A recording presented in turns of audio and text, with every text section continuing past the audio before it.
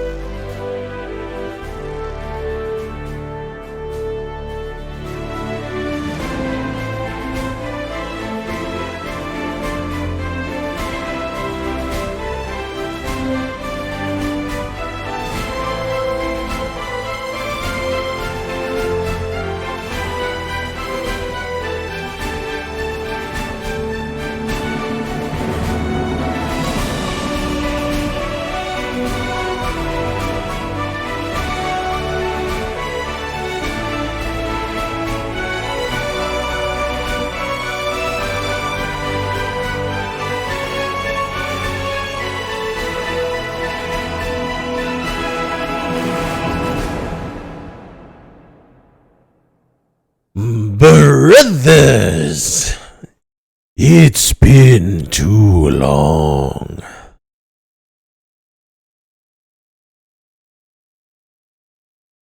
Rejoice! Peace Walker, boys. I've been wanting to do this for some time now.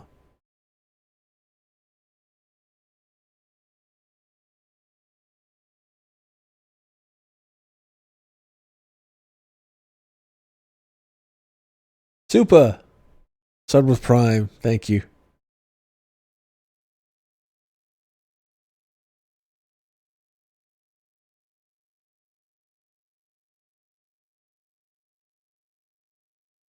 So,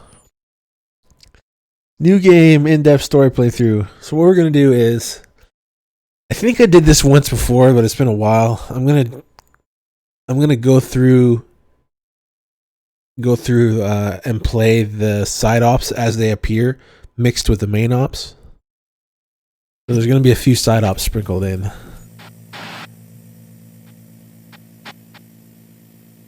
If we sit here long enough, we should get the intro screen that doesn't actually play anywhere else, and you have to wait here, which is kind of strange. It should play after like 30-40 seconds or something.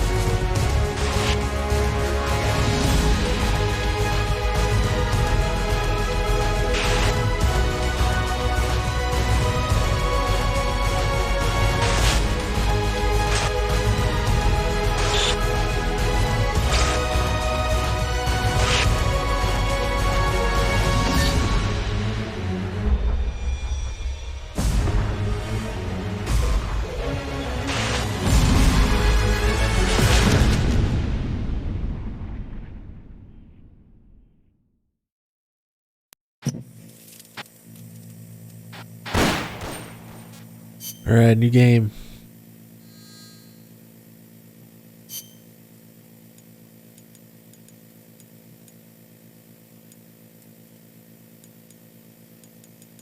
This is fucking old school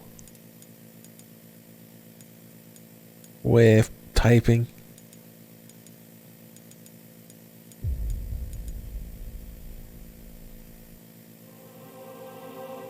Mara, thanks for the sub.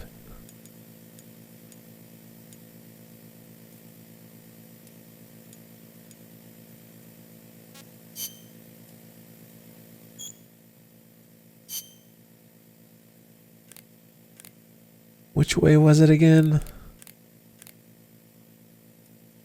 Oh, that's weird. Triangle, aim, weapon, attack. What the fuck?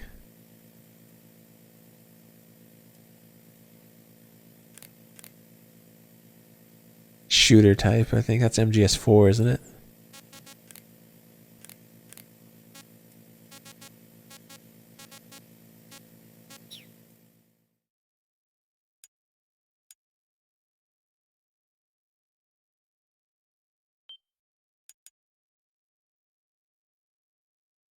Let's overwrite that one.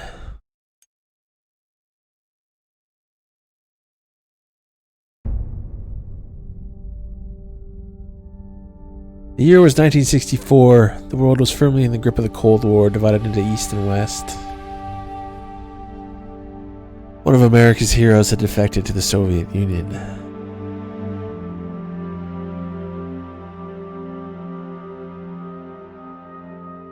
She was known as the Boss, the mother of the Special Forces, and the soldier said to have led the Allies to victory in World War II. However, the American-made miniature nuclear warhead she took with her was used to destroy a Soviet research facility. Facing full-scale nuclear war, the leaders of the world superpowers held top-secret talks to avert Armageddon. The Soviet Union wanted assurance that this was not the work of Uncle Sam. They wanted America to eliminate one of its most legendary soldiers, the Boss. The person assigned to the mission was her closest apprentice, the soldier known as Snake. Snake made the anguished journey into enemy territory, eventually confronting and killing the Boss at a fortress called Grozny Grad, proving America's innocence and avoiding nuclear holocaust or war.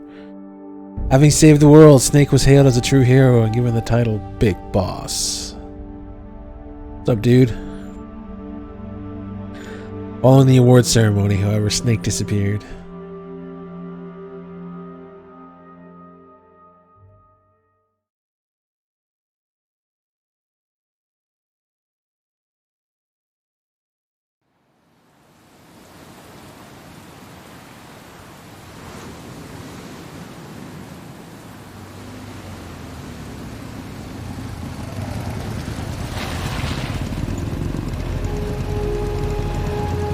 A hideous Laljima game.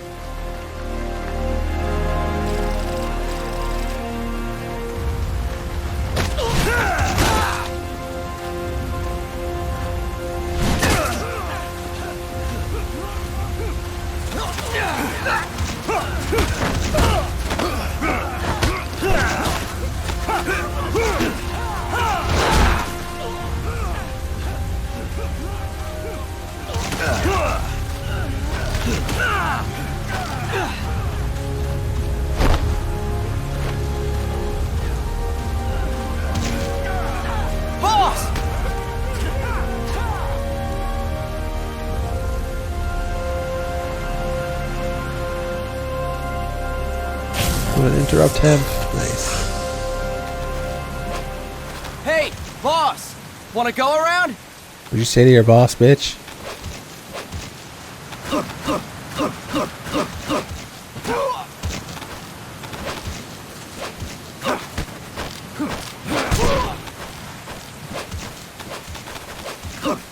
Look alive, ladies! The boss is gonna join us!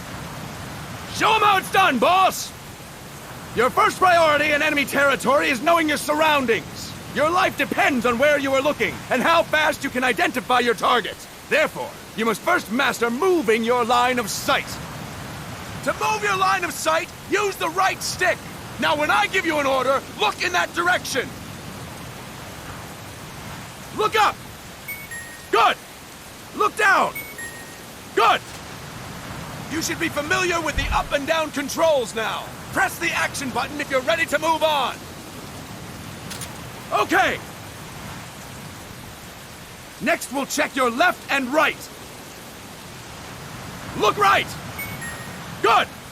Look left. Good. You should be familiar with the left and right controls now. Press the action button if you're ready to move on. What's up, M4? Okay. Bastard. You can Thanks for the change the sub. controls anytime in options. Go with the method that works best for you. Next, I'll explain how to change stances. If you just stand there like an idiot in front of an enemy, you might as well kill yourself now. At times, you will need to get low to avoid detection. You have 3 stances: stand, crouch, and lying down. To change stances, use the crouch button. Tap the crouch button to change between standing and crouching. You can move in either stance. Hold the crouch button and keep it held to lie down. However, you cannot move while you are lying down. I'll say that again. You cannot move while lying down! Is that clear? Calm down. Come on, you can even crawl in portable offs for fuck's sake. Not that I miss crawling really much. Good! Nah. Next, we'll work on your movement. Use the left stick to move around. Tilt it a little to walk slowly, tilt farther to run. Decide which to use based on your situation. Remember that your footsteps are louder when running, making you easier to discover. Be careful!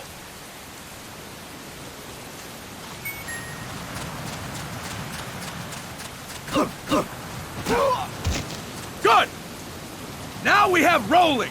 Rolling is useful for knocking down enemies in your way, and for getting away when surrounded. You can also use it to jump over small ditches and other obstacles. To roll, tap the crouch button while running.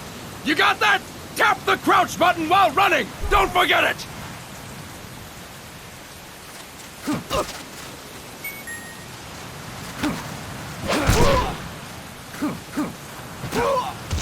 Lol. That's it! Next, I will explain how to attack without gunfire. You may run into an enemy unexpectedly. You may not have a weapon on you, or you may be out of ammo. You'll still need an effective attack strategy. One well-placed strike and the enemy won't know what hit him. To strike an enemy, press the attack button while standing still. On my command, press the attack button repeatedly and take down your opponent. Go! I'm ready, boss. I love this guy. I'm ready, boss. Fine work, boss! Next, we're gonna practice using the stun rod. Hitting someone with the stun rod will shock them with 1.5 million volts. Anyone on the receiving end of that is guaranteed to be out cold. To use the stun rod, press the aim button to ready it, then press the attack button. You'll be glad to know we're using mock stun rods for this training session. When your partner attacks, make him believe it's the real deal. Prepare yourself for stun rod training. Go! I'm ready, boss. Impressive, boss! Now we'll move on to CQC. CQC, or Close Quarters Combat, refers to when engaging an enemy in battle at very close range. It is a quick and efficient way of eliminating a threat. There are various CQC techniques. We will go over each of them. Don't get cocky because you think you know them. This will be different from what you're used to. Pretend you are learning it for the first time. The first technique is throwing your opponent. To do this, position yourself near your opponent and press the attack button while you tilt the left stick. Be sure to press the attack button when the icon appears. Now, wait for my command and throw your opponent. Go! I'm ready, boss.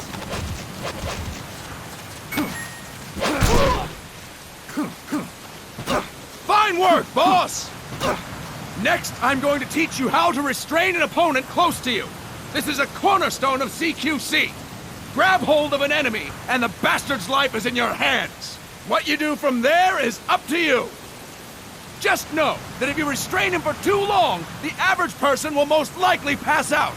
Something to keep in mind. Let's begin. What's up, Light? To restrain your opponent, hold down the attack button while near them. Restrain your opponent on my command. Go! I'm ready, boss.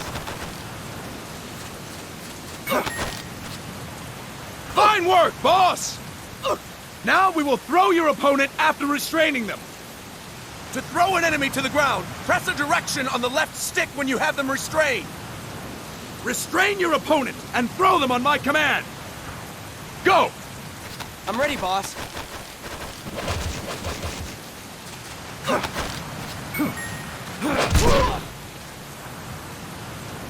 Fine work, boss!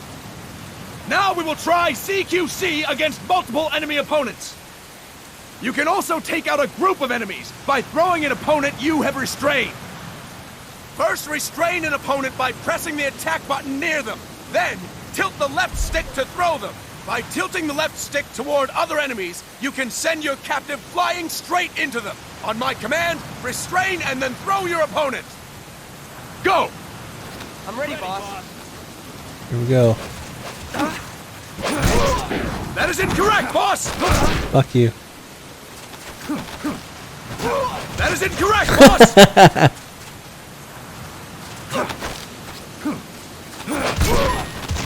Ah, Fantastic! Again! Go! I'm ready, boss.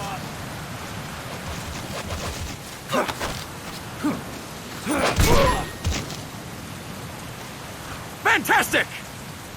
All right! Why don't we do something special since the boss is here? Anyone who feels like getting their ass kicked, step forward. Don't hold back, boss. When you're surrounded by multiple enemies, you'll have to take them on one after the other. To do it, simply press the attack button again while throwing the current enemy. Just be sure to wait for the icon to appear. fantastic. Go! I'm ready, boss.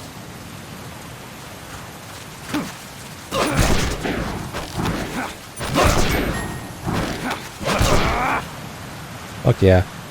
Fantastic! Again! Go! I'm ready, boss. Dude, love this game.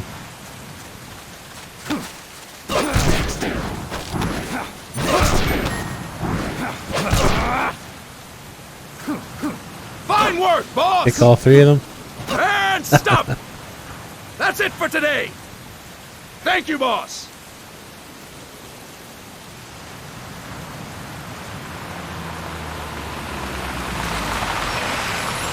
Snake!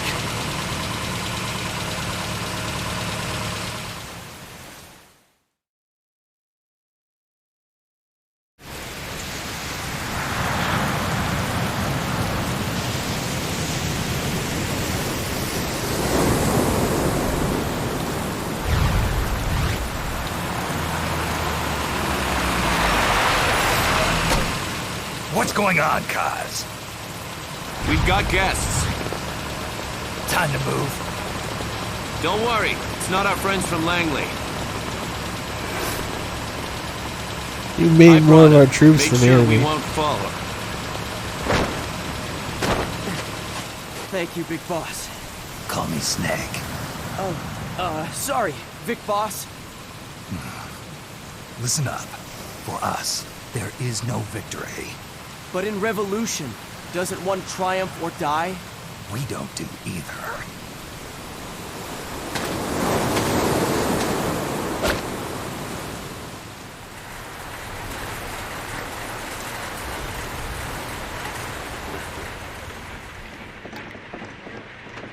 I'm going to enjoy watching this with you boys.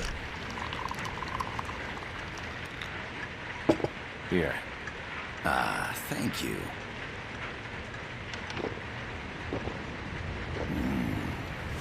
I feel like a new man. There's no coffee like Costa Rican coffee. So, what brings a distinguished scholar from the Costa Rican government to Colombia? Professor Galvez comes from Costa Rica's University for Peace. You see, over the past year, there have been sightings of an armed group in Costa Rica. They're not ours, of course. Costa Rica doesn't have an army. Correct. Article 12 of our Constitution states that the Army as a permanent institution is abolished. The Peace Constitution. You think it's rebels who fled Nicaragua? No, they don't appear to be guerrillas. They're far too organized. What's your government's take? The authorities in San Jose claim it's a multinational security firm, hired by the Development Corporation of Costa Rica. Lies, obviously. They're bringing in state-of-the-art weaponry and equipment by the shipload. Where'd they get that kind of cash? I fear La CIA may be involved. The CIA. As you both know, the United States views Central America as its backyard. Even after Cuba, we've managed to maintain a delicate balance with the US. And your government can't just give them the boot? We are not allowed to bear arms. Japan's constitution has something similar. Article 9. It says Japan renounces war and can't maintain an army. I understand that you and your men have neither state nor ideology. That you will fight any foe. Please, you must drive them out of our defenseless country. We come to you, the Militaires Sans Frontières. So, you want to hire us?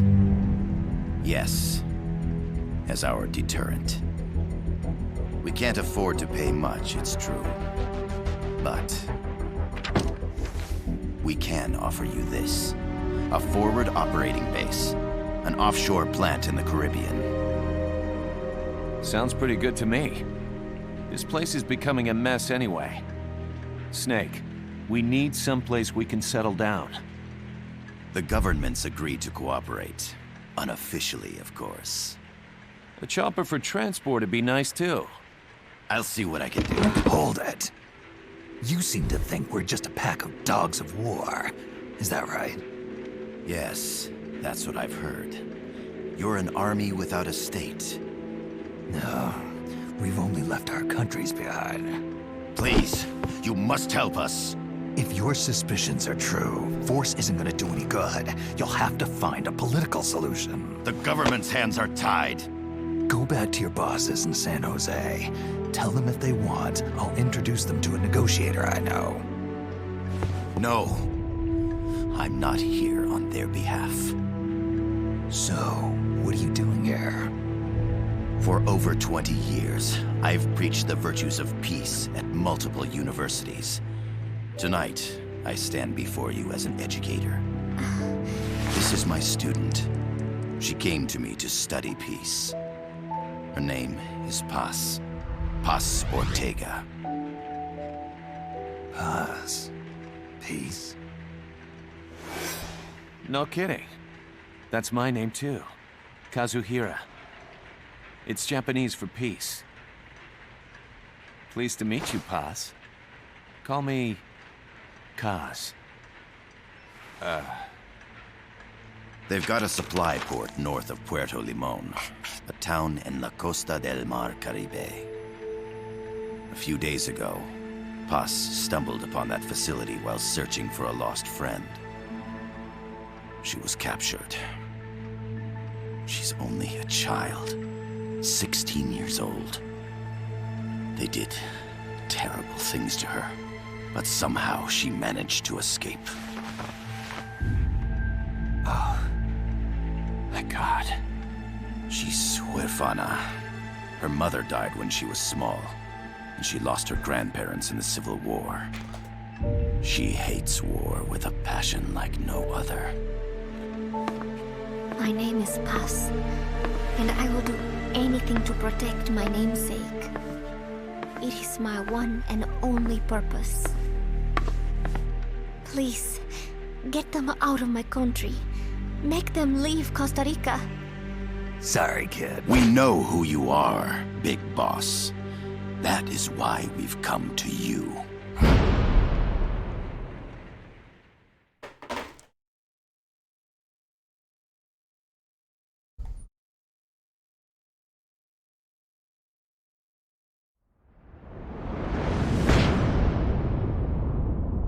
An army without borders.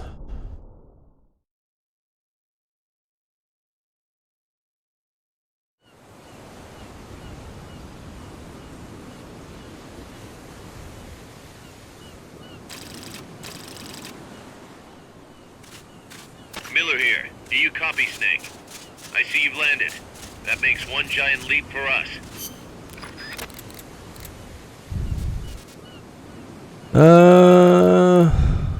Let's see here.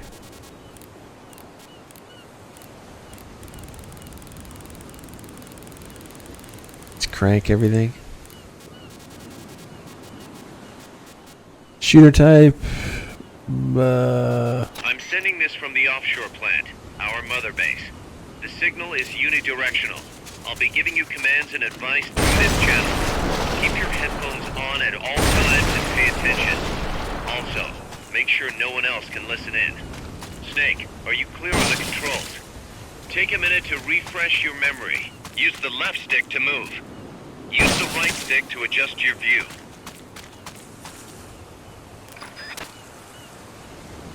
To change your settings, use the Start button to open the menu.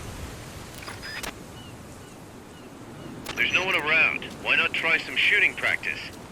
Select a target and squeeze off a round or two. Press the directional buttons while holding the R2 button to switch weapons. Ready your weapon with the L1 button. Then press the R1 button to fire. How about a little shooting practice? Try hitting a coconut. Select equipment by pressing the square or circle button while holding the L2 button. To check your map, press the start button to open the menu. The M16 is a standard assault rifle, capable of rapid fire. The over-the-shoulder view allows you to aim with a high degree of precision. Body part targeting correction will automatically shift your aim to hit nearby body parts. If you want to change the aim settings, take a look under Options. Hitting an enemy's vital points can bring them down with a single shot. You can also intentionally avoid lethal shots, say if you just want to slow the target down. The Mark 22 tranquilizer gun can put enemies to sleep. The closer to the head you hit, the more effective it is. Tranquilizer rounds are hard to come by. Don't waste them. Perfect. The facility you're headed for is past that fence. A grenade should be able to take out that gate. Grenades explode. You throw them, Snake. Use the L1 button to ready throwing weapons. Once you've readied the weapon, throw with the R1 button. When using throwing weapons, hold the attack button down longer to throw farther. You won't throw the weapon until you let go of the button.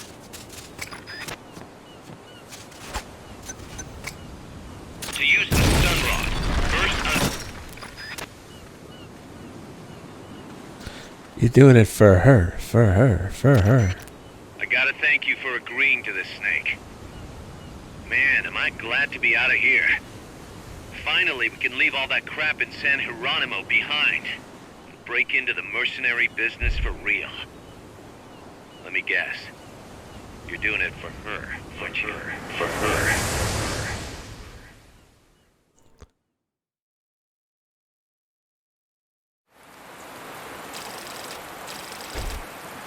Back in a minute, guys.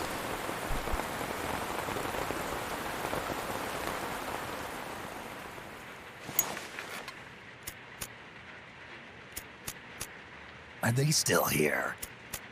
Come on, Snake. This could be good for us. They're willing to give us an offshore plant, a place we can finally put down some roots.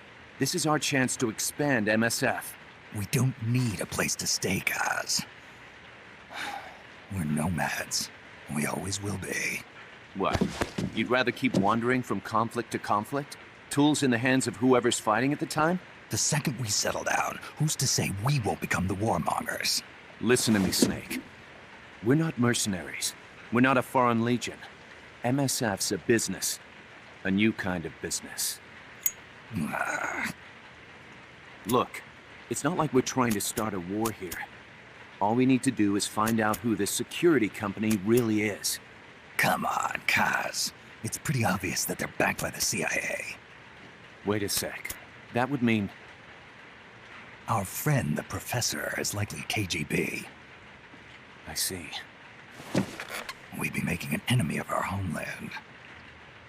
And there'd be no turning back. Ah, this damn thing won't light. Huh? Put on some coffee, Kaz. It's time for a little chat with the professor.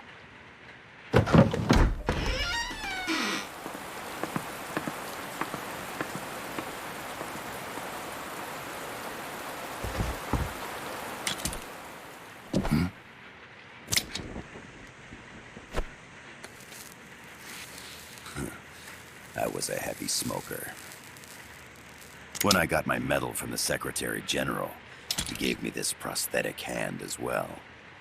But smoking was ruining my lungs, so I quit. I've not had much use for it since. It's quite an honor to meet the legendary Big Boss. That's just a code name the CIA made up. Then perhaps I should call you John. I don't have a name. The Stop using that codename you liked so much 10 years ago. What about you, comrade? What do they call you back at Center? Well then, allow me to get straight to the point.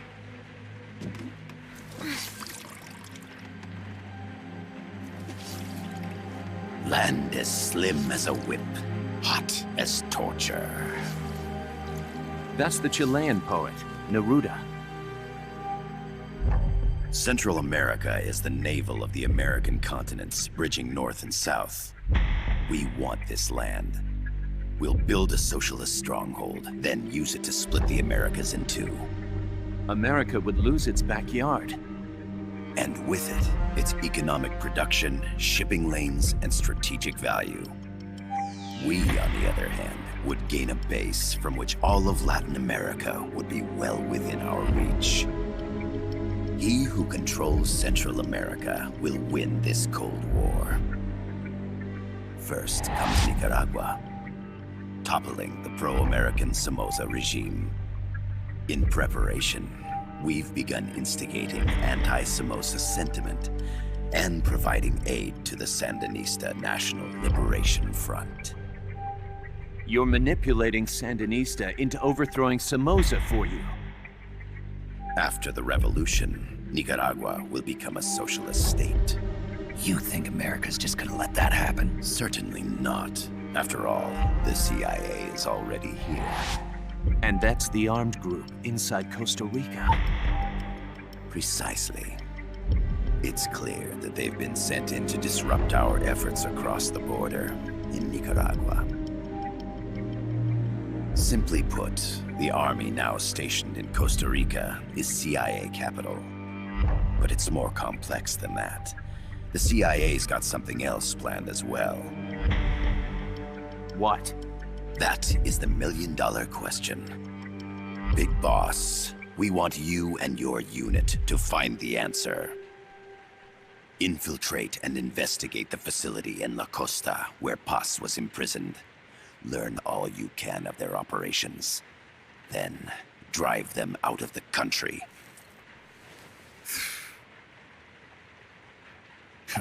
You're asking us to settle a turf war between the KGB and the CIA?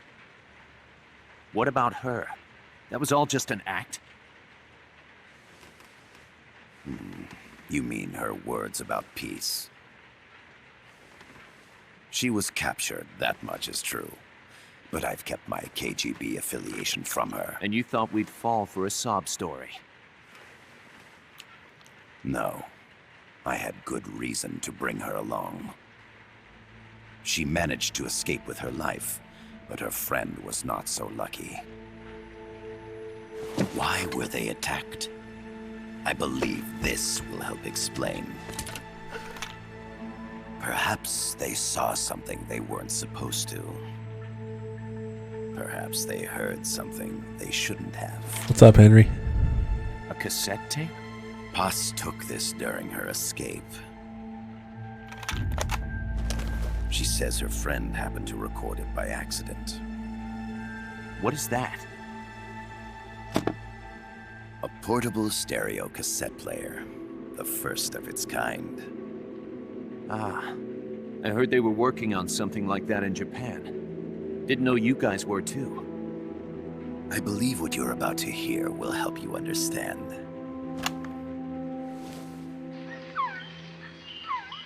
What is that? A Quetzal? The phoenix bird. Paz's friend was researching birds. She went out into the jungle to record bird calls and stumbled upon this.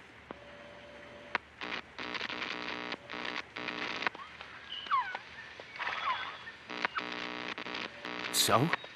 So what?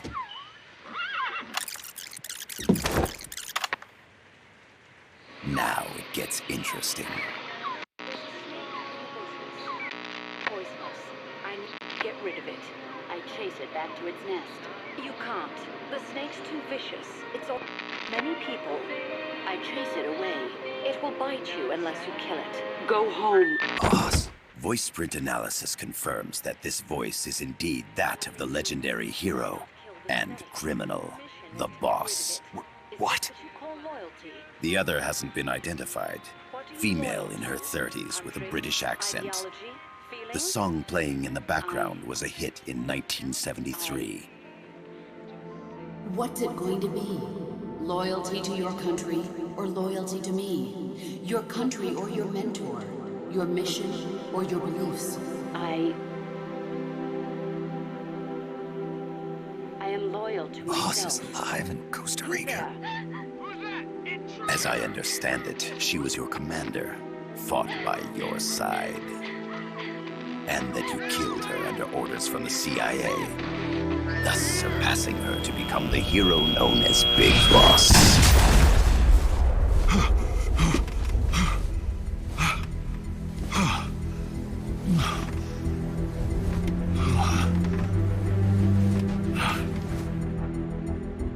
Well, what'll it be?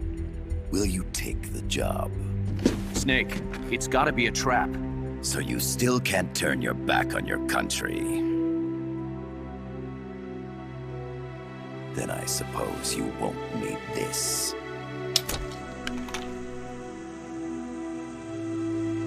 Wait! Snake? I'll do it for the girl. For Paz. Okay. For peace, then.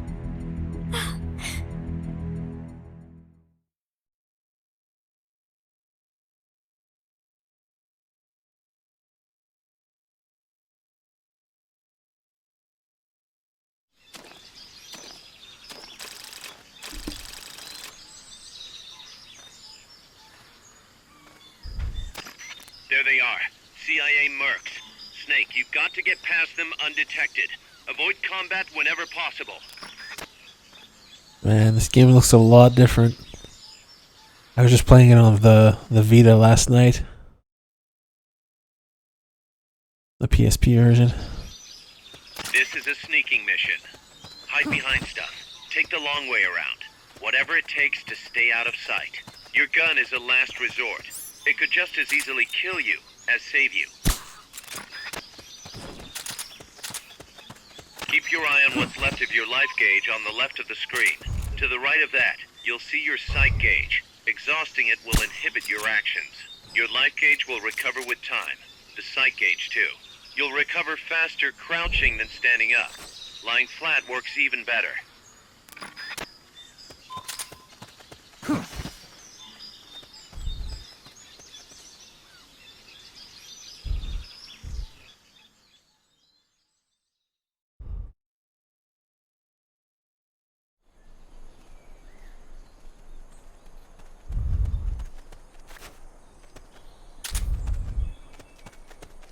Looks like you're inside the compound. Security is tight. Stay sharp. Tight. We're under attack! Well, that went well.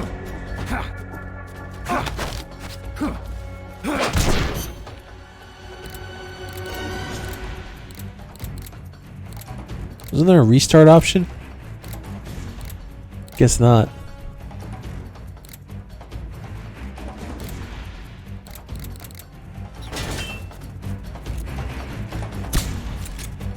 It's the enemy! Send reinforcements! Understood. Dispatching reinforcements. Holy shit.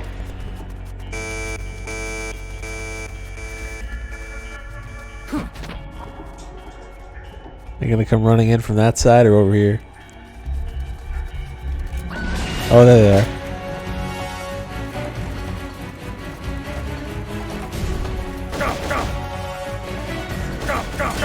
Ah!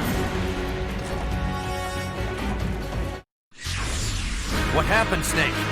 Snake! There's a good start.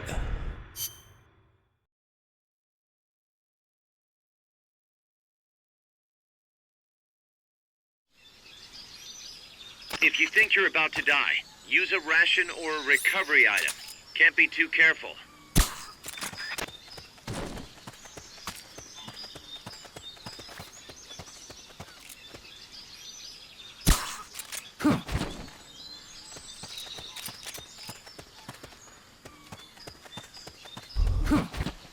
The indicator in the upper right serves as a compass and shows sound sources. Pay attention to your surroundings.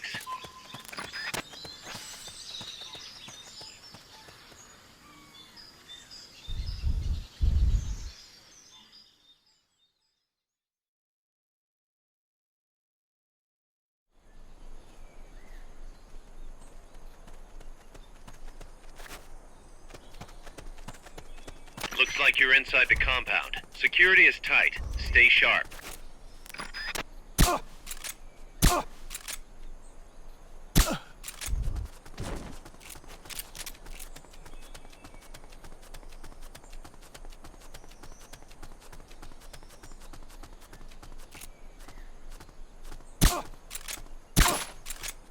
Fuck.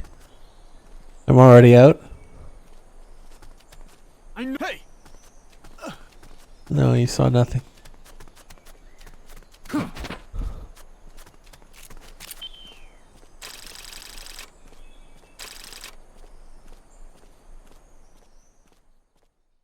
Can you still play the PSP version online?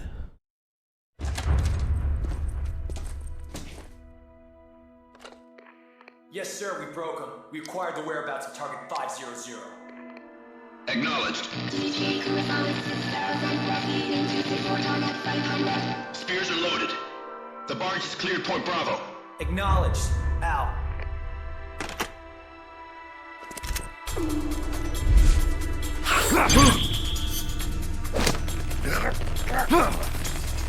See how long I can keep this going?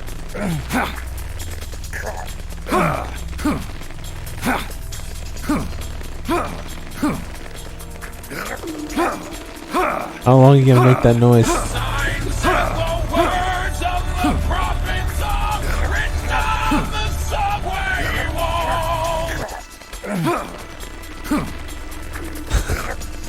Blanky! Thanks for the raid, Blanky.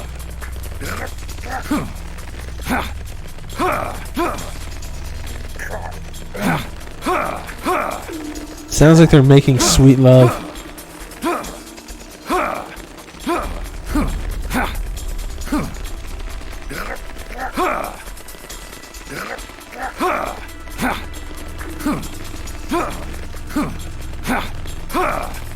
Freeze! The cargo. Where's it headed? What is it? Irsu! In the mountains! What's up there?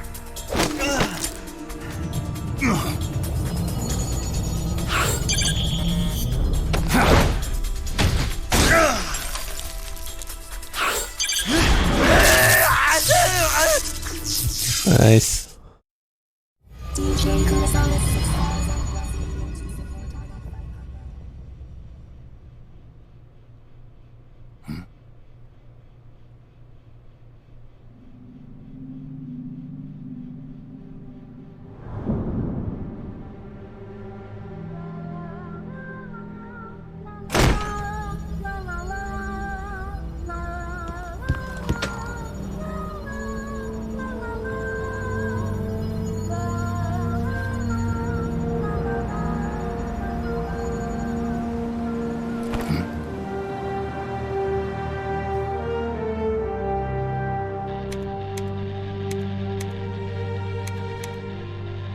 This is Snake. Kaz, can you hear me? Loud and clear. You found a radio. It's got a circuit that reverses the audio phase. Let's switch frequencies from time to time, just to make sure we're not detected. I found a map of their bases. The cargo's heading from the marshes west towards Irasu. Nice going, boss. Kaz, this place is full of film badges. Dozens of them. Film badges? Like the ones used to measure radiation exposure? The radio man was wearing one. And whoever he was talking to called the cargo spears. Wait, that would mean... Nukes. They're bringing nukes into Costa Rica. Holy Mother of God.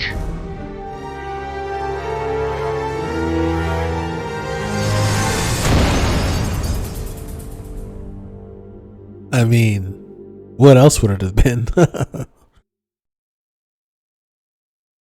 Spicy nukes.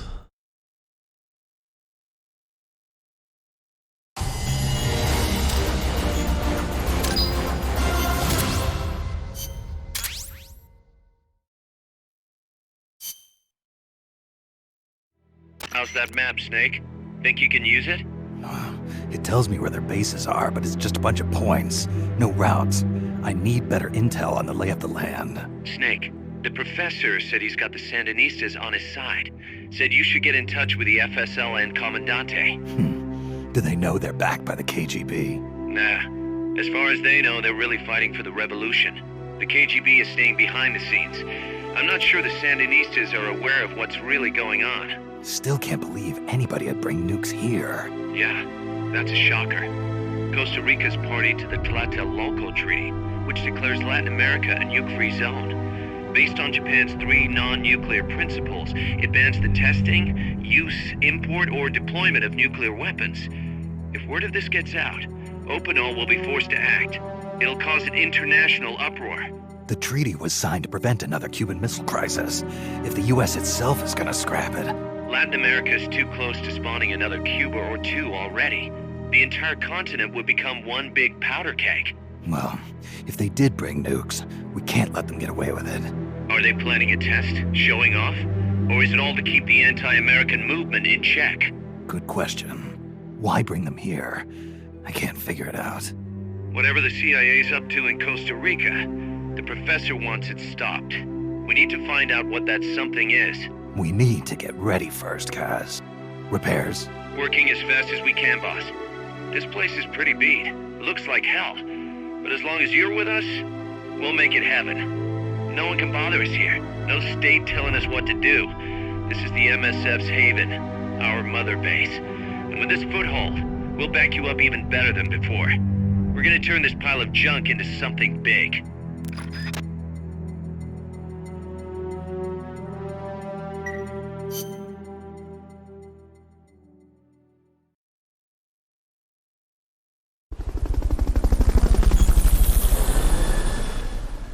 Welcome to MSF's Mother Base. Mother Base can support your mission in many different ways, from developing new weapons to collecting intelligence. Would you like to view the staff assignment tutorial? Nah, we're good.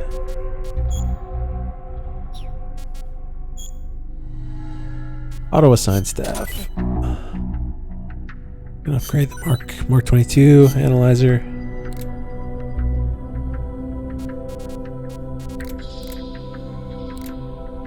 Tiny ass R&D team.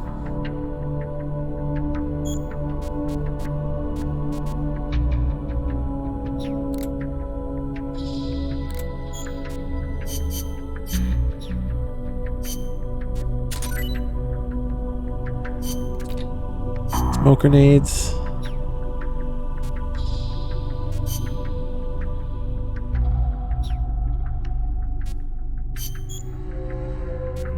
We don't need a tutorial. Let's upgrade some shit. 16,000.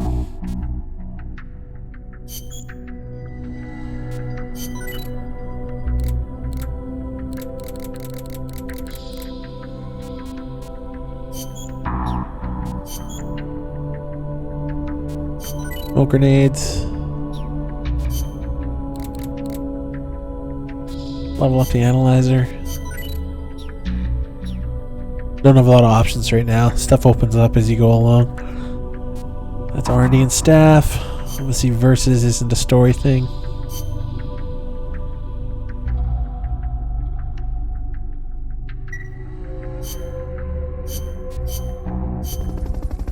So like I said earlier, we're going to go through not just the main ops, but we're going to go through the side ops as they appear.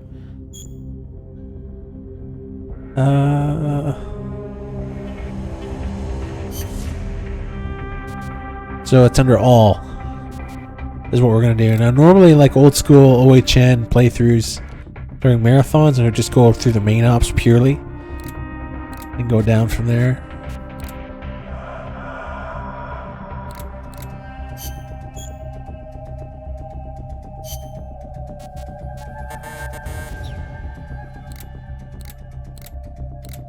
Where is it? Full recovery. Snake has knocked out a radio soldier in the supply facility, Porto de Alba. The boss is infiltrated the area around the coastal supply facility and knocked out the soldier there. But we can't just leave him there to be found. I need you to get in there and capture the unconscious soldier using the Fulton recovery system. Do it quickly before he comes to. It's debatable. My top three are, they always kind of, they change. If they float around each other between 1, 2, and Peace Walker. See what we start off with. Jungle fatigues. Oh, we don't want to be Snake, do we?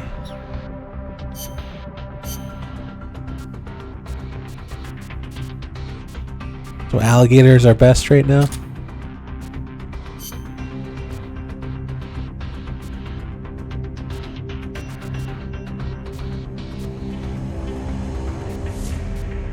It's definitely top 3 though, yes.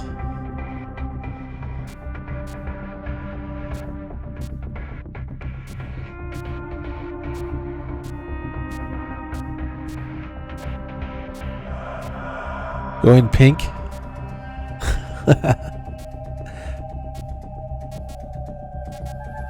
Survival. Survival. Let's rock. It's like Batman. Let's rock. Survival. Survival. So I got rations, binoculars, surround indicator, love box, Fulton, mate, camera, Walkman.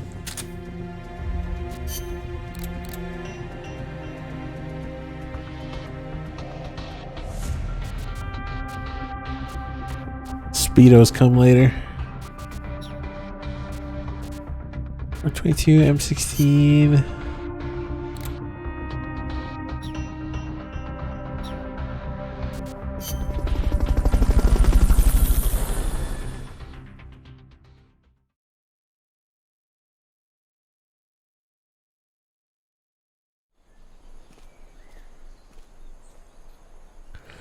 What's up, Mint? Use Fulton Recovery to bring back knocked out soldiers.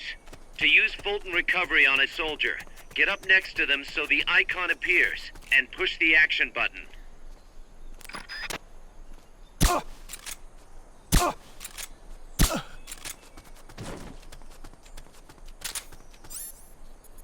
Hey! Huh?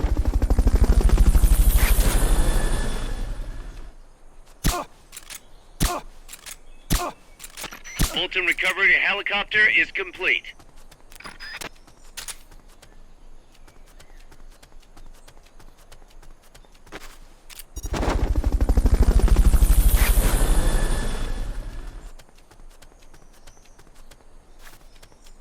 Fulton Recovery subject confirmed onboard helicopter.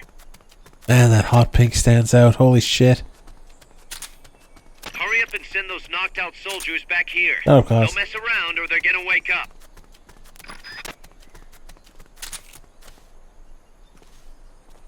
Freeze! Get down. You won't have to worry about that one anymore. So long as none of his buddies show up anyway. Go ahead and use Fulton Recovery to bring the target in. Eugene. Fulton Recovery helicopter is complete. Thanks for the sub. Okay, you're done with that area. Head for the goal. Man in pink camo. Oh my god. Nobody else.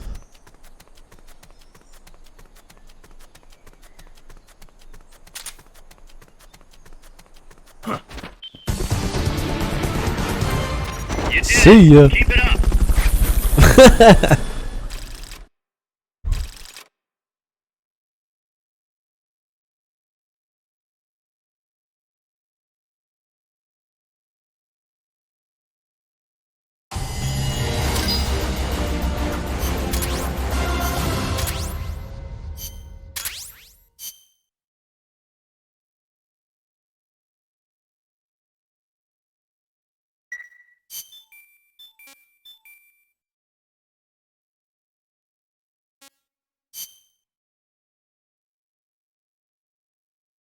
Let's take another look at Mother Base. Me, Mother.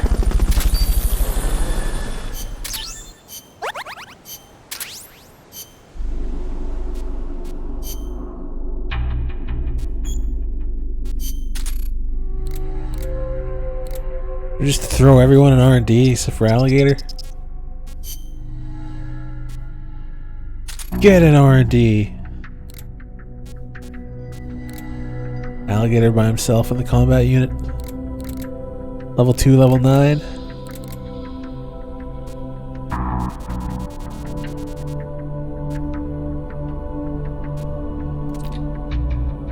It's either us or them. That's right. That's the way it should be in a war.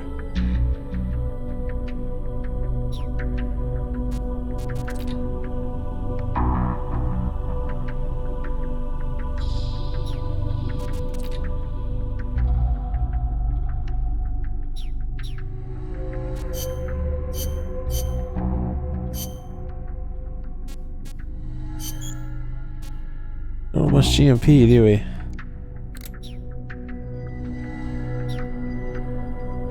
What's up, James?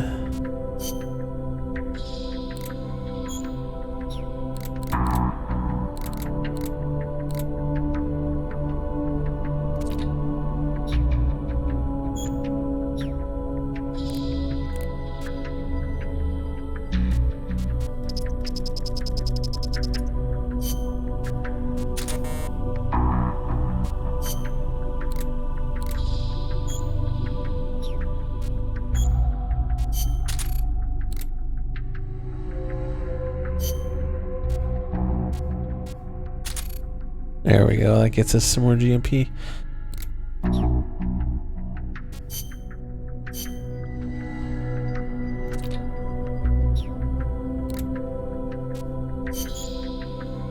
Don't want to cancel, no.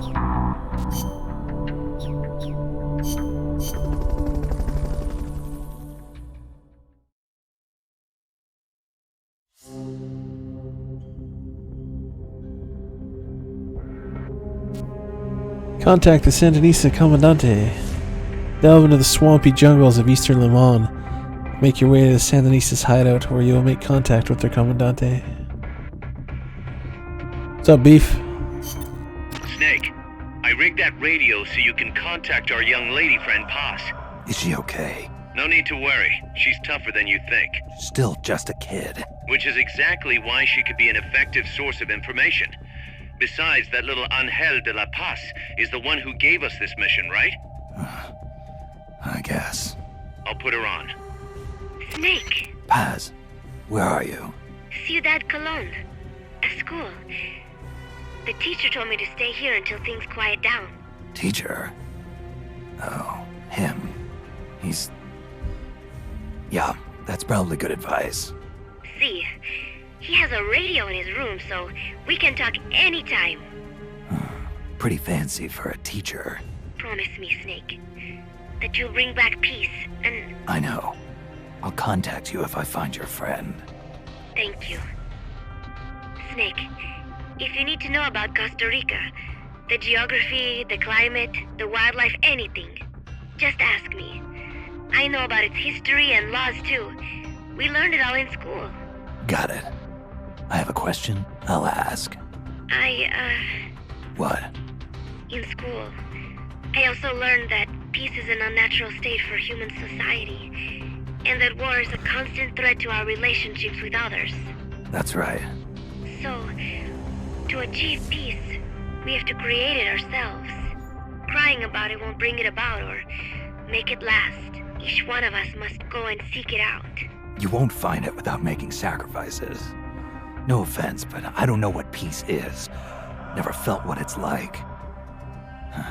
Never even been interested in it. Snake? Oh, sorry. Listen, Paz, I think your ideas are admirable, and I hope they turn out to be right. Yeah, me too. Peace is in your name. Who better to help bring it back?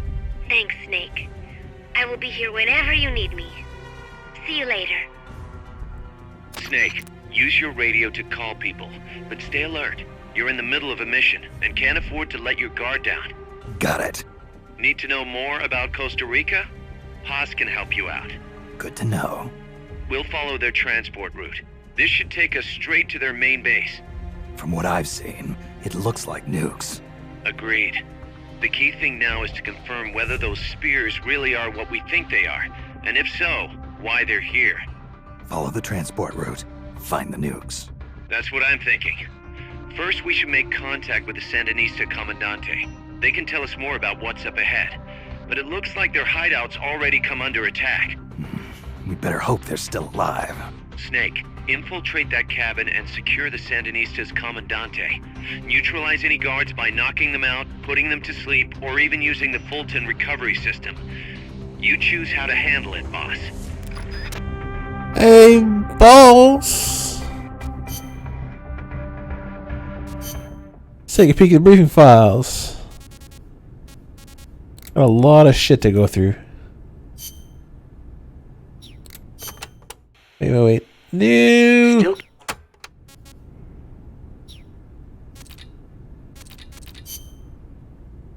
Tons of stuff.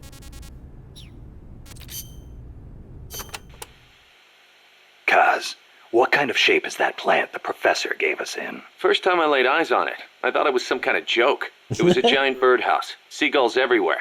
We eventually scraped off most of the rust and bird crap. The underlying structure's intact. Little elbow grease, and we should be in business. Who used to own it anyway? Whatever shape it's in now, somebody sank some serious money into building it. From what I can tell, an American university built it as a research platform for ocean thermal energy conversion. The name's still on some of the rusty old power turbines. I'm guessing they must have had government and corporate assistance to build it too. But they couldn't solve the thermal efficiency problem, and the project was canceled. Then after the university abandoned it, a KGB front company scooped it up for next to nothing. At least that's my theory. How'd the KGB manage to buy a plant built with American capital, front company or not? Yeah, that professor is quite the operator. One other thing.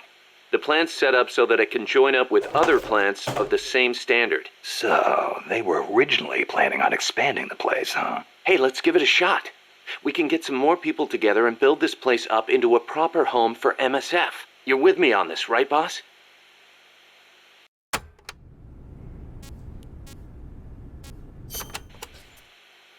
Snake, you can use the Fulton surface-to-air recovery system to send prisoners and unconscious mercenaries you encounter back to Mother Base. I know you've used the Fulton before, but just to make sure I'm not missing anything, let's review the steps. Okay. First, attach a balloon to the unconscious enemy or captured prisoner. Right. I hook a wire to their waist, and on the other end of the wire, there's a helium balloon. Right. Then we'll send over a chopper to catch the floating balloon with its recovery hook and reel it up into its cargo hold. And that's it? And that's it. We finished installing the recovery hook on the Huey. Wait, Kaz. Something doesn't make sense about this whole process.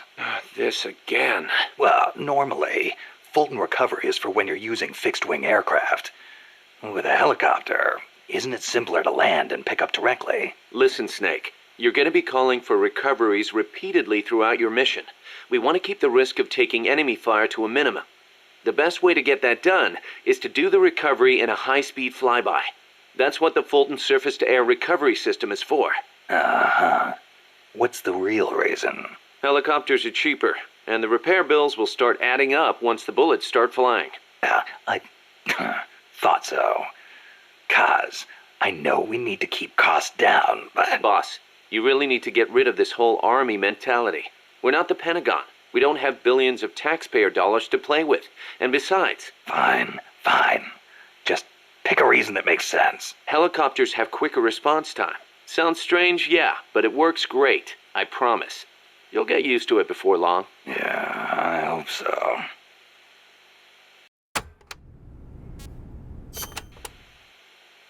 Still can't believe Professor Galvez was KGB. Well, like the professor said, Moscow's hell-bent on communizing Latin America. Yeah, the Cuban intel services are all in the KGB's pocket. You don't think he's got some kind of ulterior motive? If the CIA is up to something, it's only natural that the KGB wants to know about it. But I doubt they're showing us their full hand. We'd better watch our backs.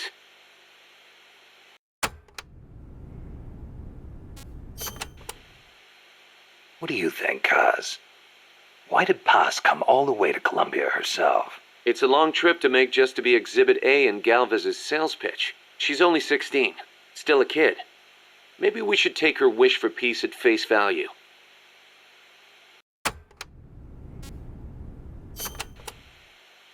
Don't forget to give the MSF staff assignments. Where you place people will determine how Mother Base grows. Right. That goes for me too. Assign me wherever you think is best. You?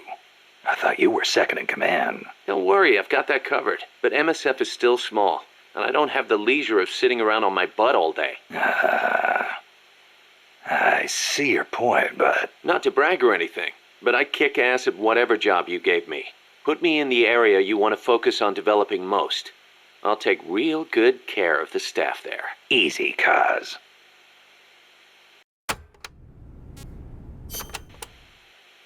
You probably heard this a million times, Snake, but you should always avoid combat with the enemy when possible.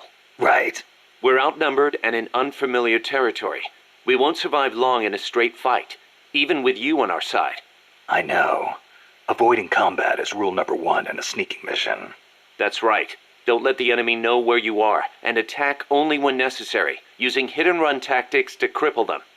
It's the essence of guerrilla warfare.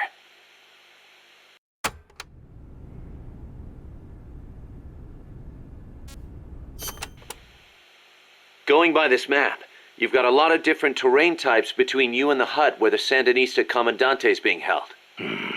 Looks that way, doesn't it? Starting with jungle. The enemy won't be able to see you very well, but your visibility won't be so hot either.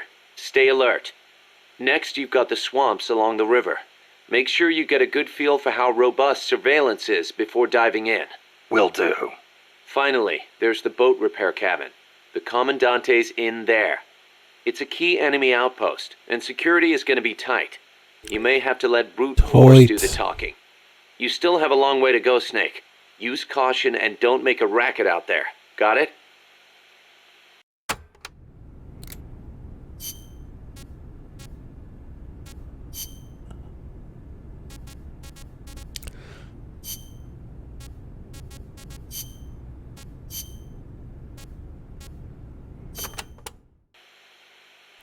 Remember why we created MSF, Snake. To provide military force to whoever needs it, wherever they are, regardless of nation or ideology. Our beliefs aren't all that lofty. We just won't be the tools of any one country. Exactly. We know only how to fight, but we refuse to live our lives at the whim of the state. The MSF seal is patterned after Pangaea, the supercontinent from 250 million years ago. Back then, the whole world was one landmass, one world. No gaps, no rifts. Our strength will take us back there.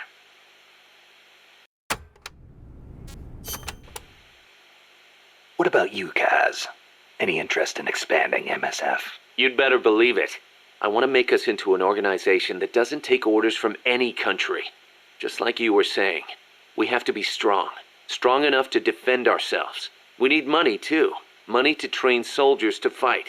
The way I see it, we make MSF into something along the lines of a new kind of business. A contractor providing the full range of military services. Not just combat, but logistics, training, weapons, outfitting, and R&D.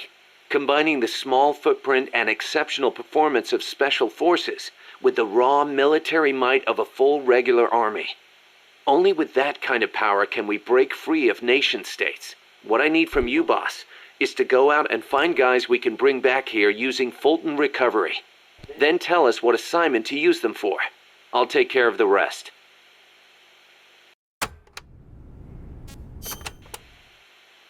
Your old mentor, the boss. She was known in the West as the mother of special forces, right? Nothing but propaganda. Actually, it's not all that far from the truth. I heard the KGB just set up a counter-sabotage cell. Alpha Group, I think they call it. There's even a rumor that West Germany created a counter-terrorist unit within its border police after the debacle at the Munich Olympics. Back home in the States, they've got the illustrious Green Berets, the SEALs, and your personal creation, Foxhound. The seeds sown by the boss are beginning to sprout. Same goes for MSF, right? In creating it, you were carrying on the will of the boss. Yeah. She taught me how to fight the hard way. She beat it into me. And now, thanks to her, we can take on missions other than just conventional combat. After all, we've got the same mother as the Army's Special Forces.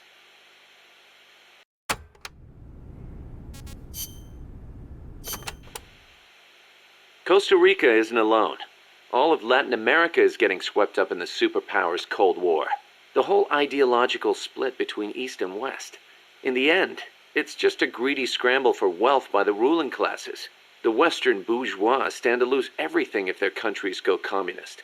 After all, the communists want to abolish private property altogether. So the capitalist rulers desperately tried to halt the global spread of communism. Hence the phenomenon of red baiting. And the communists, for their part, didn't exactly stay true to their principles. They tried to escape class-based society, but between Stalin's autocracy and the rise of the nomenklatura, they ended up creating one anyway. Once people have power, they stop caring about equality. That's where communism, where society in general reaches its limits. The rulers only care about their own gain.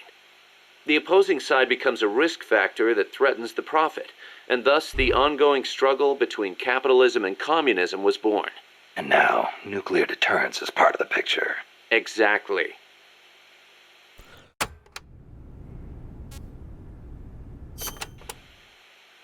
They say nuclear weapons are the reason we haven't seen conflict on a global scale since World War II.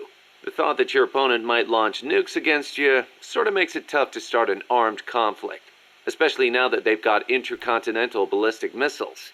Nowhere is safe. Of course, all that has caused military expenditures to skyrocket. Well, the only way to ward off a preemptive strike is to flaunt your own nuclear stockpile, and that's caused their numbers to increase exponentially, not just with regards to destructive power, but in terms of targeting technology too. Now they can hit a target halfway across the world with pinpoint accuracy. In a way, the space race was a demonstration of that technological progress. And as a result of all that, we now have mutually assured destruction. It's the ultimate form of deterrence. No one's going to launch their nukes knowing they'll be obliterated in return. I don't know.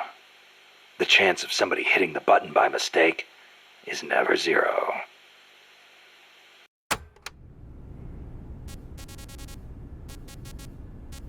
These all opened up right away. Holy shit, yeah, they are.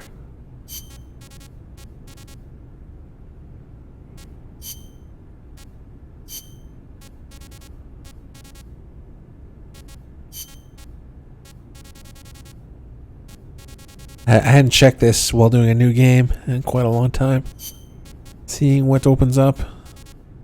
Basically all of it.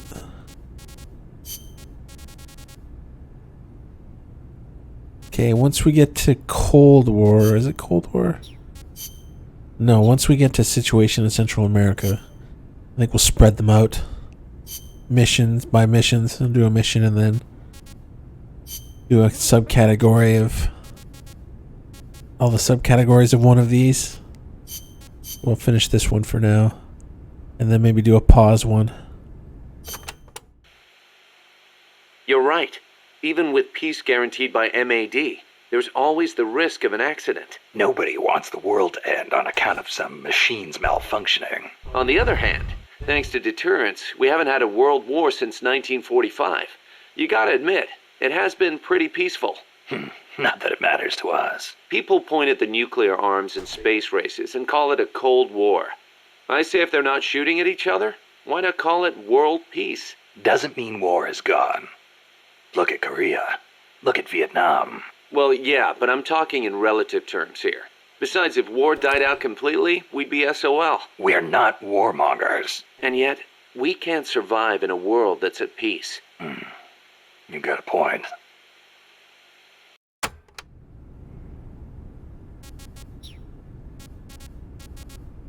Okay, put that off for now.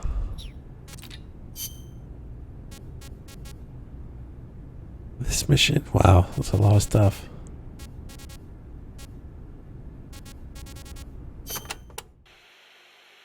So, are you a student at the University for Peace, Paz? No, I am still in high school.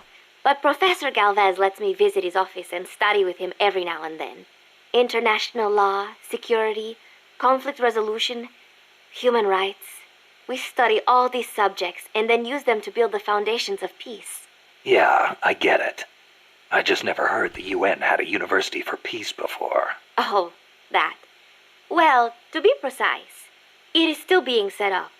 They have started conducting research, but the UN has not passed the necessary resolution yet. Professor Galvez couldn't wait that long. Oh, right. Costa Rica abolished its army and has also hosted the Central American Court of Justice. It is the perfect place to build a university like ours. Don't you think?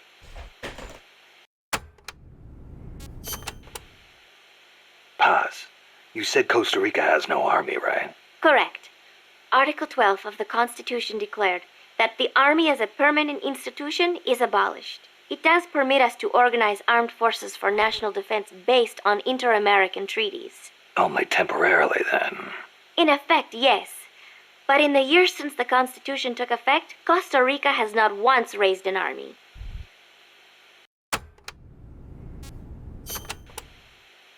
Paz, how does your country defend itself without an army? Especially in a rough neighborhood like Central America. With the right kind of diplomacy. If we live up to our ideals and earn the respect of other countries, the international community will support us. The 2 times Nicaragua actually did invade, the conflict was resolved diplomatically under OAS auspices. Doesn't that leave you depending on the U.S. after all? American influence is unmatched, it is true. San Jose was critical of American policy at the time, but America supported us all the same. It was because we practiced peaceful diplomacy. That is what I like to think. That's one way to approach it, sure. But there are countries out there who will use force no matter how bad it looks. Maybe so. I know my way of thinking probably looks naive to you, but it is not like we expect peace without working for it. Diplomacy is a battle in itself, and we have to make the effort to seek out causes of misfortune and nip them in the bud. It was that kind of thinking that got me trapped in their base. I'm not blaming you. You haven't done anything wrong.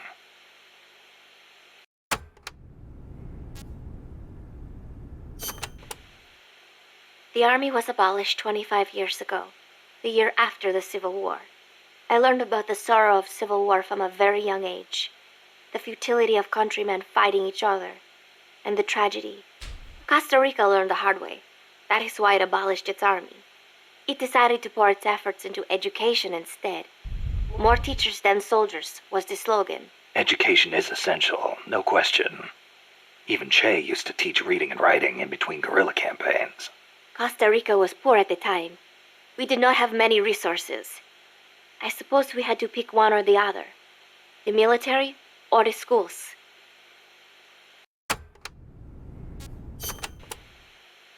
Kaz was telling me Japan has a peace constitution, too.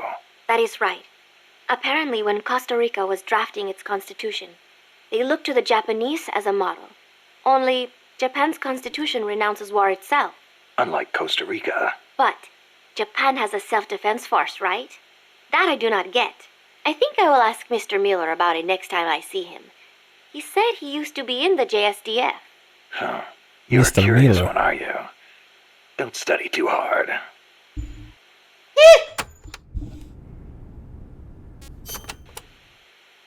What was that you were saying? Peace is not the natural state of men? You said you learned it in school. That is right. They are the words of the German philosopher Immanuel Kant. In 1795, he wrote a book titled Perpetual Peace. Kant argued that it is precisely because peace is unnatural that we have to make it ourselves. How? That is what his book is about. Is the concept starting to sound interesting now? Not really. I belong in a more natural world. Is that so? My grandparents died in the Civil War. If only we had been at peace, they would not have lost their lives. You actually wish for war? It's not like I want to hurt innocent civilians, but if someone attacks you, what are you supposed to do? A country needs the strength to defend itself. Otherwise it faces invasion, oppression, political subjugation. If they would simply stop using force to tangle with each other, countries would not need force to defend themselves. And how would you guarantee that? I... Sorry, but you have to understand how the world works in order to protect the ones you love. That's not to say ideals aren't important too. They are. You are right, Snake. Thanks. Peace.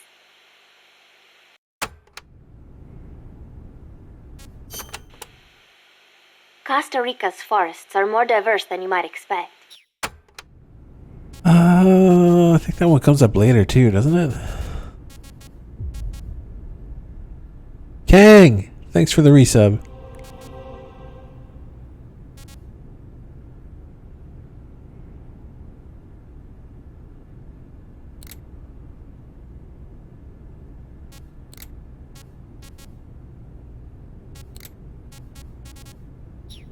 Wait, what?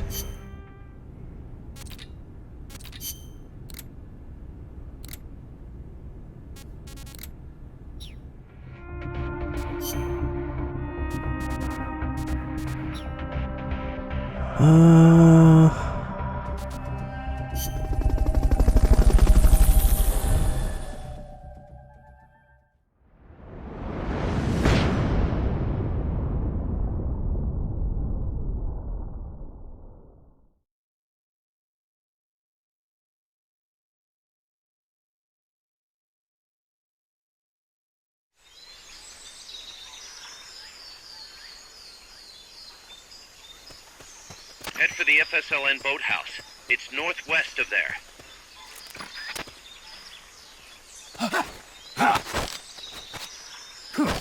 You can use the radio you just picked up by pressing the start button to open the menu window.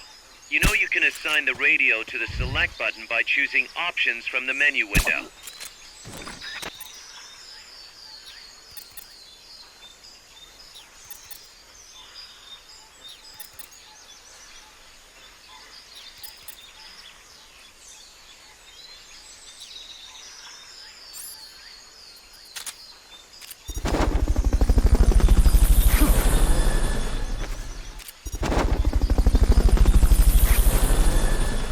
Fulton recovery subject confirmed onboard helicopter.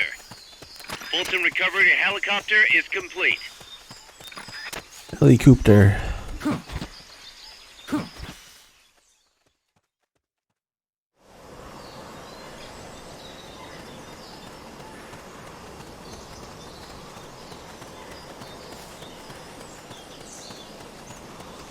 Not enough room, huh? We'll keep it here at the base.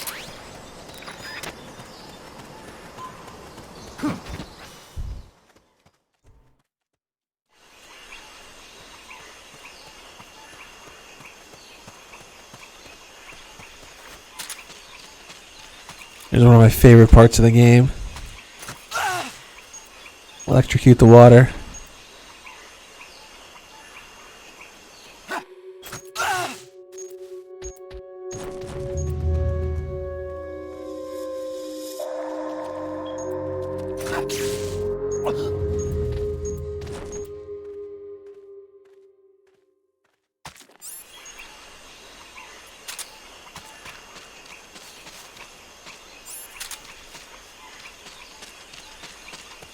What's going on? There must be hostiles in. Nope, there's no one.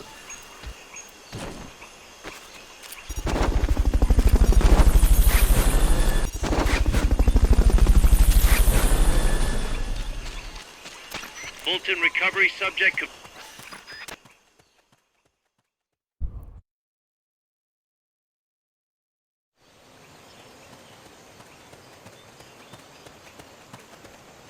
The boathouse should be close by. Neutralize the security detail and make contact with the Commandante.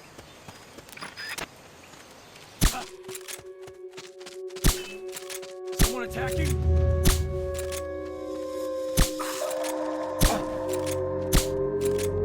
The enemy's attacking! Going to alert status! Understood. Maintain heightened alert. Great. Gonna come in behind me, aren't they?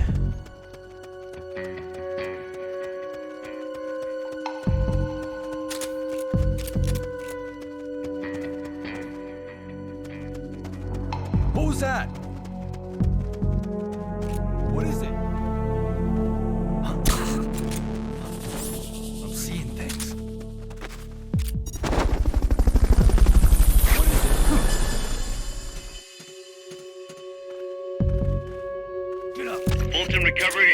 Chapter is complete.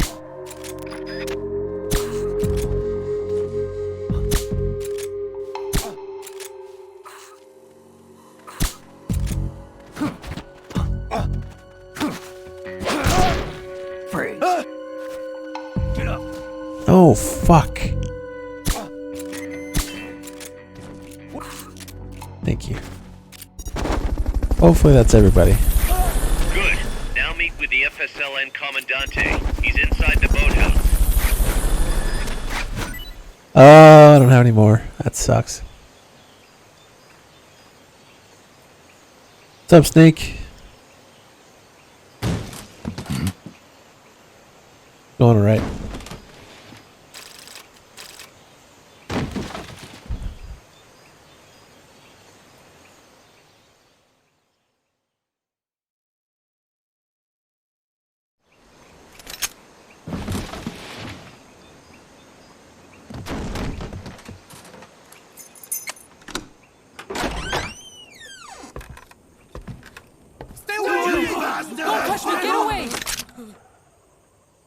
¿Quién es? Che? No way. What do we do? Sandinista's right. I'm looking for someone. Mi viejo! Shh. He's dead. They killed nuestro viejo. You're his daughter. Then that makes you his delegado, right? Relax. I'm not your enemy. Cuban. A cigar? I'll take whatever you've got. I owe you one. But I prefer cigarettes, you know. How do I look? A little like El Che, no? You Cubano? Colombiano. A photographer. I came to Costa Rica to take pictures of birds. Birds? Yeah, quetzals. You've got no telephoto lens. How do you get your shots?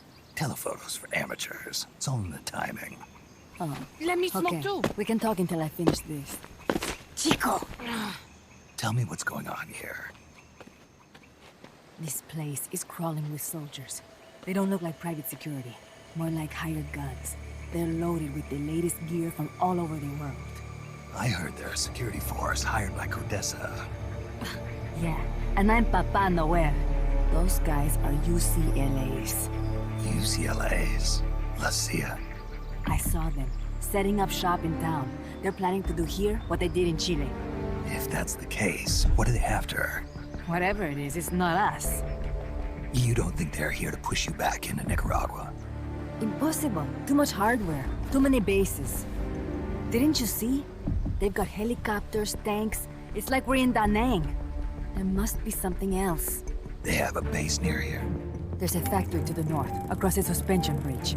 Factory to the north, across a bridge. Have you seen the big transport boat? Mercenary crew on the Rio del Jade. You mean the barge? It's upstream from here. Up toward Irasu. Any idea what's on it? I could introduce you to some of our compas up there, but I don't recommend going to the mountains. We've lost a lot of people there. They take us captive, torture us for information about our compas, and then they kill us like pigs. Like pigs. This was our last hideout, the final refuge for El Frente, after being pushed out of Nicaragua and into this peaceful paradise of Costa Rica. Then, El Monstruo attacked. A monster. Y mi viejo.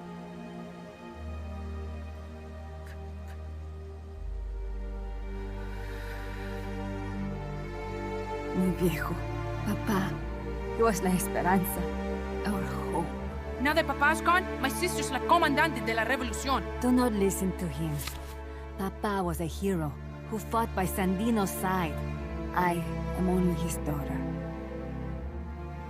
You need a special talent to become cacique.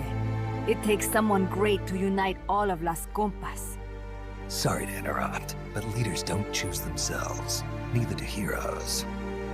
You carry on his legacy of La Esperanza, and they'll follow you, no question. You think so? My compas trust me, but not one of them calls me comandante. Amanda!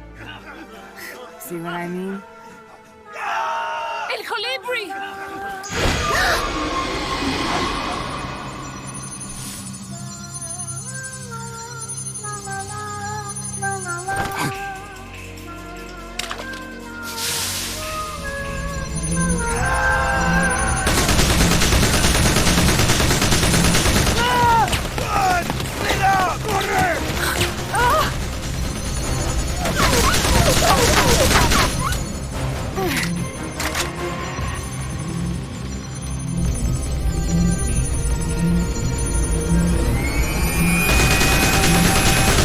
Get down!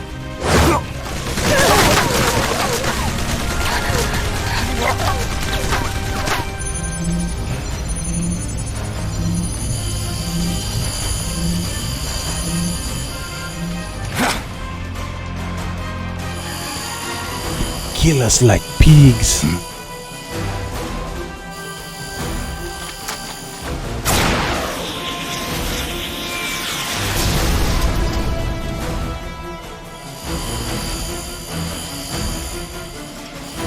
What's up, teeth?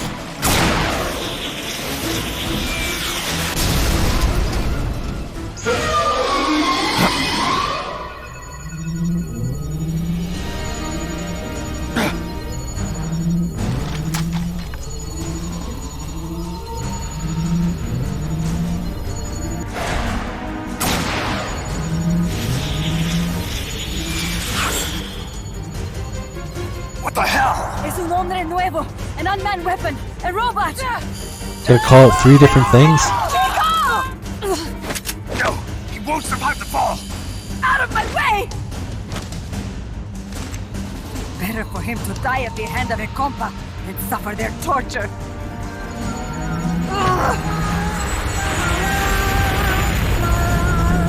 Stay here. As long as I'm still alive, I might as well retain. Over here! Fine, Chico! ¡Venceremos! I don't know why Venceremos is so good, but it always is.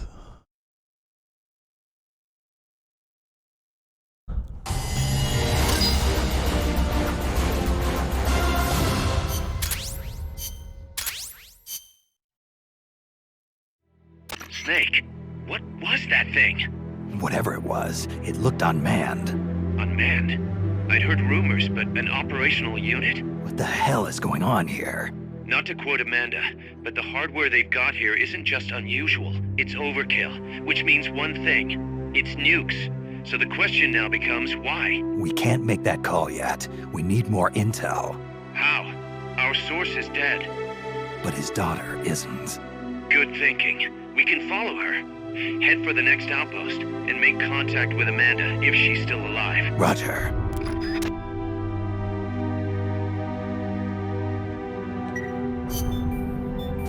Okay, let's check out Mother Base.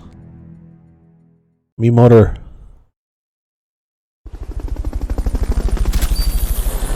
There's our first missile launcher. Smoke grenades done. M1911A1 I think just went by.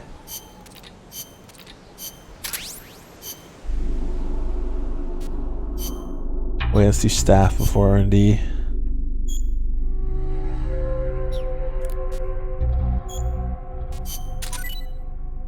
Fulton rank 2.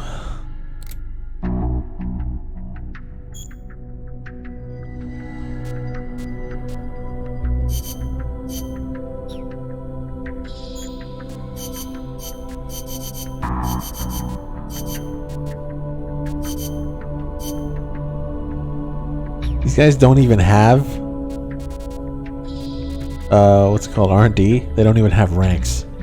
Does that mean they're like rank F? What the fuck?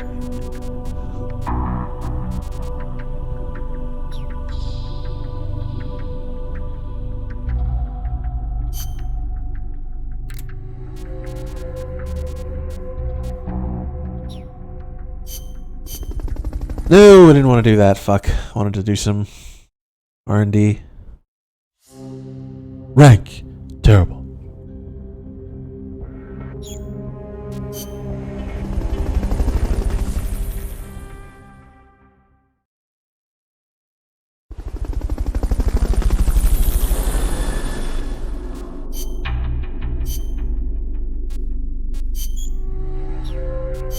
Not that I'm ever going to use them.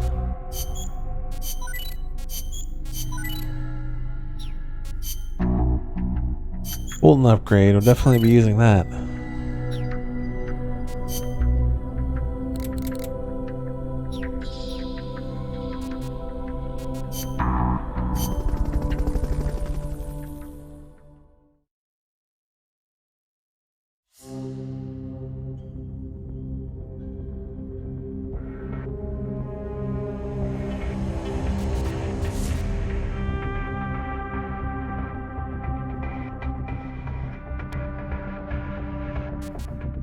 Target practice.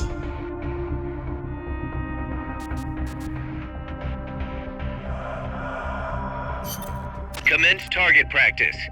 As a special treat, you can practice freely on any of the targets in the shooting range today. Shoot away. When you're done, head over to the exit.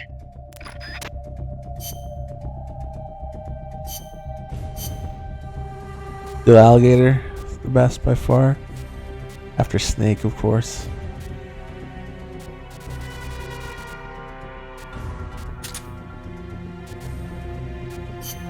Fucking pink. Since it's just target practice. Let's rock. Let's rock. Let's go naked.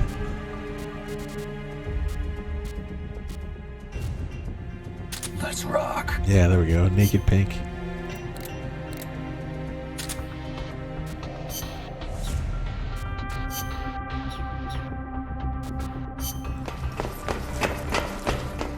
Reddish pants. Never thought of that. His big red ass. Welcome to the shooting range. Just the place for a little target practice, huh? When you're done, head over to the exit. Commence target practice.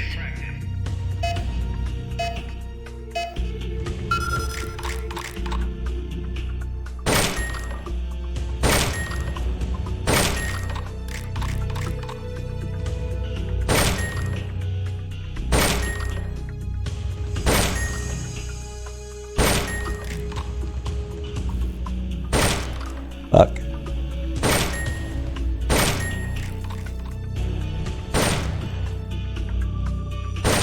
Ah, shit. I shot the innocent.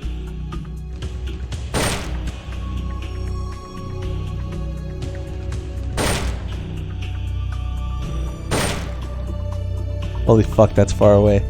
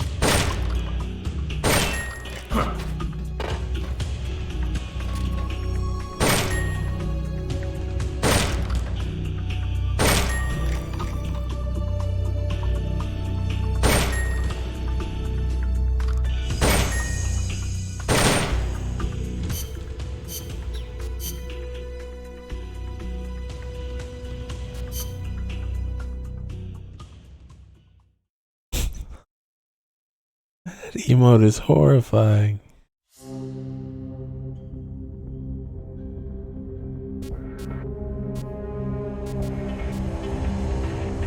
Wait, if it's no limit, then how do you...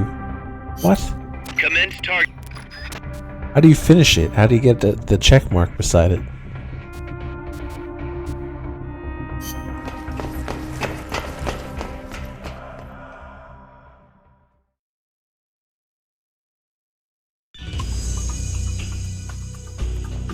Welcome to the shooting range. Just the place for a little target practice, huh? When you're done, head over to the exit. Oh! There's actually an exit point? Well, you can just come in and out, I guess. Training exercise complete. You just run in and then run back out.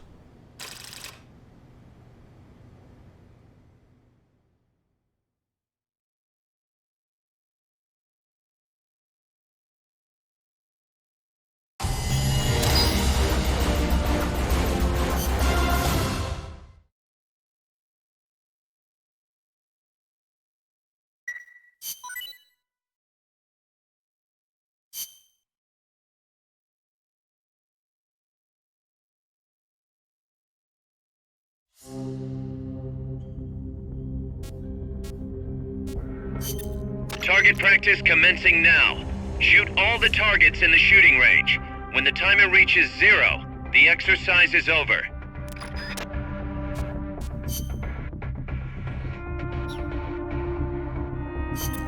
Target.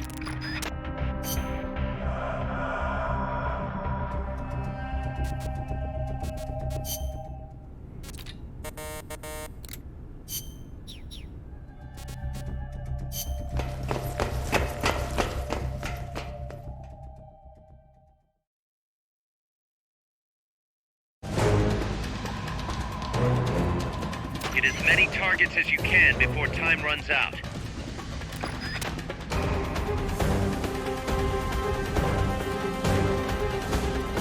Commence target practice.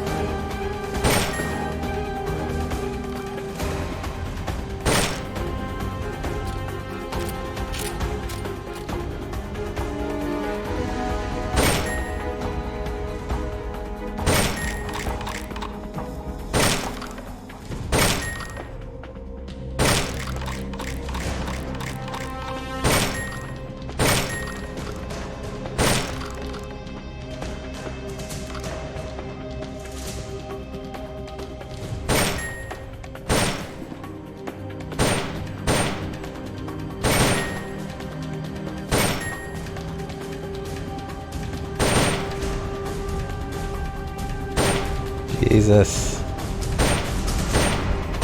That was terrible.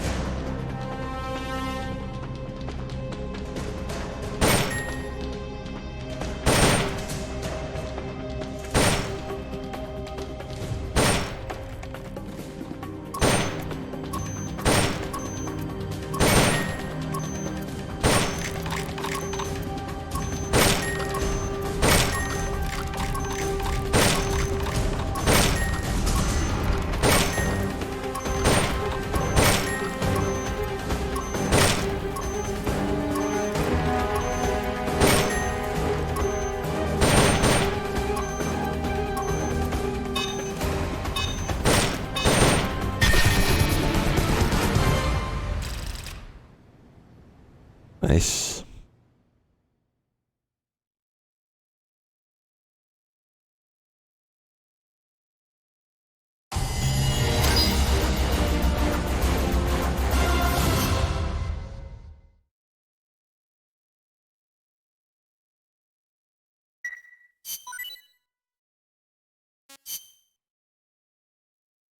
Check on Mother Base quick.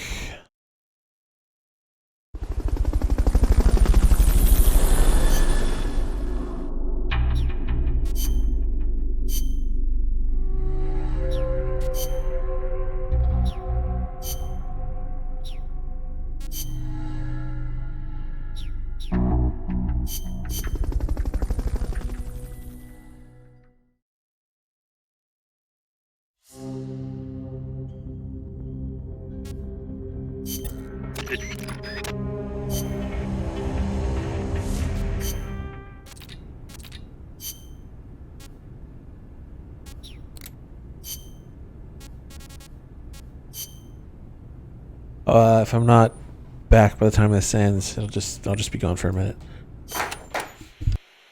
So it's been more than 10 years since the Cuban Missile Crisis, huh? I don't think we'll ever forget it. No kidding. Those 13 days starting October 15th, 1962, were probably the closest we ever came to all-out nuclear war. The Russians deployed nuclear missiles to Cuba. America responded with a naval blockade. Then Russia shot down an American spy plane. I was still a teenager back then, but I remember what it felt like to be one step away from nuclear war. The adults were freaking out. If it wasn't for the Cuban Missile Crisis, there might never have been an Operation Snake Eater. And... What's the matter, Snake? It's not like you to get all hypothetical. I guess not. It was the reassessment after the missile crisis that paved the way for the hotline between Moscow and Washington, and also for détente. That's irony for you.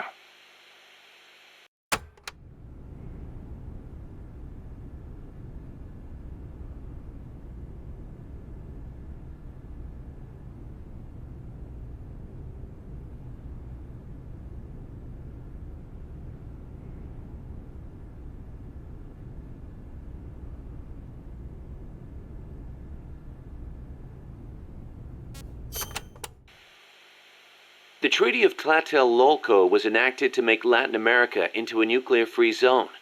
It bans the testing, use, manufacture, production, acquisition, storage, and deployment of nuclear weapons. The impetus was pretty obvious. The series of crises triggered by the deployment of nukes in Cuba. Not hard to imagine. Those 13 days had the whole world frozen in fear. Of course, the country that started it all, Cuba, hasn't actually ratified it yet. Still, the treaty's backed by over 20 countries. Anyone flouting it risks becoming an international pariah. True. Opinol would investigate, no doubt. I heard they used Japan's 3 non-nuclear principles as their model when they drew up the treaty. I think the Treaty of Tlatelolco might have been their way of asking nuclear powers not to use nukes against them. That's the biggest difference between the treaty and the 3 principles. I guess you could call it a 4th principle.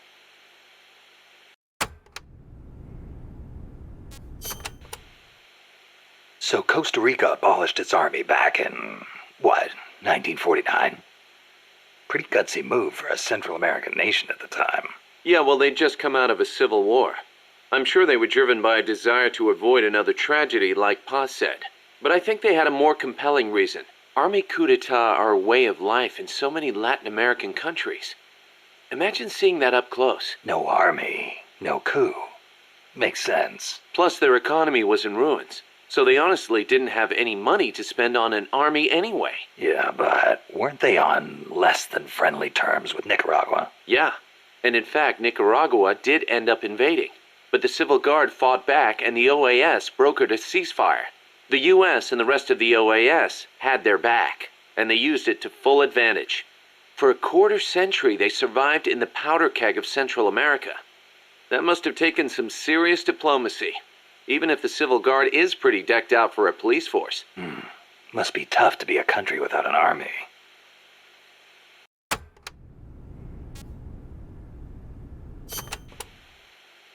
Hey, Snake, mind if I ask you something? Since when did you start asking permission? So, You used to be part of a CIA paramilitary unit, right? That's right. Ever do any ops in Central America? No, not personally. But there were other units who did all kinds of stuff. I remember the Bay of Pigs invasion back in '61. The papers had a field day with it. Operation Zapata. That was the CIA code name. The whole thing went south. Then there was Che Guevara, being hunted down in Bolivia. I heard the CIA had a hand in that, too. There were several units similar to mine. MSP, SOG. They'd recruit former special forces, train them as intelligence agents, and send them on deniable covert paramilitary operations. One of those units trained the Bolivian army in counter-guerrilla tactics. And then had them shoot El Che. So the story goes.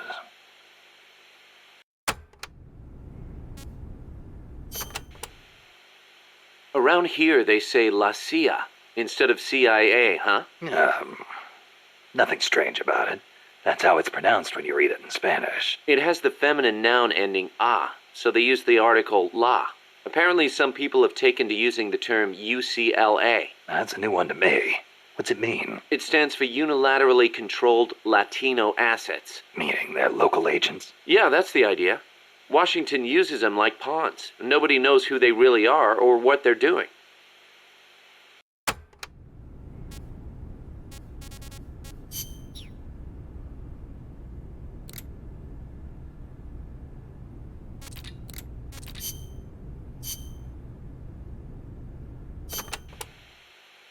Costa Rica means rich coast in Spanish. Is it true that Columbus was the one who came up with the name? Your guess is as good as mine.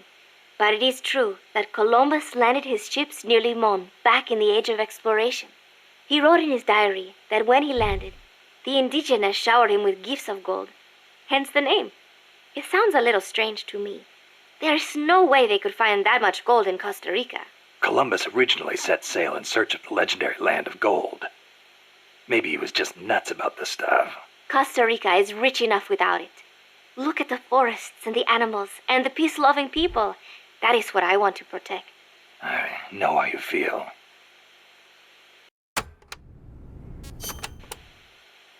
Democracy took root in Costa Rica before anywhere else in Central America. Sure, we had coup and dictators and all, but never a total meltdown. That is, until 26 years ago. The Civil War. Yeah. I understand you lost your grandparents. It started with a dispute over alleged fraud in the presidential election. What I do not understand is why friend turned against friend, when they could have talked it out instead. Yeah, that would have been nice. Even today, some buildings still have bullet holes from the Civil War. A quarter century later, and it is a tragedy we Ticos cannot forget, must not forget. It was the year after the Civil War that the army was constitutionally abolished.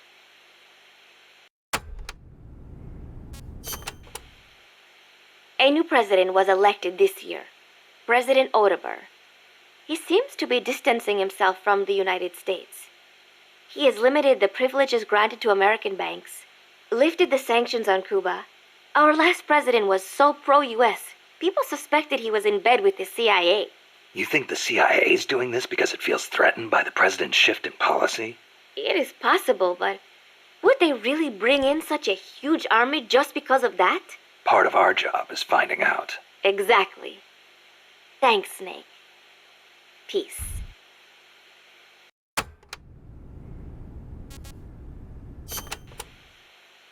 That coffee you guys brought us is pretty damn good. Isn't it? Costa Rican coffee is the best. The Central Basin has all the right conditions for growing coffee. It is high in elevation, with steady temperatures and well-drained volcanic soils. The professor certainly seems attached to it. The coffee we drank on the boat coming over was awful. It put him in such a terrible mood. Well, how come I never hear about Costa Rican coffee then? Because it gets bought up by wholesalers and mixed with beans from other countries. It is really a shame. Such wonderful beans, and nobody knows they are from Costa Rica. Huh. They should launch an ad campaign or something. Right. I hope one day people will recognize Costa Rican coffee for what it is. I'm with you there.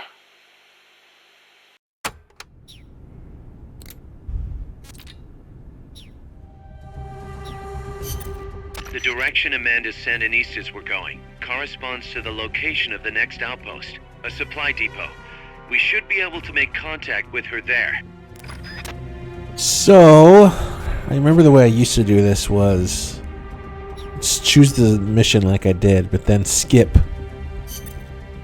quickly skip this, and then go and start playing like 3 or 4 tapes, and then jump back out and then listen to this. The direction Amanda's Like the intro for each mission just makes more sense, and then listen to the about this mission stuff.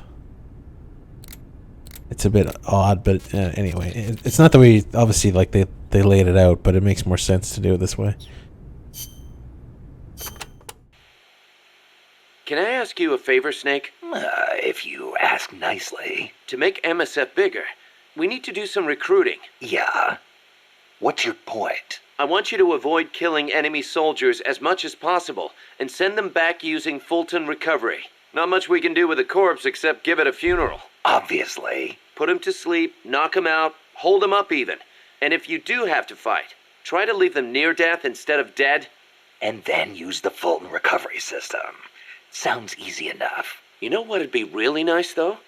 If we had a way to Fulton recover anybody at any time.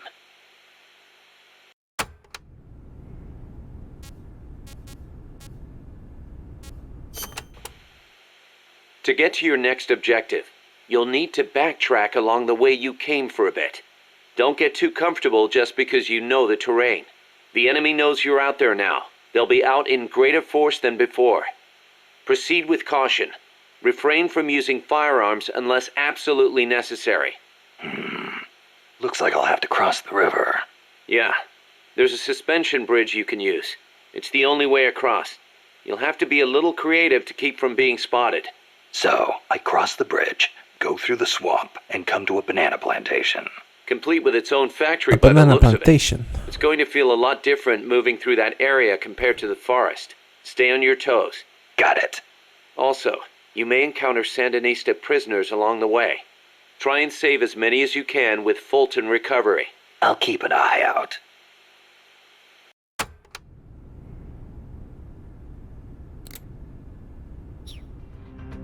Pause on anything? Alright, she has locational stuff. This is a tropical rainforest, just like Bosque del Alba. The temperature and humidity can be brutal. El Senegal means place of mud.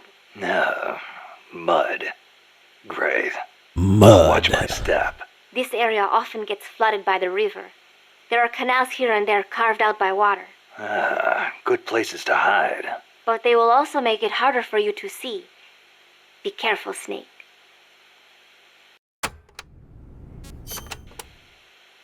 There should be a suspension bridge around there. In lowlands like this? The ground nearby is harder and higher than usual. The river cut through it, eventually creating a valley. There might be another way to get across the river somewhere. I wouldn't want to run into someone on the bridge. The valley tends to be misty, so you might not be able to see the water from up there. Fall and it will leave more than a bump. I'll be careful.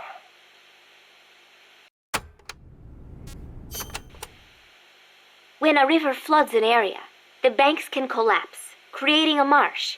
You see a lot of them around here. I'll need to watch the noise my feet make in El Senegal. There is a marsh on the other side of the river too. The suspension bridge will take you there.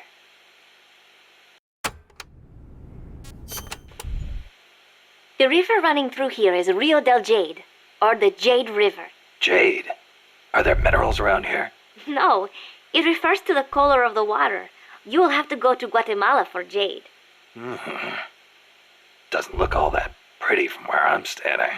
We are still in the rainy season, so the river is a little muddy. It will return to normal once the dry season starts. Rivers are an important means of transport around here.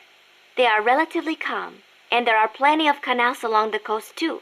A boat would be more than enough to transport some good-sized cargo. Like a nuclear weapon. We don't know enough yet. I'll keep looking. Thank you, Snake.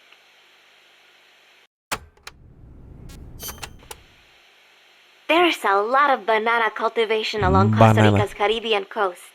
The area is dotted with banana plantations. Bananas have been Costa Rica's main crop since they were introduced from Panama in the 19th century. They bring in a fair amount of foreign currency. A real fruta de oro, huh? See, but exporting all those bananas require a ton of land. Hence all the plantations. Clearing all that forest just to grow bananas robs animals of their habitats. I do not know how good that is for Costa Rica in the end.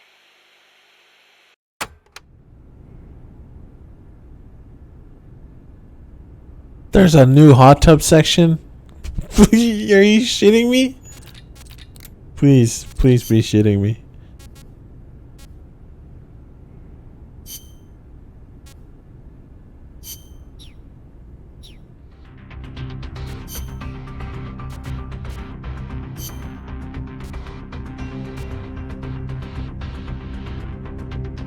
Survival. Let's rock.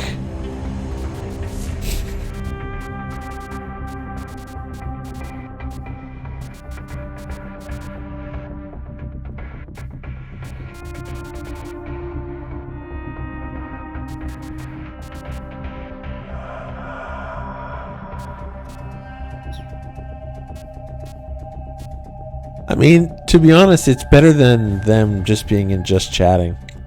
Although, I don't know if that'll get enforced or not. I don't think just chatting should have fucking pool girls or bikini bitches.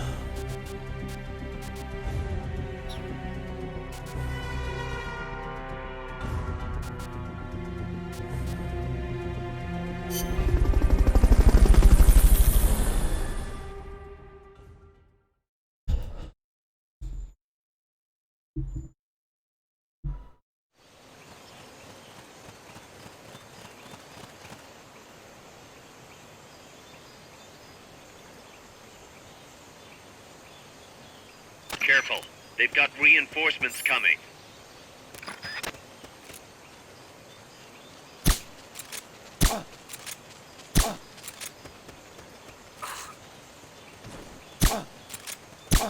What was that? What is it? I know there's a fourth. Oh, there he is. Bananas.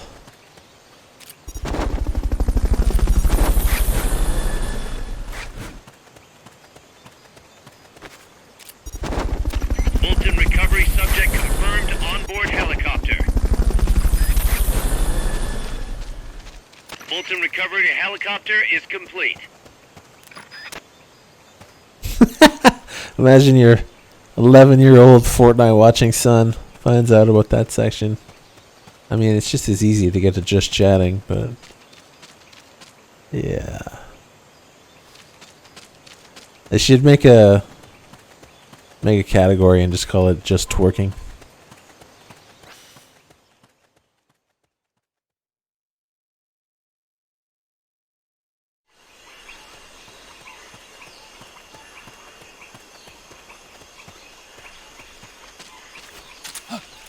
Somebody there?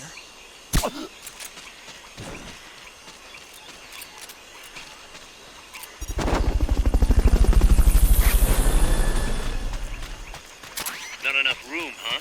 We'll keep it here at the base.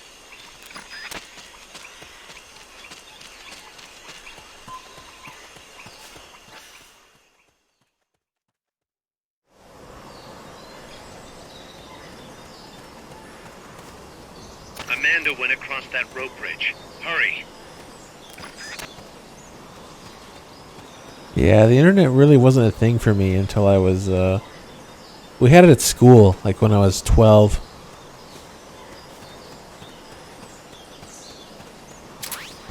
But I didn't look any porn in school, obviously. I'm sure some did. But I didn't get the internet to use by myself until I was 16. So I almost count myself lucky that I didn't, wasn't immersed in that shit much younger. Fulton recovery subject confirmed onboard helicopter. I mean, my younger self would have disagreed, of course, but, you know, anybody, usually your younger self is a fucking moron, so.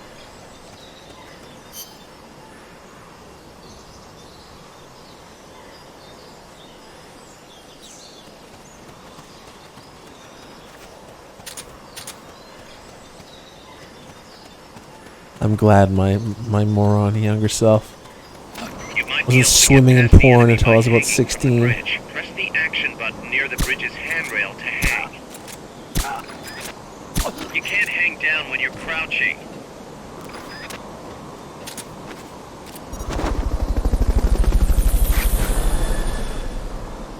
In 19. Kicked out, what, for beating off too much to the internet? I love this valley here, whatever you want to call it. With the mist, it's sweet.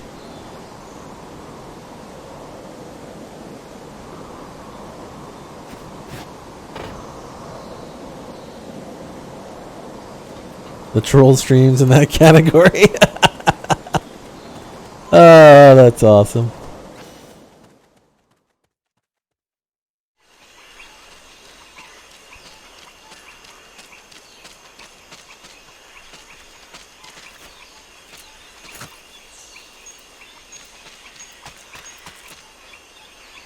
What's up, bruh?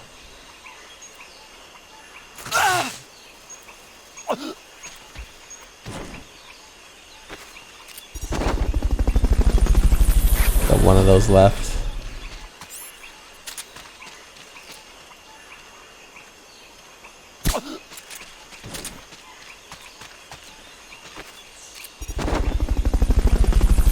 No porn.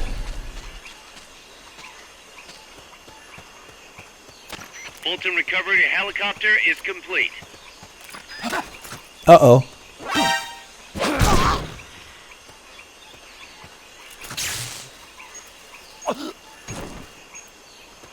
You were 10. Yeah, of course. No shit. I mean, again, I wouldn't have given a fuck as a child, but 10-year-olds and internet porn, I mean, it's pretty hard to prevent now, though. Fuck. The internet's on everything. And then even if you don't, little shitheads at school, somebody's gonna... Few of them are gonna have access to heaps of porn anyway, and they'll be like, everybody's gonna be gathered around the recess. Look at my unrestricted phone with its loads of internet porn. Yay! Ugh, cringe. Yeah, fuck being a parent today. Fucking in general, but fuck it more now.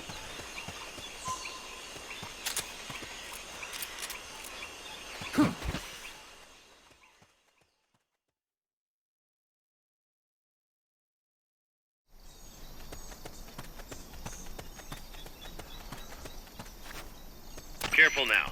They might be holding FSLN soldiers prisoner.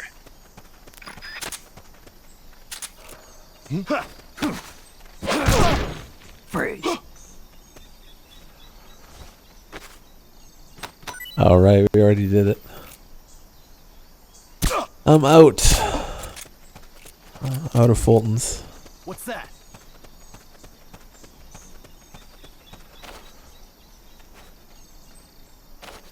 Guess not.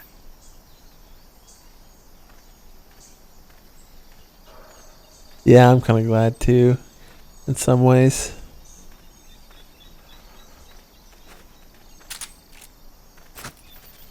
God damn it.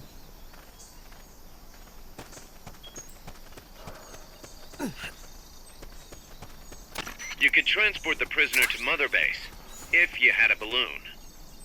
I have a fucking balloon. What's that?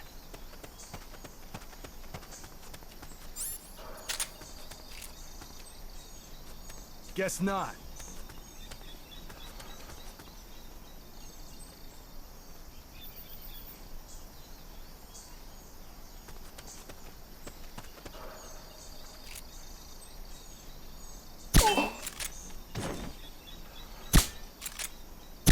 I don't know how he didn't hear that hit the wall. I guess it's pretty far. Pretty far behind him. I think there's Fultons around here somewhere. Is someone there? Is it here?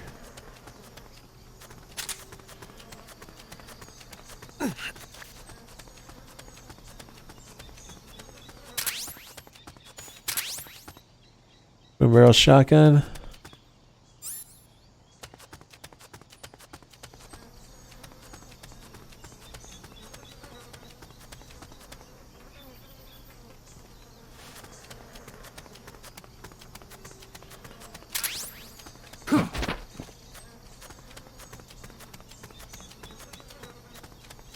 Yeah. Unfiltered access to your entire internet as child equals bad. I don't give a fuck what anybody says.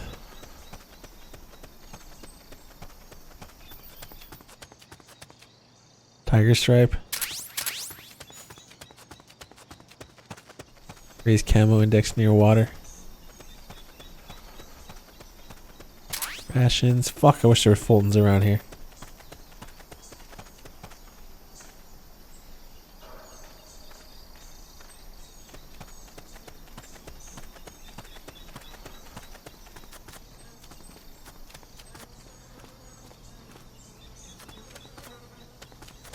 Yeah. What's that? No Fultons.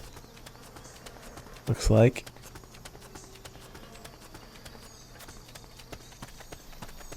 Guess not.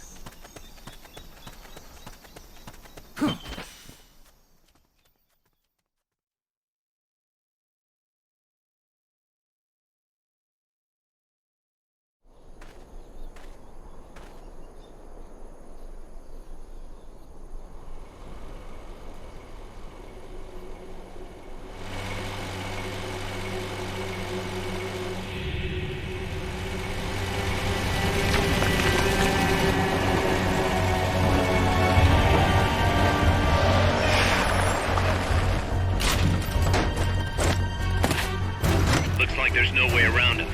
You up for this, Snake?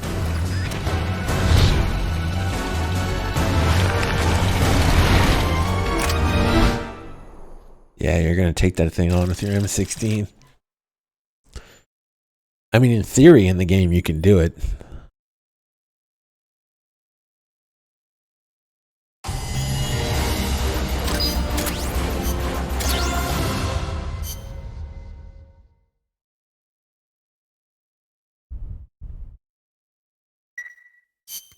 Listen, boss. We both know you're the reason MSF's grown so much, but it's time we started putting more thought into provisions. Good point. A place this big needs a good stockpile on hand. The Japanese say you can't fight on an empty stomach. Something we learned in World War II. Obviously. Maintaining a steady supply of provisions is one of the basic principles of logistics. So I went ahead and set up a mess hall team. The team members' numbers and abilities will affect the amount of grub to go around. Without enough food, morale will drop. They get hungry enough, and we could start losing people. Anyway, I need you to assign guys to the mess hall team. Copy that.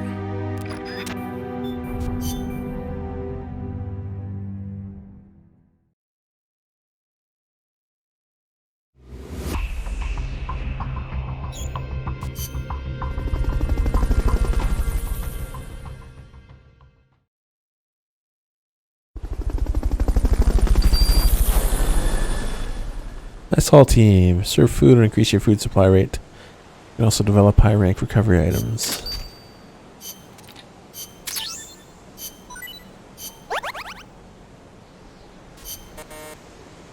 Staff morale is falling. Assign staff to the mess hall team to ensure the food supply rate is 100% or higher.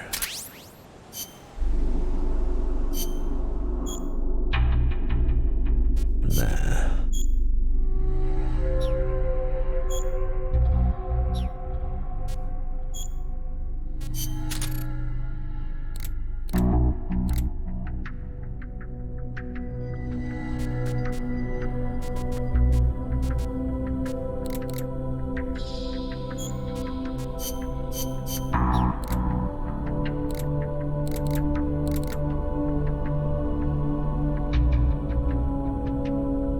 First pirated game I got, I was fucking old.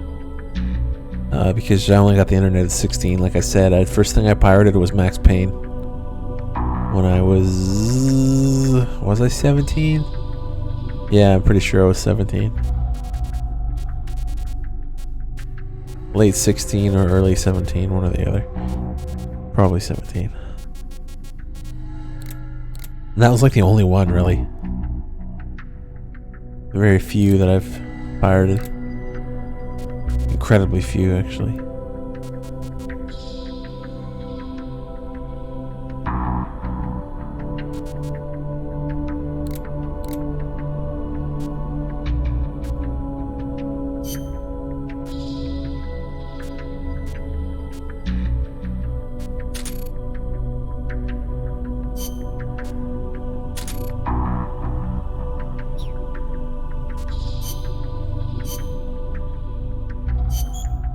Fucking twin barrel. Never gonna use that.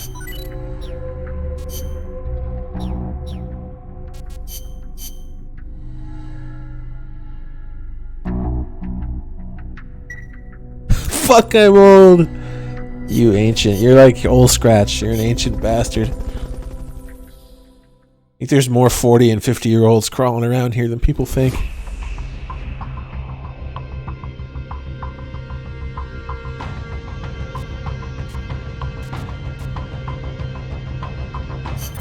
Commencing training mission. Missions like this are key to building up your basic skills.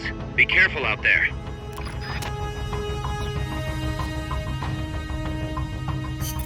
That's an armored vehicle unit, Snake. Either destroy the vehicle or neutralize the soldiers. Take it out.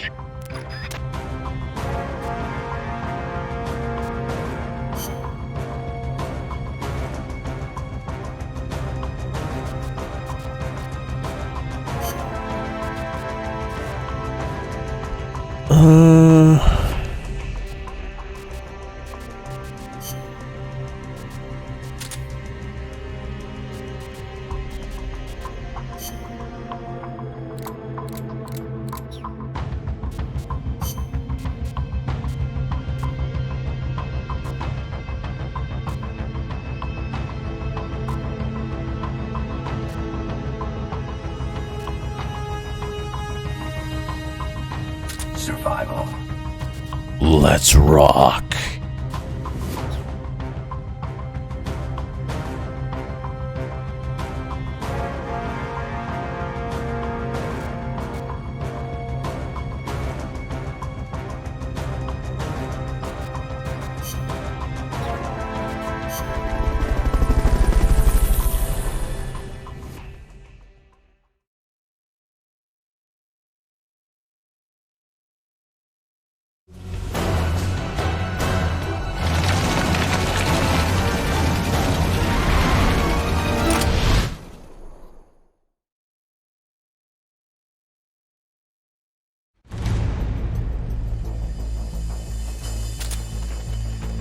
You've got to neutralize that armored vehicle somehow.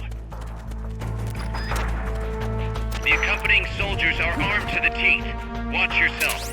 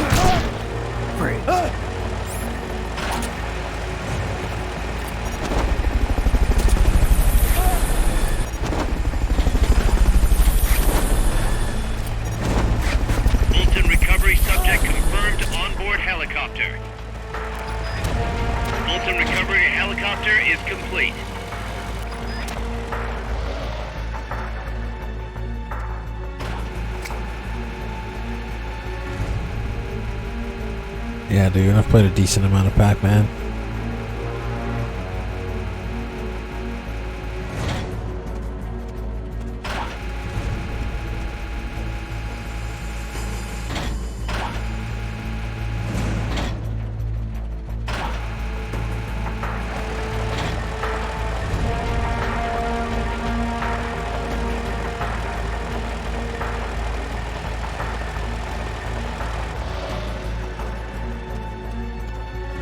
Prepare!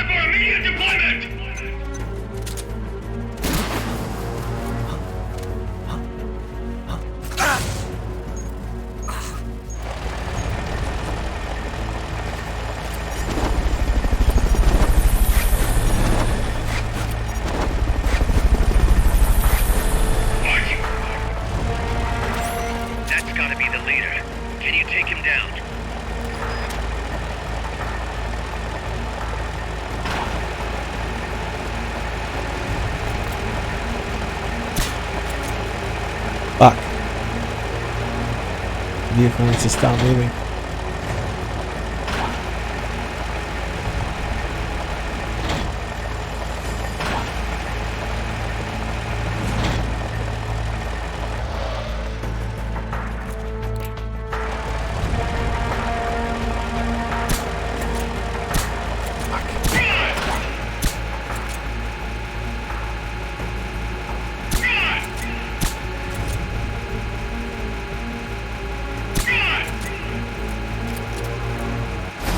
Oh, fuck you! Ugh, I stepped in front of it. I didn't mean to.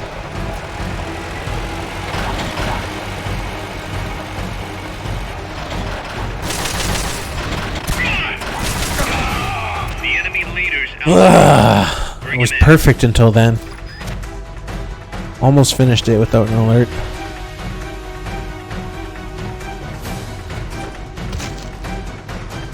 Got right to the end, bitch. Now I get that shitty Lav G.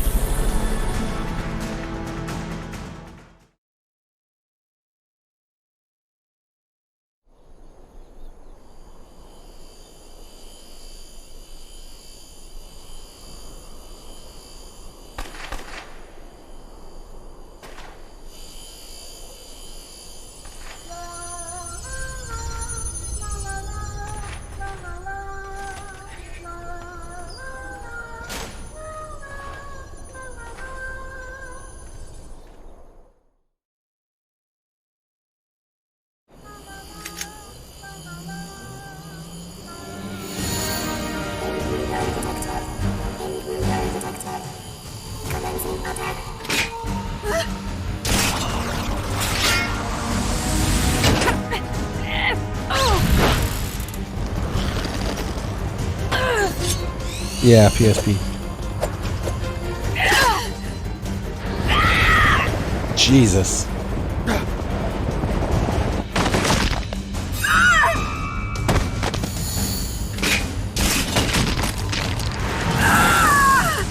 Amanda! Shoot it! You'll fall! Shoot El Chico Libre! El Chico Libre!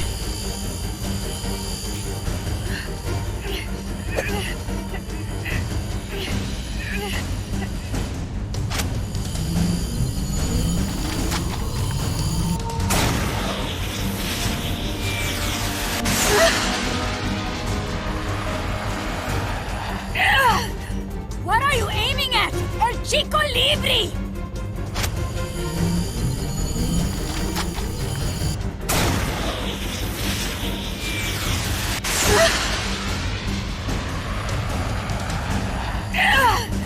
What are you aiming at? El Chico Libre!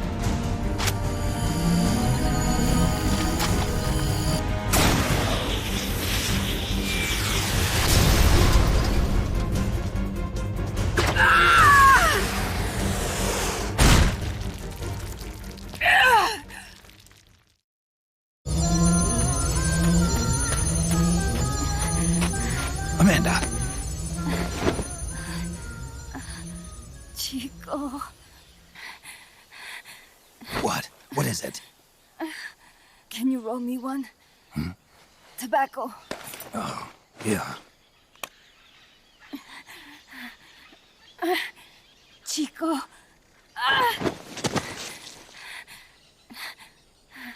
Hold still. I treated him like a kid again. We fought. I didn't want Chico to know. Kept it a secret. Somoza's Guardia chased us out of Nicaragua. Across the Rio San Juan. And we ended up here. The only reason we've been able to keep on fighting. Amanda. The factory. You saw it? The banana factory. A front. It's a drug refining plant. The KGB set it up for us to run. We used the income to buy food and weapons. Mi viejo never said a word, but we all knew. Oh, everyone except Chico. Everything we have, our weapons, our compass, he brought it all together. We were going to rebuild our country.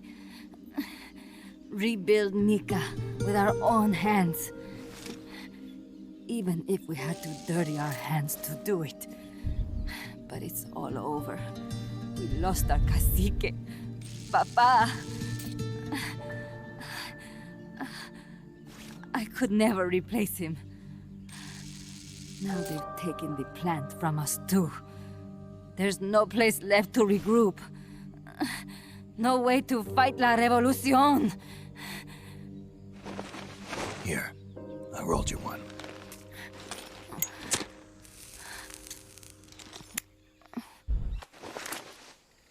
What about you? You're going after that cargo? Yeah. Must be important, Looks that way. It looks like it could be nukes. What? Nukes? Madre de Dios. No time to waste. We must get to Irasu. The transport route leads there. It must be where they're holding Chico and my compass, too. Whenever Chico and I argue, he goes off to be by himself. That's why he knows more than anybody about their bases. Chico. You're pretty worried about your baby brother. This is why I'm not fit to be a leader.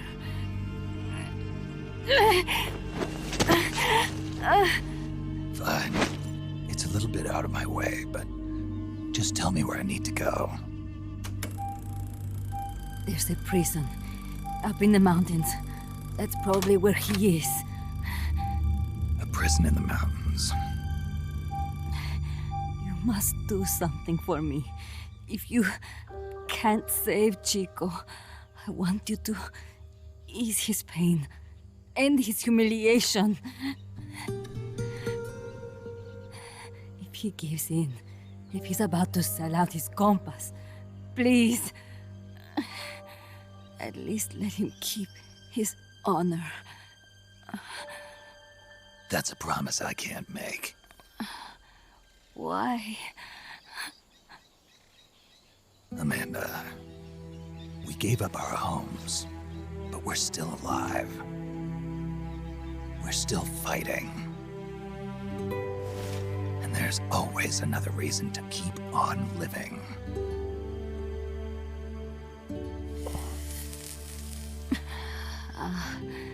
I feel alive again. Amanda, join my unit until you've healed up. Your unit? Yeah, Who are you? Why are you here? I'm Snake. Serviente. Snake?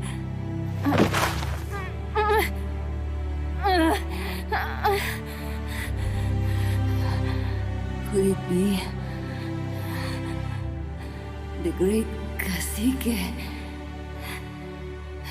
has come to lead us?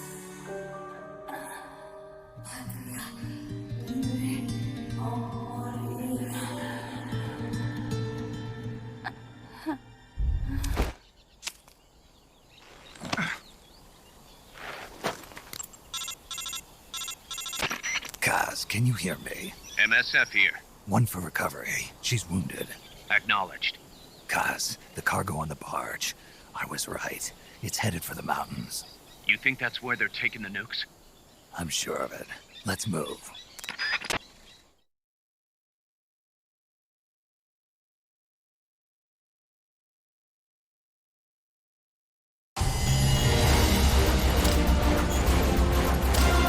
Serpiente.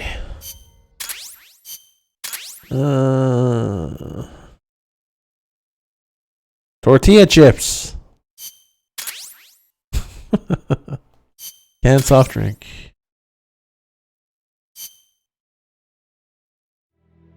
Snake, Amanda's reached the plant. Snake, Amanda, how do you feel? some first helicopter ride. I'll be perfectly happy if it's my last. As you can see, she's doing fine. I set Amanda up with her own frequency, so call her anytime you need to. If you have any questions about American bases or mercenary units, or about El Frente, just ask.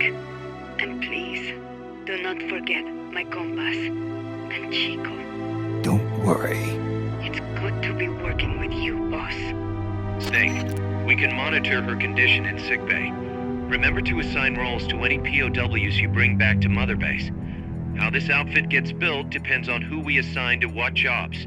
That'll determine how Mother Base grows. It's one of your most important roles, boss. Yeah, I know.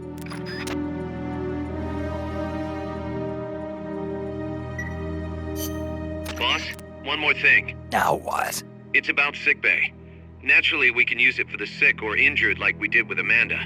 But we can't expect people to get better without the proper treatment. Uh-huh. So I figure we'll need a medical team for that. The number of team members and their abilities will determine how quickly the sick and injured heal. They can also monitor everybody's health. Right. Prevention is the best medicine. You got it. Remember to wash your hands often and gargle twice a day, boss.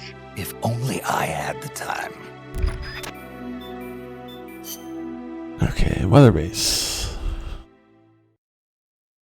We need a medic. A big medic. Mechs are now available. Medical team. Provide medical treatment and examinations to increase all staff members' resistance to sickness. Also enables you to develop more powerful tranks. Mech Bay. Yay! Treat sickness, wounds, and PTSD.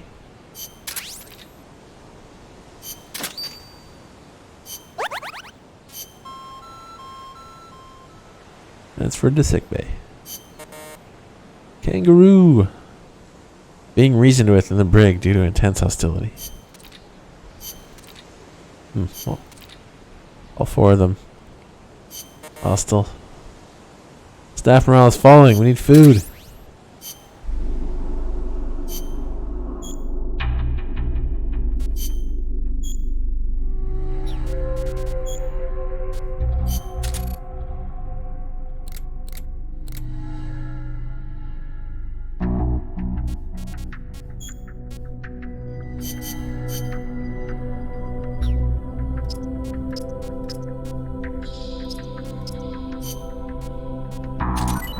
There we go. Tortilla chips.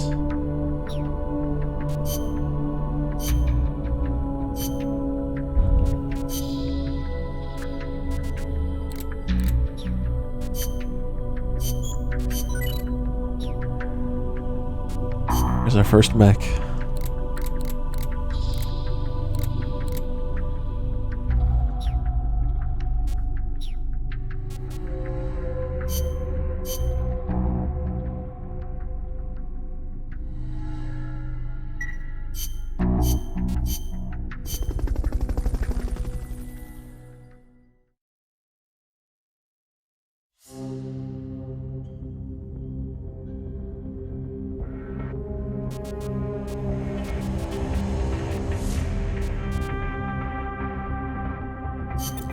Commencing training mission. Missions like this are key to building up your basic skills. Be careful out there. No, you.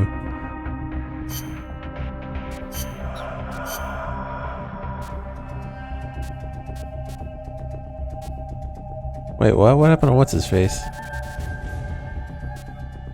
Was it alligator?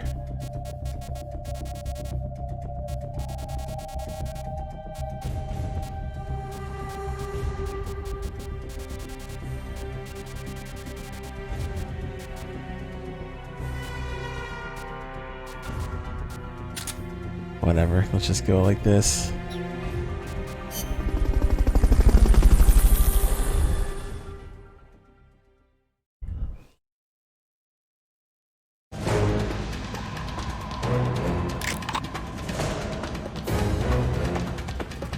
Hit the targets as fast and as accurately as you can.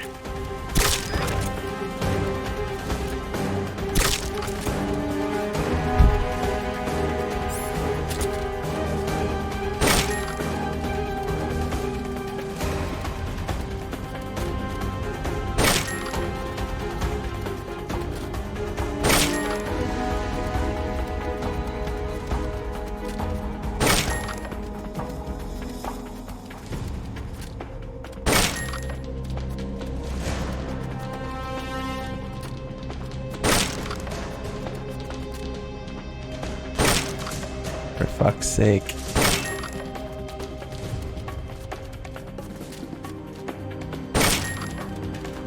One left. I have no idea where it is. Shit.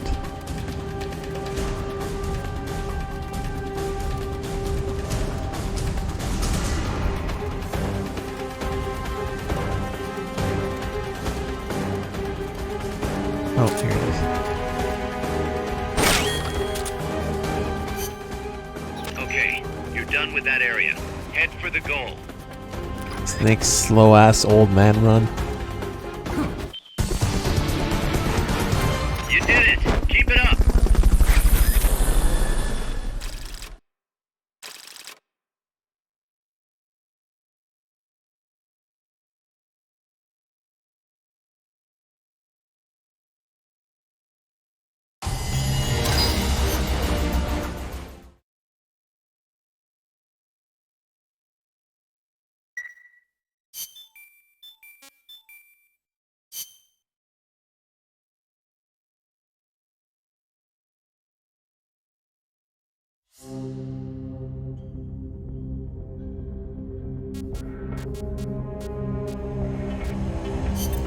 Commencing training mission.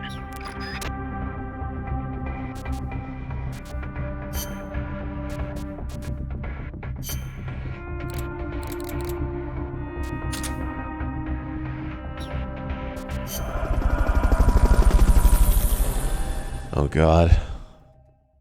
Tesla Maru-chan.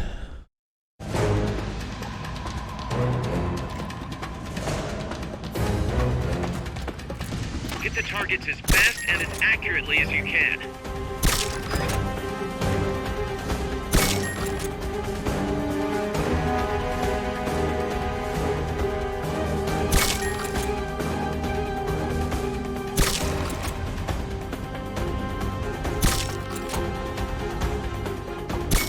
Should have brought a sniper. I don't even know if I have one though. Actually, yeah, I do. I think I worked on that first one.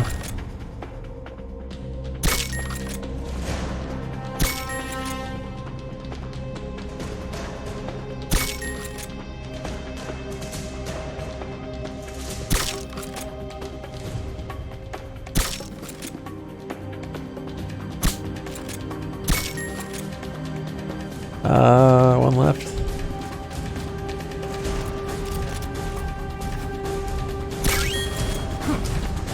Okay, you're done with that area.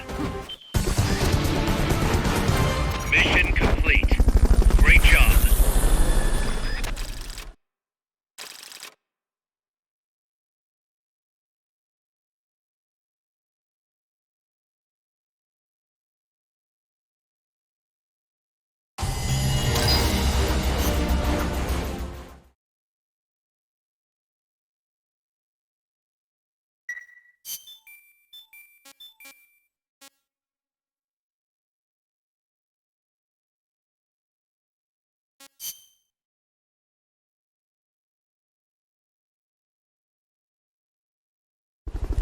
How's it going, Tesla? How you been?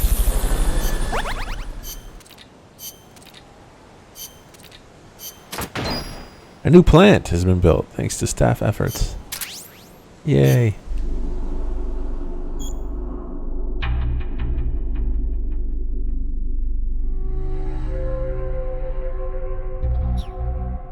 Hey, what's up, Blitz?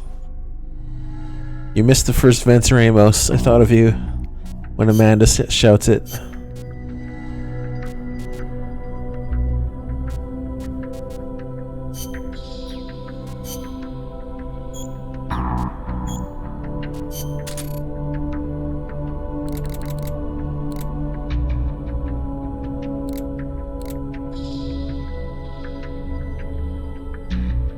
No, there's also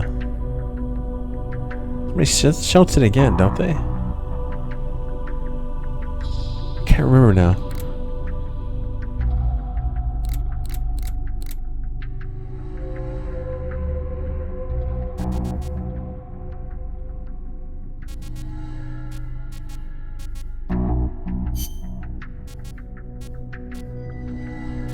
You're seeing nobody's assigned to the medical team? What the fuck?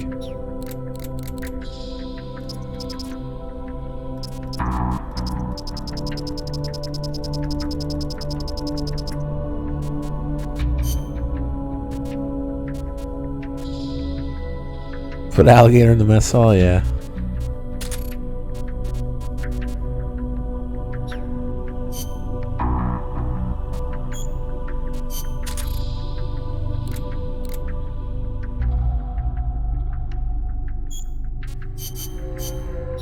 Our bests are D's anyway.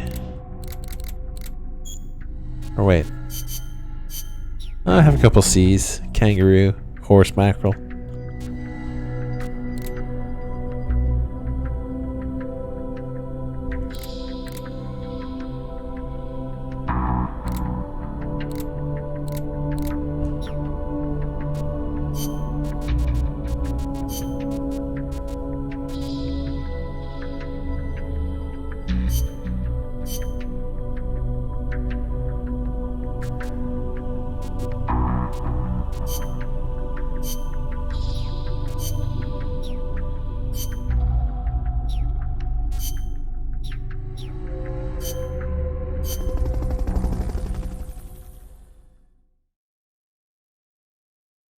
Alright, some tapes to do. Now we skip this for now.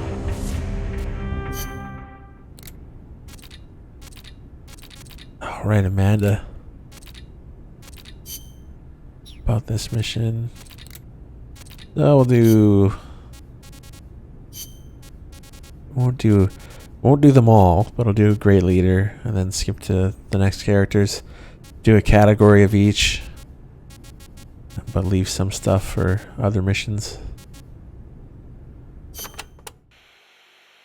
So I hear Amanda mistook you for Che Guevara, Snake. That's not too bad, huh? Yeah, right. I'm not even worthy of polishing his boots. Don't be so modest. From where I'm standing, your men see you as a great man. As great as the century's most complete human being. That's Sartre, right? Well, there's hardly been a more iconic figure of his times than Che. Oh, he was more than that. He was a true revolutionary and a great warrior. I'm with you there. Can you believe that when he first went to Cuba with Fidel, they had only 12 guys with them? But they rallied. They brought in new recruits, won the support of the peasants, expanded their organization. And in the end, they overthrew the Batista regime. People flocked to them because they were honest. They won because they were strong. Those are the qualities that make men great. You know, we're kind of in the same boat they were back then. Here we are, a handful of mercenaries taking on an army backed by the United States. Yeah, we've got a long way to go.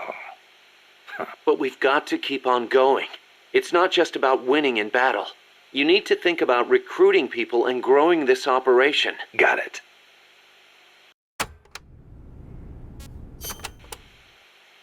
Boss, did you ever read Che Guevara's book, Guerrilla Warfare? I can't remember if I got to that one or not. You should have. That's why I lent it to you.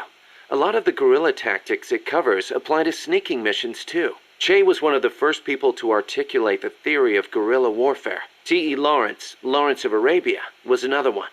And Mao Zedong and his On Protracted War. Theory aside, Nicaragua's General Sandino was one of the first to put guerrilla tactics into practice, which explains why the Sandinistas named themselves after him. If you think about it, guerrilla warfare itself has been around since ancient times. There's only so many ways a small group can upset a large army. There was a samurai in Japan who excelled in guerrilla warfare. No kidding. Tsunoki Masashige. He was a warrior who lived in the medieval era. He used unconventional tactics to help overthrow the Kamakura shogunate. Like what? Trojan horse-style maneuvers and decoys to confuse the enemy. The best one was when the enemy was climbing the castle walls. He dumped boiling water and human excrement on them. Huh, sounds great. Let's put it in the MSF playbook. You're not serious, are you, boss? Why not? We've got plenty of crap to unload. Yeah. I'll think about it.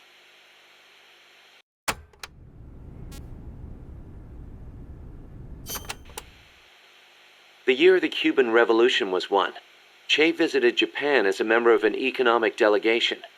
While he was there, he visited Hiroshima. Hiroshima? Since he was there to discuss economic issues, Hiroshima wasn't part of the original itinerary. Some said the Ministry of Foreign Affairs didn't want to let him go, but he went anyway. He snuck out of his hotel and took an overnight train. Traveling guerrilla style. Sounds like Che, all right.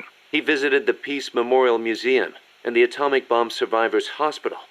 Apparently, it gave him quite a shock. As a doctor, it must have been painful for him to see how the victims suffered. Nukes destroy everything. He was quoted as saying, "They put you through this, and still you do whatever America says." Those words really hit me hard, especially when I think of my mom. He said something else, too. Let us all love Hiroshima and its people. I can believe it. Che never managed to numb himself to other people's pain. That's why people loved him. And why he died.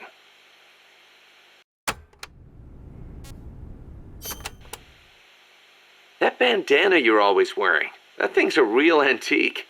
Ever think about getting a new one? This one's fine. Come on, we can't have our boss wearing a raggedy old thing like that. It was a gift, okay? It wouldn't be right to get rid of it. It was. Okay then.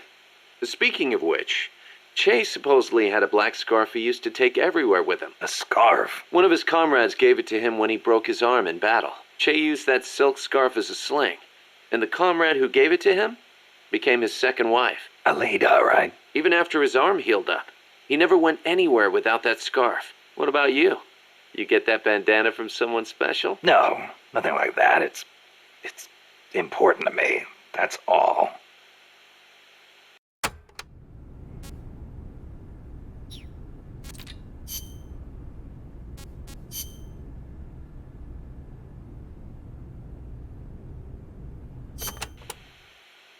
Costa Rica's forests are more diverse than you might expect.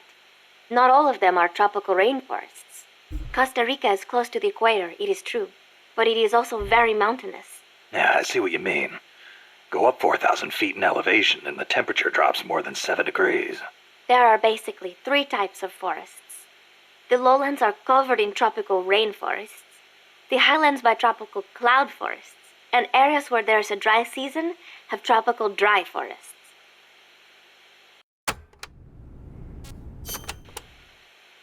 The lowlands along the Caribbean coast are mostly covered by hot, humid tropical rainforests, what most people envision when they think of jungle.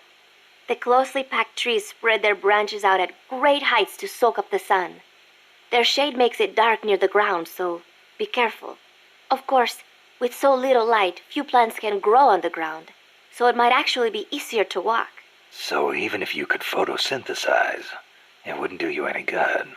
Photosynthesize? People cannot do that. Most people, anyway.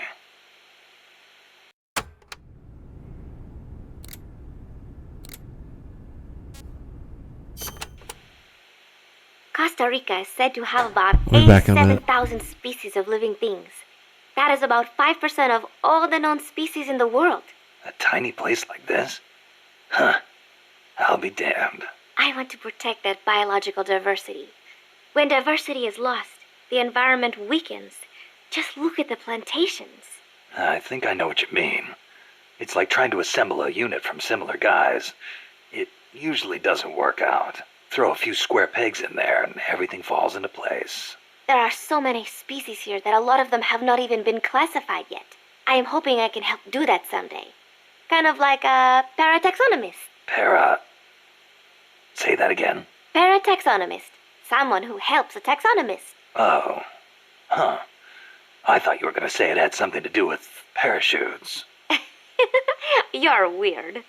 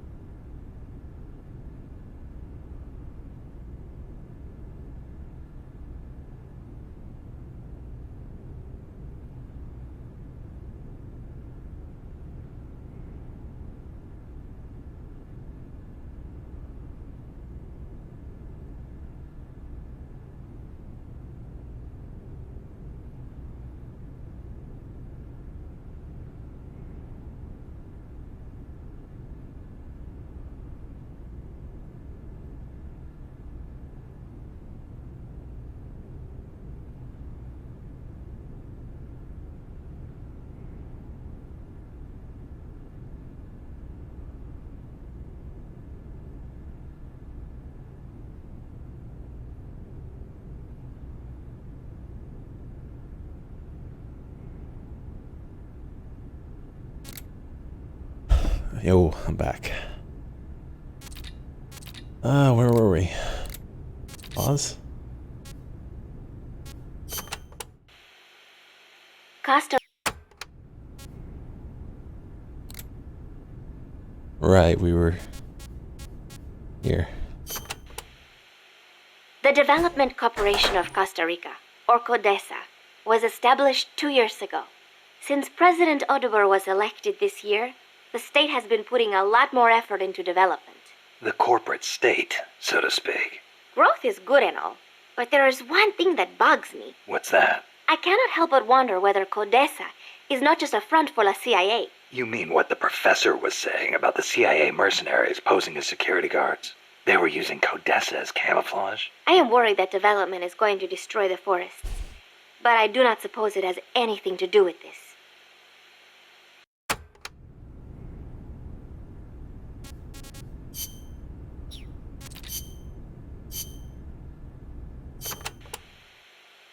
Since it was founded, my country has not once been able to choose its own path.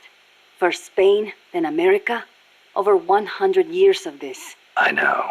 In the 19th century, an American mercenary named William Walker seized power in Nicaragua. I'd heard he exploited rivalries between the political parties. Even after we expelled him, the Americans sent in their Marines under the pretext of quelling political unrest. And the real reason? To intimidate the government and thwart the construction of the Nicaragua Canal.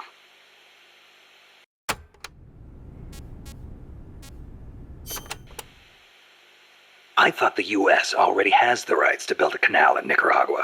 They never intended to build a canal there. They'd already started digging in Panama. A canal in Nicaragua would break up the Panama Canal's monopoly. Reason enough for America to stick its nose into our affairs. They snagged the rights so nobody else could build there. It was General Sandino who finally stood up to los Yankees.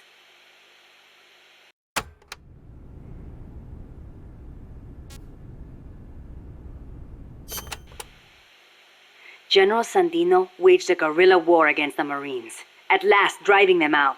He was a true hero, and to us Sandinistas, like a father. But when they pulled out, the Americans left us something to remember them by. The National Guard.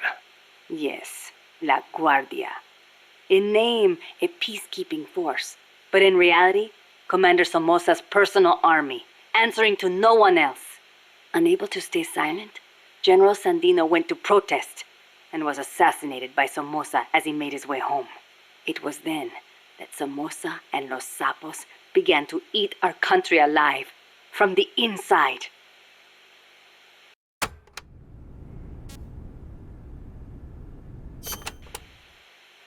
It has been 40 years since the Somoza family became the rulers of Nicaragua. With La Guardia at their command, no one can challenge them. You came here on the run from the National Guard, right? See, they took everything. Our land, our homes, our jobs. Now belong to Somoza. See, the law too. He's even got the judges in his pocket. You defy him, you face death. Everyone bows and scrapes before La Guardia. Even then you might get a beating if they are in a bad mood. And you're trying to change things. That's not all. These Somozas have used their power to line their pockets. They confiscate people's land and hand it to members of the Somoza family. By now, close to half the farmland in Nicaragua is theirs. We were powerless until... You remember the earthquake 2 years ago? Yeah, I heard the capital was hit pretty hard. We lost Managua, our capital city. Shocking. People sent aid from all around the world. Tears of sorrow turned to tears of joy. Yet almost all of it was embezzled by the Somozas. They sold out those who'd lost everything for money. They feasted on our country's suffering. Public resentment is at the boiling point. The Somozas' days are numbered. We will see to it. Talking about samosas makes me hungry. The first Somoza was originally no more than the commander of La Guardia. Ordinarily, a man of his station could never hope to become president. But the president at the time had no power to back him. The only one with the strength to oppose him was General Sandino. No, better to say the general was the only one who dared oppose him. There was nothing special about him. Above all, It takes a strong will to see justice done. That is what he taught us. It's also what motivated Somoza to have him killed. Yes, the rest was easy. He got rid of the president, taking office in a sham election.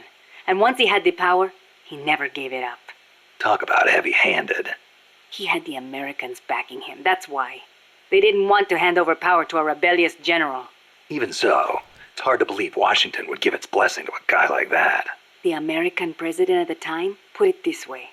Somoza may be a son of a bitch, but he's our son of a bitch. In other words, better a dog or los sapos than an anti-US regime.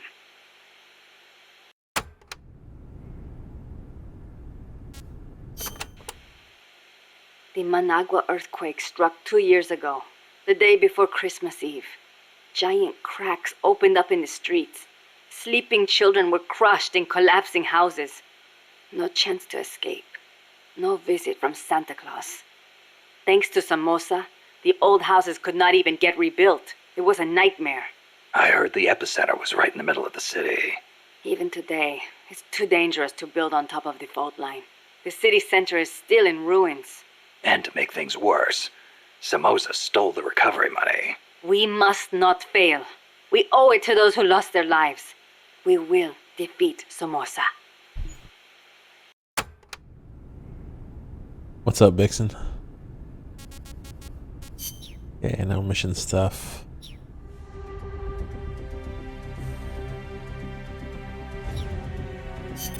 Snake, the nukes appear to have left the coastal marshes and reached the mountains around Irazu.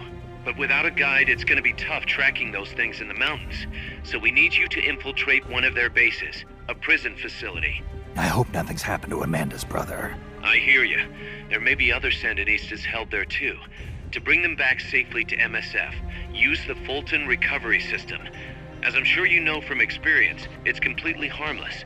After all, you won't have time to sit there and convince every single one of them to join. One other thing, Snake. Amanda. Those CIA bastards confiscated some of the houses in the village. Chico's got to be inside one of them. Houses, huh? How do I tell which ones? When they took over the houses, they installed new front doors for security purposes. The new doors are blue, with peepholes, so you can see what's inside. Blue doors. Got it. You're getting close to the end of the transport route. Good luck, Snake.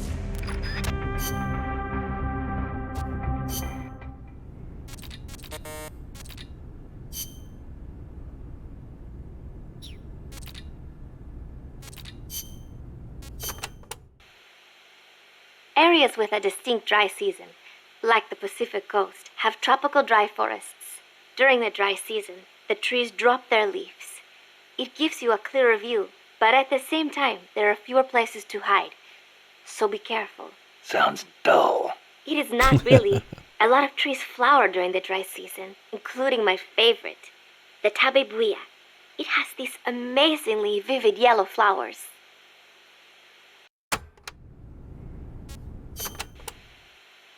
Costa Rica has several active volcanoes, Irazu being one of them. That's where Camino de Lava comes from, huh?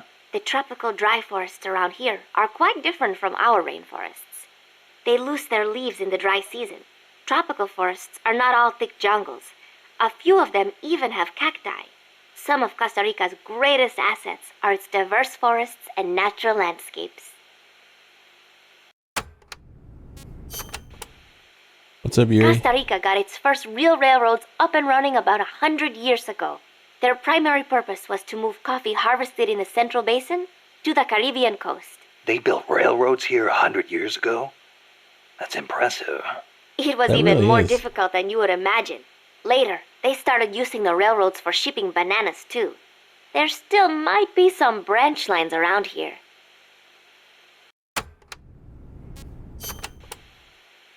Aldea de los Despiertos means Village of the Awake. Weird name. The area is littered with coffee fields, and there is a factory nearby. The villagers are fans of coffee, so...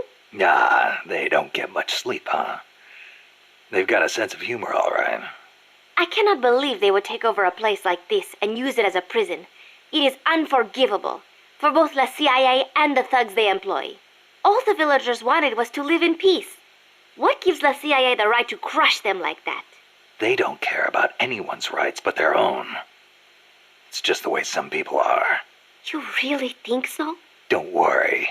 It just gives me the right to teach them a lesson.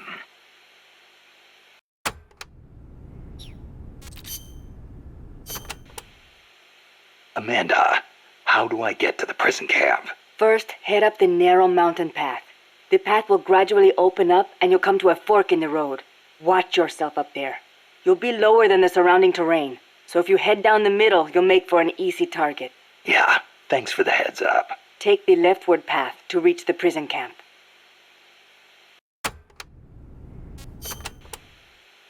What can you tell me about the prison camp? Well, it used to be a village until they took control of it. It's a maze of paths, so watch out for soldiers on patrol.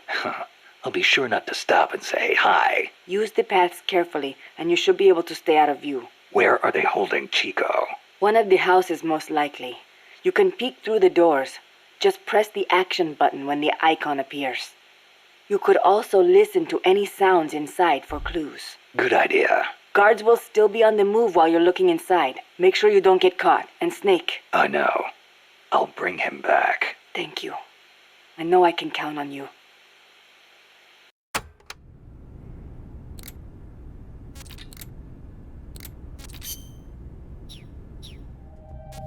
Okay.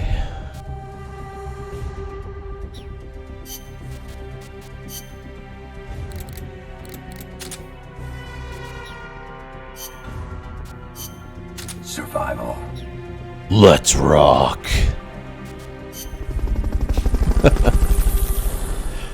Oh, why is this game so good? It really is.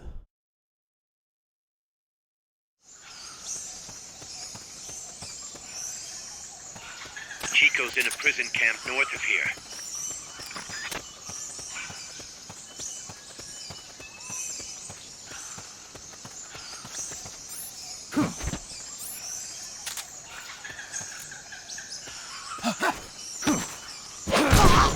Free.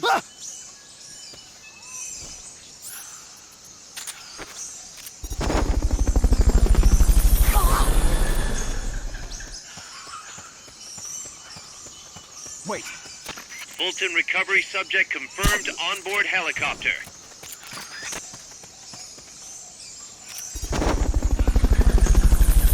That basin will leave you completely exposed.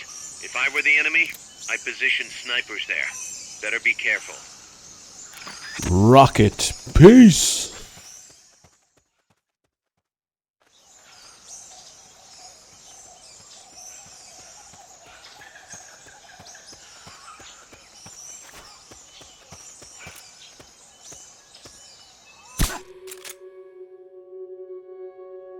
That was a terrible shot. I was thinking the crosshair was actually on him, but it wasn't even close. Better be careful if you don't want your head blown I off. can't see shit.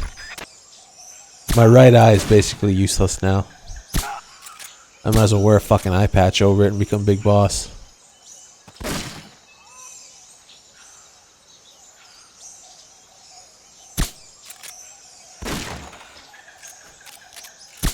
Wait, where is he? Oh. Here he is.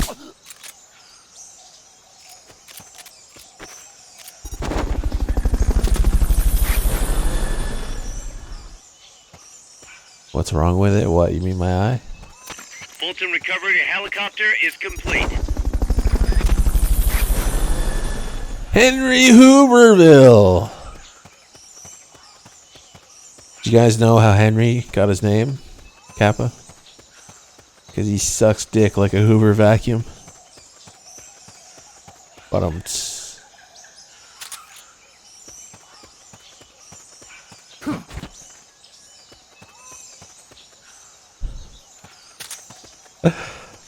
Joke is as old as time and it still gets laughs.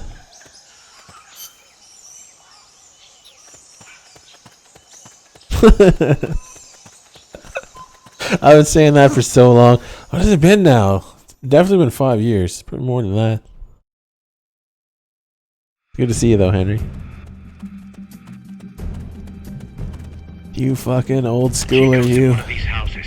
You've got to find him, Snake.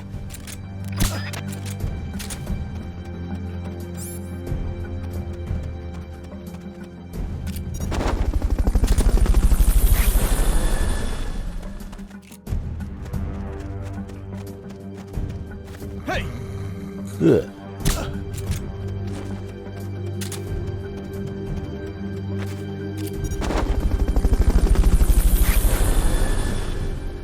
What? I don't give a fuck if you're subbed. It's just good to see you. Fulton recovery subject confirmed onboard helicopter.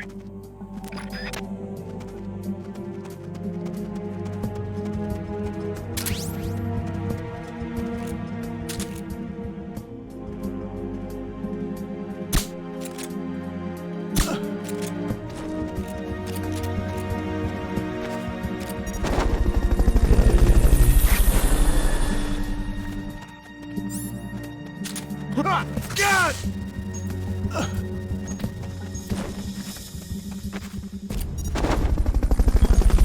That should be everybody. Supposedly, the houses being used to hold prisoners have been fitted with blue doors. To check inside a house, press the action button in front of the door.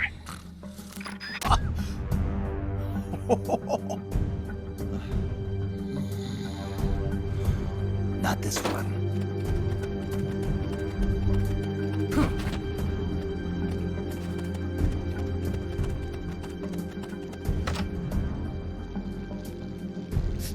Mama!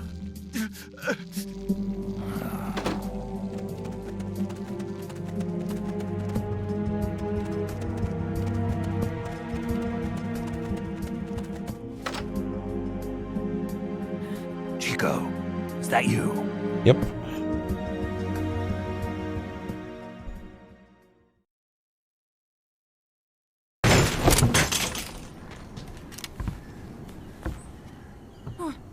Who's there? Chico, it's me.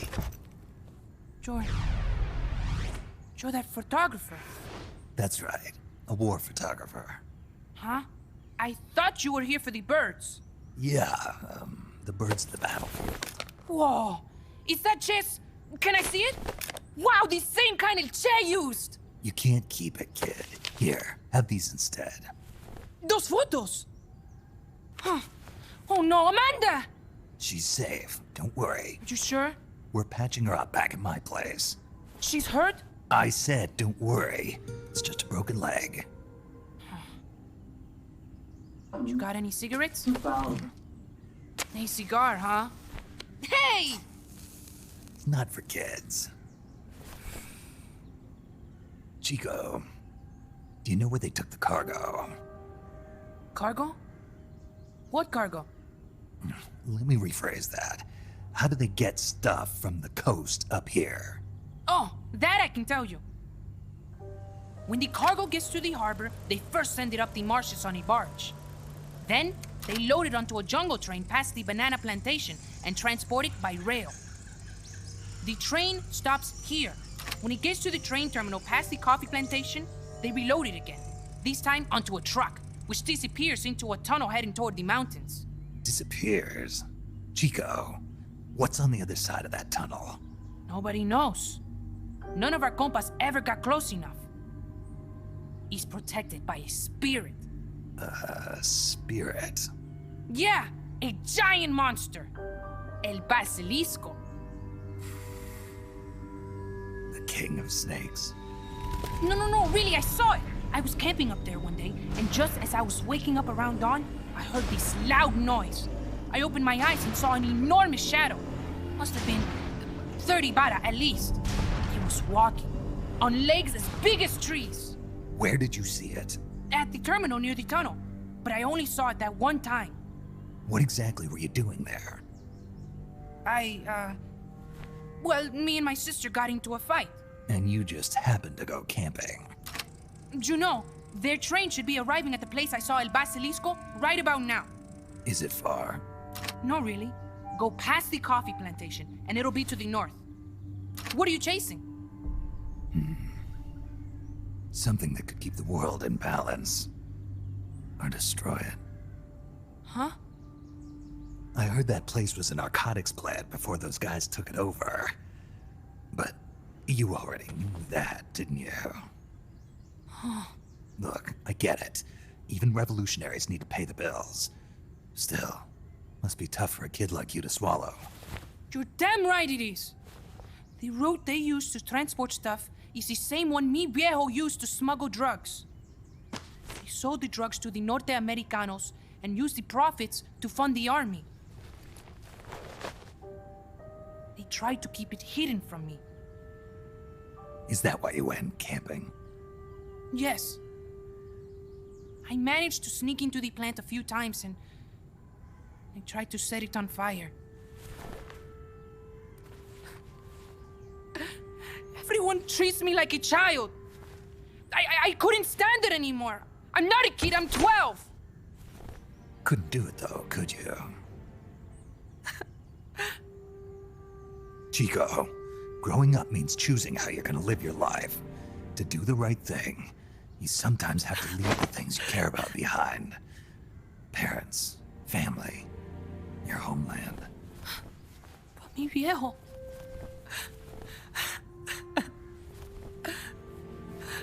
Papa. Chico, look at the photos. Mi viejo. He's gone, but there's one thing you don't ever leave behind. Your memories. Keep them safe. You want to get out of here, Chico? I do, but...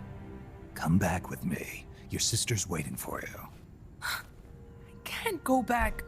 I can't face everybody. You told them where your compas are.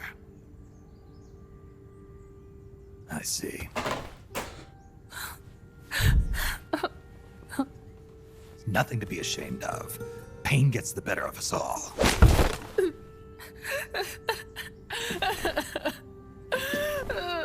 That line's actually stuck with me. I wish I was dead. Okay then. I'll put you out of your misery. What? Any last words?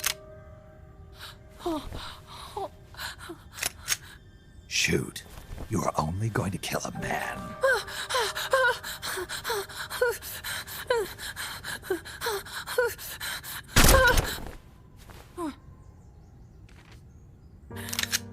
I just wasted a bullet.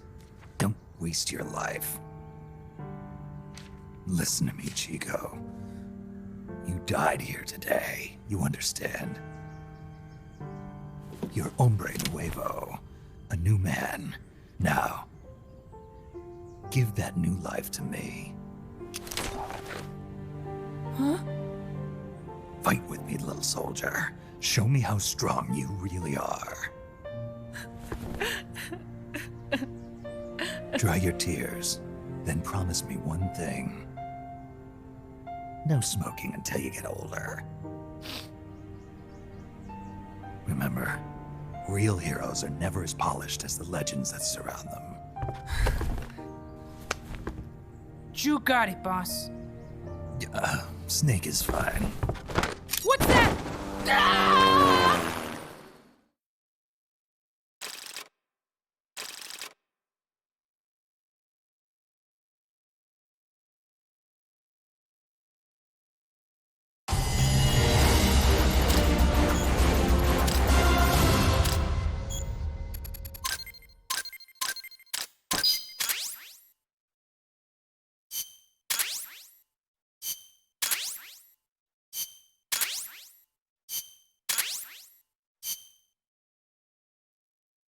Snake, Chico made it over.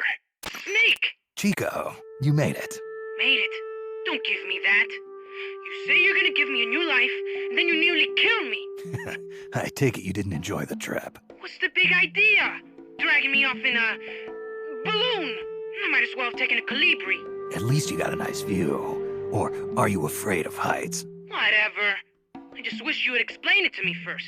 Would you have agreed to go if I did? No fun that way. Thank you for saving us, Snake. Amanda, a word of advice. What? Stop treating him like a child. Yes. Yes, I know. You're right. I shouldn't. Amanda, you're coming back after your leg heals, right? Of course. We still have work to do. We, huh? Are you sure you've got Chico's future in mind when you say that? What do you mean? We're sworn to our father's cause, to helping the revolution succeed. Revolution or no revolution, you pick up a gun and sooner or later you're going to hell. Are you prepared for that? I am. If the alternative is giving up the country I love, I'll take hell. Really? Well then, you're gonna have to stop treating Chico like a brother and start treating him like a soldier. You're right. Welcome to hell. Snake, can I ask you a favor? Shoot. You find any prisoners from El Frente, you bring them back alive. Cause... You're trying to make amends for talking. Not just that. Because they're compas. All right. But first, I've got to catch up to that cargo. I'll do whatever I can to help. Call me if there's anything you need to know about the area. And what? Let me know if you encounter any wildlife you've never seen before. Never seen before? What, like that basilisco you were talking about? I'm talking about UMAs. UMAs? You know, like ancient dinosaurs or legendary monsters. One day, I'm going to be a hunter. Is that right? Okay, sure. If you want to know more, I'm happy to tell you. Right. I'll be in touch, Chico. Okay, Snake. The enemy's cargo is headed for the next outpost, a rail terminal. Chico says no one's ever set foot past there. Their main base is probably on the other side of that tunnel. Unless we catch those spears before reaching it, they'll be in enemy hands. You've got to stop them. Hurry, Snake.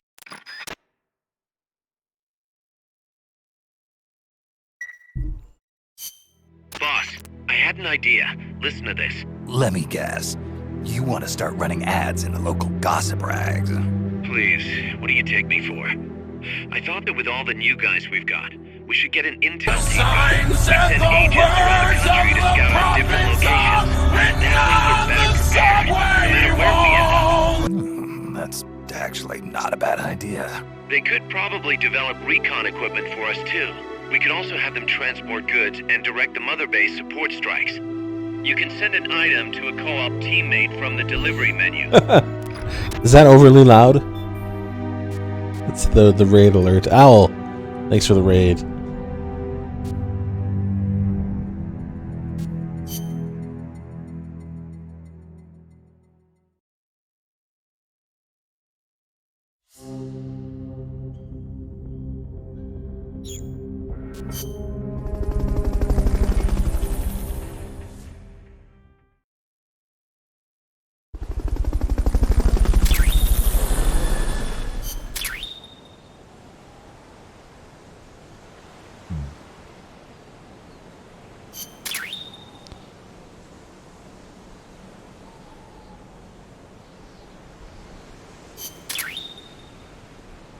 Oh shit, shitload of stuff opened up.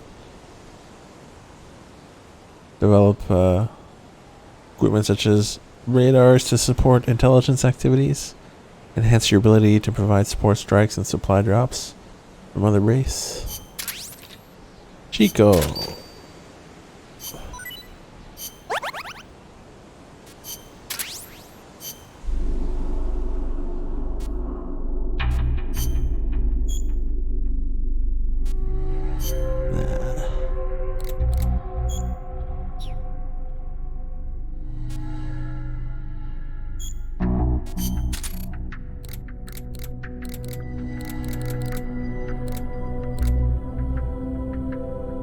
What's her face? Still in sick bay.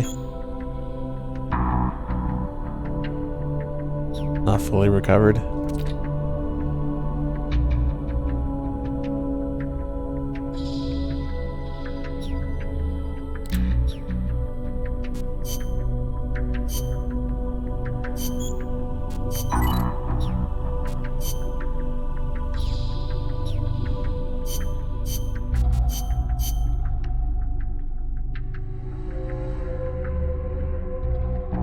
Hasta la victoria siempre.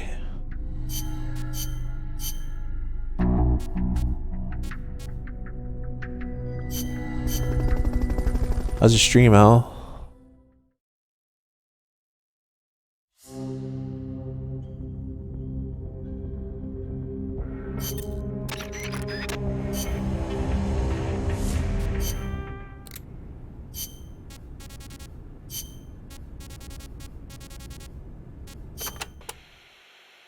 You were saying Japan has a peace constitution too.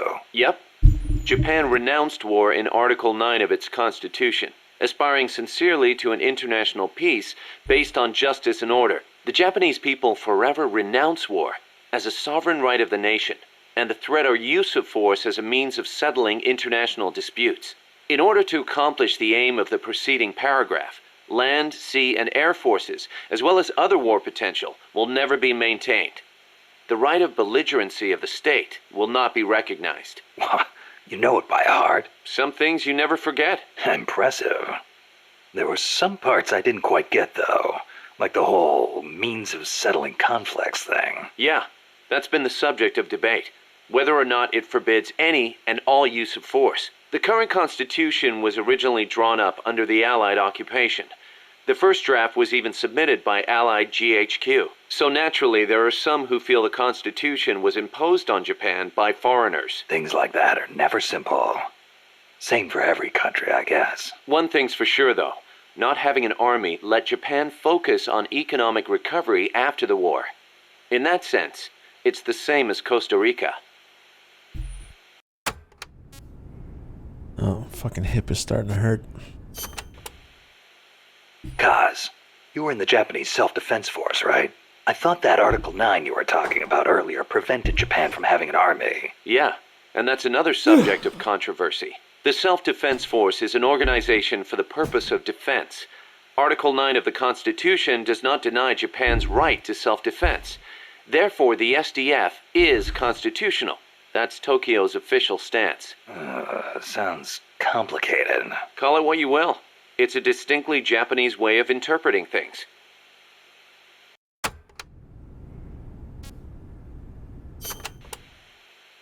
The U.S. has military forces stationed in Japan, right? Right.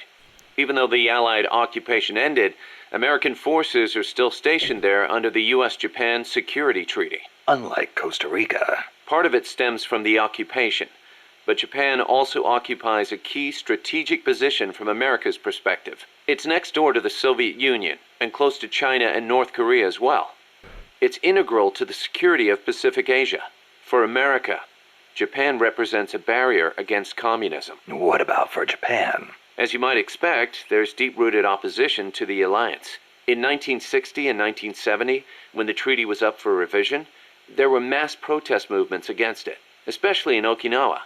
The U.S. only gave it back to Japan 2 years ago, and American bases are still concentrated there.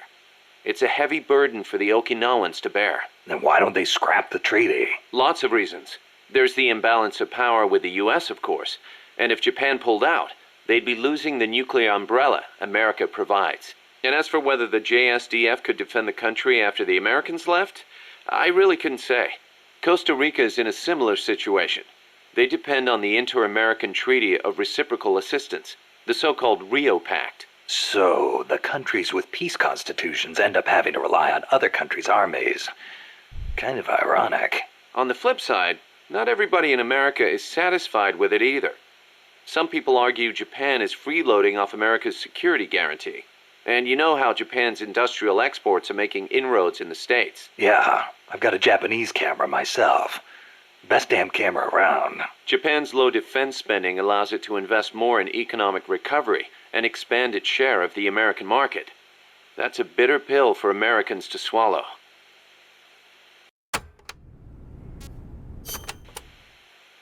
You know that today, Japan is under the American nuclear umbrella. Right. The U.S. vowed to retaliate against any country that launches a nuclear strike against an allied country. That promise deters nuclear attacks against America's allies, hence the term nuclear umbrella. But suppose the Russians nuke Tokyo. Would America really nuke Moscow in return? If they did, the Soviet Union would undoubtedly retaliate. Would Washington really be willing to risk having a bomb dropped on itself in order to avenge Japan?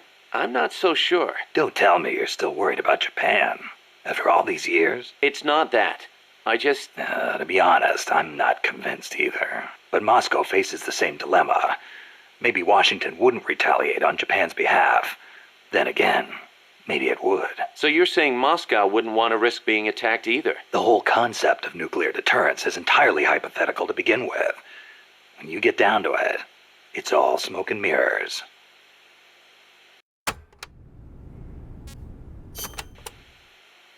Japan shall not possess, manufacture, or allow the introduction of nuclear weapons into Japan. Those are the 3 non-nuclear principles set forth by the Japanese government. Allow the introduction? That's funny. Some of the U.S. warships that visit Japanese ports are armed with nukes. Or are you going to tell me they transfer them at sea onto other ships every time they visit? You raise a good point, Snake. But the Japanese government doesn't recognize it as such. The introduction of nuclear weapons into Japanese territory would need to be agreed upon in advance. America hasn't made any such agreements. Therefore, they aren't bringing nukes into Japan. That's the official excuse. Doesn't sound like much of an excuse to me. I don't blame you.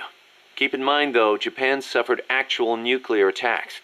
Anti-nuke sentiment there runs deeper than you think. I suppose the government's not really in a position to admit that sort of thing.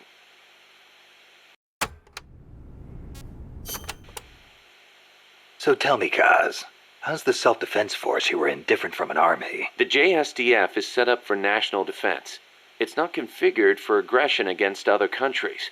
It's what you'd call exclusive defense. Exclusive defense? It's the fundamental strategic posture of the JSDF. No preemptive attacks. Only the minimum defensive action necessary after an enemy attacks. Anything defined as self-defense, then? The JSDF originated as the National Police Reserve. Back then, American forces stationed in Japan were being sent over to fight in the Korean War. So in a sense, the NPR was filling a gap. Police, huh? Reminds me of the Costa Rican Civil Guard. Yeah, exactly. They're also dispatched to provide disaster relief. The year before I joined, they had a hell of a time trying to rescue some buses that got hit by landslides.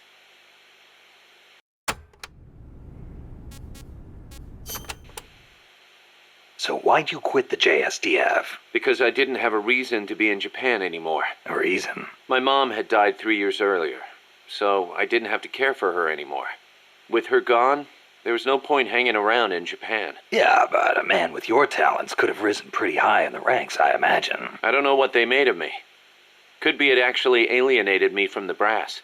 And personally, I could never get used to the idea of exclusive defense. Meaning? On a strategic level, I can see how a country could go with the exclusive defense model used by the JSDF. And I've got nothing against my fellow soldiers who believe in it. On a tactical level, though, it just rubbed me the wrong way. To put it simply, I was itching for a real fight. I figured. And I felt as long as I was in the JSDF, I'd never be able to stand shoulder to shoulder with my father, who was in the U.S. Army. Seeing Yukio Mishima's suicide didn't help either. Yukio Mishima? The guy who wrote The Temple of the Golden Pavilion? The way he questioned the status quo hit home with me. Not that I admired his vision or anything, but it did get me thinking, that's for sure.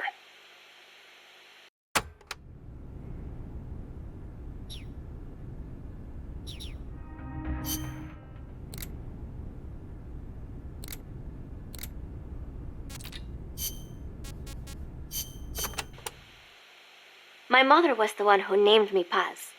She said it was an expression of her wish that the country stay at peace. It is a pretty common name in Central America. My mother always used to tell me, never make war. Always help keep the peace. I remember. Your grandparents. Yes. They died in the Civil War. I think that is why my mother hated war so much. That's another thing you've got in common with Kaz. His mother named him Peace, too. See, because Japan also suffered through war. I think I know how Mr. Miller's mother felt.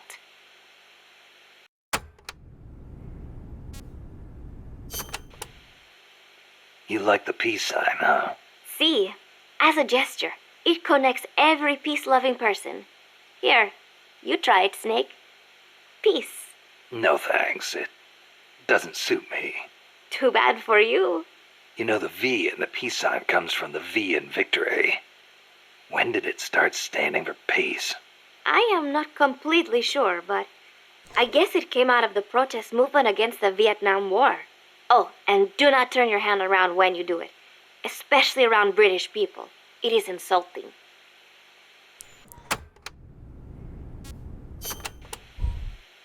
So, you live alone now? No, not alone. I've been living in school dormitories since I started junior high. After my mother died, my relatives took me in, but they were not my real family. You didn't fit in there. In a way. My aunts were kind to me and all. But I know how difficult it must have been to suddenly have a child thrust into their lives. When you live with someone, there are no secrets. I could tell my being there was a burden on them. Sounds like a rough childhood. I would not say that. I was lucky just to have people take me in. There are huérfanos living out in the streets because their mothers died. It is even worse in countries with frequent civil wars. So, who am I to complain about my childhood? You're a pretty tough kid, you know? Not at all. I am not strong at all.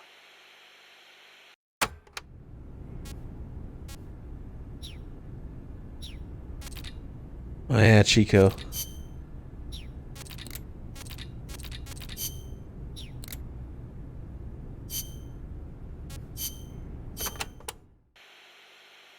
We are Sandinistas, the heirs of General Sandino's will. Sandino, the father of modern guerrilla warfare. To you, maybe. To us, he's more like a real father. That why you named yourselves after him? Of course. La Frente Sandinista de Liberación Nacional. The Sandinista National Liberation Front is named in his honor. We share the general's goal, to take back our country's freedom. In his day, from America. In ours, from the despot Somoza. Times have changed, but the song remains the same. Patria libre o morir. That is our slogan. El Che used to say the same thing, you know. Patria o muerte, the slogan of the Cuban Revolution. So, you're fighting for a socialist revolution too, then? No, it's not about ideology. We only want to live normal lives. We are sick of living in a country where you can be beaten for walking down the street, where you never know if your neighbor is snitching on you. Our goal is to give back the country to its people. Yeah, the Cuban Revolution started out like that too. We are few in number, but we will win. Victoria o muerte. For a revolutionary, there is no other fate.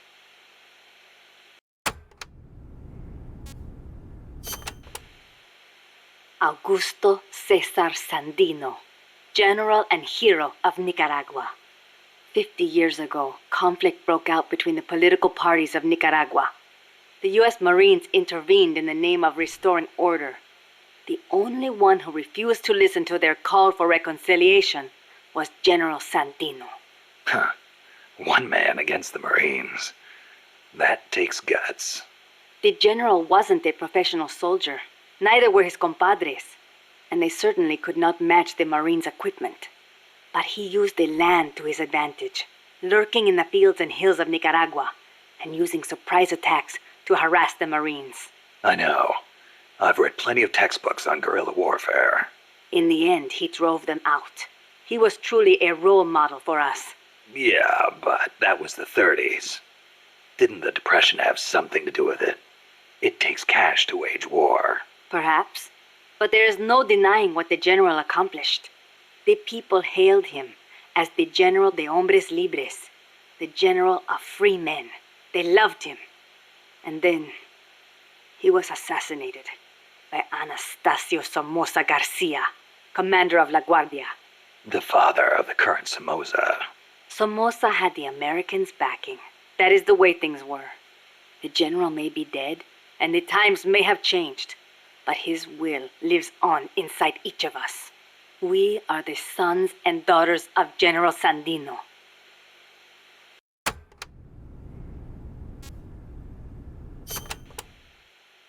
Hey, how's the watermelon business these days? Not bad. I hear the compas back home are hanging in there too. Good to hear. You know our nickname. I'm impressed. No wonder they call you boss. You used to hide your weapons in hollowed-out watermelons, smuggle them right past the National Guard. You even transported pineapple grenades that way. The name caught on among sympathizers in the region and... What are you talking about? Huh? They call us watermelon sellers because the general's name sounds like the word for watermelon. Sandia. Really? Si. Damn it, Kaz.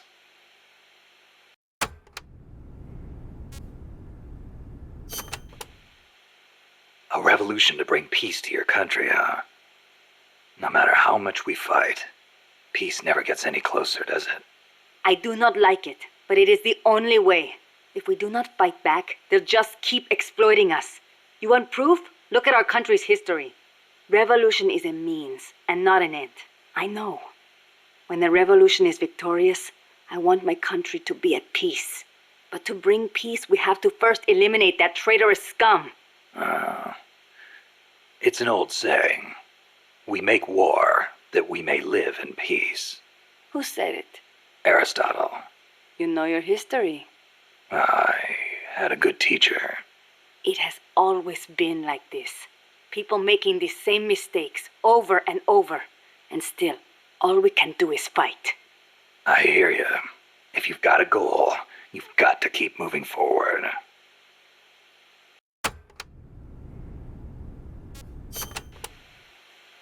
I noticed you called Che Guevara El Che. Not just us. Everyone in these parts does. Che was always his nickname. It does not feel right to call him by his last name. I was shocked the first time I saw you. You look so much like him. I look like El Che, huh? Sort of.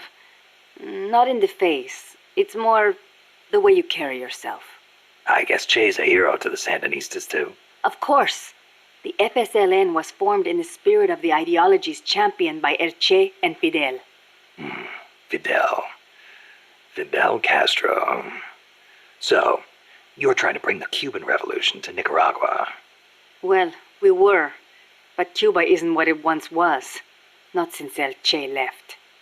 El Che was a true revolutionary. He fought and died for the people. He worked harder than anybody, and he was a righteous man. Even as a minister of Cuba, he gave up his weekends to work on the farms and public works. As a volunteer, no less. Yeah, I've heard the stories. But when you think about it, wasn't it that obsession that did him in? How do you mean? We can't all be supermen. He thought the ideals he applied in Cuba would work in Bolivia, but he failed to win converts and the support of the peasants, and it cost him his life. Maybe you are right. But at least he did not steal from those peasants, no matter how hard things got. Yeah, I can sympathize with that. There's plenty of guerrillas out there who'd rob their own people to feed their revolutions. If we had a comandante like him, the Sandinistas would find the will to fight.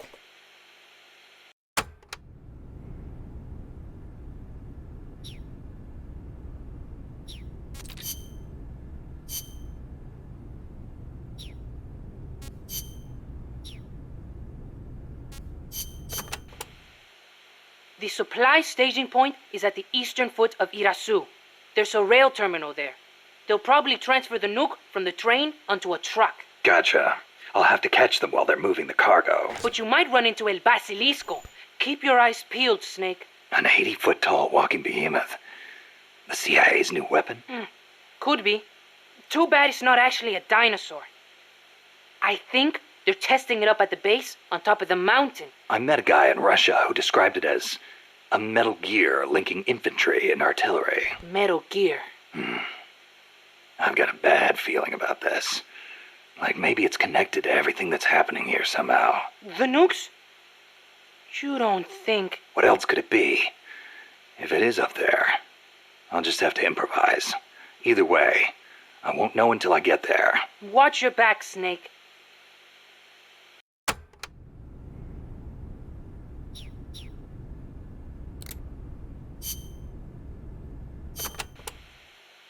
The supply staging point...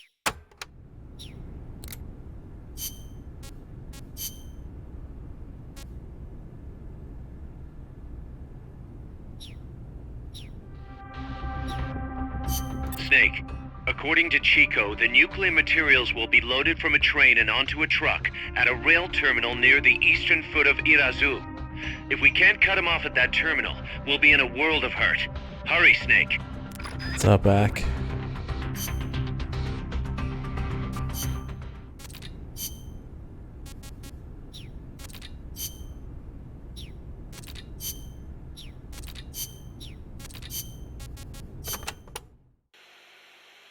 La CIA has taken control of this coffee factory too. All to produce its drugs. It was famous once for its fine beans. Cafetal aroma encantado. For its fine Enchanting beans. aroma, huh?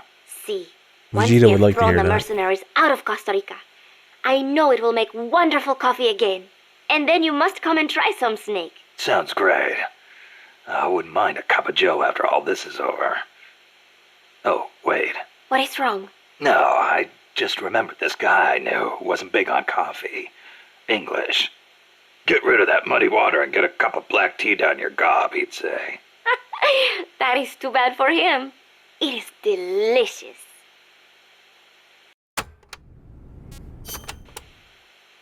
As I said before, building railroads in Costa Rica was a dangerous job. A lot of men died, and sometimes they stopped work altogether.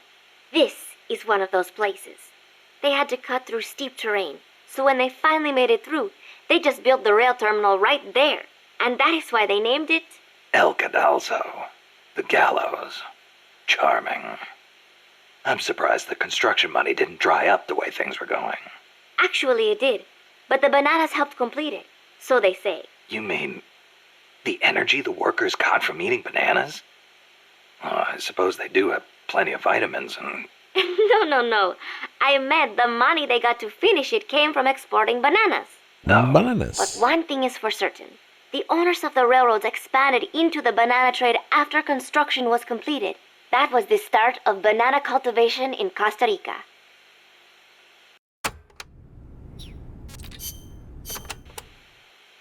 Amanda, do you know the way to the rail terminal? Remember the locomotive by the fork in the road before the village? Yeah, back in the jungle. Follow the train tracks from there, and you'll come to the terminal. But there's a plant along the way. Disguised as a coffee factory? Yes, it is their drug refining plant. La CIA controls it now. Cutting through there is the shortest way, but it'll be crawling with soldiers. If you want to go around... No, forget it. If that's the shortest way, that's the way I'll take. Besides, it's one of their bases. It'll be good intel. Very good. A number of guards at the plant are positioned on high walkways. Be sure to study their movements before you advance. Or I could just snipe them first. The plant's layout is another maze, I'm afraid. Stay cool. Make your way out of the plant and you'll arrive at the terminal. You know a lot about this place. What are you saying? I've been there before, when the KGB ran it, yes. But it is not as if I enjoyed it. No, I just meant you know a lot about how the enemy works. I hope so. Anyway, did you talk to Chico about the terminal? He said it's where they transfer the cargo onto trucks. Meaning the facility is of considerable importance to them. Don't get careless. I won't. By the way, I've heard of a shortcut that cuts straight to the coffee factory, to the east of the village. But I've never used it myself. Check it out if you're interested. Thanks for the tip.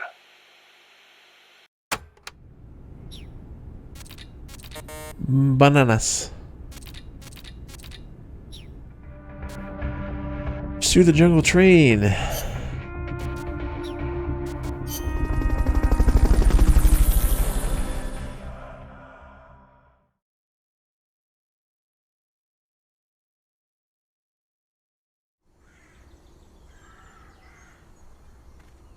The train terminal is on the other side of the coffee factory. Head for the factory first. To get to the coffee factory, you'll first need to backtrack to the Right in the fork hole. the road.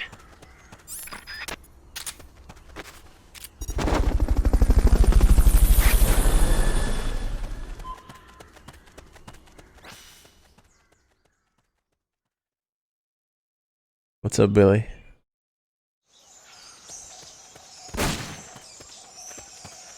There's a coffee factory to the northeast. Beyond that is a train terminal.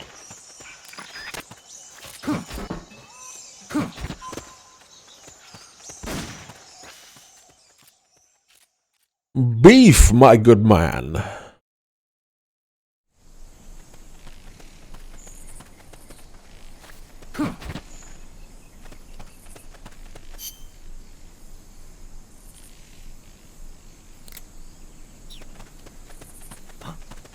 think I see someone.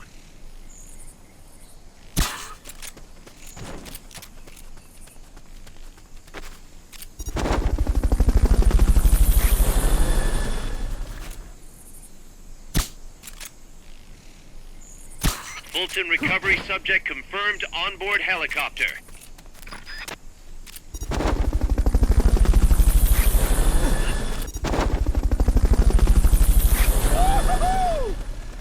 Fulton recovery helicopter is complete.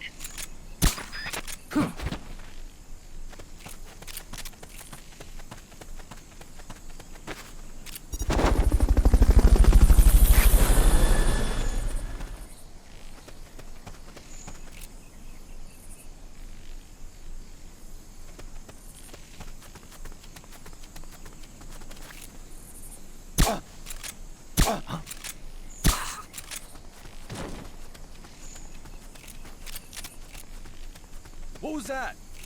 Nice vision.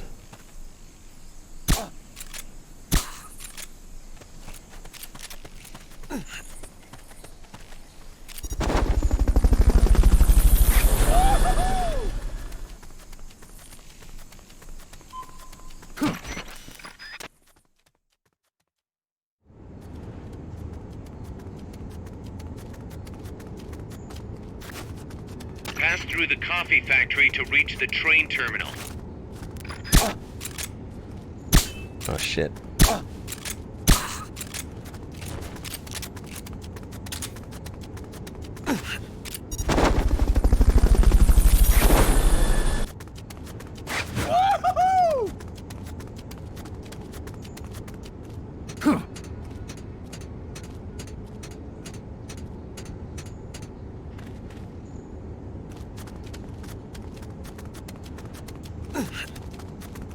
Enemies close by. Oh fuck.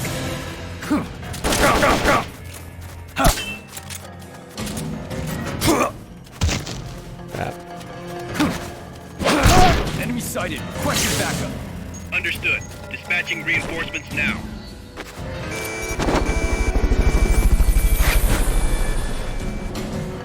Oh, that sucks. Are they gonna come Fulton up this recovery way? helicopter is complete. Yeah. Oh shit.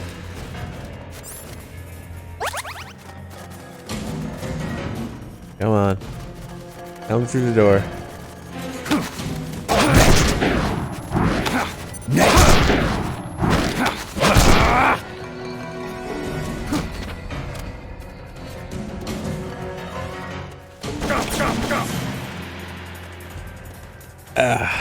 That sucked.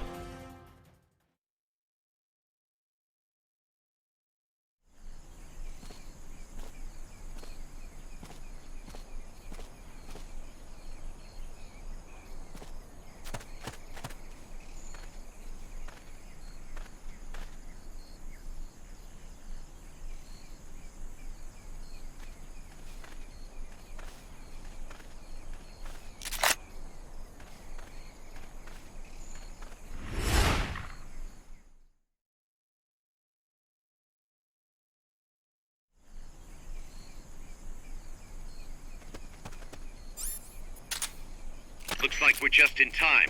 Neutralize all enemies and secure the train.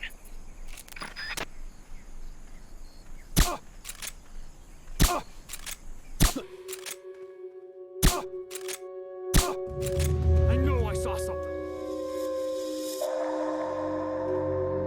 Being shot at. Going to alert status. Understood. Maintain heightened alert.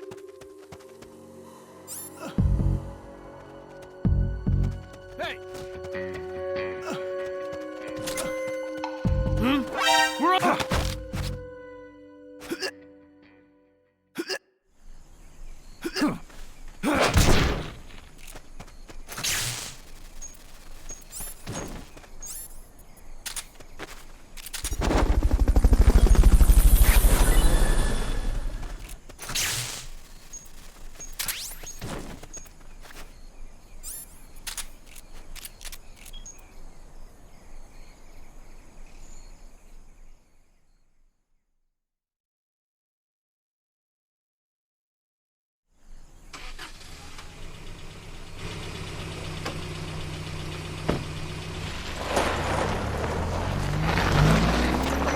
Check out the cargo.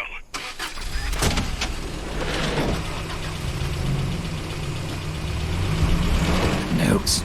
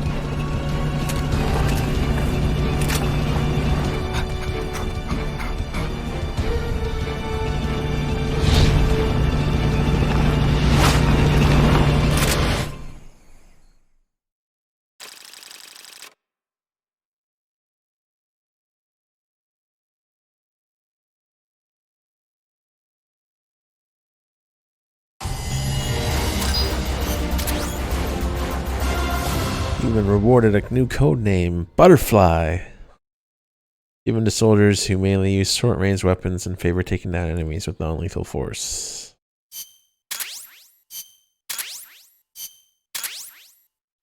Taking it slow. M60. Sonic Eye.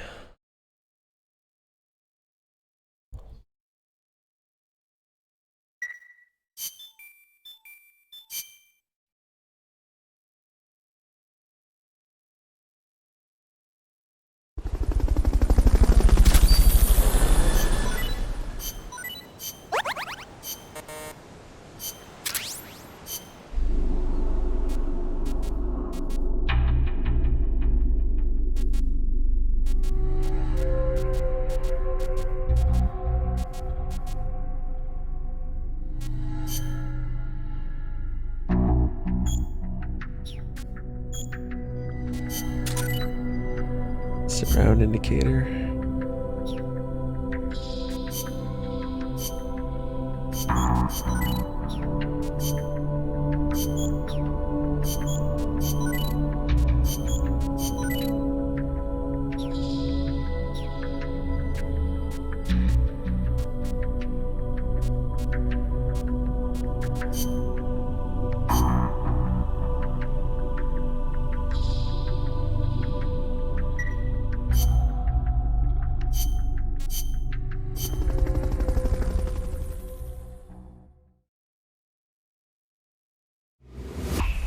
What's up, Metaru?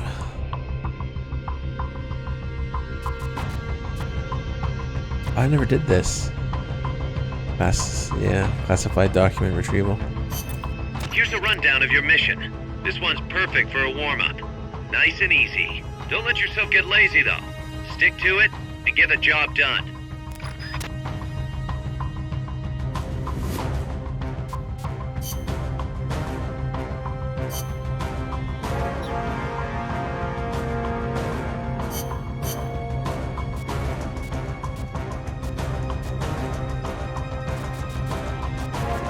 Force mackerel.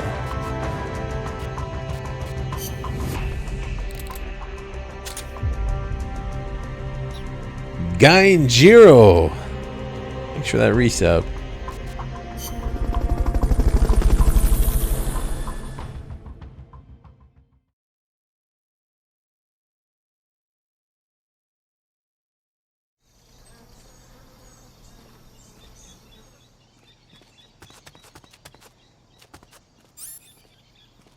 Oh, whoops. Oh, whatever. Forgot to bring Bolton. What's that?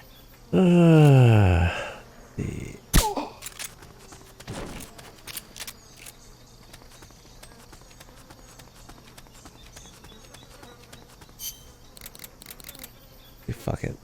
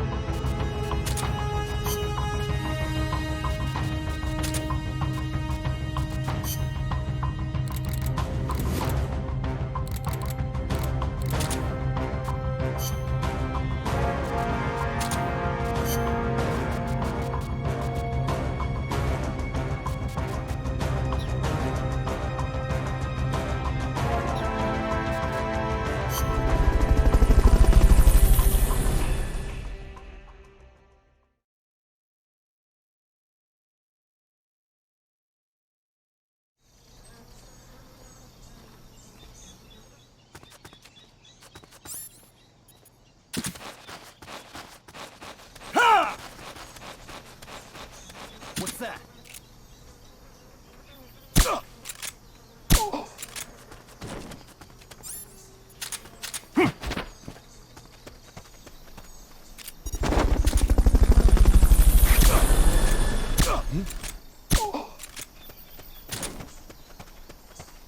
Fulton recovery subject confirmed onboard helicopter.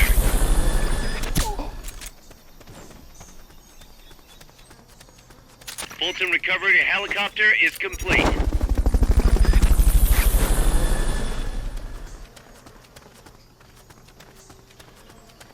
Fulton recovery subject confirmed onboard helicopter.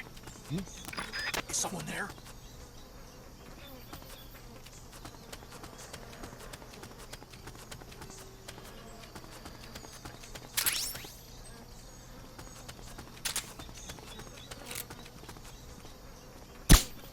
God damn it.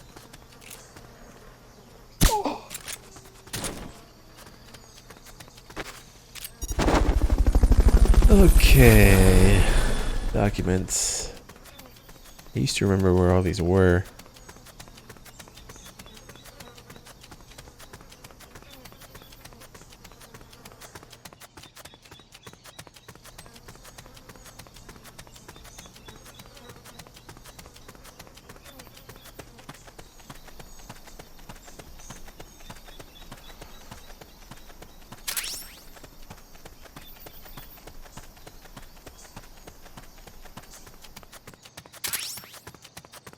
Who left?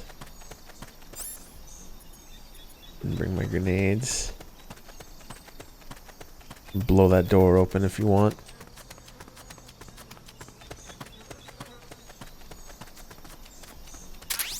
Square camo.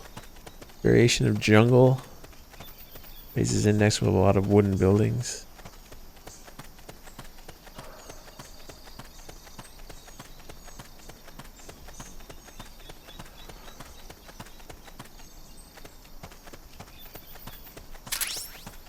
Okay, one left. No idea where it is.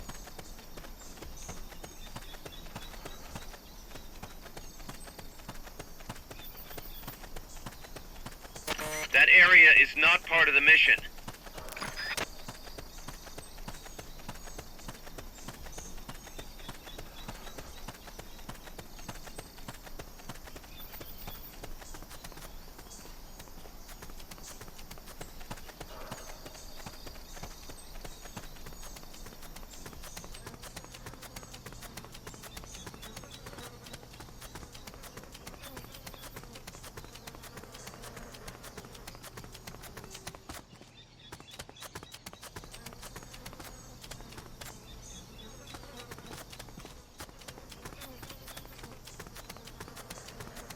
Fuck.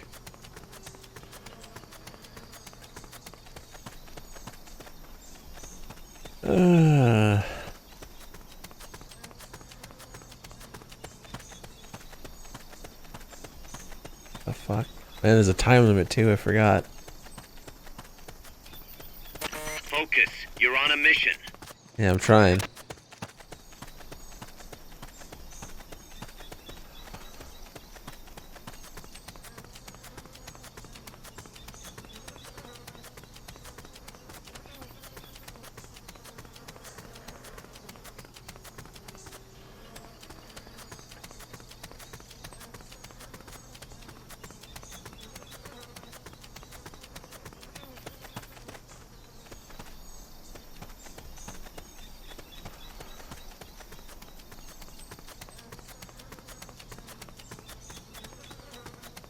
What the fuck? Anybody know where this one is? 3.5 minutes left.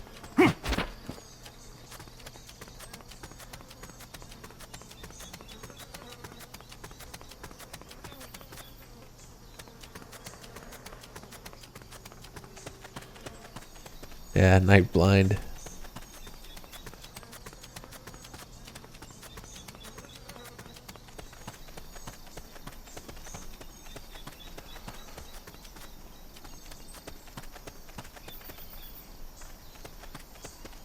Oh. Yoink. Nice pants. Thanks, bro. You're done with that area. Head for the goal.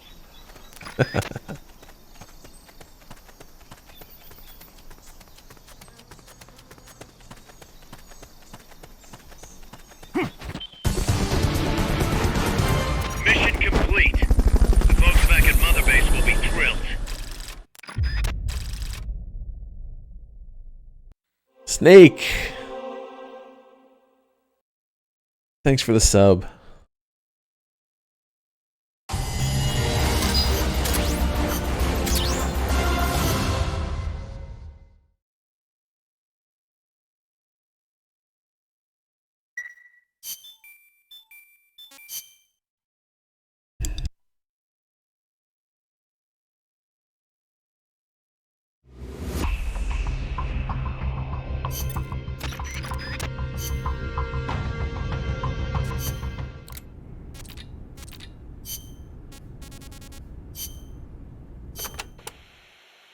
Don't forget.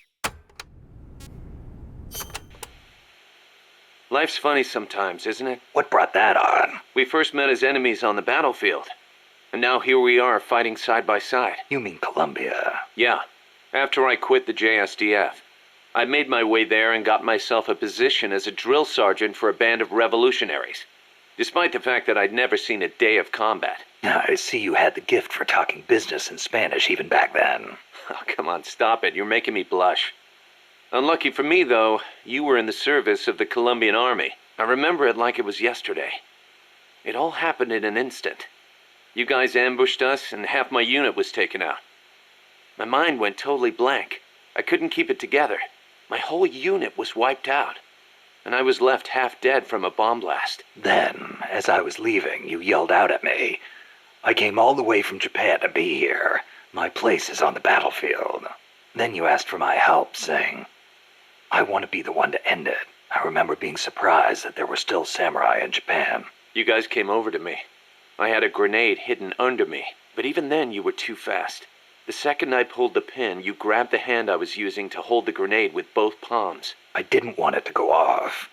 I'd heard samurai were a proud bunch. I wanted to know why one of them would stoop so low as to try to take his opponent with him. And I said, I'll never lose again. We'll never lose again. Yeah. We'll do whatever it takes, but we'll never be beaten again. Then, I passed out from the blood loss. When I woke up, I was in your camp's infirmary, stuck full of tubes. Why'd you save me? Your enemy after I tried to kill you. Because you swallowed your pride and fought with everything you had. I just didn't want to lose. You found a way to fight back, even in the face of death, even when you knew you were going to die. That's the mark of a true warrior. It's not about gain and loss, or victory and defeat. I looked at the way you lived your life and saw the path I needed to take. As a warrior. Wow. I never knew that. And that's why you... I realized then that the battlefield doesn't only divide people into allies and enemies. Sometimes it tells you more than just who's an ally or who's an enemy. Sometimes it helps reveal your true comrades. Like you and me, huh? That's right. And 2 years later, here we are.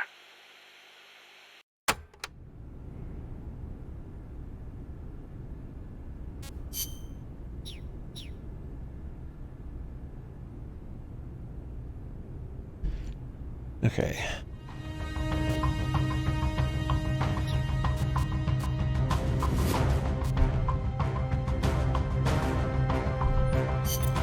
Here's a rundown of your mission.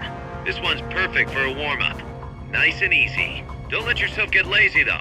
Stick to it and get the job done.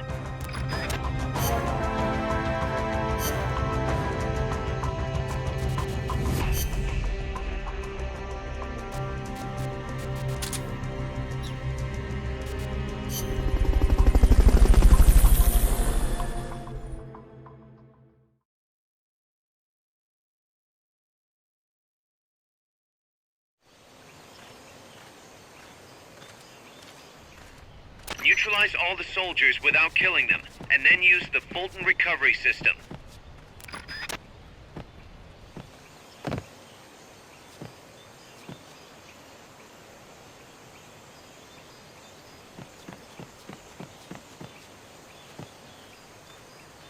I think I see someone.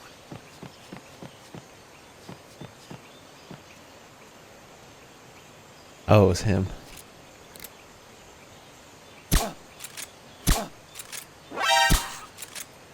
Nope. Nopers. What was that?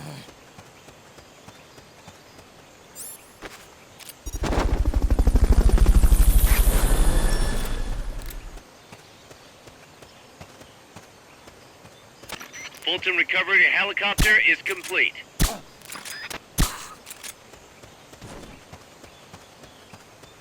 What was that? I think I see someone.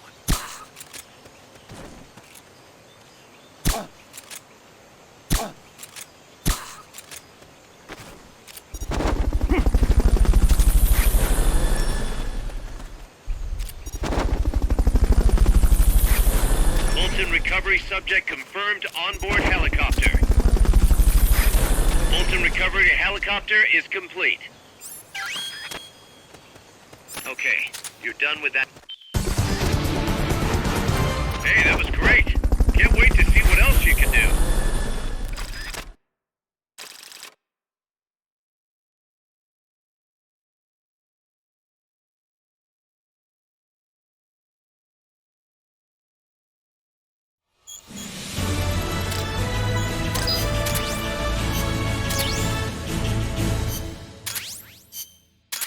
Hobby magazine, cologne.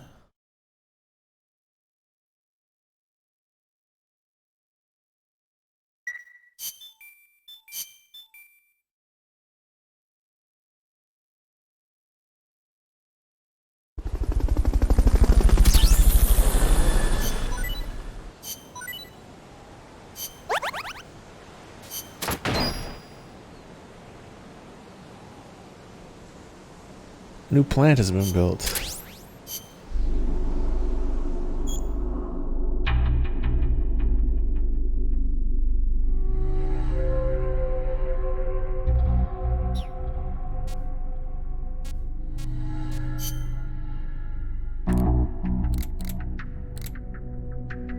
You still in the sick bay? Fuck, she's gotta stay in there a long time.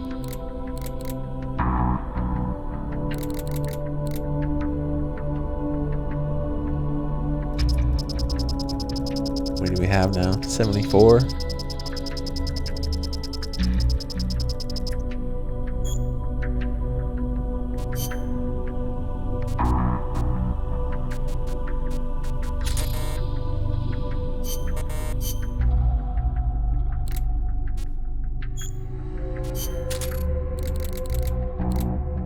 Why is she not there?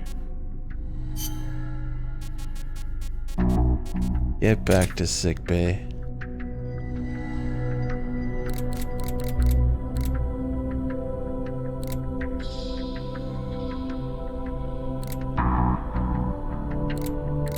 Fucking Miller's on the mess hall team.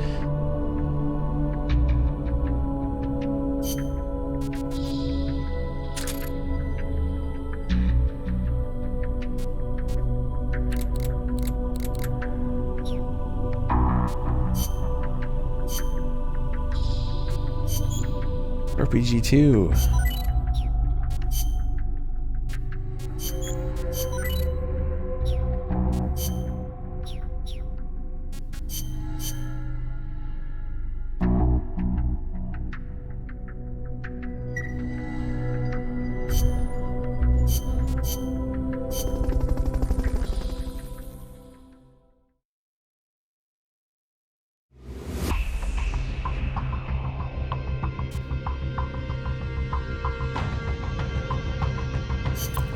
Snake, that's an enemy tank unit. Either neutralize the soldiers or destroy the tank. Get them.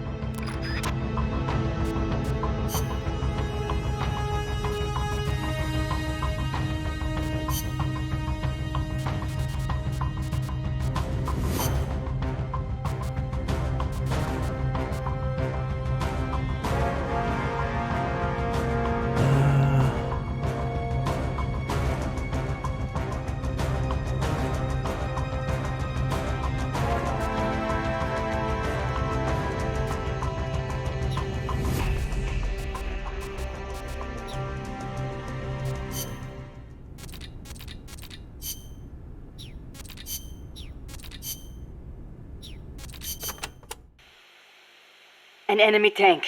Is there somewhere you can hide, boss? There are train cars, but they won't hold up against a gun like that. Even a freight train? Incredible. But they keep me out of sight. Temporarily. Use them to look for an opportunity to hit its treads or the fuel tank at the back. But don't forget about that gun, huh? Or the soldiers.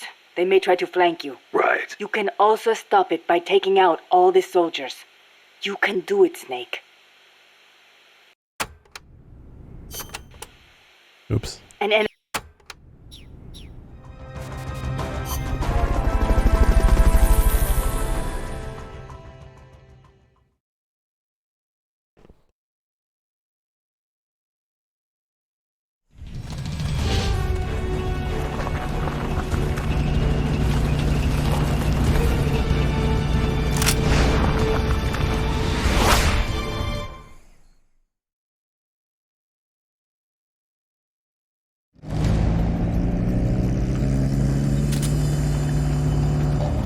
Have any supply markers.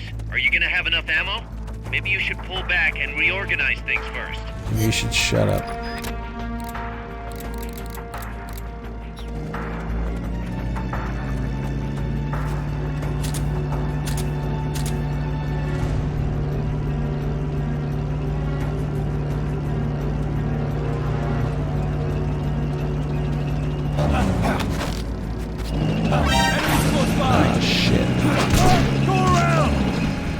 Let's try this again.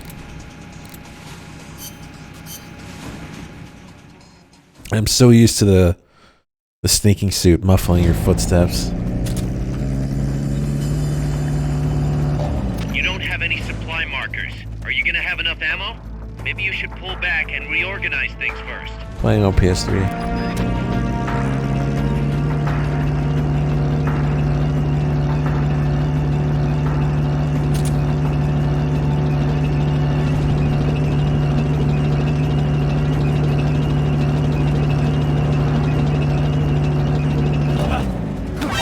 What? How's everybody turned?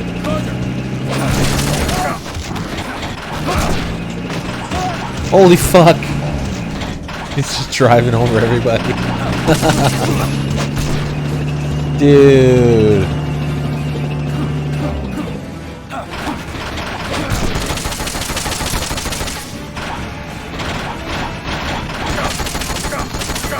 Man, I'm getting shot.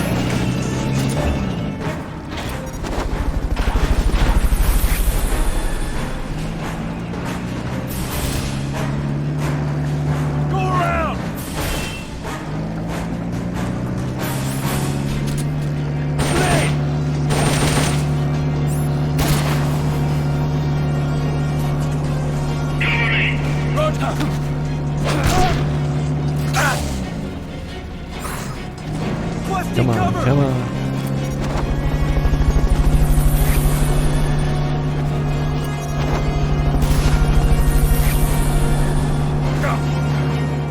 He's not gonna. Whoa! All over the world. Volgan, please calm the fuck down. Mint! $100 tip. Thank you, Mint. Thank you, Mint. Oh shit. Night boss, Mint. Go around.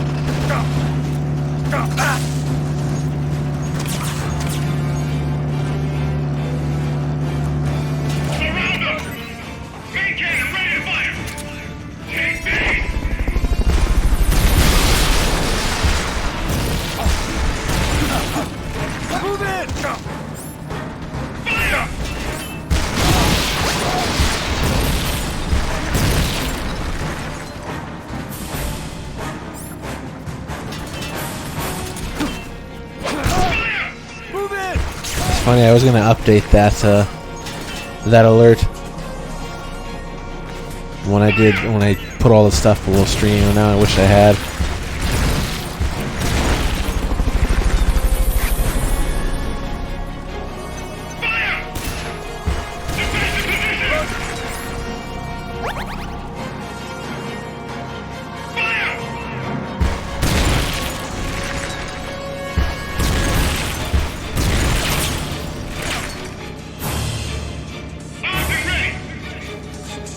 Fuck.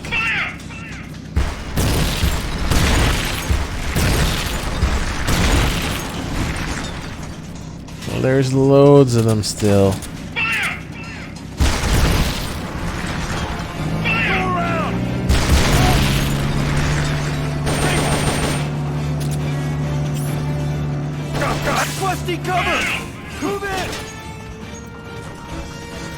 Ah, shit.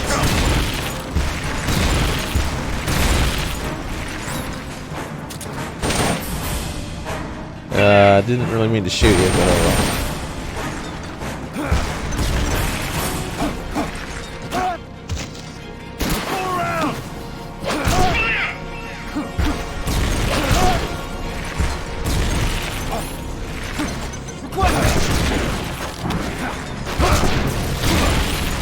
Shit.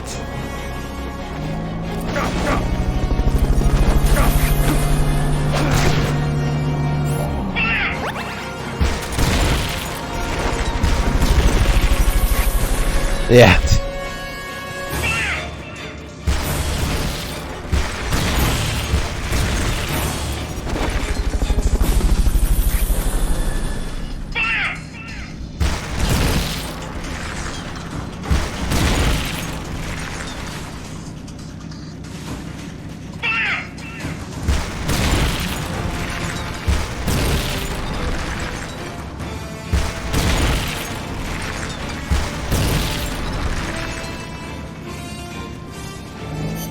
Yeah, even if I get all the guys now, he's not gonna come out, is he?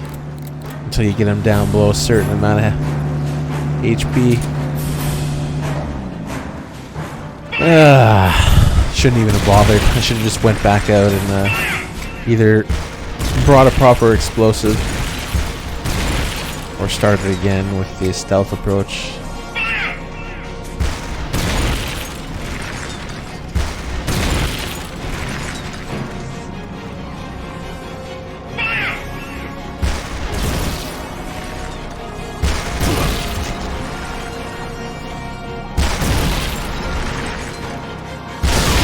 Oh, dude. Well, never mind. Fucking smashed by a freight train. What happened, Snake? Snake!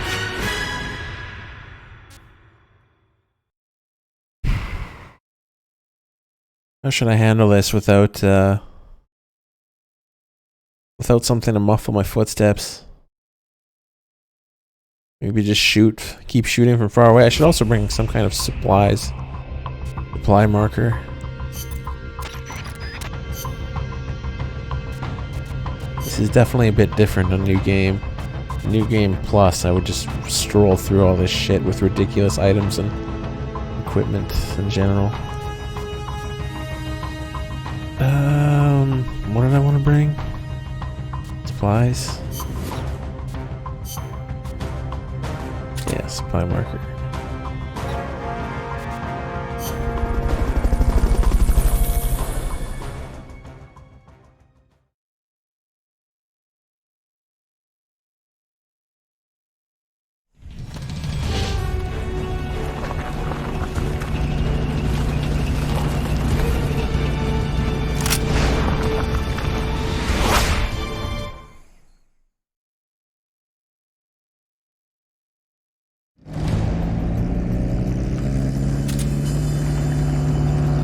Neutralize that tank unit.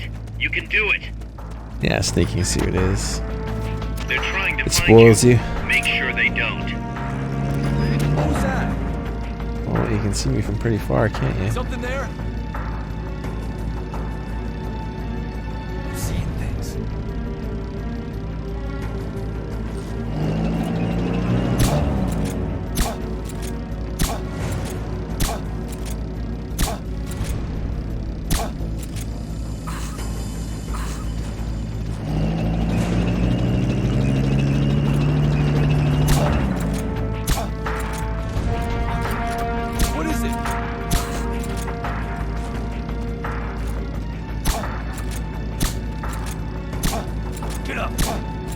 Damn it. What is it? Okay, here.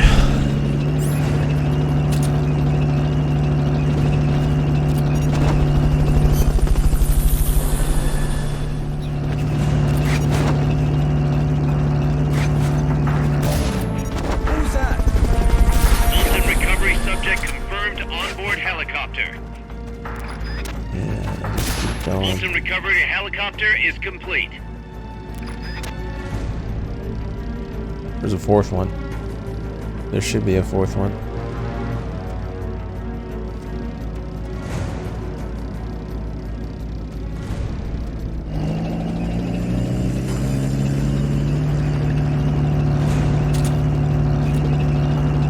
What is it?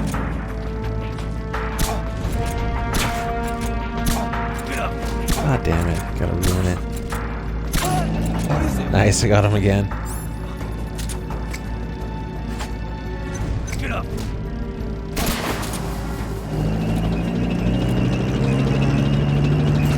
Check it out!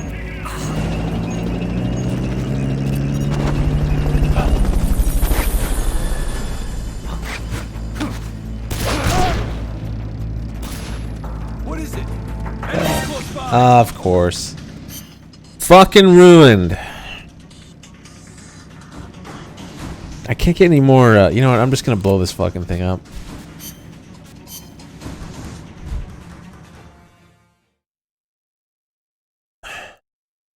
Sneaking suit really carries you.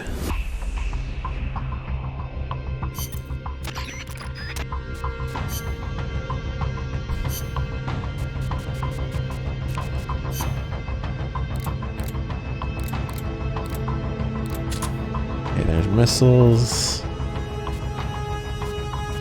What else?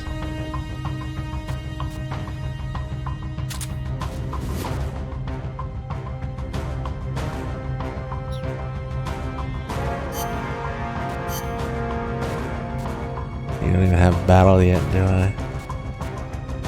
No.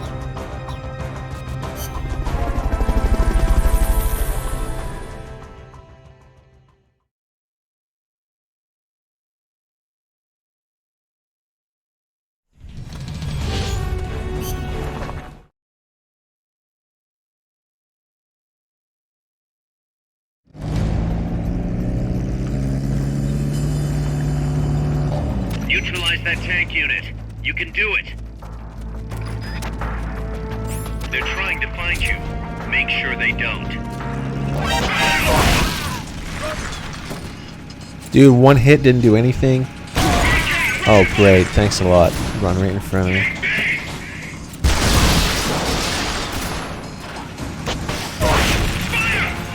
It's gonna take like 20 shots of this shit.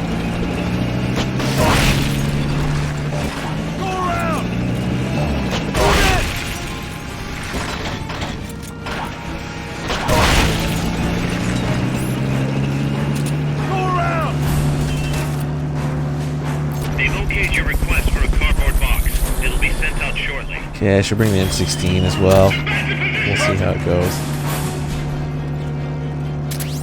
Move in. What's up, Rhino?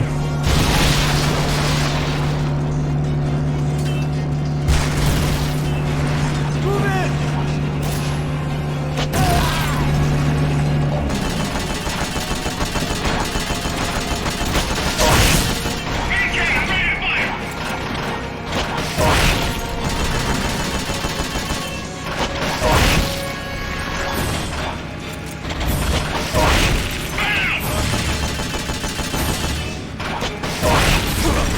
Oh, you bastard.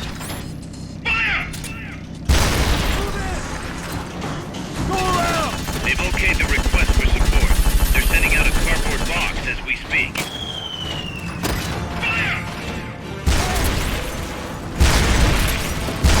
Holy shit.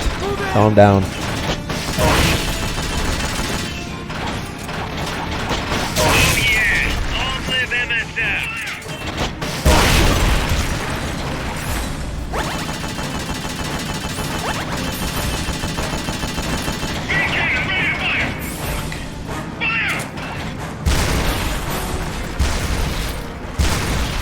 They've okayed your request for a cardboard box.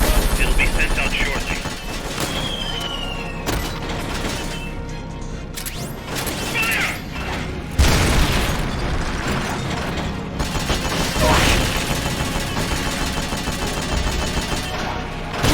Oh, did I just do that to myself?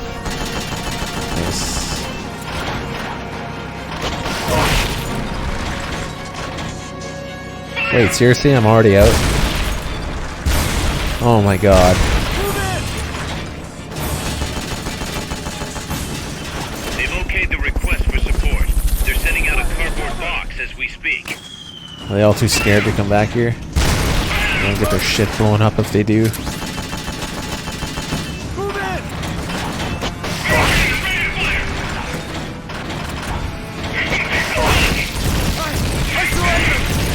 Target successfully neutralized.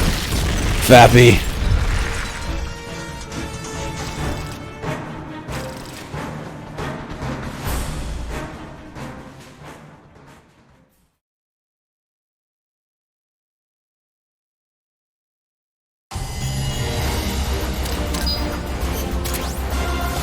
What was in the Gaunt? Hurry. Snake, the truck is headed up the mountain road past the tunnel. So it was nukes after all. What now? Their main base is up ahead. I better hurry after them then. But... Kaz, if I don't get moving, it'll be too late. All right. I guess you never did let dangerous assignments or risk aversion get in your way. How do I get inside the mountain? I can forget about the tunnel. Yeah, the tank took care of that. Any other routes? Why don't I let a local expert take over? Snake, you need a way into the mountain? Yeah, got one. Let's see. Do you remember that precinct I was in? In the village, right? Right. Go back to the village and head north. There is a bridge that connects to the mountain road. It crosses over a gorge. That's probably the best way. But there is a little problem. The path heading north from the village is barricaded. You might have to break through. Got it. The heart of Irasu. That's where the enemy's base has got to be, Snake. And maybe... Let me guess. The Basilisco. You don't believe me, do you? No, I mean... We'll have to see. Snake, Irazu features a number of crater lakes. The Odeberg government had planned to use those lakes to construct hydroelectric plants as one of its big state development projects. The project was scrapped, but there's still a small opening at the bottom of the lake. Meaning? I checked the satellite imagery, but didn't see anything man-made, which means they probably built a base inside the mountain. Could just be a storage igloo for explosives, or maybe some kind of research facility. What do they hope to accomplish by bringing the nukes there? First things first, get past that barricade north of the village. Looks like the only way through is the noisy way. You'll have to blow it up.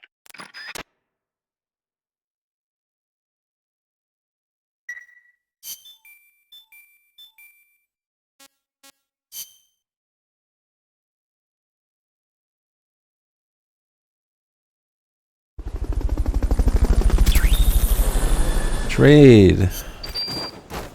Never did make a trade, I don't think, on my main save. My current main save is crap though, compared to my old one.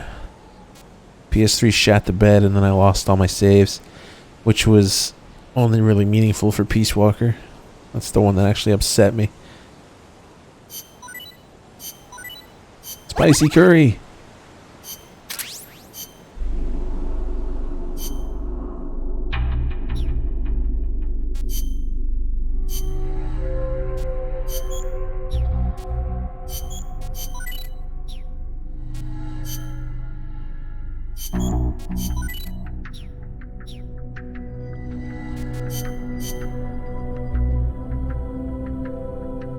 Or wasn't even my fat one. It's still the same one I'm using now. The original Slim. Got the middle model of PS3. Destroy the barricade. Let's listen to some. Oh wait. More target practice. Commence target practice.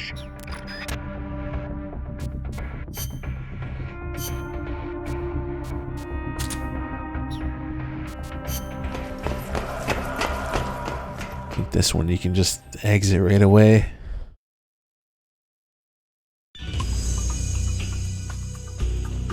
This is a kill house. It's a good place to test fire new weapons. You can also try your hand at time attack. How about it?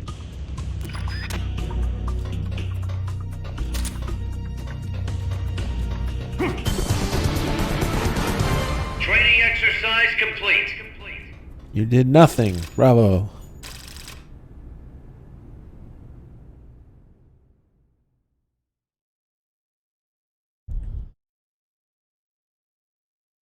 It'll always be the same.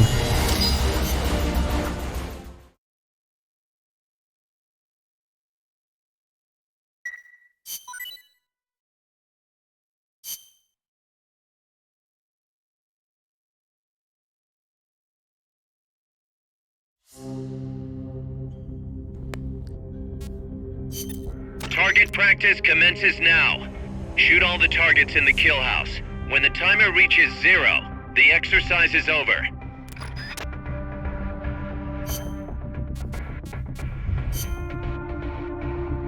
I sneeze, I think.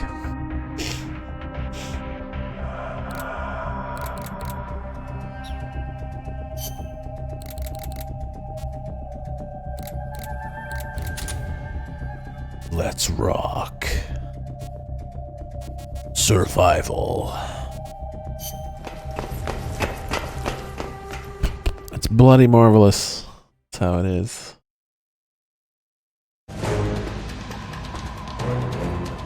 This is a time attack. Hit the targets and keep moving.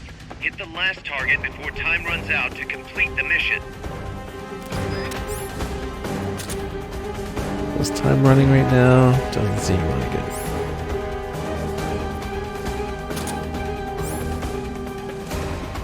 Cannot be used in versus.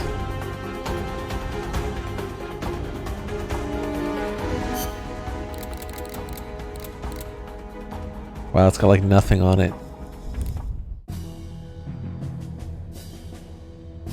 2 things from Portable Ops, Showtime and Calling to the Night. Whatever, let's go.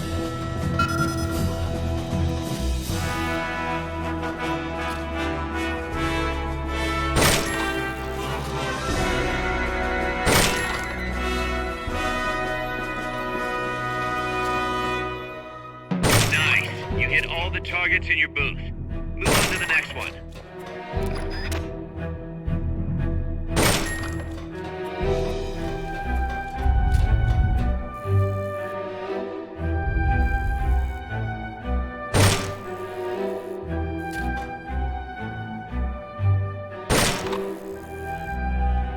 Nice. You hit all the targets in your booth.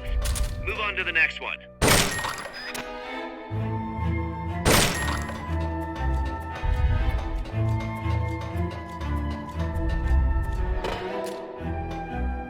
Nice. You hit all the targets in Shut your up, booth. Cause. Move on to the next one.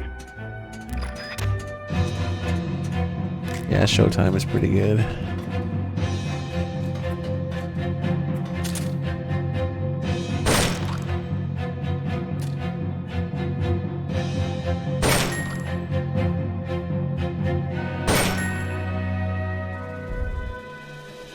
Huh?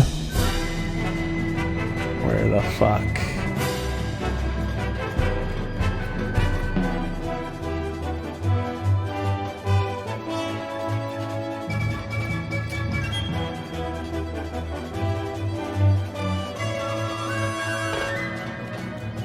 Shit. I'm pretty sure I'm missing one.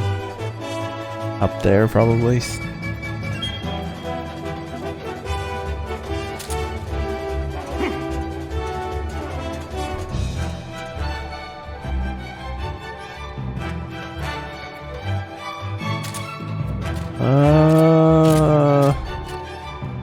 No.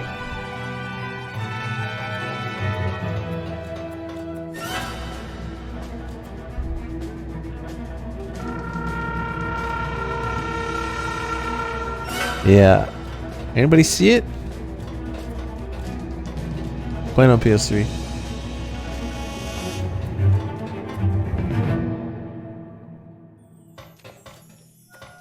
Pretty sure it's not down there yet. Maybe I'm wrong. I don't know. They're not appearing anyway.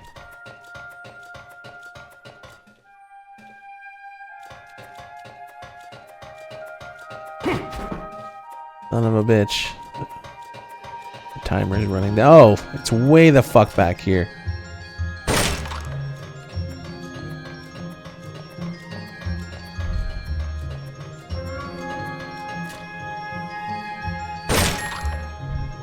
Didn't think they'd be that far back.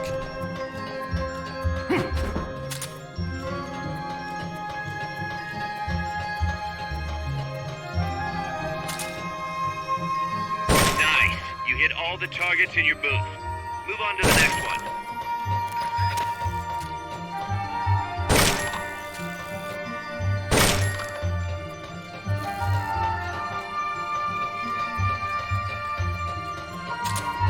Oh.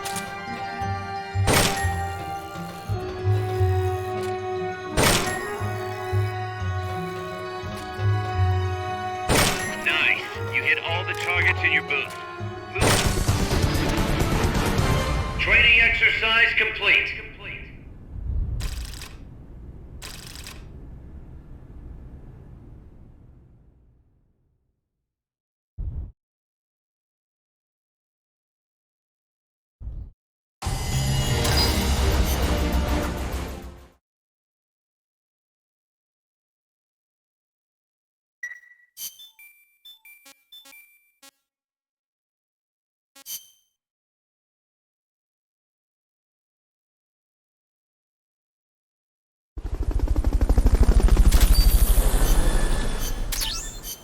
Men's cologne.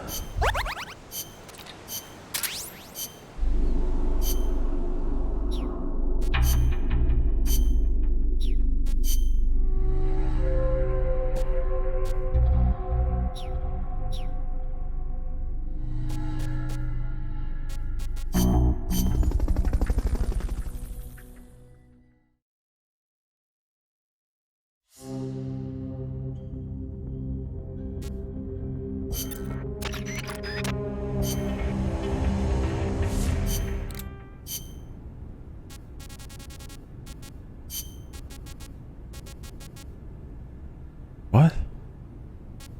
It's not there yet? The one with Bob Miller's mom?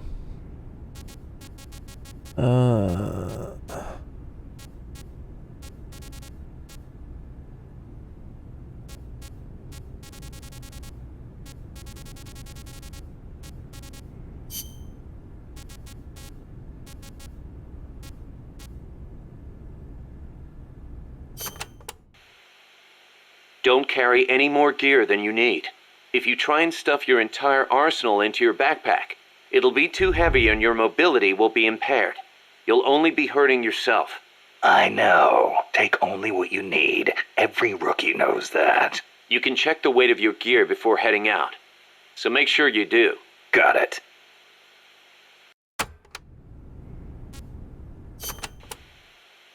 Even a born warrior like you gets hand tremors, Snake. It happens even when you're full of stamina, and it only gets worse when you're tired, especially with larger, heavier weapons. Obviously, you'll get better aim crouching than you will standing. And when you use a scope, setting your sights on a single point will gradually give you a more precise aim. As we develop better weapons at Mother Base, though, you may gain access to new, low-tremor versions of the same guns. So if you expect the shakes to be a problem, you might want to put some resources into R&D. I'll keep it in mind.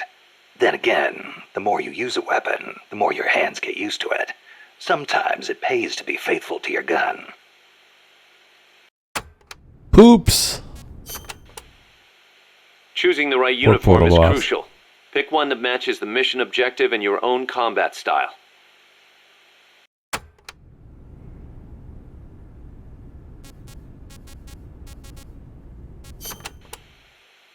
Jungle fatigues are made for jungle combat. Oh shit. They provide decent protection and let you carry a fair number of weapons. Your standard uniform, basically. The distinguishing factor is that your camo index will vary a lot, depending on the area. Wear a pattern that makes you blend in with your surroundings, and your camo index goes up. Wear something that clashes, and you'll stick out like a sore thumb. Pick the right pattern for the occasion. Sigint used to lecture me on it all the time.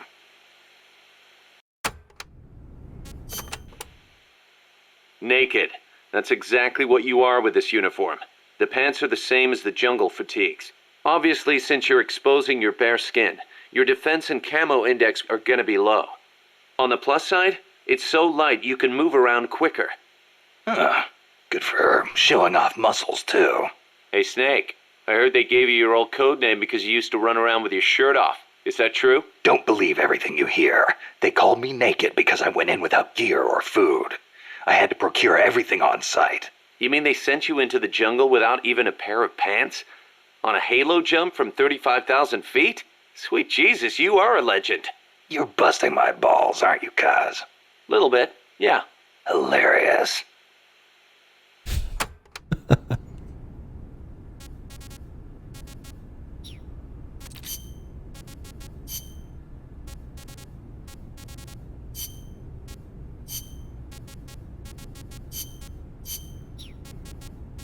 That'll come up during missions.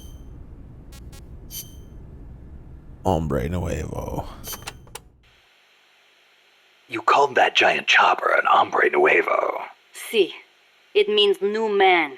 New man? There was nobody piloting that thing. It must be controlled by machine. Yeah, it seems that way. No human being could pull off those crazy maneuvers. But it's not crazy. It's smart. It sings, too. When we first saw it, one of your men said, "Pilot must be an hombre nuevo." Me? I do not like the name. Why? Hombre Nuevo was what El Che was striving to become. What all of us who joined the Sandinistas strive to become. That's why. An Hombre Nuevo is one who finds joy in virtue and voluntary labor. It makes me furious to see that name given to such a monster. I'll bet.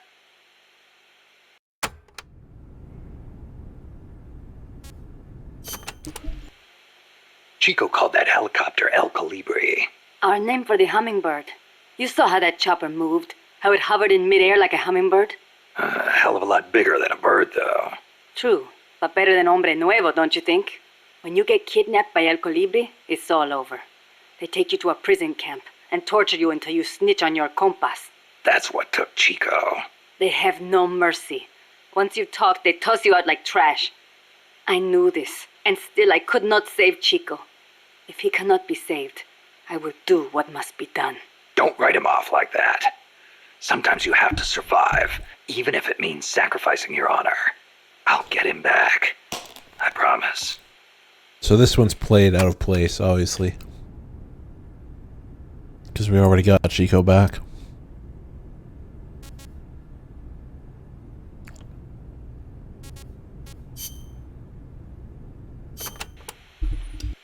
The land in our country belongs to us, and yet it does not belong to us. How so? Along the coast, it is all banana groves, and in the mountains, it is coffee. I guess in that way, it is not so different from here. Plantations. Almost all the bananas and coffee are sold as exports. The landlords keep the money for themselves, leaving precious little to the farmers. Worse, the biggest landowners in the country are Somoza and his family. But it does bring in foreign currency. I doubt even that, at least for bananas. The plantations are owned by American corporations. The bananas are processed in factories on the plantations and exported to America from private ports. It's like having little American enclaves along the coast of Nicaragua. But the farmers have no choice but to go work there. Es ridículo. The people have to take their land back. It is one of the things we are fighting for.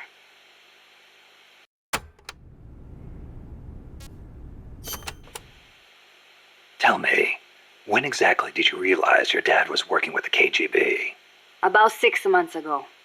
Up until then, we only had beans to eat. And then suddenly we started to get eggs and flour. Our bullet shortage simply disappeared. How'd he get the cocaine? Ask the KGB. All we did here was process it. Coca plants grow here too. But to my knowledge, almost all of the stuff we used came from Colombia and Bolivia. It's processed in a factory and then shipped to ports on the Caribbean Sea. Where does it go after that? I never thought about it. I mean, I did not want to think about it. The biggest cocaine consumer in the world is the United States. I'm guessing they smuggle it in on vessels disguised as fishing boats. Wait. La CIA uses that route too. Are you telling me they're selling cocaine to their own country? Looks that way. Those bastards are turning their own children into junkies? Are they insane? No, just afraid. Afraid of a communist Central America.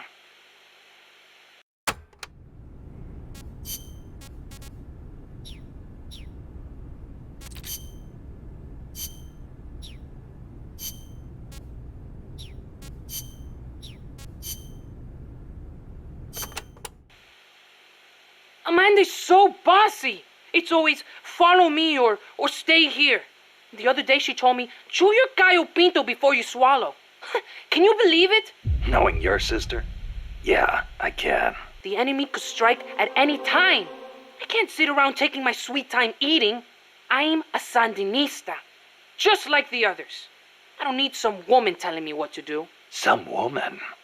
She's your sister, and she's doing the best she can to fill your father's shoes. I know, but lately she hasn't been doing so good. I should be strong for her. Now you're talking.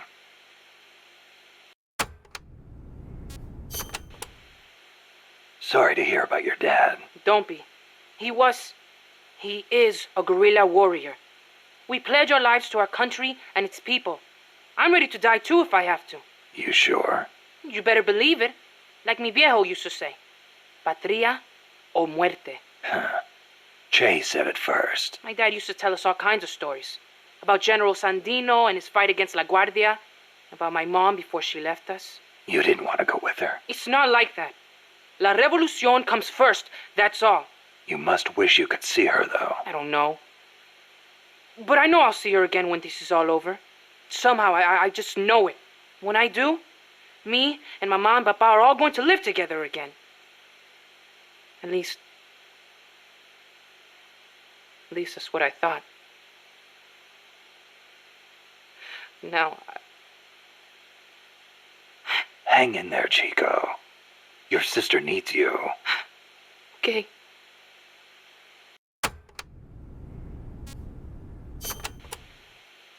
Have you ever heard, shoot, coward? You're only going to kill a man. Che's last words. He'd been captured in Bolivia and said it to the soldiers just as they were about to execute him. El Che. He was something, wasn't he? Coming up with a line like that knowing he was about to die. After the Cuban Revolution, Che gave up his position in the new government to aid in revolutions in other countries. He knew he could die at any time, and he was ready for it. Me?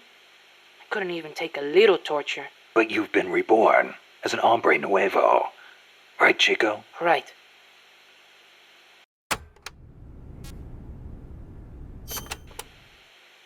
Don't you ever get lonely, living away from your mom? Not really. My compas are my family now.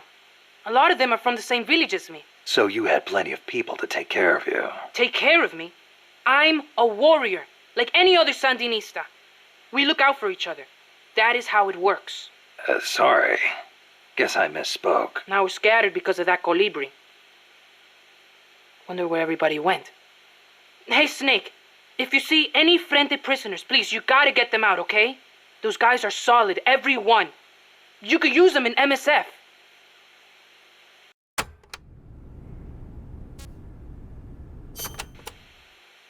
Hey, Snake.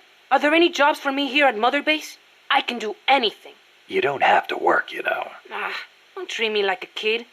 I'm a man now. Okay, then. What are you good at? Let me think. Everything! Put me on any team. I can pull my own weight. Well, you are young. A fucking You'll probably be a photoshopped fast hat. learner. I'll think of something. Anything you need, boss. You'll see. I can fight as good as anybody. That photoshopped hat is horrible. Take that shit off, Chico.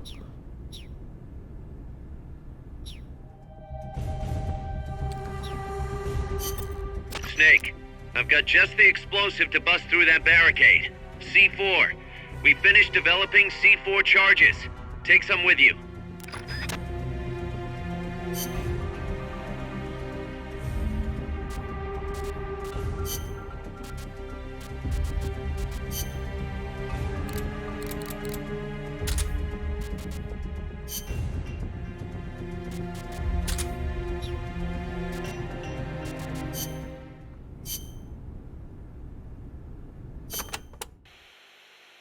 To destroy the barricade north of the village, you'll need Composition 4 explosive.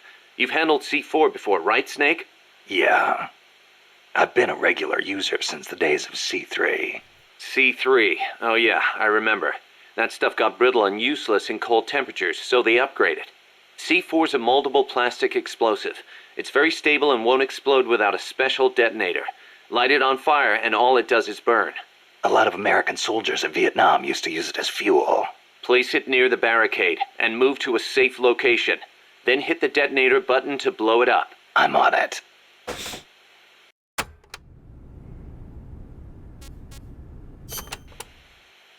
When the Those giant footprints near the terminal. What do you think they were, Kaz? It beats me. They're way too big, even for an elephant. Made me think of that basilisco Chico was talking about. Hope it's not for real. Same here.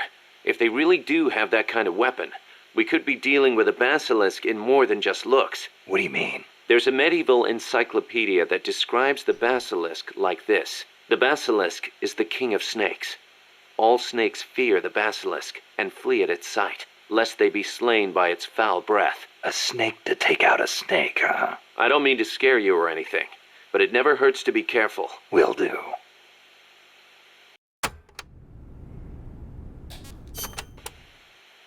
When the enemy spots you and goes on alert, they may call in a backup strike team. These assault teams are heavily armed, well-trained, and highly dangerous. Amanda's crew calls them commandos. Unlike the patrolmen, these guys will actively, relentlessly track and hunt you down like hounds. Hounds to hunt a former foxhound. Bring it on. They won't give up easily even if they lose sight of you. They'll clear out any likely hiding places they come across. So don't get too comfy in one spot, or you might get caught again. Keep your eyes fixed on them and what they're doing. Also, be aware that commando gear includes body armor, so don't think you can deal with them by going in guns blazing. All I've got to do is find an exposed weak point, and... Exactly.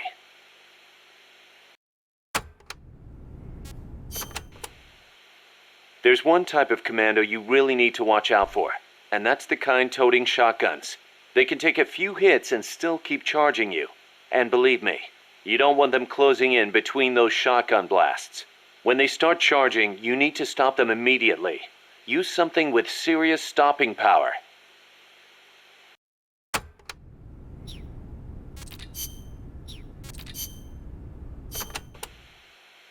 Amanda, do I have to take the fork in the road back to the village? People say there is a shortcut. Go back to the coffee factory entrance, then follow the path on the right. That will take you straight to the village. They may have increased security in that area, though. Not surprising after what happened with the tank. What do I do once I'm back at the village? Destroy the barricade at the north side. From there, you can reconnect with the transport route. I'll need C4 for that. The explosion will bring everyone running, too. There's probably going to be a fight, one way or the other. They might not see you if you stick to the narrower pathways. Then just climb over any obstacles. Don't let your guard down after taking out the barricade either.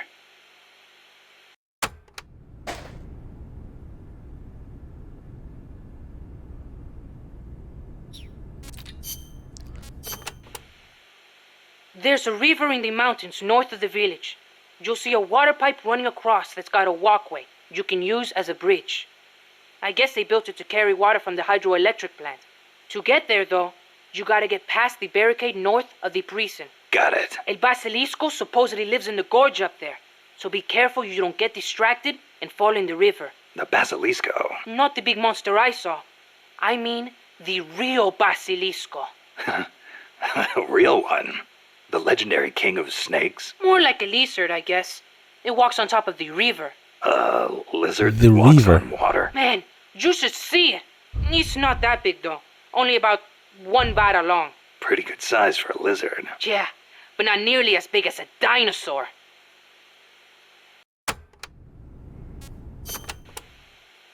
So there's a real Basilisco that lives in the river? I'm only saying I heard stories from people who said they saw it. But I know lots of places to find it in Nicaragua. Do you want to go have a look? I don't have time for sightseeing. You don't like lizards? It's not that. I just think snakes taste better. Who said anything about taste? How about you? You like them? Not that way. They do look kind of like dinosaurs, though. You don't think that's cool? They're both reptiles, yeah. But there's a big difference size-wise. I'll bet there are still big ones around somewhere. They say mammals multiplied and ate up their eggs. But they can't all be gone. They've gotta exist somewhere out there. Dinosaur eggs, huh? And animals are always evolving, right? Maybe they evolved so much, they don't even look like dinosaurs anymore. Then you can't really call them dinosaurs, can you? I guess not. Yeah, you're right. Dinosaurs have gotta be big.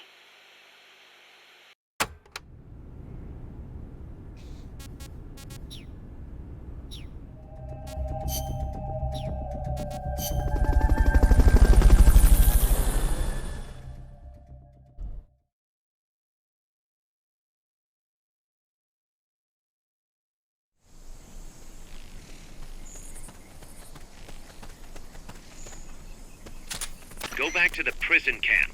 It's in the village where they were holding Chico.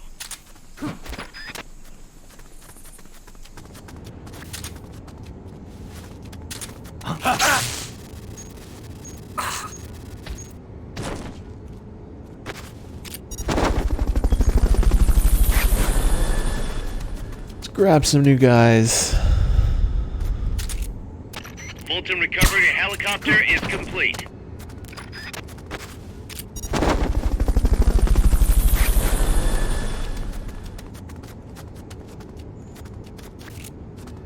Fulton recovery subject confirmed onboard helicopter.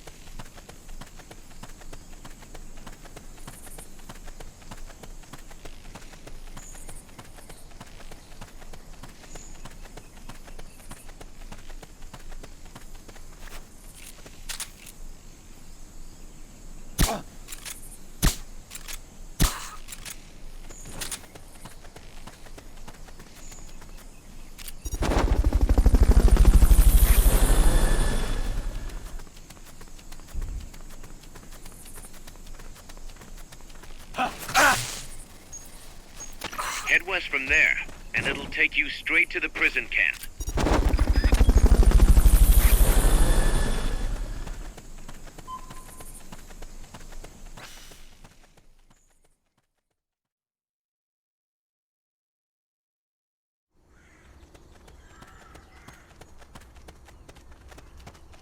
The gate's on the northwest side of the prison camp. Cut across the camp to get there.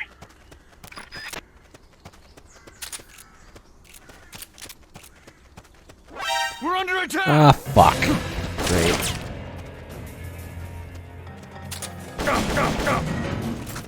No. God! It's the enemy! Send reinforcements! Negative. We can't spare reinforcements. You'll have to make do with what you have.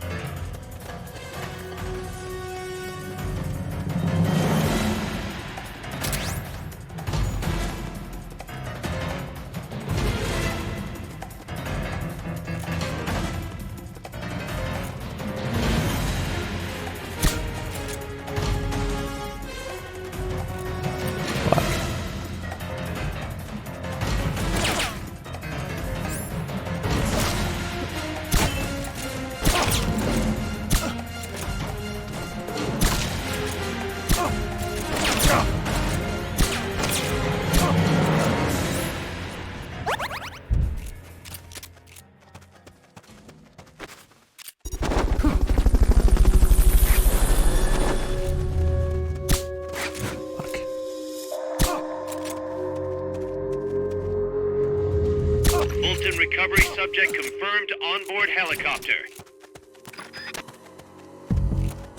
Come in, HQ! This is HQ. God! What's wrong? There's nobody home.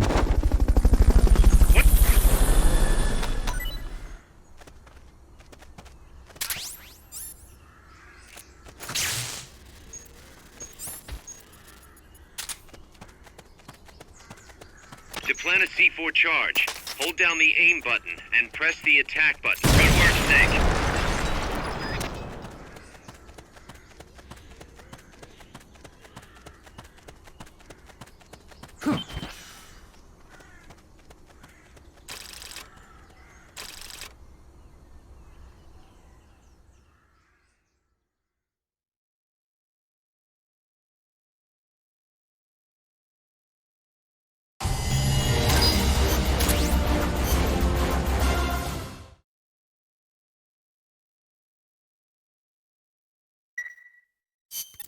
Snake, you there?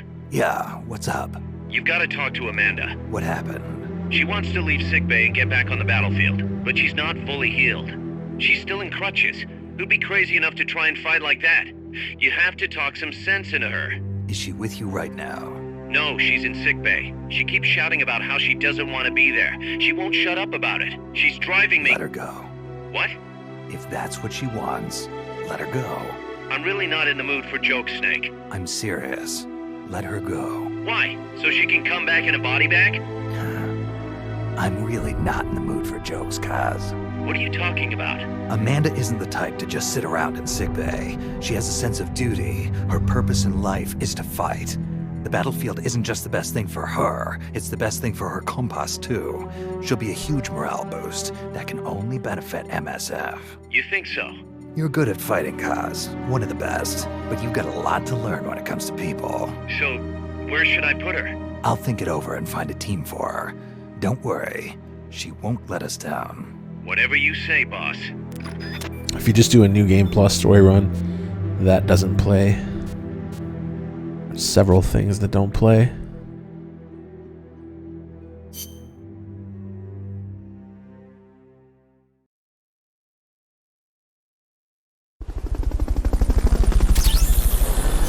Spicy curry.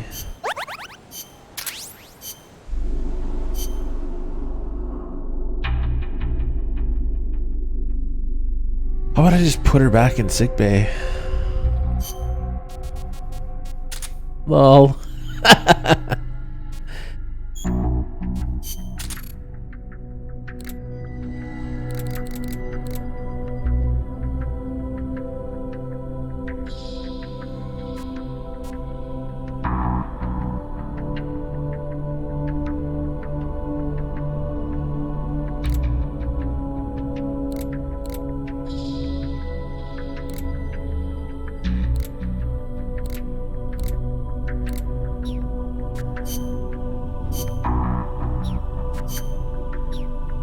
Nothing to develop yet. Bruh.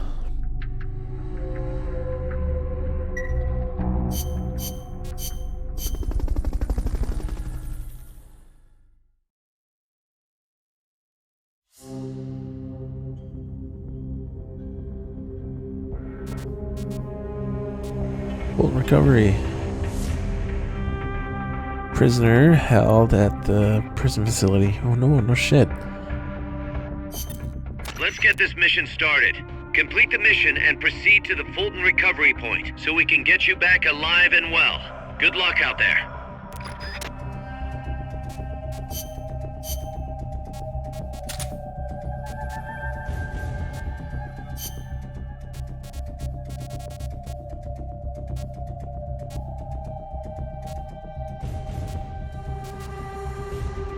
Survival.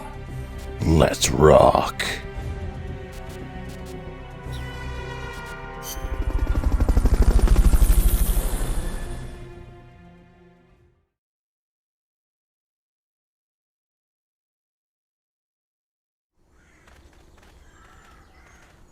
Your current objective is to retrieve the researchers.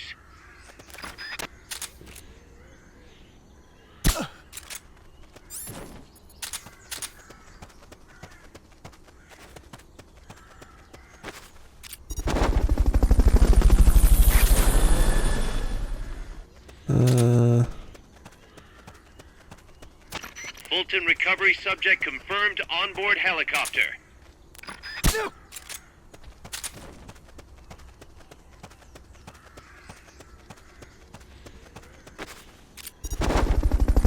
Yeah. Side ops are actually kind of fun in Peace Walker. Fulton recovery helicopter is complete.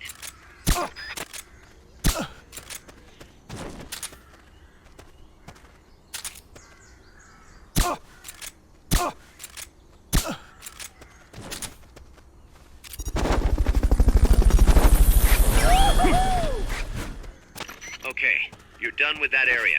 Head for the goal.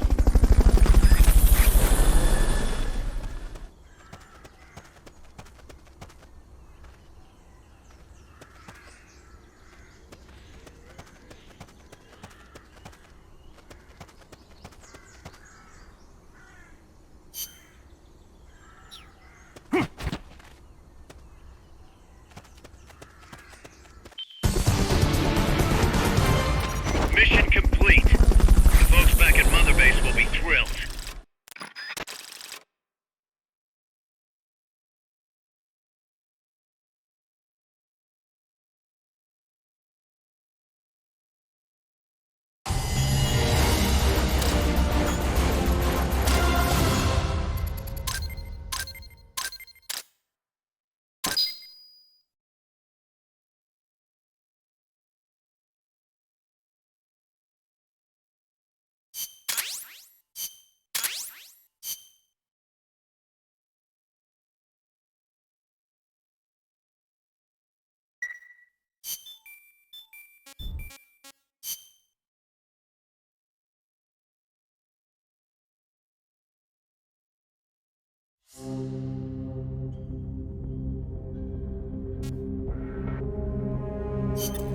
Snake.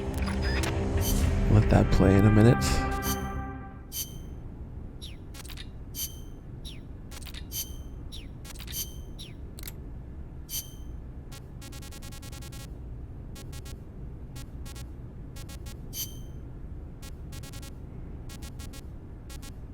All the co-op information, not really useful for this kind of run, but it's still, there's still occasionally some random lore and character interactions in there that are interesting.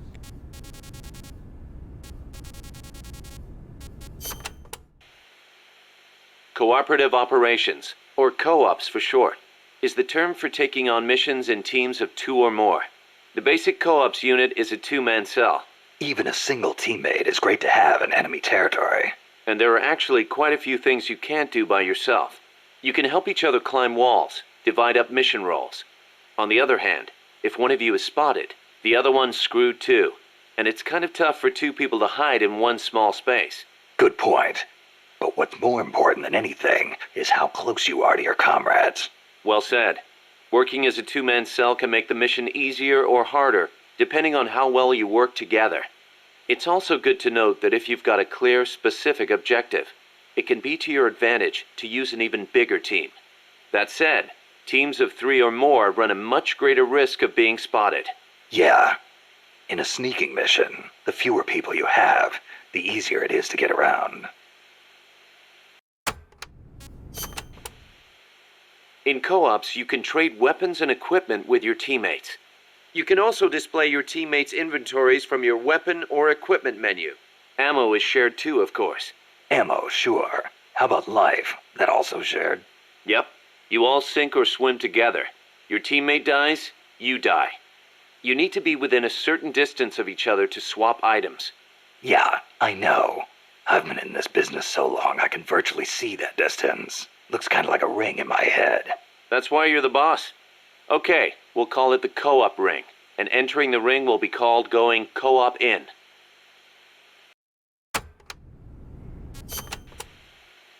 Another thing, during a mission you can assume what we'll call the snake formation.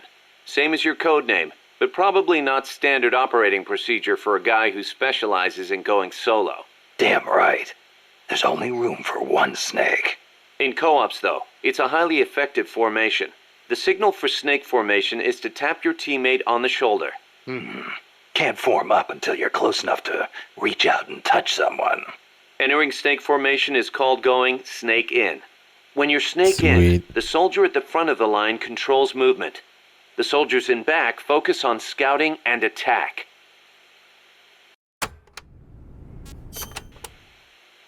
Just because your heart stops doesn't mean you're dead immediately. Right. The heart just circulates blood through the body. But stopping it does cut oxygen supply to the brain. You'll be dead soon after. Which is why we have CPR. Let's say your heart does stop. If someone performs CPR before your brain cells die, you can recover. In co-ops, when the life gauge drops to 0, it means you're in a near-death state. You won't be able to move or anything else. Performing CPR on near-death teammates can bring them back into action.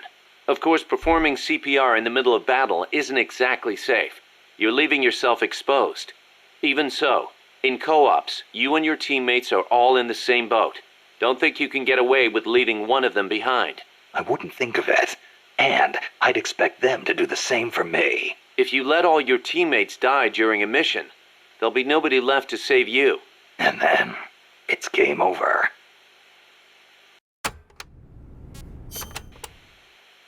Building trust with your teammates is essential to success in co-ops. That goes without saying. I'm not gonna let somebody I can't trust cover my ass. The measure of that trust is called camaraderie. Think of it as an indicator of how strong your bond is with your co-op's teammates. The friendlier you act toward them, the greater your camaraderie. Give me an example. Your camaraderie will be higher if you're co-op in than standing apart. Saving a teammate's life with CPR also strengthens your bonds with them. Things like hitting a teammate with friendly fire will cause your camaraderie to go down.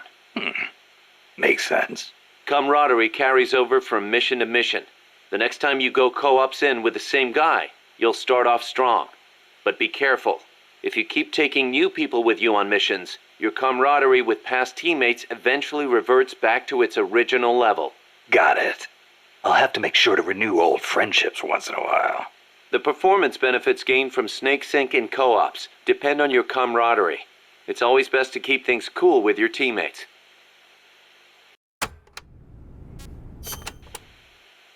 Stand still when you're snake in, and you and your teammates will start to get in sync. In sync? That's right. Stay still together and you'll enter snake sync mode. The synergy will give you a boost in performance. You'll move faster, recover faster, and have better camouflage. In other words, we're at our best when we're in the same groove. You got it. If you've got a big task ahead, can't hurt to take some time to get in sync. Like I said before, the benefits you get from snake sync depend on your camaraderie. I hear ya. It's a lot easier knowing you've got someone you know and trust covering your back. Lets you focus that much more on what you have to do.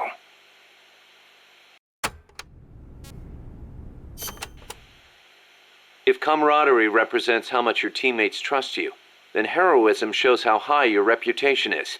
Heroism? That's right, heroism. Your reputation affects your ability to recruit new members to MSF. With higher heroism, it won't take as long to convince guys to join our cause and send them back by Fulton recovery. So, how do I get this heroism thing to go up? Lots of ways. Complete tough missions, avoid unnecessary bloodshed, and don't get caught by the enemy like a deer in headlights, or you'll never be heroic. Also, getting out there and attacking the enemy in co-ops will boost your reputation among your teammates. Of course, it'll get the enemy gunning right for you, too. But don't sweat it. Be yourself. Be the boss. From where I'm standing, you're plenty heroic already. Knock it off.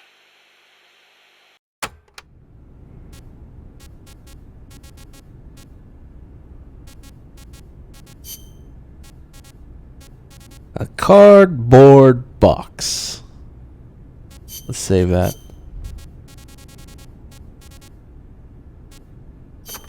Super co-op weapon, railgun. Seems the R&D team's been busy working on co-ops only weapons. Co-ops only? Like a gun with extreme firepower, but only when 2 people fire it at once. I hear it's still in the concept stage. I know some rocket launchers need 2 people to operate, but a co-ops only weapon. Hey, if they come up with something good, you'll have that much more reason to go co-ops. Why don't you check in and see how they're doing every once in a while?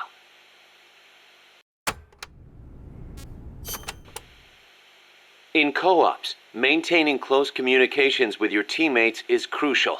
Absolutely. Losing track of each other on the battlefield is a good way for a unit to get itself wiped out. Enemy positions, orders, distress calls. When communications break down, you get picked off one by one. Now about Co-op's comms. Co-op's comms? It's a radio system for communicating with Co-op's teammates. First, press the Start button to open the menu. Then select Co-op's comms. After that, press one button to choose a category, then another button to select the actual message. So basically, you use different combinations of two buttons to send different messages. Easy enough.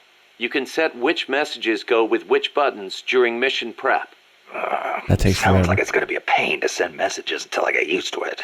Then why don't you assign Co-op's comms to the Select button? That should make things a little quicker and easier.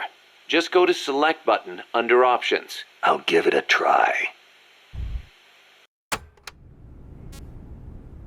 Battle cries and the Kotodama. What? The Kotodama effect? I don't remember this. Snake, you familiar with the Japanese word Kotodama? Kotodama. Unfortunately, there's no direct equivalent in English. But to keep it simple, let's call it a sort of battle cry. Battle cry, huh? Right. But Kotodama is actually a deep Japanese concept. Koto means word, and Dama means spirit.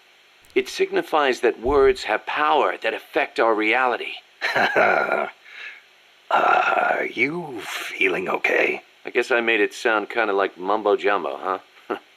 Seriously, though, haven't you ever felt energized when a teammate cheered you on? Or the other way around?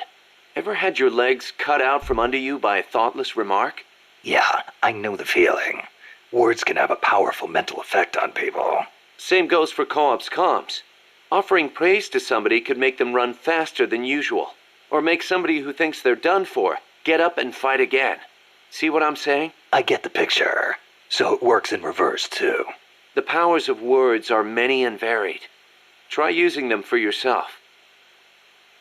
That was a cool one.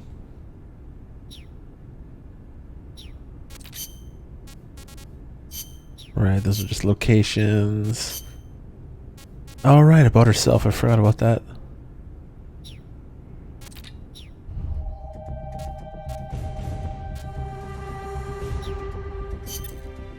Snake, you're north of the village. The truck carrying the nukes is heading towards the heart of the mountain. That's its final destination. We've got no intel on what lies beyond, so stay sharp.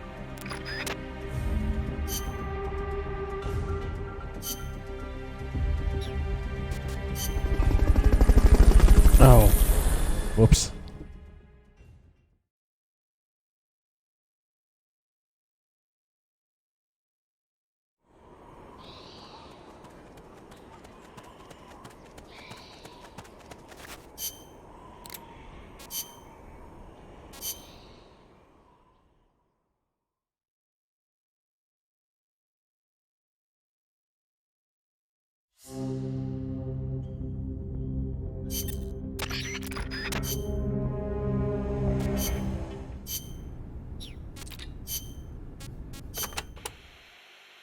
Snake, to the north of the village is a bridge that crosses a hydraulic pipe.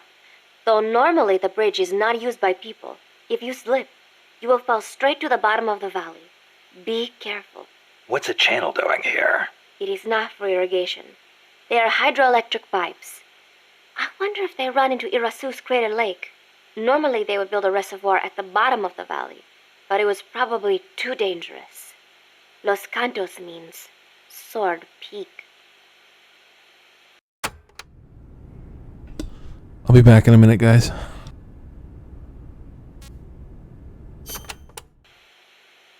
You should be able to see across the Irasu mountain range from there.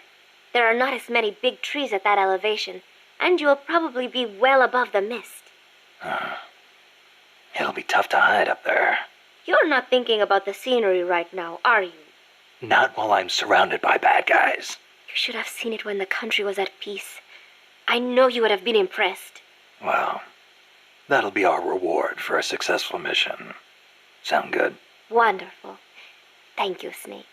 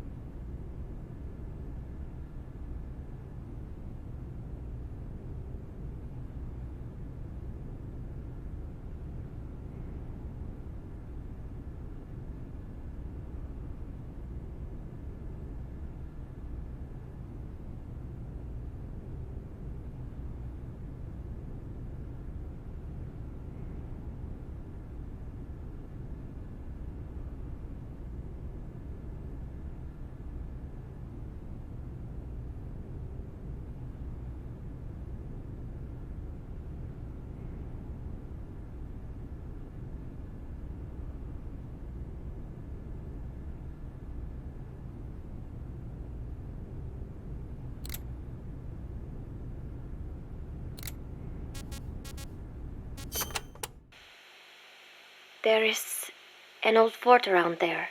What is it, boss? You sound upset. Well, you see, it was built during the Civil War. Let me guess. Disputes between Costa Rica's political parties escalated into all-out conflict. See, conflict that cost my grandparents their lives. The most senseless sort of war. Countrymen mindlessly slaughtering their own. That fort is a reminder of that senselessness. Sadly ironic, given who's occupying it now. That war was the reason Costa Rica abolished the army. Please, Snake, get them out of our country. I intend to.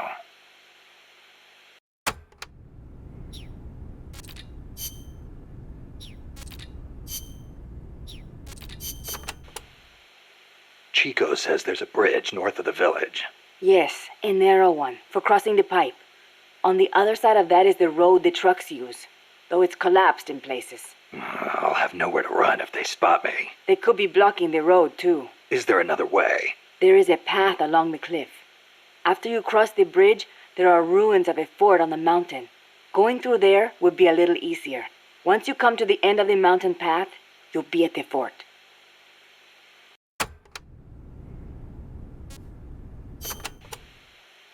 That fort was built during the Civil War. It seems La Cia's troops are occupying it now. This just gets better and better. They've got gun turrets set up all around from the looks of it. Attract too much attention, and you'll really stir up the hornet's nest. Maybe I'll try and find a way around. You could always commandeer one of the turrets. A little target practice, perhaps? Just like in Krasnogorye. Krasno what? Sorry, just thinking about old times.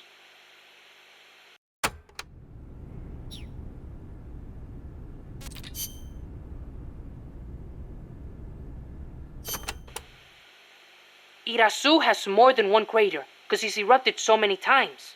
I heard most of them filled up with rainwater and became lakes. Calderas, huh? Calderas? Yeah, something like that. Hey, I got an idea. When you get to the lake, can you keep an eye out for weird animals for me? People all over the world tell stories about giant monsters living in lakes. Nessie in Loch Ness, Nahuelito in Argentina, Ogopogo in Canada. I can hardly keep track of them all. They say that all these sightings prove dinosaurs do still exist. But crater lakes are isolated. They're not connected to rivers. Yeah, but you know Mokele Mumbembe in the Congo River? He can walk on land. So maybe they moved there from some other lake. You sure know a lot about UMAs. There used to be a guy in El Frente who was a hunter. He taught me lots of things. He even said he once went to a place called Isla del Monstruo. A hunter on Isla del Monstruo. Someday, I'm gonna be a hunter and catch some rare animals. Right after we restore peace to our land, of course.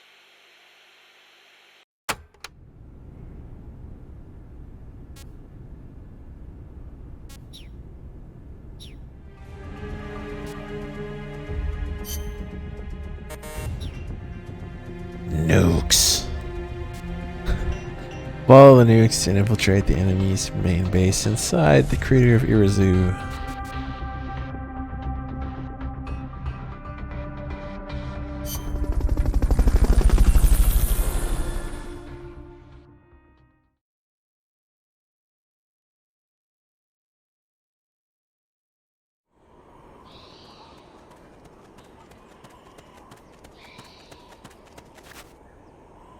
Cross the bridge and head north.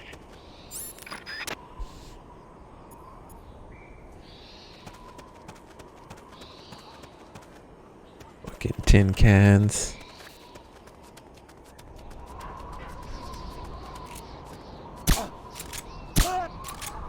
Right in the ass. I love that animation.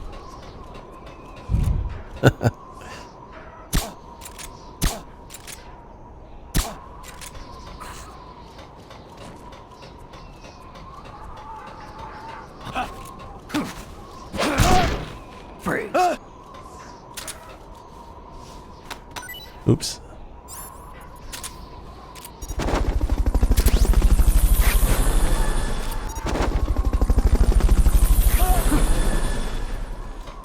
Fulton recovery subject confirmed onboard helicopter.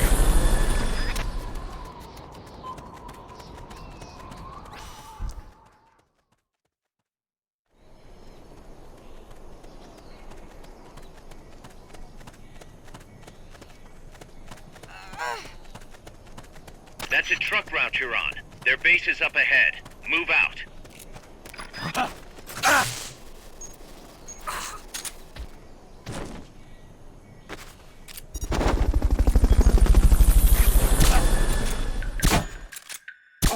Someone attacking? The enemy's attacking! Going to alert status! God damn it. Understood. Dispatching reinforcements. Proceed with extra caution. Enemies close by! What? Oh, okay, that didn't last. What was that?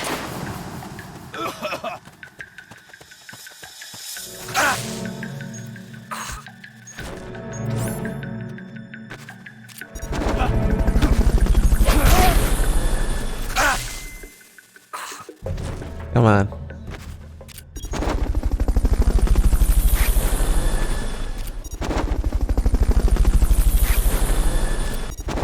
Fulton recovery subject confirmed onboard helicopter.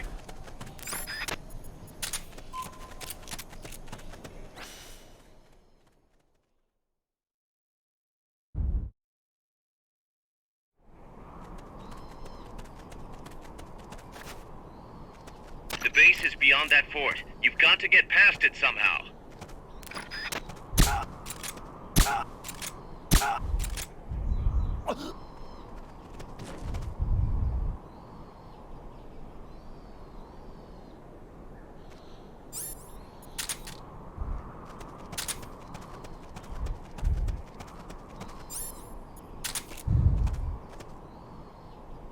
I can't see shit. My eyes are fucking bad, dude.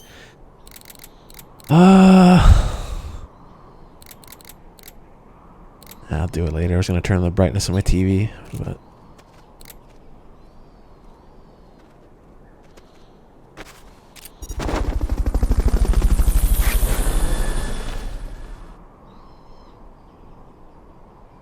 Can't be imagining things. Fulton recovery helicopter is complete.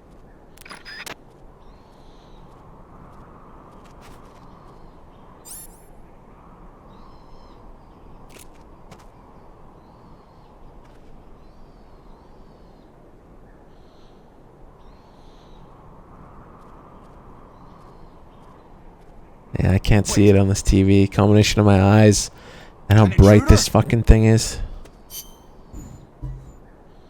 Hold on.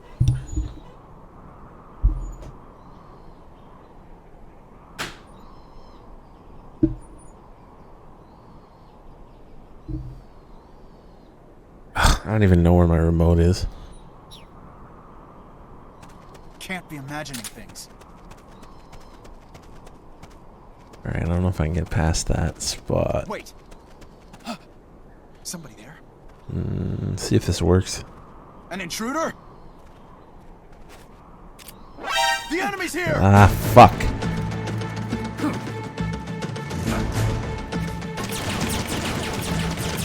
Probably gonna automatically know where I am.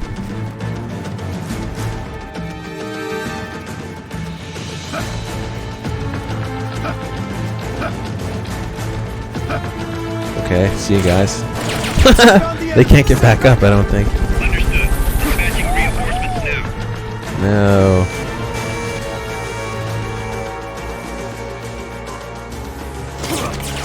Whoa. That was interesting. Oh, fuck it. Let's go before we die.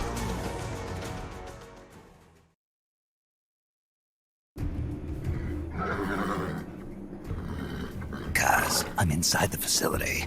There's rows and rows of trucks here. If that's where they brought the nukes, then the truck we're after should be there. Snake, can you tell which one of the trucks brought the nukes? Flip. Not this one.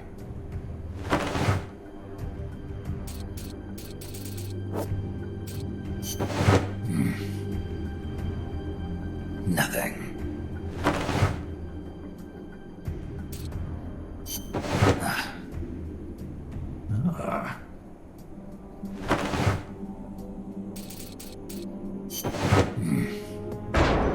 Metal gear.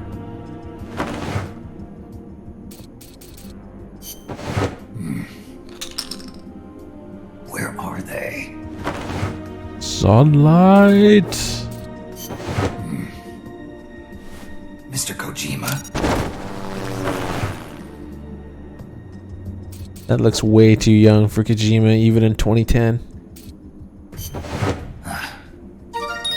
Sunlight!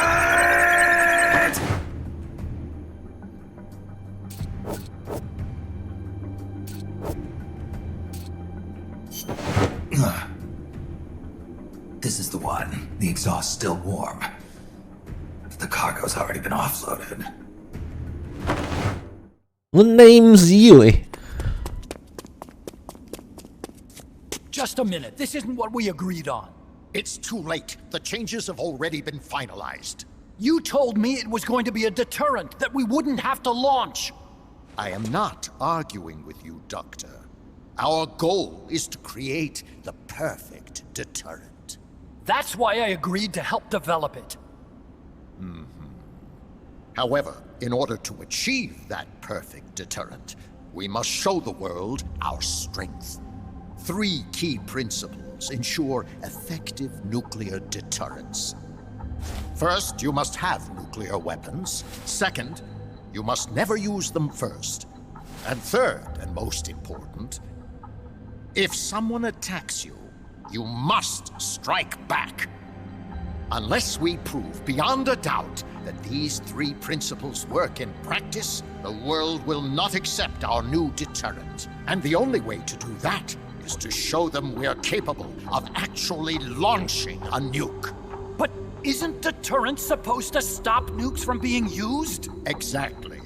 And so the one we launch will be the last one ever. I won't let you use my creation like that.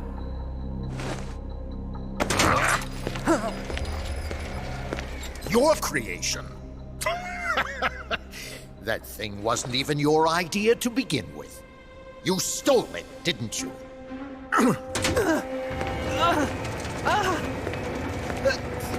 Stole it? You're one to talk. You got the idea for bipedal locomotion from the communists in the first place. You listen to me, Doc. Keep quiet. Do as I say. Not another word about stolen ideas. Should we succeed here, you'll be the toast of the scientific community.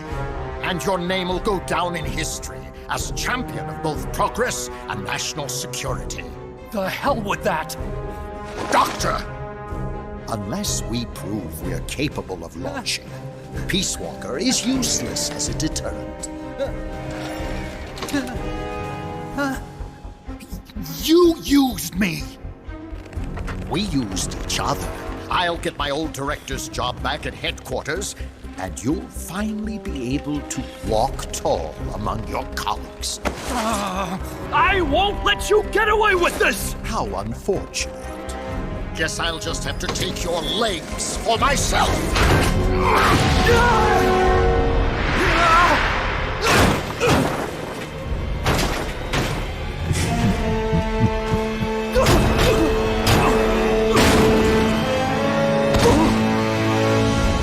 Peace won't just come to us, Doc. We are going to have to meet it halfway. V for victory.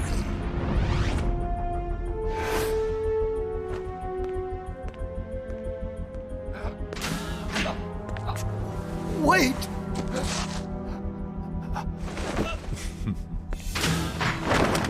Hey, you okay? Don't do it! Snap out of it. Where are the nukes? He's gonna do it! He's gonna launch a nuke!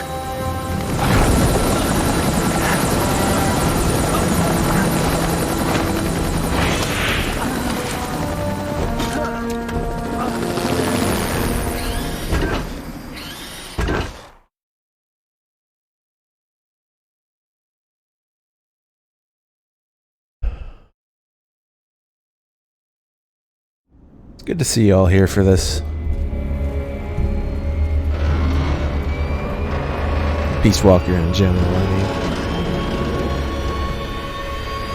It's fucking good.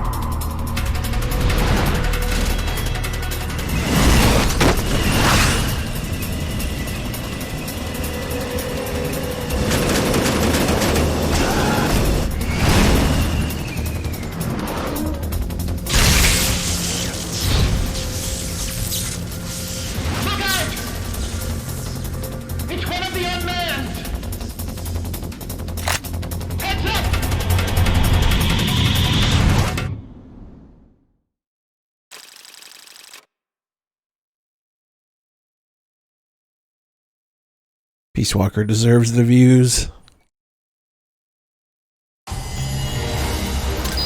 Look out! It's one of the unmans!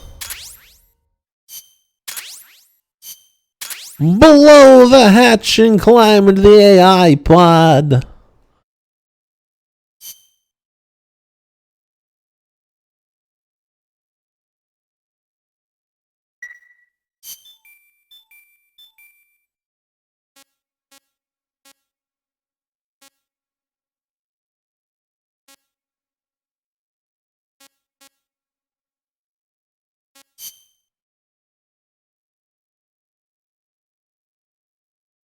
Oh, OHN's had it, Peace Walker, and did a few thousand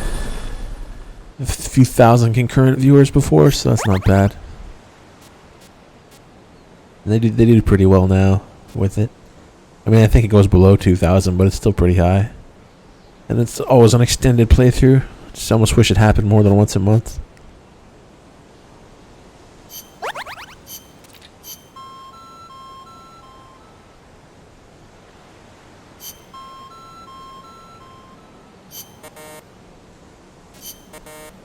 Staff morale is failing. No! Someone's eating all the food. Val, stop eating all the food, you fool. Hideo. Medical and intel.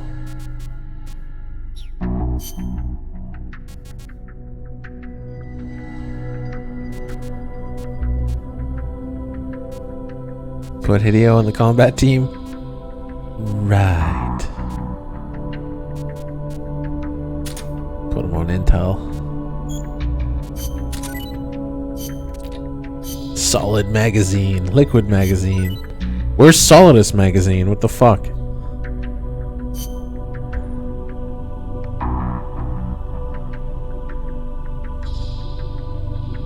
Yes!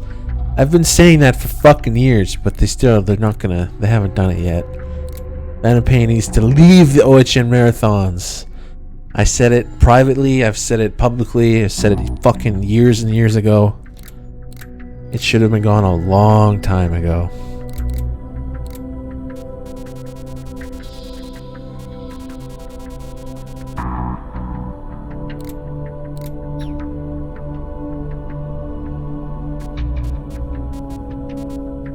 No, I mean, obviously, Outer Heaven, I mean, if we were gonna do OHN 2, we'd have to call it Zanzibar Land for one thing.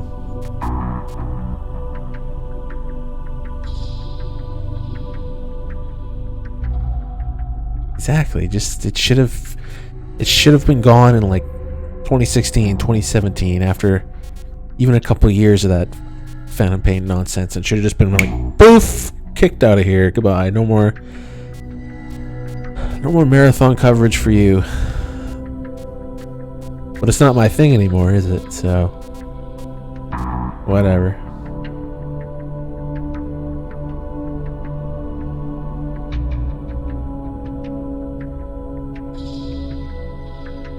Nice. They don't even do the quiet missions anymore. Quiet has been killed in the last 4 to 5 marathons. Wow.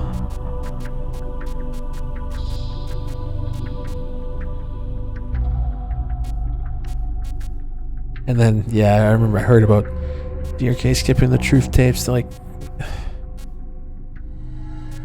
it's really frustrating to watch. Okay, I'll try and let it go now.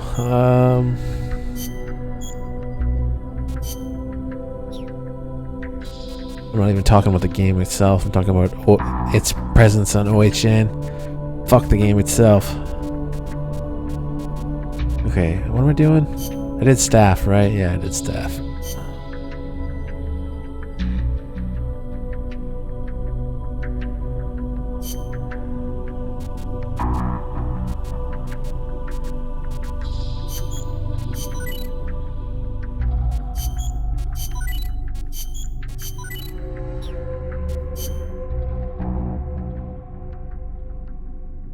No. Plus, shortening the marathon by 30 hours would be easier on them as well, because they really get strained towards the end with only 2 of them. I've heard it a few times. Just come in there and you can hear it in their voice right away. Towards the end, it gets pretty rough.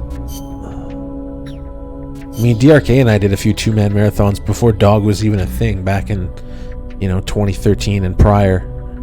Or 2012 and prior. But we weren't doing 5 days, for fuck's sakes.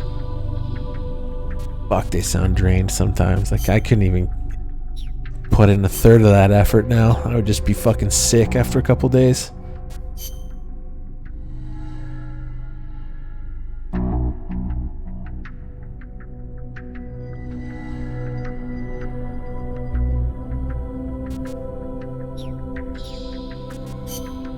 Okay, what the hell is that thing in the bottom middle?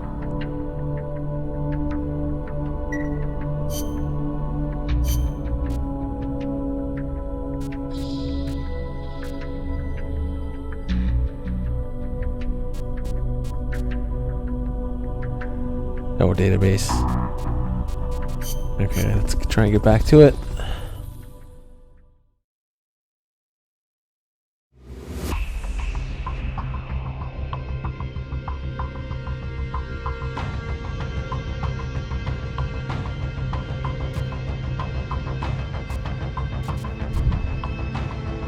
Okay, maybe I'll do that target demolition after this, because it's kind of interrupting it.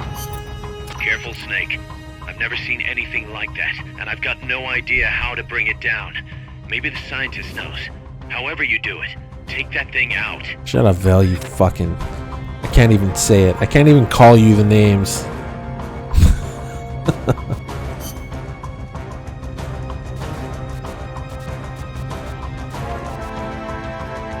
What's the opposite of galaxy brain? Molecule brain? That's where you are. Fucking molecule brain at times. Okay. Let's see. Not even a molecule, a fucking atom. Don't atoms make up molecules? Fucking atom brain.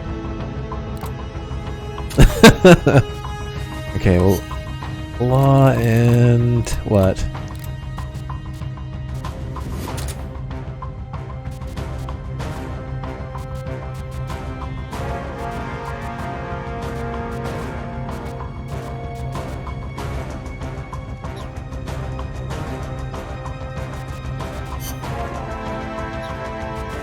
Okay, just trying to put it out of my mind. Put it out of my mind.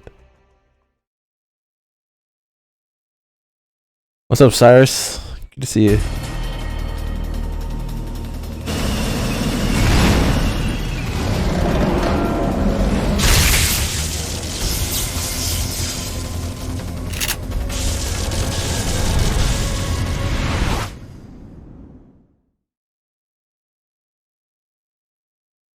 Nope, somehow the latter is way worse. I don't know how.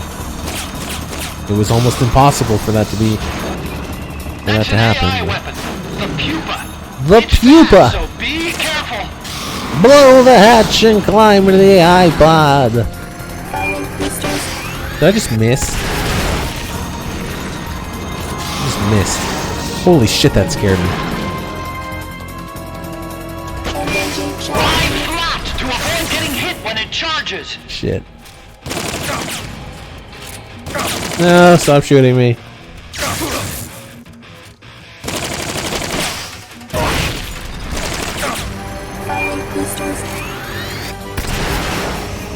Holy shit. Nice. The rocket launcher sucks, yeah. When it's coming out.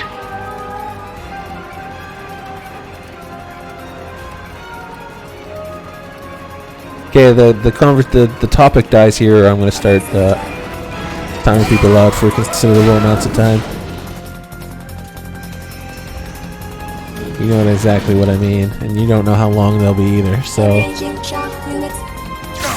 let's move on. Fuck!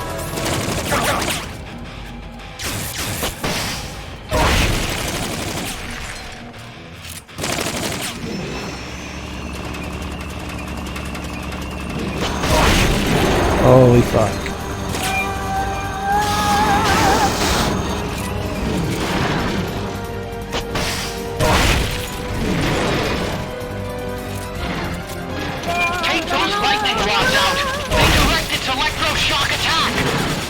I'd rather just shoot the fucking thing than take out anything.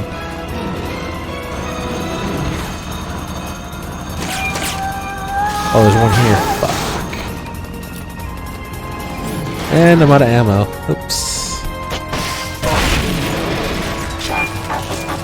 I'm gonna get hit here.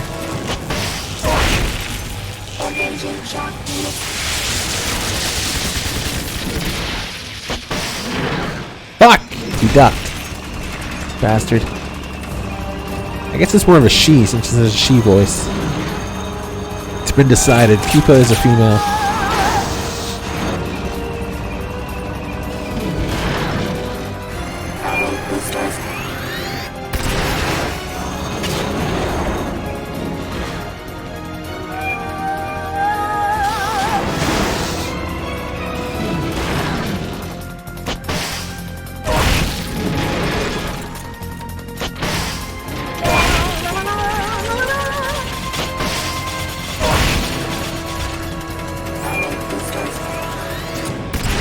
Go again. Ah! Hit my head. I was just trying to put down a supply marker. They've located the request for support. They're sending out a cardboard box as we speak. Ow.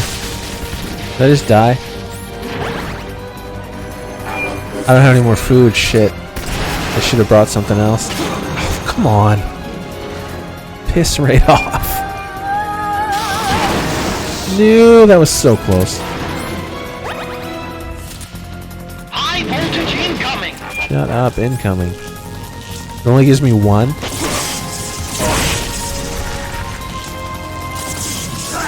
Yeah, I need more health. Of some kind. Do I have like tortilla chips or something? I think that's all I have.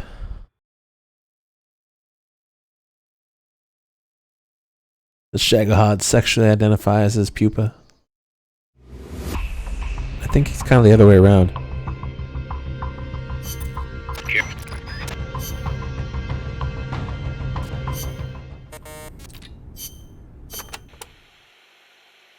Oh. Didn't listen to these, did I? Oh, okay, ration. Small curry.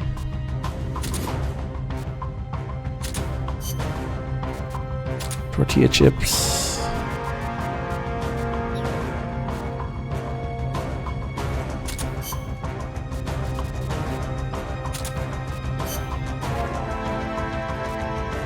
Wait, what was that? Walkman. Oh, a love box, right? Yeah, love box.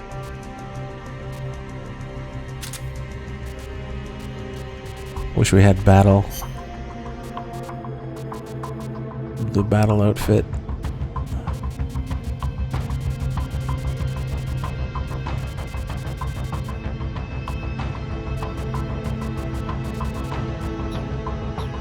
Yeah, we'll try it this way. Play these this time. I forgot them last time. Pass. What was the government thinking, building a power plant at the top of a mountain? With no river to replenish the water, the lake would dry up pretty quick. If it were an ordinary power plant. But the plan called for a pumped storage power plant. Pumped storage power plant? Kaz mentioned that too. What is that? It is a facility that generates electricity by pumping water up to the lake, then letting it run back down. Huh. Seems Sisyphean to me. If they turned the water into electricity as soon as they had pumped it up, sure.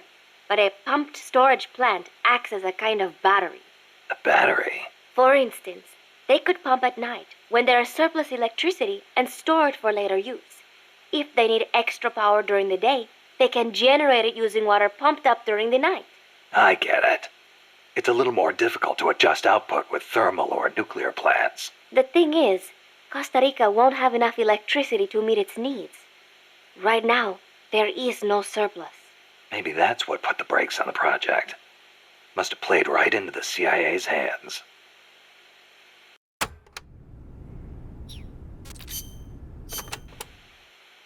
Watch out! It's El Galápago. It reduces its body weight by blasting air underneath it. That makes it a lot faster than any tank. It also has a tight turning radius. Any weak points? Taking out its boosters could reduce its acceleration. You could also try destroying its machine guns. I'll give it a shot. We've lost many compas to that thing. Send it to the scrapyard.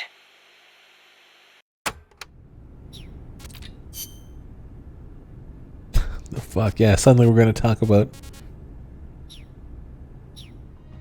legendary monsters. I got everything right. Look out! It's one of the unbounds! Below the hatch and climb into the AI pod.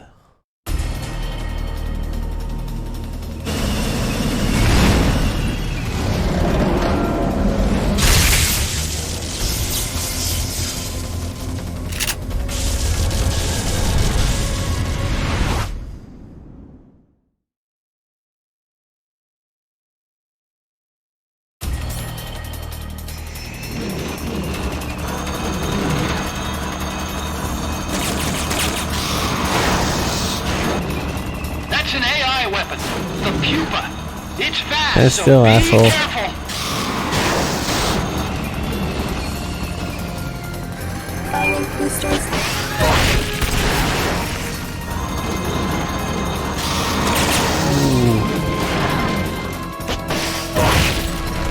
Aim for the cylindrical AI pod. Oh shit.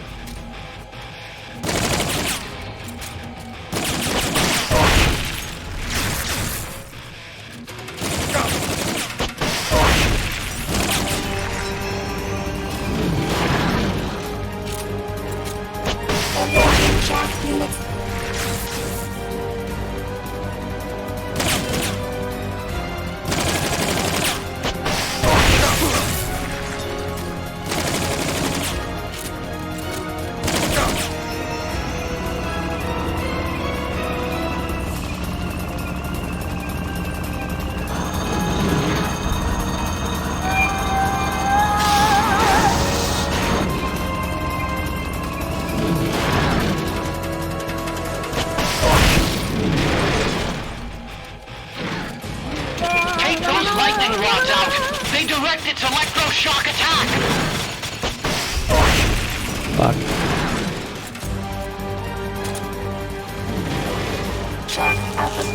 No. It's gonna hit me, isn't it? Yep.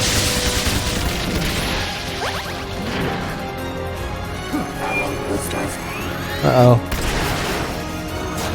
Yeah. What the fuck? Whoa, that was an interesting close-up. High voltage incoming.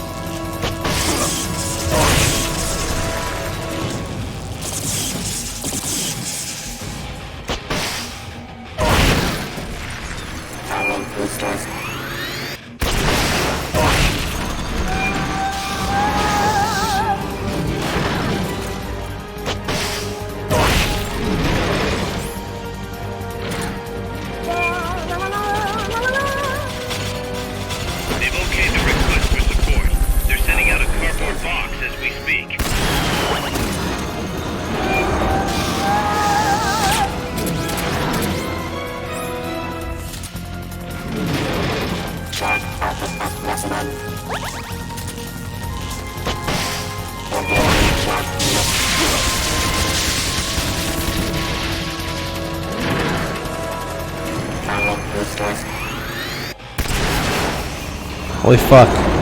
Down for this long? What the fuck? This is a very long time to be down.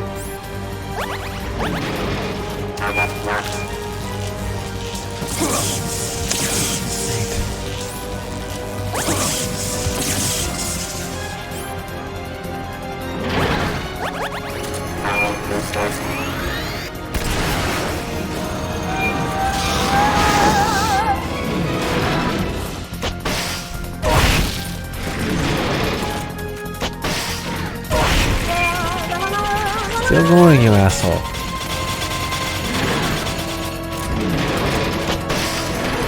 the hatch and climb into the AI pod! There, he said it. You should be able to get in the AI. Below the hatch.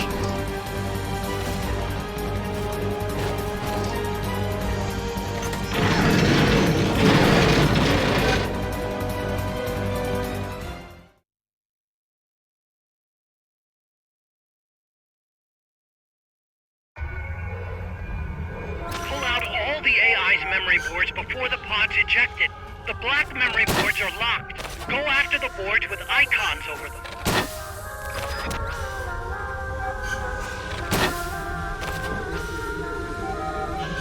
You can unlock memory boards by destroying the mechanical components that they control.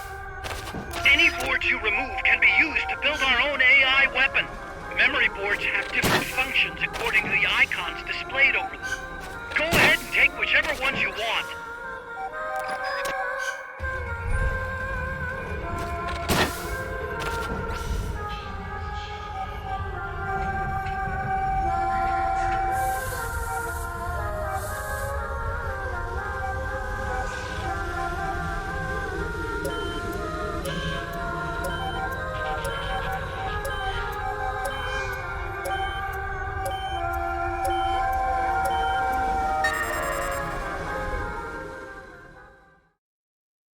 Huey shouldn't really be saying that stuff. We can build our own AI weapon. Like, what? I don't even know you yet, Huey. We haven't even had any of those conversations.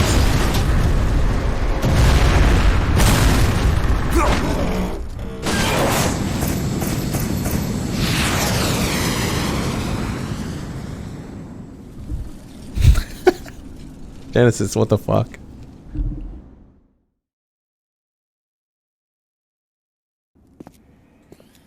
That was an unmanned weapon. A prototype. I made it myself. Who are you? I work here. Well, used to, anyway. Name's Huey. Name's Huey. And who might you be? You don't look like one of those mercenaries. Me. I'm an entomologist. A fighting entomologist? Yeah, I specialize in butterflies. I'm here to catch Ulysses. Ulysses? Huh. I didn't think they lived in Costa Rica. Morphos, maybe? That's it. Need to get some before the Washington Treaty goes into effect. Says here Morphos aren't covered under the treaty. Must have slipped my mind. You sure you're feeling all right? Anyway, long story short, the butterfly got away. So how about it, Doc? Did you make that big butterfly too? Yes. And no. What was that thing? What are they doing here? Huh. Something tells me you're no ordinary entomologist.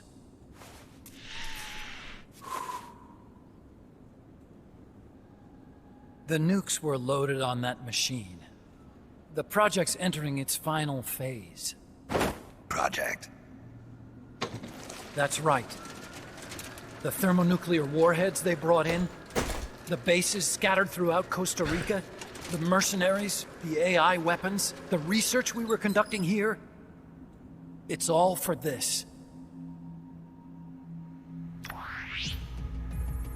We used this facility to develop unmanned weapons. Unmanned? Robots. The one you just fought was a pupa. There's also a flying type called Chrysalis and a treaded type, the Cocoon. Motor control, target detection, tracking, attack, capture, and transport functions are all controlled by an electronic brain. There's no need for a human pilot. They can only follow simple commands, though. Why build them here? For the CIA. They invited me here a year ago. That's who that guy was. CIA's station chief for Central America. Goes by the name of Hot Coldman. Apparently he was some sort of hero back at the height of the Cold War. He's the one running the show. We called it the Peace Walker Project. Peace Walker?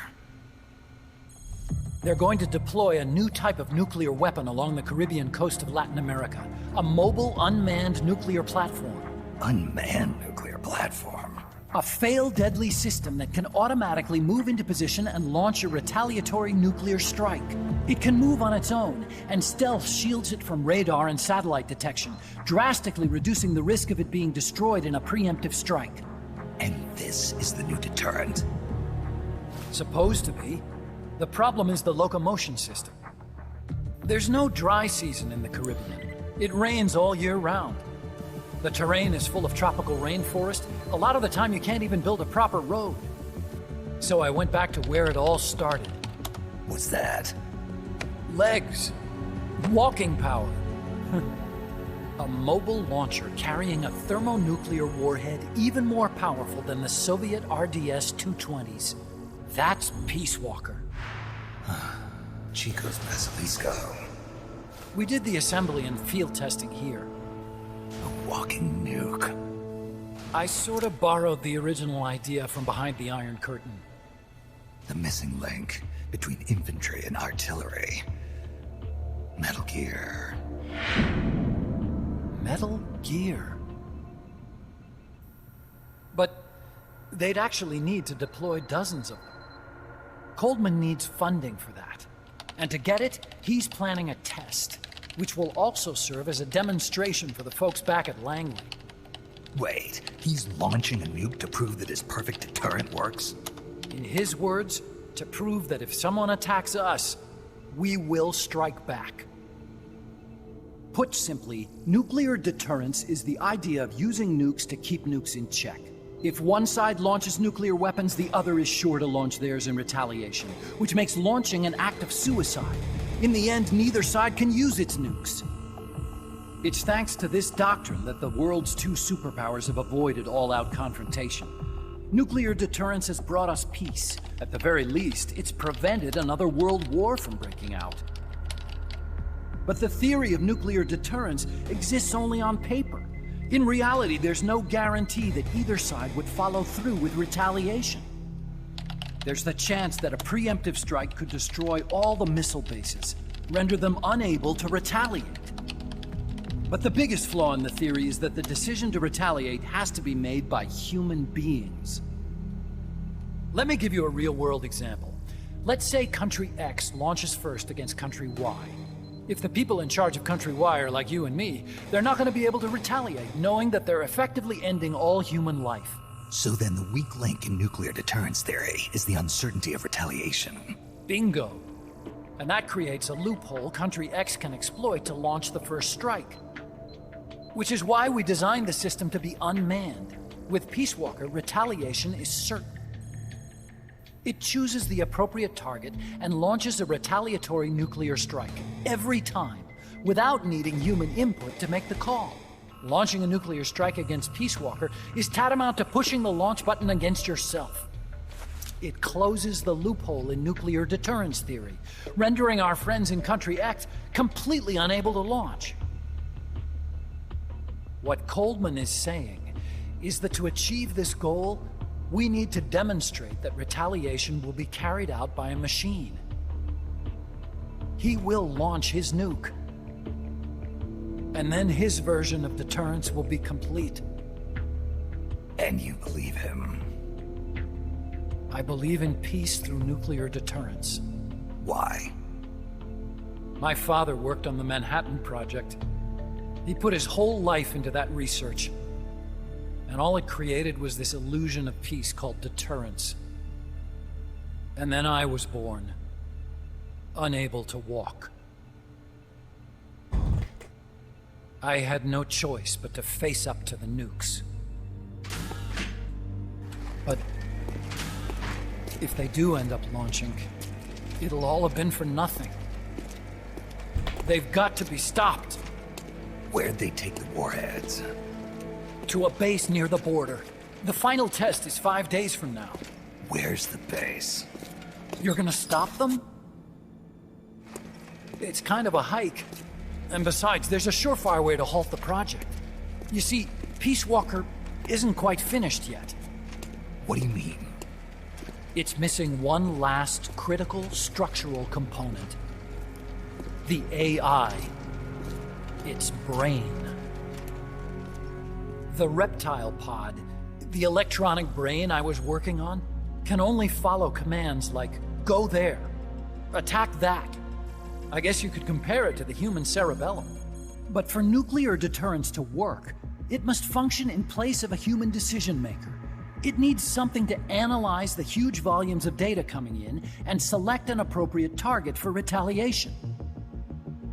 Hence, it needs the high-level decision-making ability of a cerebrum. A mechanical cerebrum. The hardware configuration is modeled on the human brain, similar to the pod I worked on, but its role is completely different. Where's it being made? A research lab to the north. An AI expert named Dr. Strangelove is developing it. Very hush-hush. Dr. Strangelove? Strangelove was recruited from the States, too. In the field of AI, there's no one better, that's for sure. But man, what a basket case. She hates everybody. Go to the lab and destroy Peace Walker's cerebrum. I'm pretty sure they haven't finished the final calibrations yet. I'll lend you my ID card. It'll get you through security at the lab. Oh, and one more thing. What's this? A letter of recommendation? Yeah, it's from me to Dr. Strangelove. Don't read it, okay?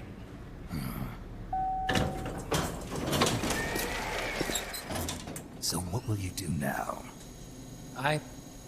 I'm done with science. At this rate, I'm probably already halfway to hell anyway. Not so fast. Why not join us? Our place is outer heaven. You'd fit right in. Outer heaven? Yeah. I'm probably better suited to something like that than this paradise. Good. You get a free balloon trip for signing up. Enjoy it. You'll feel like a butterfly. You're an agent, right? Who do you work for? Me. I was a Cold War tool, same as you. Now I'm not so useful anymore, so they cut me loose. I don't answer to anyone. Call me Snake. Snake? That name seems familiar somehow. It's probably just deja vu. You see that there?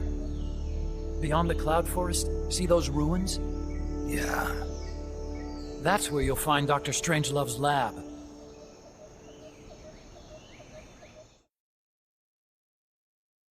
Name's Yui.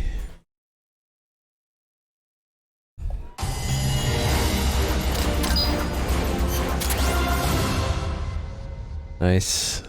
Thrown supply marker. Those are good. Chaff grenade. NVGs. Snake, the doctor's safe here with us. Huey, how are you feeling? Never better. This is quite the pad you've got here, boss. I'm impressed. Call me Snake. Whatever you say. Like it or not, everyone here calls you boss. By the way, if you're at all interested in improving your tech, by all means assign me to the R&D section. I'm pretty sure I'll be of some use. Once we have the necessary materials and blueprints, we can start work on that bipedal mech. I appreciate that, but are you sure you're okay with having your work used for war? I'll be using it to keep past mistakes in check. If I can help thwart the Peace Walker project, I'm happy to do it. Deterrence theory, Huey style, huh? Anyway, if you need any intel on the enemy's weapons or electronic brains, contact me. I've been given my own frequency. Sounds good to me, Doc. I'll do that. Good. Whatever the means, you must put a stop to their plans.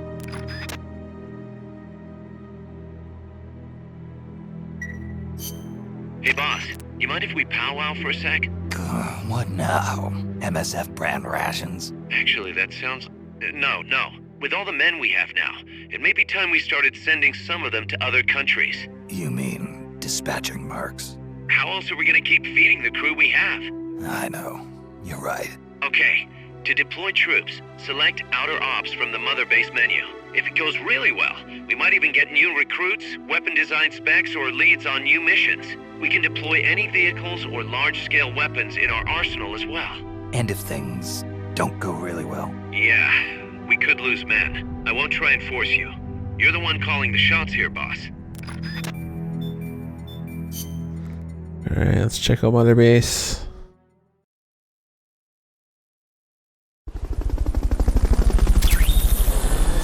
Outer Ops. Yui. Analyzer, ID card, chaff grenade, night vision.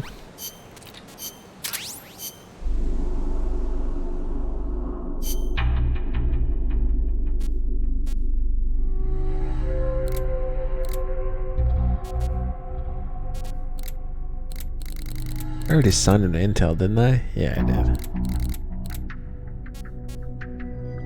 Yui, R&D. Brings it up a bit. Smoke grenade rank 2. Supply marker. Wheat. Ration mark 2.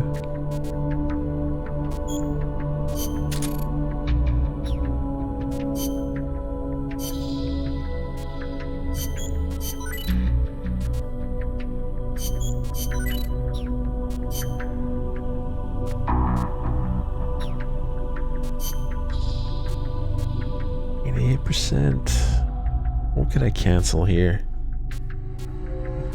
No point canceling anything at the moment.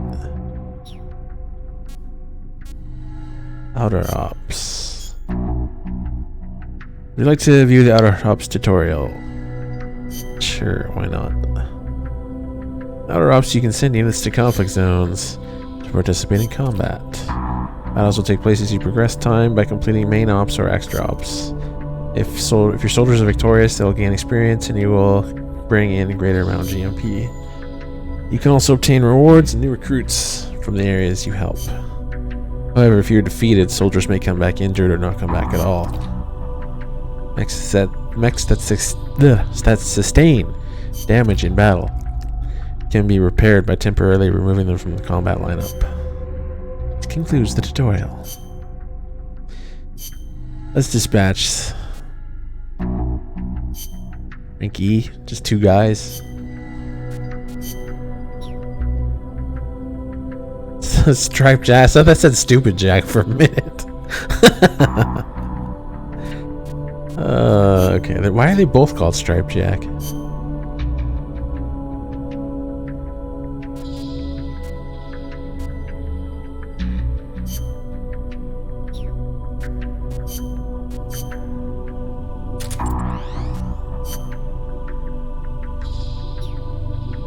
We just send that by itself. Send in the lab G.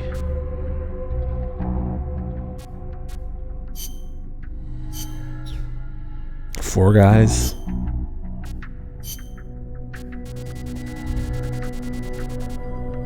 Shrimp. There's a name. Imagine being known as Shrimp.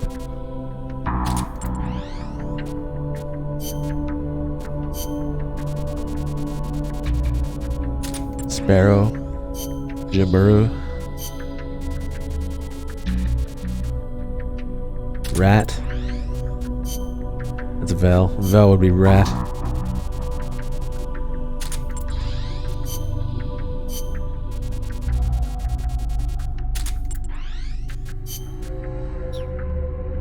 Six against 4. Surely we'll win. Bat Rat. What do we got here? Pipefish, boa, sea lion, another striped jack. 4 of them. Should we send 6 again? Dolphin, parrot, raccoon dog. So what? A raccoon and a dog had a baby? What the fuck? Sheep. I want the name Sheep. Lion. Baboon.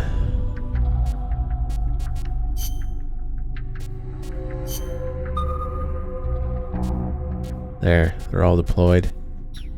See how they do.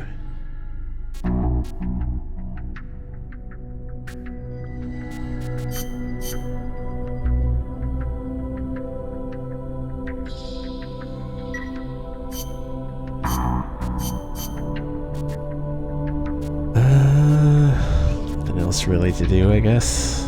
No.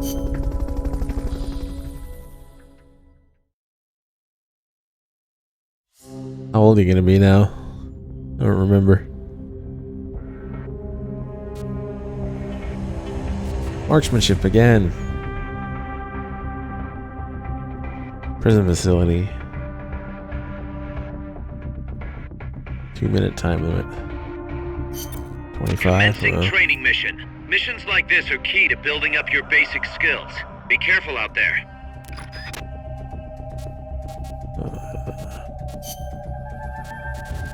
I didn't start streaming until I was 25. I think. Yeah, it was 25. 25 and a half, probably, or a little bit less. Oh no, it was summertime.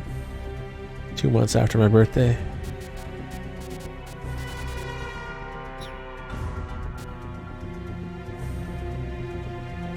My original account, which now is the OHN account. I think.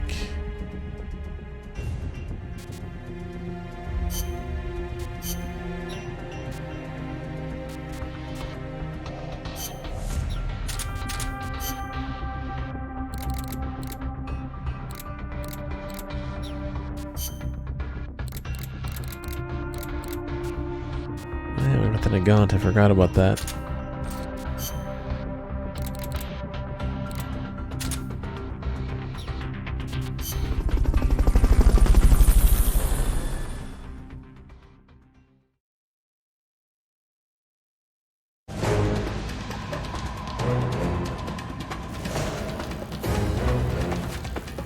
Hit the targets as fast and as accurately as you can.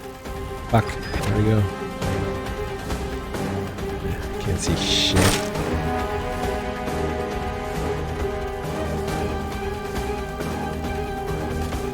Can't even see, really. You probably can't change the crosshairs, can you?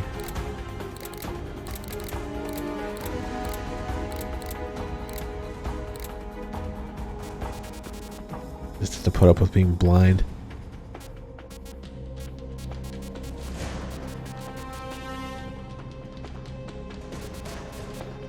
No. Bravo! Nice work! Just gonna shoot for the chest, I guess. No, get back here.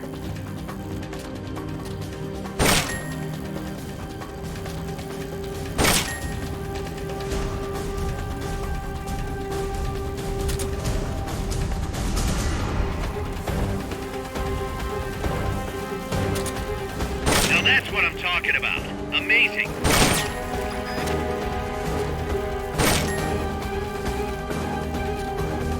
Bravo! Nice work. Oops.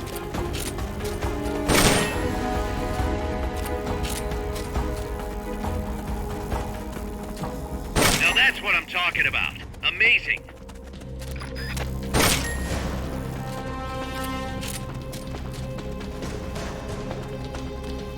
Did my phone go off for some reason?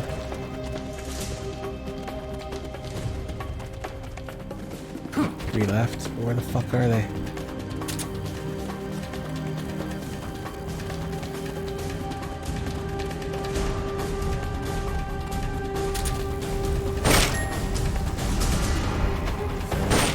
Bravo! Nice work. Okay, you're done with that area. Head for the goal. Mission complete. Great job.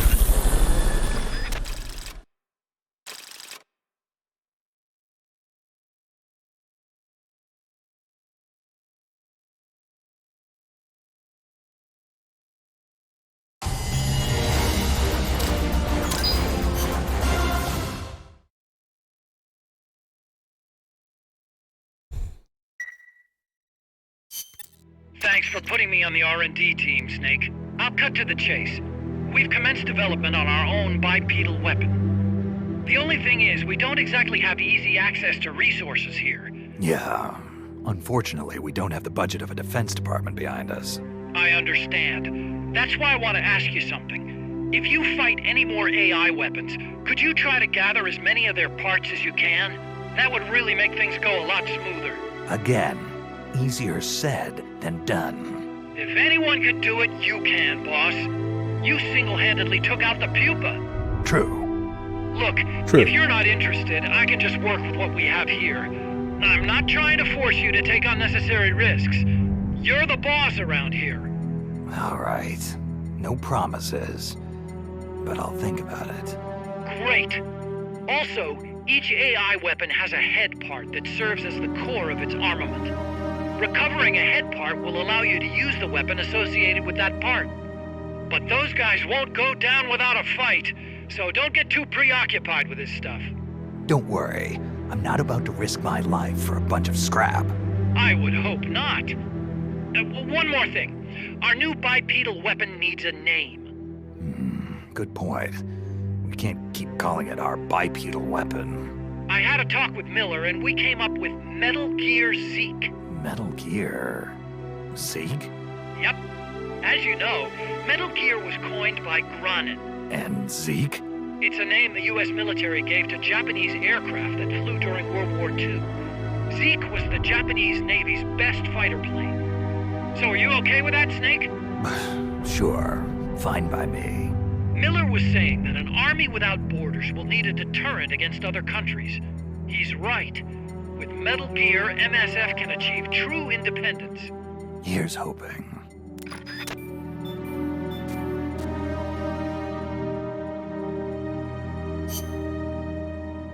That's something else that doesn't play when you do New Game Plus story run.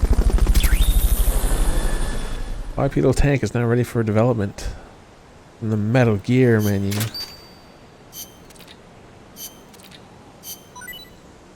Terminating combat operations.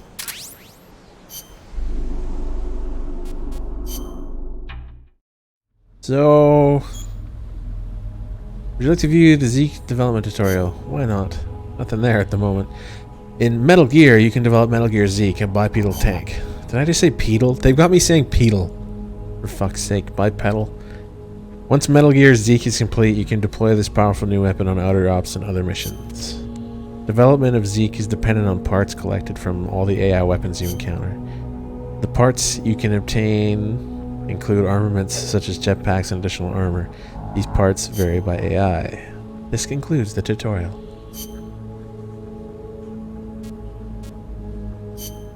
So, we've got what? Walk unit scrap. We need 4 more to make one a whole one. 2 out of 5 for power. 1 for leg. 2 for head. So we got close to a bunch of nothing right now.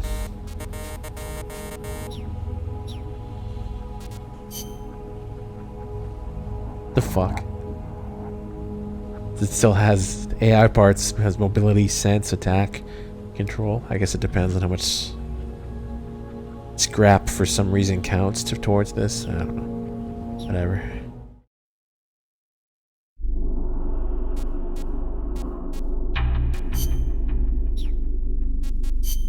Other ups. Team Alpha has returned. View the results. Sure, why not?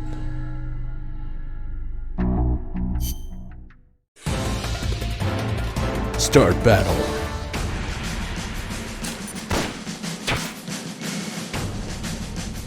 Probably Amaranth. She's the head honcho of all the booby streamers and whatnot. I suppose it's not just boobies anymore though. They're like 90% naked.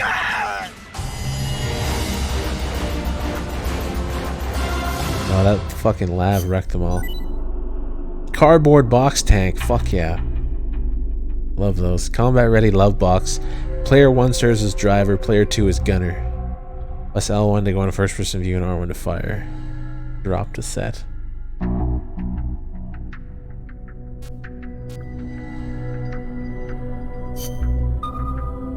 Bravo has returned. 6 versus 4. Tank box is best box. Fuck no. Fucking ambulance box is gangster. That thing's amazing.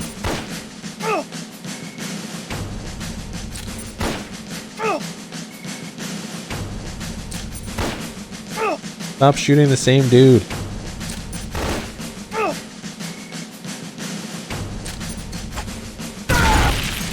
Rip.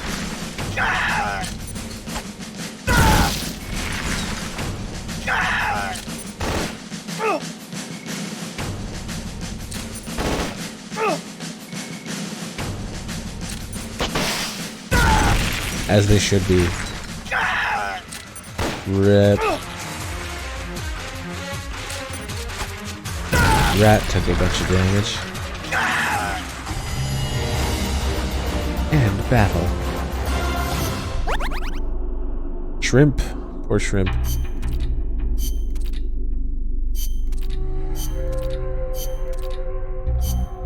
Named Shrimp. Cardboard box stun cannon. Nice. The non-lethal version.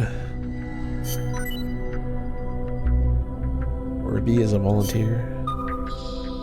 Team Charlie has returned.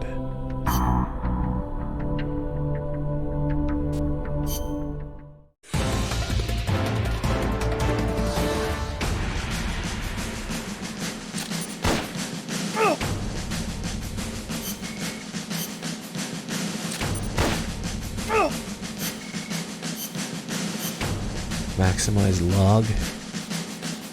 Lots of details there.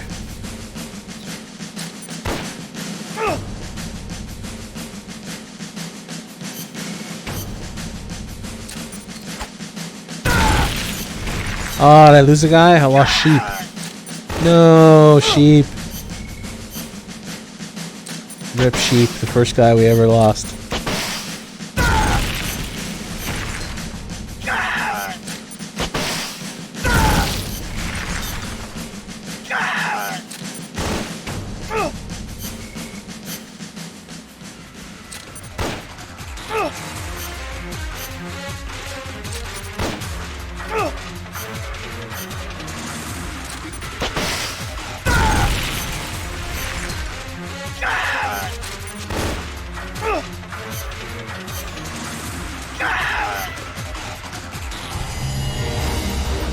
Rip sheep.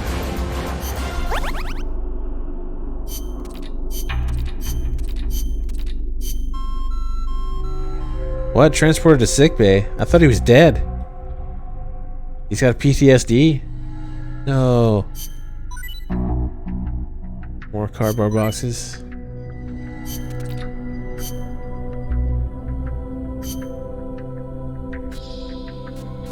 Wow, a shitload of them opened up. D pluses, C's.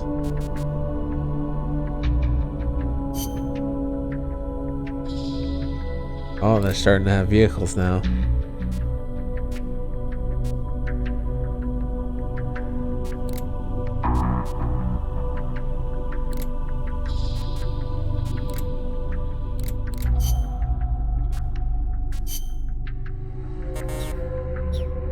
Wait. Oh, there we go. Let's give them the vehicle.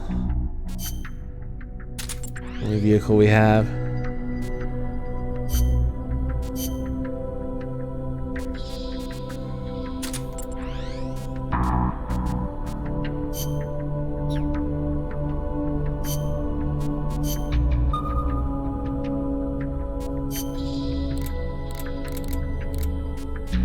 Gotta replace sheep.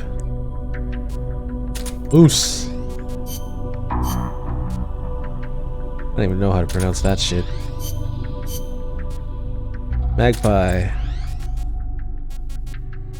Oh, they got a vehicle as well. Shit.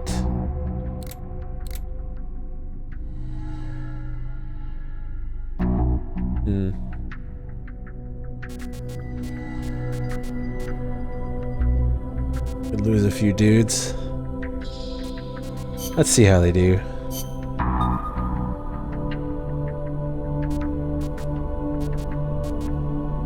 Right, small armored units. Armored, a scout unit. You can take that.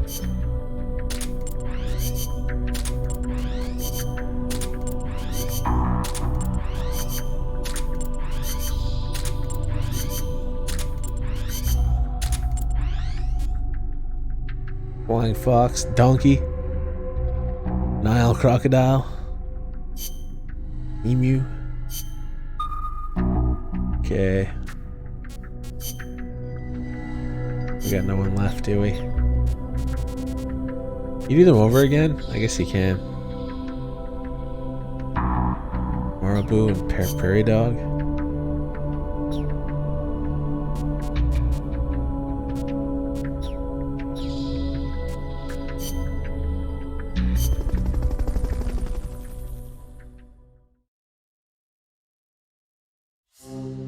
Sending dudes without the what? The camp pistol?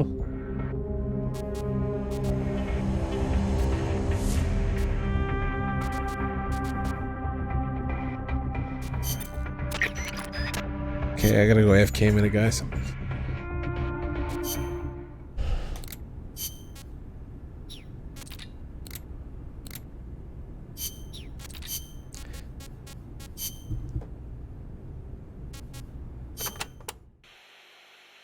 La CIA calls their new toy Peace Walker, eh?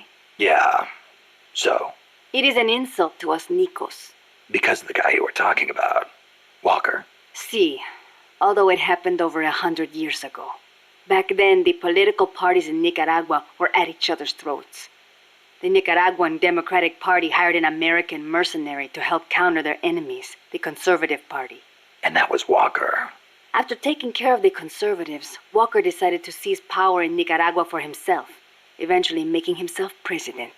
The Democratic Party gave him an inch, and he took the whole country. But it did not end there. Not only did he make English an official language, he tried to reintroduce slavery. Walker's goal was to build a Caribbean empire, centered on the American South. Caribbean Empire? Sounds kind of like what Coldman is trying to pull off. The gringos are always like that. They invent some convenient excuse to trample all over foreign countries like they own the place. Peace Walker, ha. What happened to Walker in the end? A united Central American army led by Costa Rica kicked his ass and sent him running back to America. Then why don't we do the same? I, for one, don't intend to let Coldman get his way. Good idea. I'm glad we have you, boss.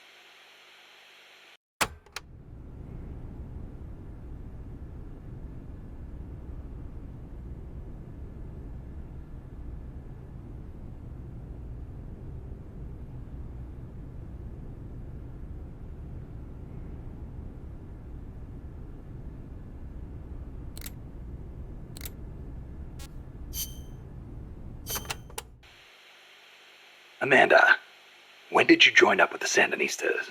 About a year ago, when I went into the mountains with mi viejo and his group.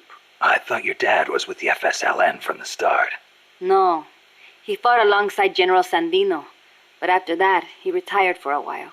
He found a job, got a wife and a house, and raised us kids. Then one day, some Sandinista students came by. And he felt the old fire in his belly. Something like that. All he did was help them escape from La Guardia, though. But then La Guardia showed up. They broke into our house and began pushing him around, shouting questions. I'm guessing he kept his mouth shut. No matter how hard they hit him. Our house was trashed. After that, he was on their list. They harassed him day and night. It was only then that he gave himself over to the Sandinistas. He kept it hidden from us at first, so we would not get hurt. He sounds like a good father. He was. But my mother got fed up with it. She left us. I don't blame her. Why didn't you go with her? It was a hard decision for sure. But like my father, I could not let Somoza get away with his crimes. But most of all... Chico. He is too much like his papa. One way or the other, he was going to stay. And I could not leave him behind. Soon enough, La Guardia drove us out, and we found ourselves in the mountains. It just kind of happened. Well, for an accidental revolutionary, you sure put up a hell of a fight. The mountains make men into warriors. The training is harsh, but it brings us that much closer to being hombres nuevos. Chico couldn't ask for a better sister. I can see why they picked you to be Commandante.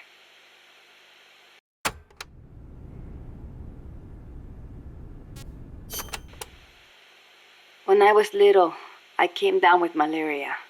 Unlucky for me, it was the bad kind. I was in a daze the whole time. And at one point they said I was not going to make it. Malarial encephalopathy. I hear it's pretty common in tropical malaria cases. Even today, my memory sometimes gets a little fuzzy.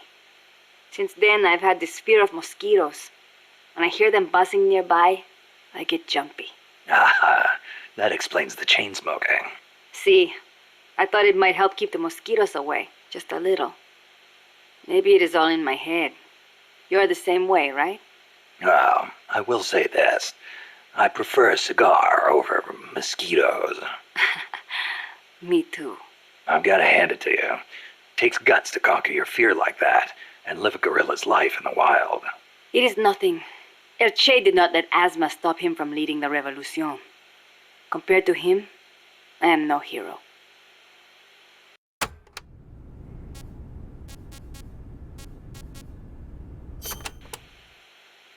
I'm sorry to hear about your dad. Thank you for saying that. Mi viejo was the leader of the Frente. He was the last of the generation that knew General Sandino.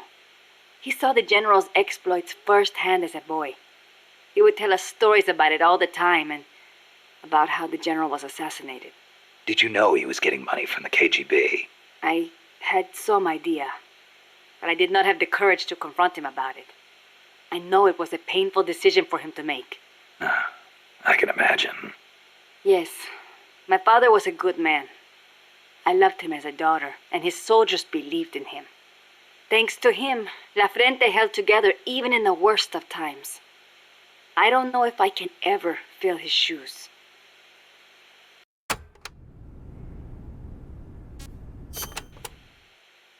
Chico's 12, right? Right. Isn't he a little short for his age? Malnourishment. Food is hard to come by when you're running around in the jungle. He's got quite an appetite. I know. I didn't want him to come in the first place, but there was no one to take him in. I had no choice but to look after him. Don't be so hard on yourself. Sometimes it's better for a kid to be with his family than far away in a safe place. Thank you. Promise me this, though. When your fight is over, make sure he gets a proper education. Give him a chance to be something other than a gorilla.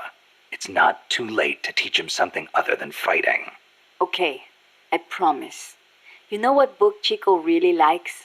The World Encyclopedia of Mysterious Creatures. The Loch Ness Monster, the Yeti. UMAs. Yeah, I know. He's still so much like a boy. I worry about him. He'll be fine. I know plenty of grown men who still go crazy over UMAs. Are you serious?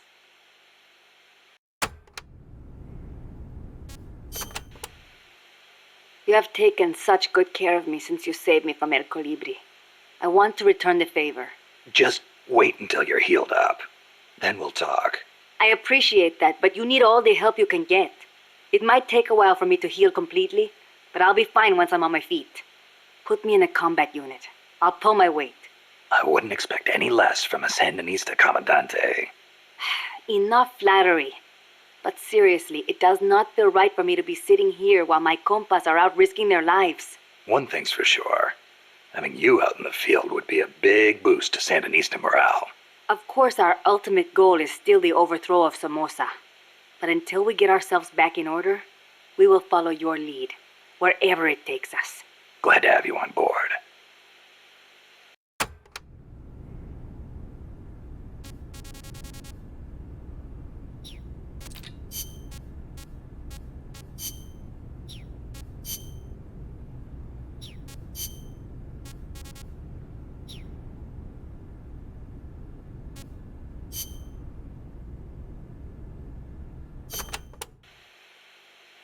Snake, legend has it, a place called Isla del Monstruo is near Costa Rica. Isla del Monstruo? It was discovered in the 18th century by Caribbean pirates sailing over to the Pacific. And the island in Treasure Island is based on one near Costa Rica, too. Treasure Island. I remember reading that. You've read it, too? That makes things easier. In Nicaragua, we too have a story about a group of pirates that encountered a flying monster out at sea. Some even say they landed on this monster island, though we still don't know exactly where it is.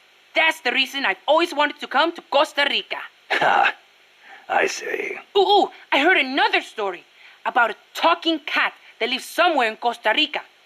They say it'll take you to this place. Interesting stuff. Want to know more about the island? Maybe later. If I'm headed that way, you can fill me in. Okay, just let me know.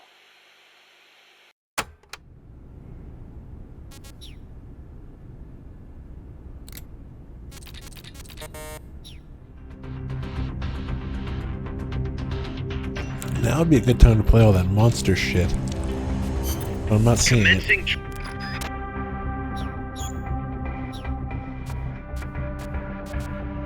Careful.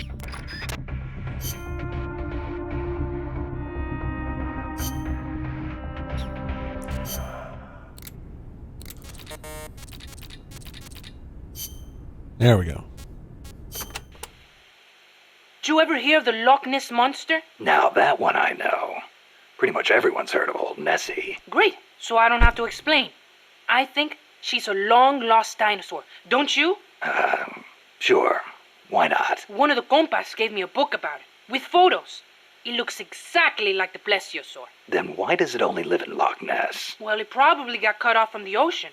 Back when Loch Ness was part of the ocean, some plesiosaurs became trapped there when the climate changed.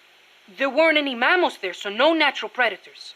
Today's Nessie is descended from those plesiosaurs. Then wouldn't it make sense for there to be monsters in other lakes with similar climates? Exactly.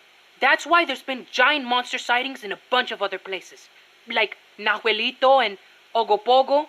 I don't know if there's one in Irasu too, but I know there's definitely something living in Lago Cosipolca.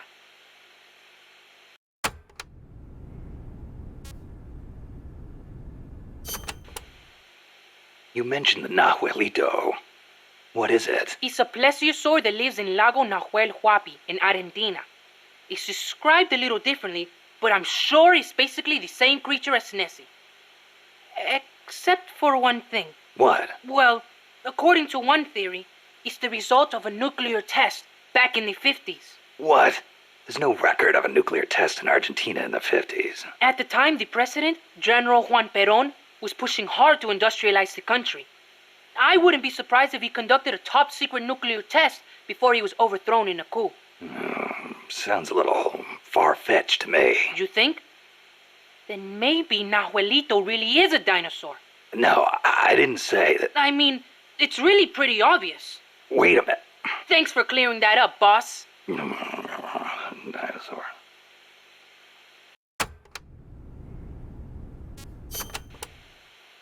What about the Ogopogo? And what kind of name is that anyway? Ogopogo's a monster that lives in Okanagan Lake in Canada. I guess it's an Indian name because it's a legend passed down by the Indians. A legend, huh? Well, then it's probably not. There's written records of it too. The first one was in 1872, and there's been more sightings since the start of the 20th century. You starting to get into UMAs too, Snake? Yeah, maybe. UMA hunting. Now that's a real man's adventure. What do you say, Snake? After Nicaragua's at peace again, you want to go exploring together? Well, we'll see. Might not be such a bad life.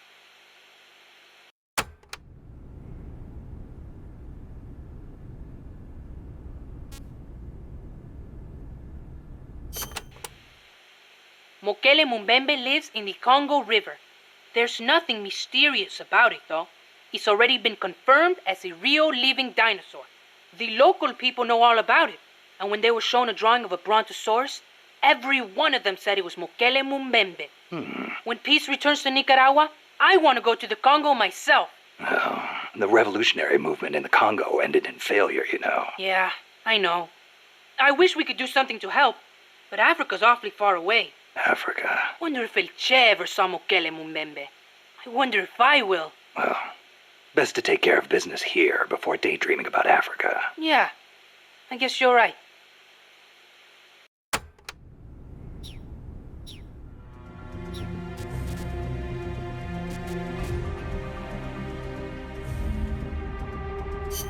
Commencing mission. You're in for some heavy combat with this one. Try and make it back in one piece.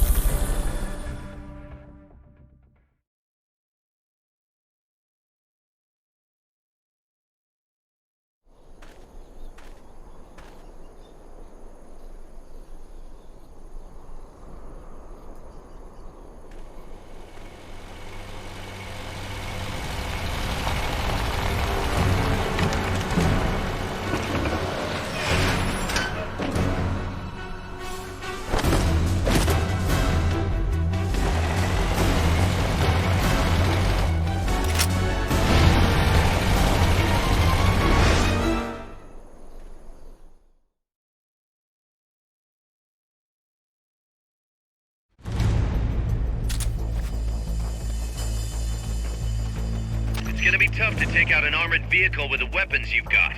You'll want to think about taking out the guys in the unit first.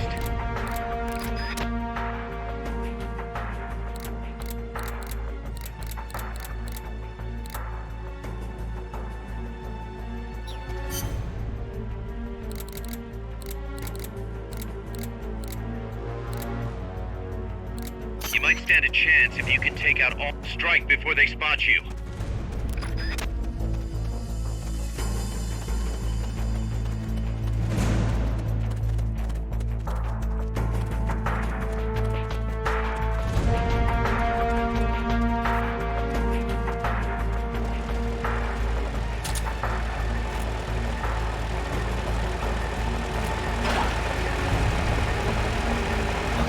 Enemy! Free.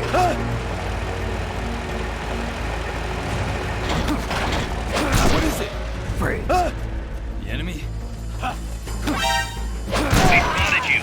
You won't be able to stay out of sight and neutralize the enemy now. You're sitting duck with that equipment. Get...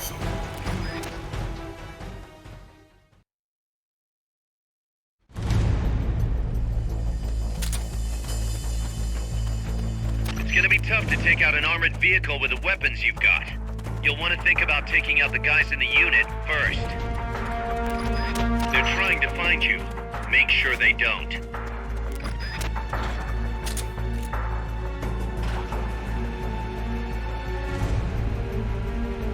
What is it? What's that? The enemy's attacking! Going to alert status!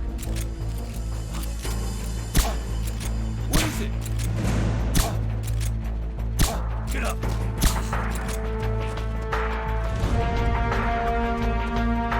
They spotted you. You won't be able to stay out of sight and neutralize the enemy.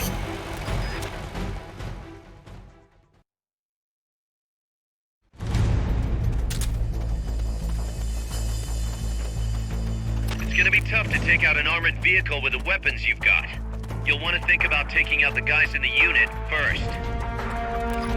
They're trying to find you. Make sure they don't.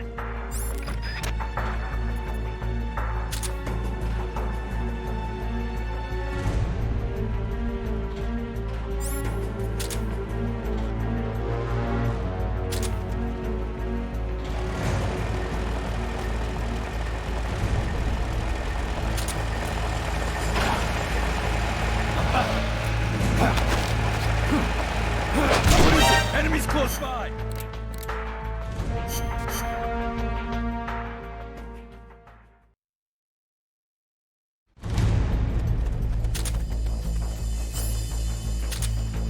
It's gonna be tough to take out an armored vehicle with the weapons you've got. You'll want to think about taking out the guys in the unit first. They haven't seen you yet. Perfect. Now's your chance.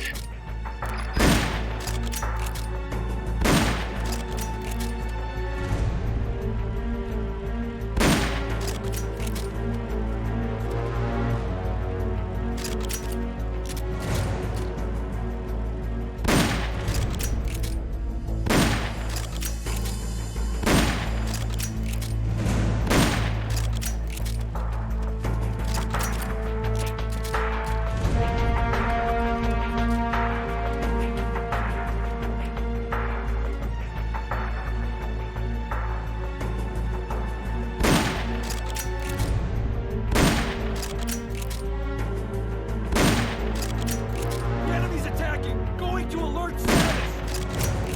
What is it? Get up!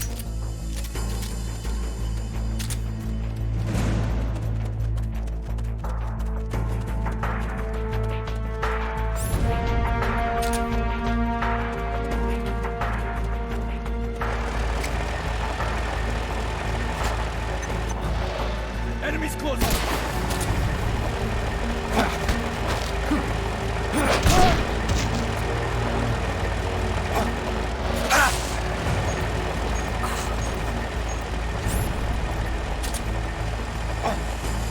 They spotted you. You won't be able to stay out of sight and neutralize the enemy now. You're sitting duck with that equipment.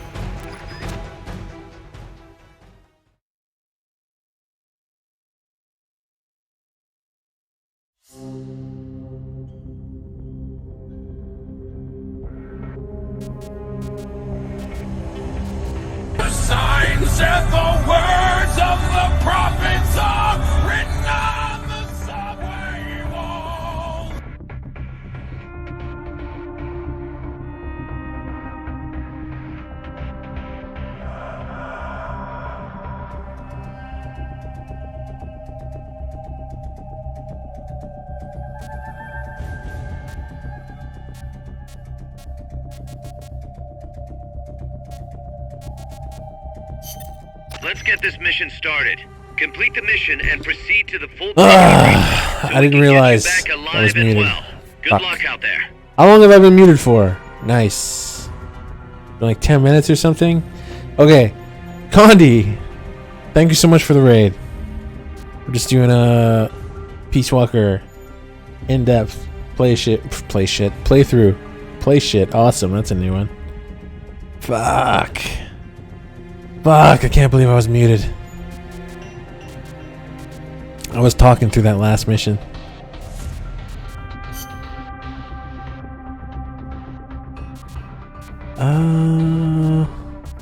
So I was trying to do it. I really want to do that mission that I was just trying. I want to do it no kills.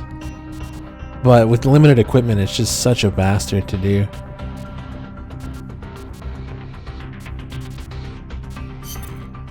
Let's get this mission started. Complete Sorry about the mission muted and mic. proceed Fuck. to the Fulton recovery point so we can get you back alive and well. Good luck out there. Okay, let's see. Bluegill. Everybody's out on missions right now. Target demolition. We need C4, don't we?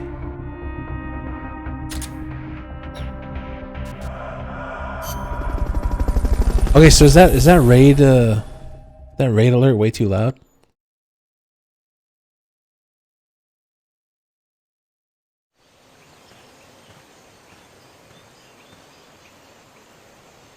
Destroy all enemy supplies with your C4. I have more than 100 times. Well over that. Certainly.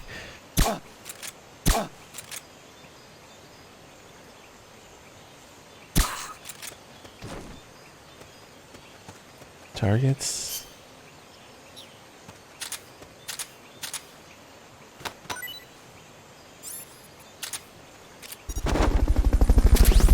Anybody else? How was that alert sound?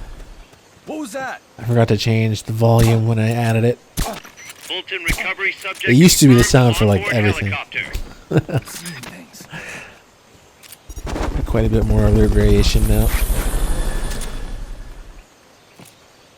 Enemies close by. Fulton recovery helicopter is complete.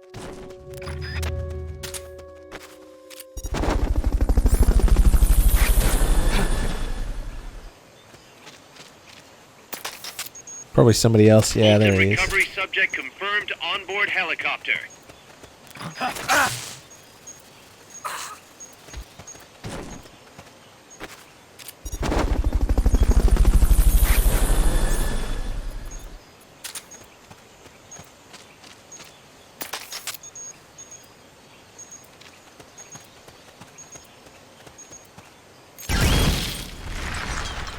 Head for the recovery zone. We'll pick you up there.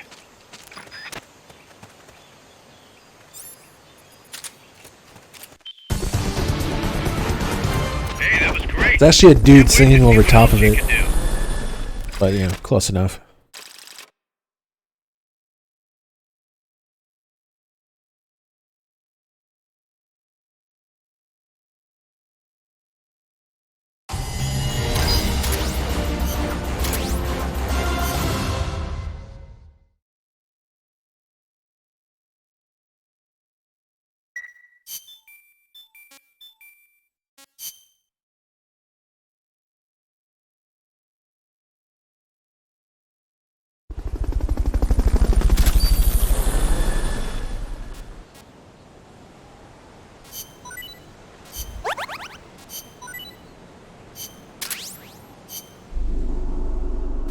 Check out combat operations.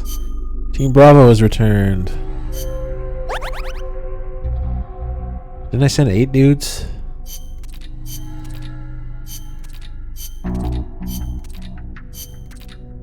Somebody must have died. Confidential document. I don't know what that is. Naked Leaf. Raises camo index in jungle environments, but only half as much as full body camo.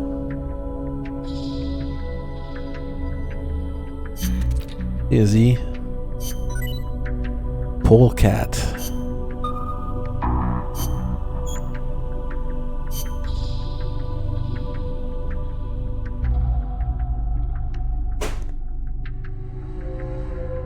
One sec.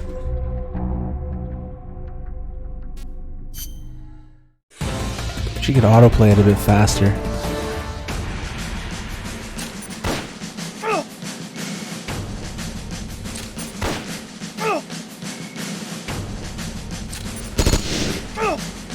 Uh-oh. Rip.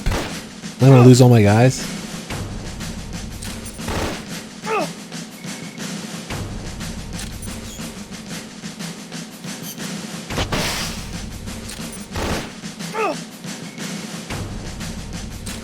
Gonna lose everybody, aren't I?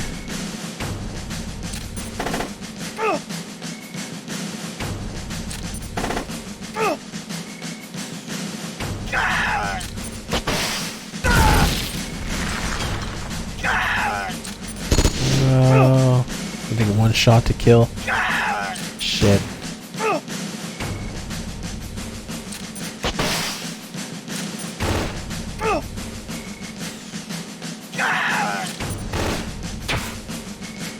Ooh, that little sliver. That sucks. That was a bit better. 2,000. We need more guys with RPGs. Ooh, still alive. First gotta take a hit from a vehicle and live.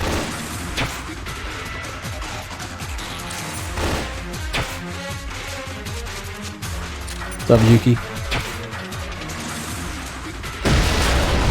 There we go. Lost 2 dudes, maybe. Sick bay, wounds. Wounds. At least they're alive. That's good. Earthworm. Team Alpha has returned.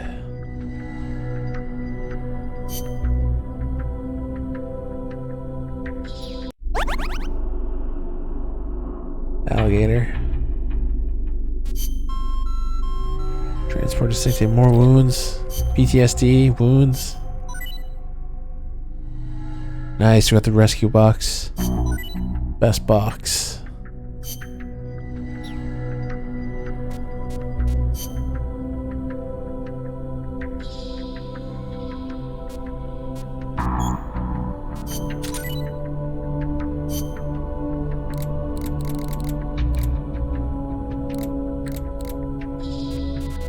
Ton of people in sick bay.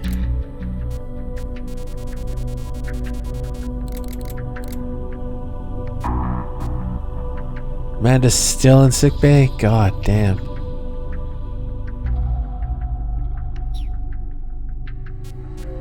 Yeah, the ambulance box is awesome. Alright, we should send out more guys, shouldn't we?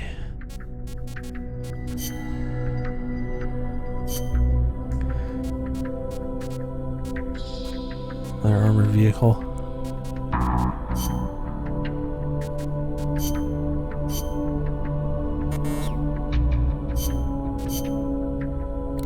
Got nothing.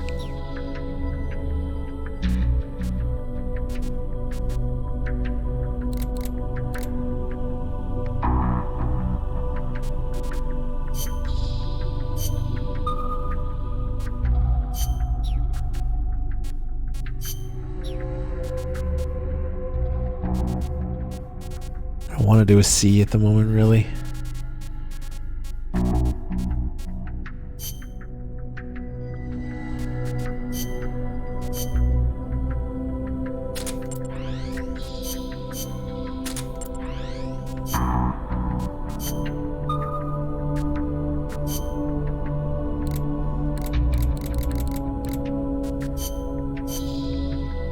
Nobody left. 6 against 4.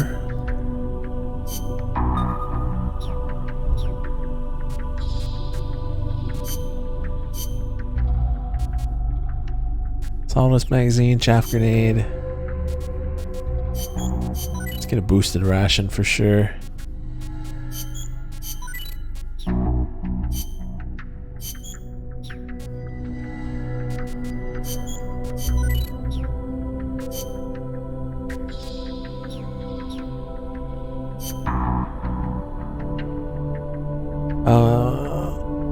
extremely high. It's in my top 3. There's like fucking 9 Kojima games or something. It is ridiculously good. Yeah. The only reason it wasn't popular is because it was on PSP. If it started off on something else, if it started off on the main console of its day, it would have, reception would have been, I think it would have been extremely good. But the reception's like, you know, semi-non-existent to it because it was on PSP.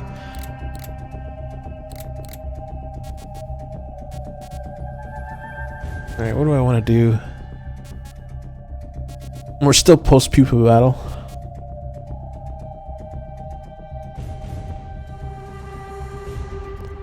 There's like no point in doing the vehicle missions if you just blow them up. You don't get the vehicle, you don't get the guys. It's just meh. Commencing mission. You're in. Yeah. Just blow it the fuck up, basically. Survival. Survival. Let's rock.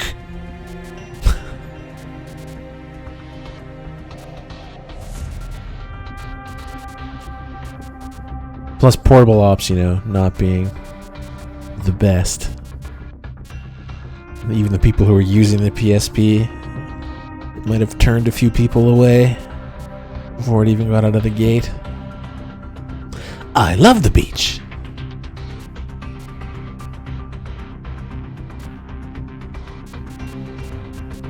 Well, I guess we'll just blow it the fuck up like a noob. Survival. Let's rock.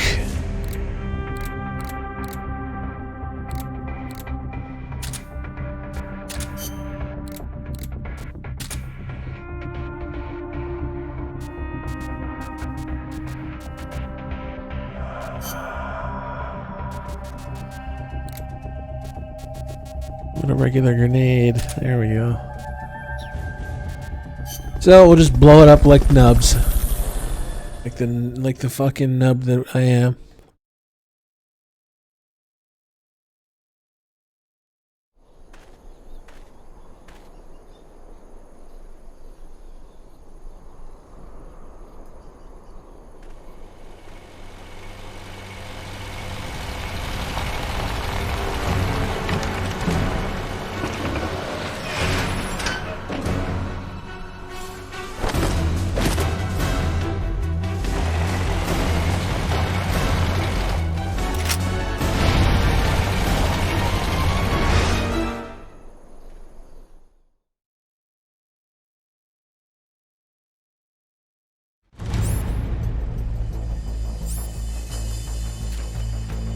No need to take out the armored vehicle just yet. Neutralize the troops first. Fuck the troops. They're trying to find you. Fuck the troops and the vehicle, I guess. Ah, fucking weak. Very weak damage.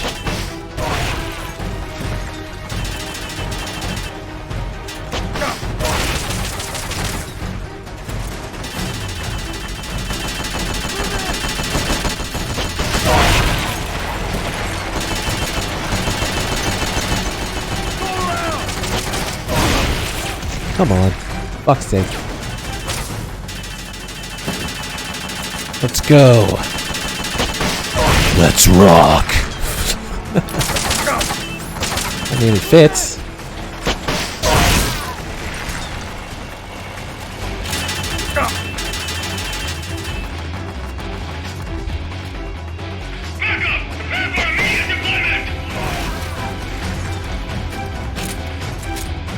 This is such a stupid way to do it.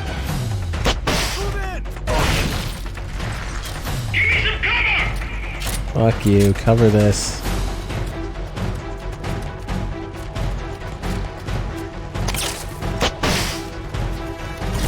One over top.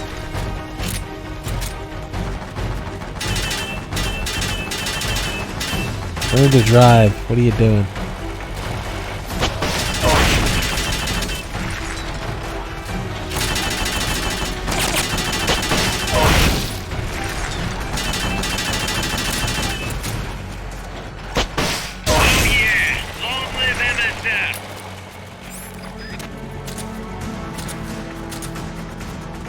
love the beach. Walmart brand RPG. They're sending out a cardboard box as we speak.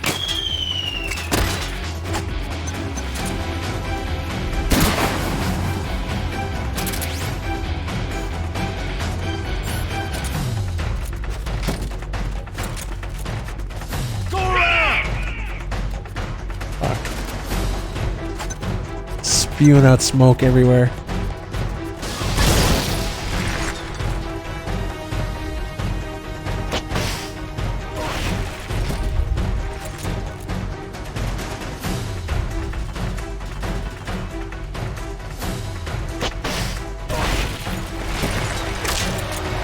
You're fired. Yeah, we gotta fire Kojima.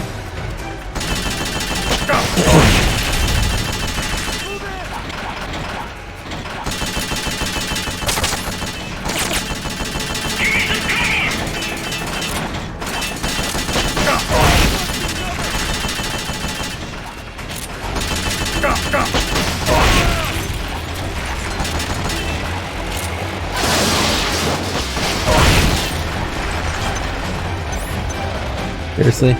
No ammo for either now?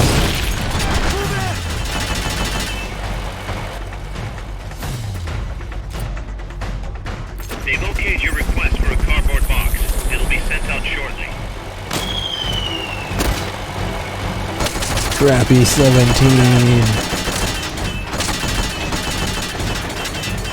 Oh, this sucks. Blocking access.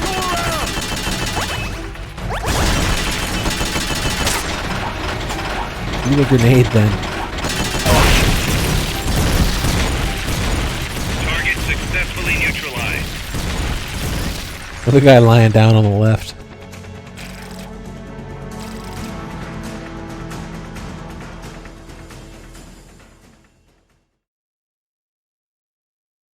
Exclamation mark boo.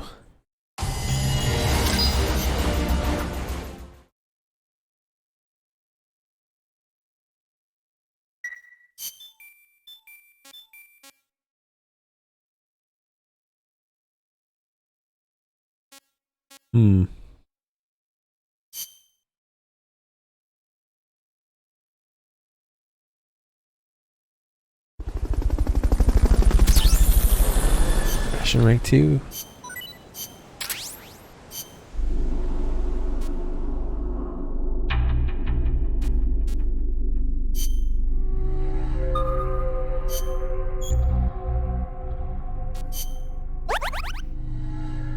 The 5 of them are fine. Did I send 7 or 8? I think I sent 7. Wounds and PTSD.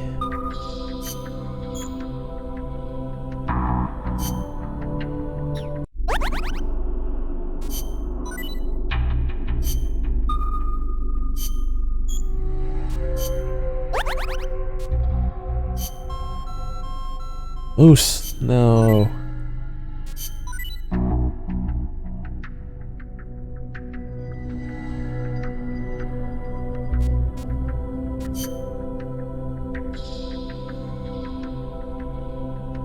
See you, Condi.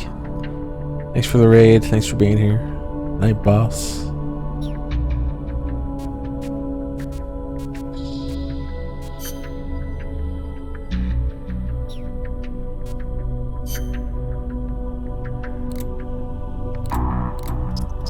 How many guys do I have now? 112.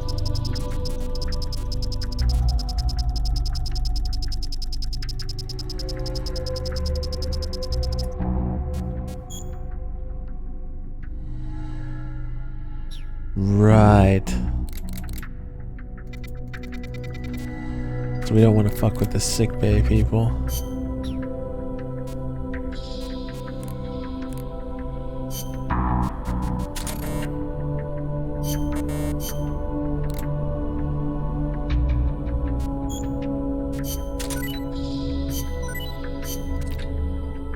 Bolton rank 3.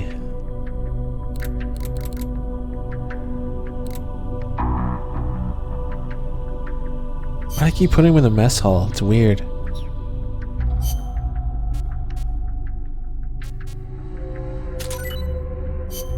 Sonic Eye.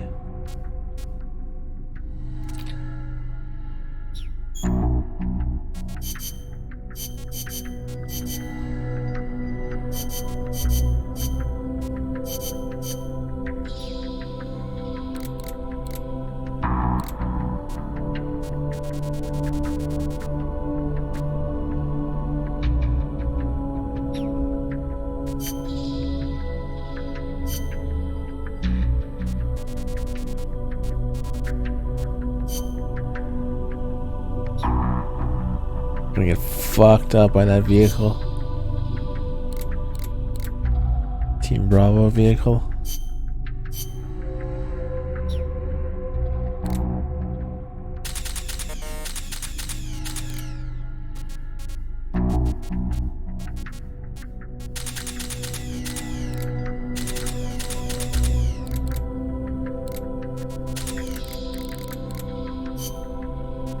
Still only got that one mech.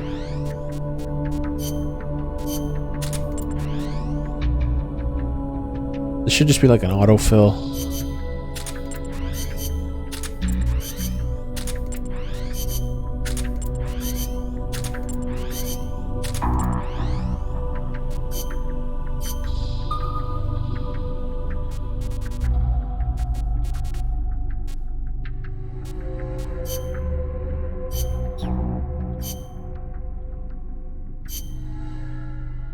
I don't think there's a way to automatically...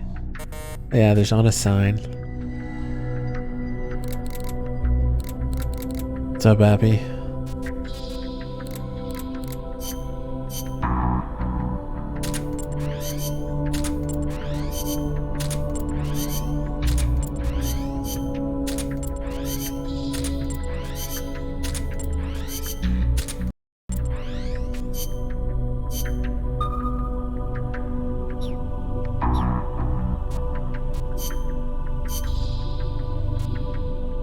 What we got here? Strike marker? Not thrown, that sucks. What the fuck? Are GMPs at 28? Bruh. Let's upgrade Fulton first.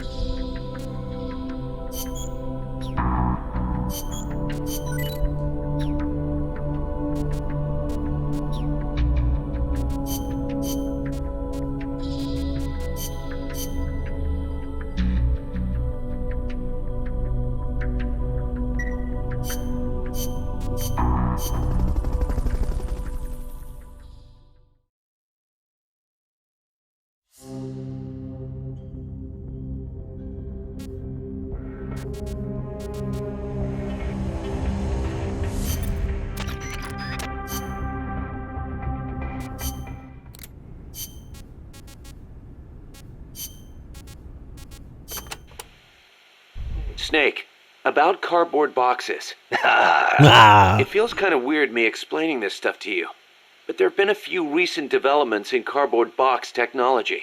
So just to be safe, here goes. Go on. You can do much more with a box than just hide under it. You can put it someplace and leave it there. Huh? You can get on top of it and use it to reach high places, or hide from the enemy in its shadow. I like what I'm hearing so far. And that's not all. You can even put items in it and send them to Co-op's teammates. Really? I never thought of any of that. Damn. Is there anything a cardboard box can't do? Every soldier should have one.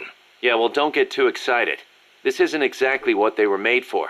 Which reminds me, don't you think the boxes around here are a little on the big side? You're right. I bet 2 people could fit under one box, if they packed in tight enough. They call them love boxes. Love boxes? Of course, you don't need a love box to fit 2 people inside. Any box of similar size will do. Miller, please. 2 men in a box?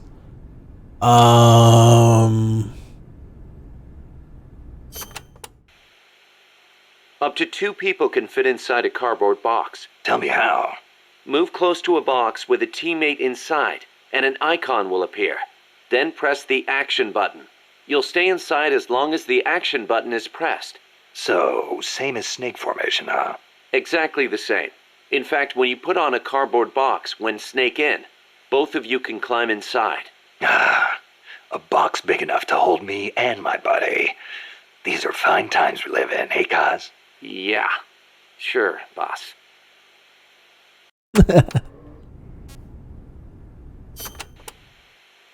Snake, about that cassette player Galvez was carrying.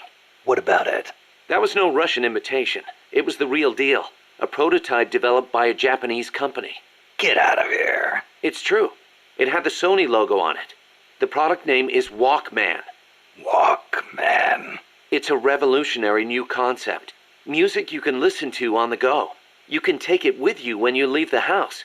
I gave it a listen, and you wouldn't believe how good the sound quality is for something so tiny. And in stereo, too. Think of the technology that must have gone into it. And that tape is equally amazing.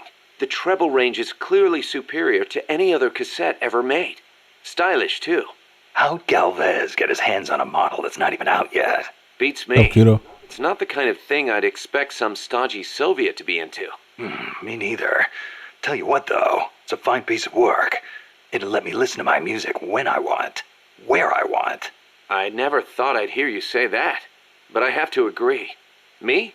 I'm a recording freak, and I always used to laugh at the idea of a portable player. But now that I've seen it in action, I've changed my mind. Being able to take your music with you, this could be the start of a revolution in music.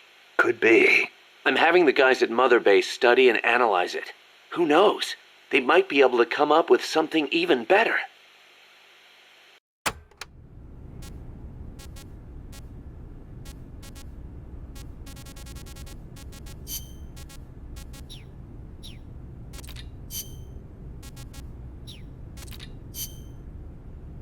Guess we finally did all that stuff.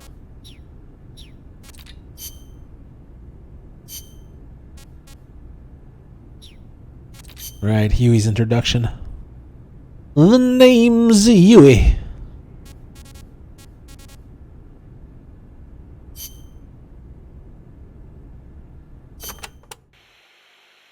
Doc, I'm starting to sense your feelings about nukes are a little different from your colleagues. How do you mean?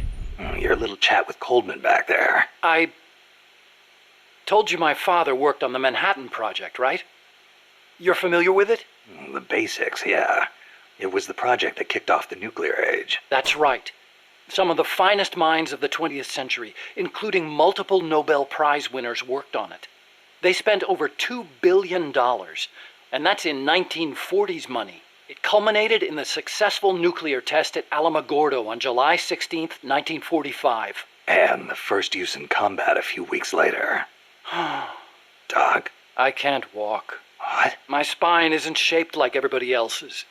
I can't move my lower body, so I've never taken a single step, not since I was born. What's that got to do with your dad being in the Manhattan Project? As a result of his research, my father was exposed to high doses of radiation.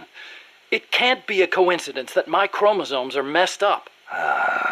That's why I didn't want for these nukes to be another sword of Damocles. I wanted to give them a real purpose, to be a deterrent against war. Doc. And Coldman, we have to stop him, whatever it takes.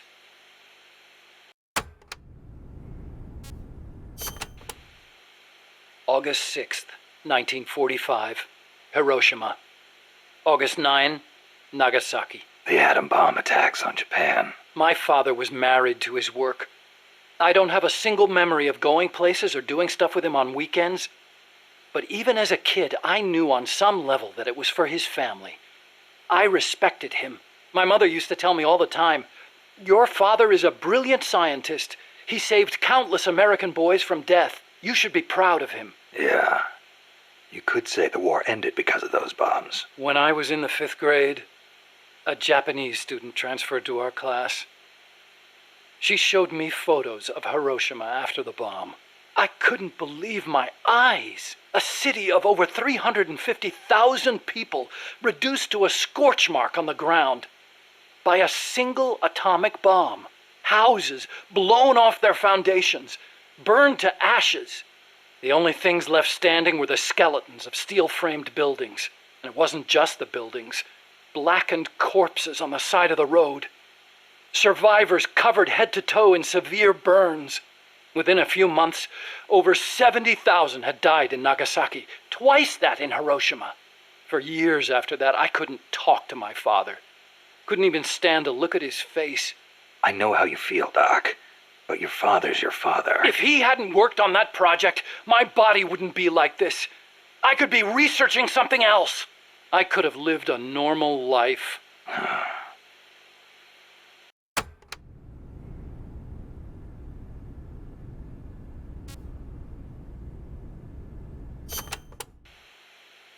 It wasn't so long ago the world stood on the brink of nuclear war. Just over on the other side of the Caribbean. I was 17 at the time.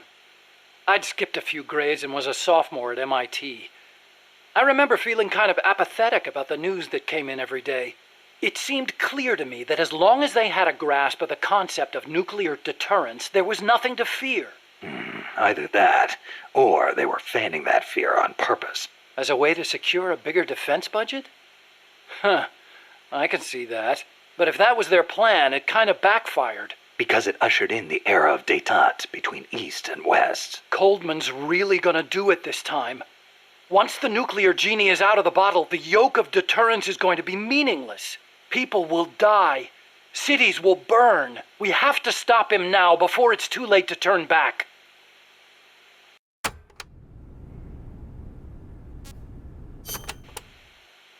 So you've been doing nuclear research your whole life? No, not really. At first I wanted to be an aerospace engineer. For me, the Sputnik launch was a good shock, not a bad one. I thought the age when science was used for war was over, and that a glorious age of space exploration was dawning. The year I skipped ahead and got into MIT, Gagarin went into orbit, which made me more excited than ever. Of course, even back then, I knew the space race was just another facet of the Cold War. Moscow had a leg up on us, and we were desperate to catch up. I know. But for me, it was a happy time. I joined NASA, got to do the kind of research I loved. Our nation's prestige hinged on our work. They gave us whatever resources we asked for. I knew you could turn a rocket into an ICBM by fitting it with a nuclear warhead, but that didn't bother me so much. It didn't last long, though. The space and nuclear arms races took up enormous sums of money. America beat Russia to the moon, but that's where it ended. Then came détente. Exactly. NASA's budget was slashed as a result. My father being a nuclear expert and all, they put me to work on a more obvious deterrent: missiles. At NASA, I'd been researching a locomotion system for lunar exploration. Tires aren't suited to driving around on the moon, you know. And that's how I caught Coldman's eye.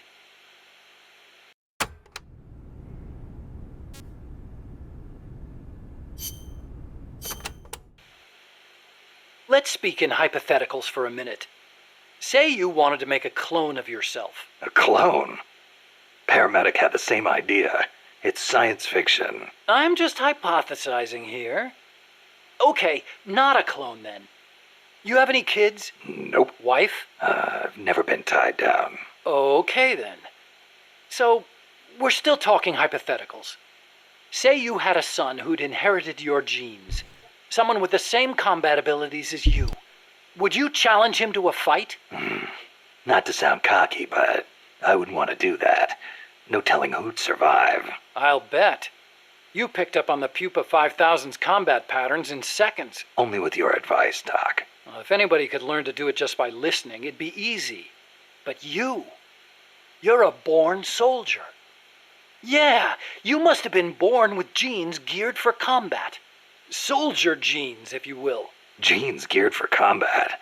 I don't care how advanced their research is. You can't blame genes for everything. Blame genes? You think it's funny? What? You think genes have nothing to do with this body I was born with? I don't know. Look, that fear of facing someone of equal ability in combat, imagine that on a strategic scale. That's the concept of nuclear deterrence. The idea is, when all sides are armed with the destructive power of nuclear weapons, they'll avoid nuclear war in order to prevent mutual annihilation. Doesn't sound all that sophisticated to me. Exactly. It's so simple in principle. But because it's so simple, whether or not it works properly depends on the people involved. In that sense, what we're looking at now is a malfunction in deterrence theory. Coldman. You got it. Please, Snake, don't let deterrence die.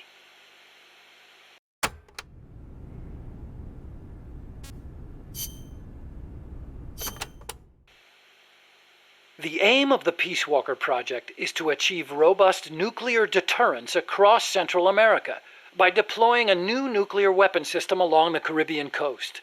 Peace Walker is also the name of the system itself. A nuclear weapon named Peace. I can just see the look on Kaz's face. So why exactly does this new system need legs in the first place? Because it's a walker. An unmanned weapon moving under its own power and capable of launching a deterrent strike from anywhere. That's the whole idea behind Peace Walker.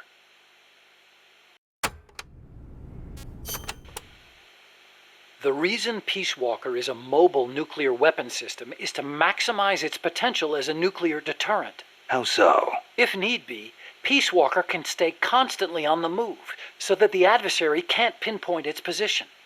That allows it to avoid preemptive enemy strikes. So you're saying it keeps the retaliation card in play? Coldman likes to brag about it in this way. Like a land-based version of an SSBN. And there's another reason for them to be mobile. Peace Walker also has a self-destruct function.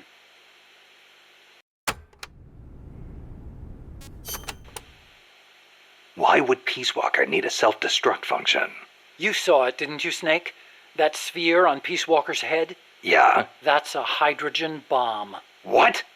You're telling me that thing's a thermonuclear device? Do they have any idea what kind of destruction that thing would cause? I know, it's crazy. I mean, even overkill has its limits. If it's strategic value they want, they could have gone with something smaller. It's like they want a weapon on par with Russia's Tsar Bomba. This arms race is running way out of control. It's an evolutionary dead end. A saber-toothed tiger. You can't load a warhead that big on a missile, of course. And no strategic bomber could carry it. That's where Peace Walker comes in. So, it waltzes into enemy territory carrying a hydrogen bomb and blows itself up. Christ.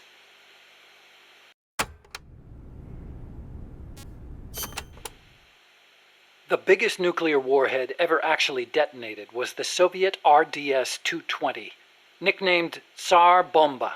It had an estimated yield of 57 megatons, 10 times as much power as all the explosives used throughout World War II. The test took place on October 30, 1961, above Novaya Zemlya. The explosion is believed to have created a fireball over 2 miles in diameter. Can you believe that? Like a miniature sun. The explosion was seen as far off as Finland, 600 miles away, and some people even reported windows shattering. The shock wave traveled 3 times around the Earth. 3 times?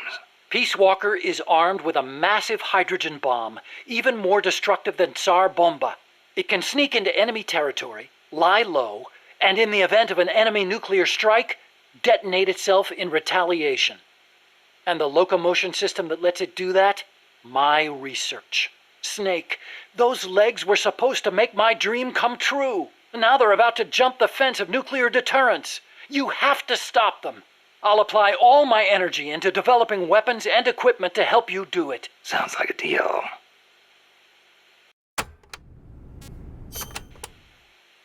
What made you put an AI into Peace Walker? Well, for one thing, because it can't be manned. Peace Walker's designed to enter enemy territory and blow itself up, if necessary. You can't put a person inside a weapon that could blow at any time, Sure you can. you? So we equipped it with an AI instead.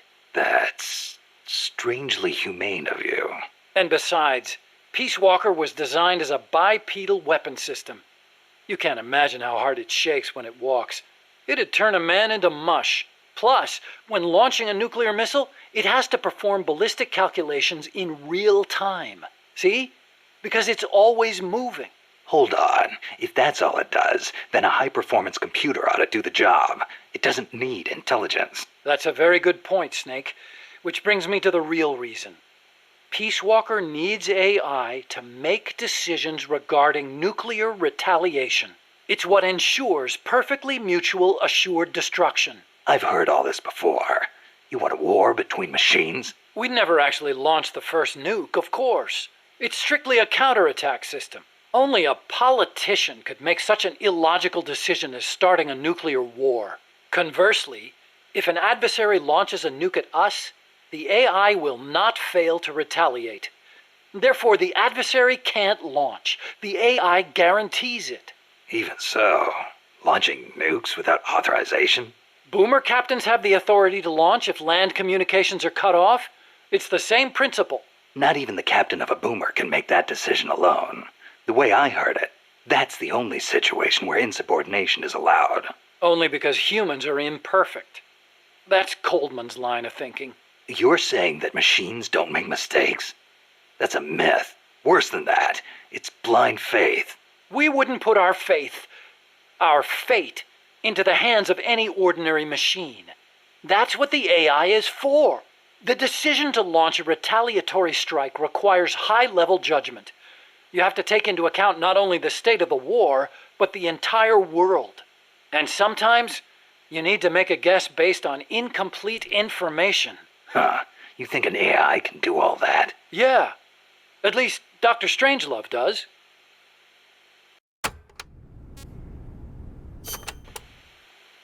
Peace Walker is fitted with several close-range weapons. We'd also planned for it to be able to enter enemy territory and self-detonate. Wonderful. What exactly are we dealing with here? Well, the flamethrowers for one thing. One in the front and one in the rear. Then there are the S-mines. They're like cluster bombs. It scatters them from its leg hatches. If you see those open, you better clear out quickly. And finally, the rockets. These can travel quite a distance, so stay sharp. On the other hand, it can't fire them from too close. But then again, there are those flamethrowers. It can also use its legs as weapons against any infantry on the ground. Ouch. But remember, Peace Walker technically isn't complete. With just the reptile pod, it can only perform relatively simple maneuvers. They've got certain quirks, too. What's more, look carefully and you should be able to predict which attack is coming next.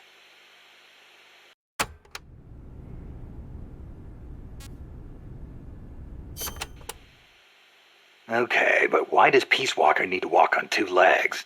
I'd think treads would be good enough. You'd be wrong.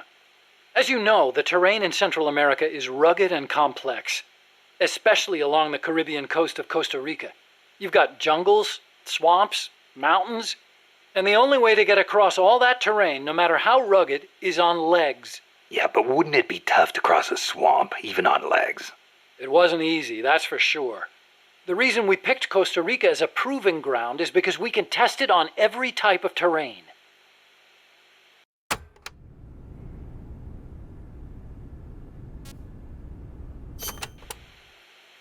This Peace Walker project the CIA's talking about. You believed in it, huh? Yeah, I believed. Actually, maybe I just wanted to believe. What do you mean? Here's how Coldman explained it.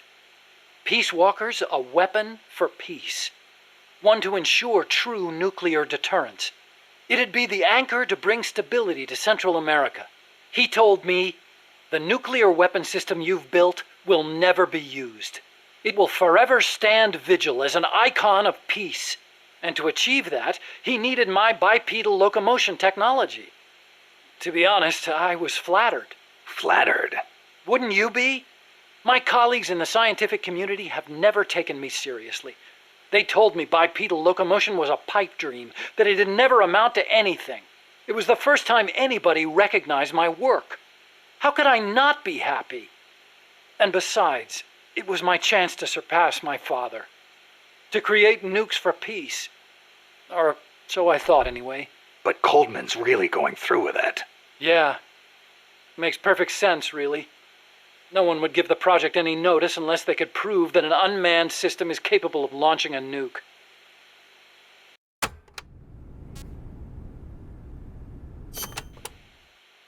Why is Coldman going to launch a nuke? If all he wants to do is prove the AI retaliation system works, he doesn't need to put a live warhead on it. What's up, FRC? I agree. He could demonstrate the system by launching the missile alone, without a warhead. I asked him the same thing at first. He said there was no point in using a dummy missile. That it'd take an actual nuclear launch to deter potential enemies. Launching the real deal gives him a leg up in negotiations with Langley. That's what he's really after.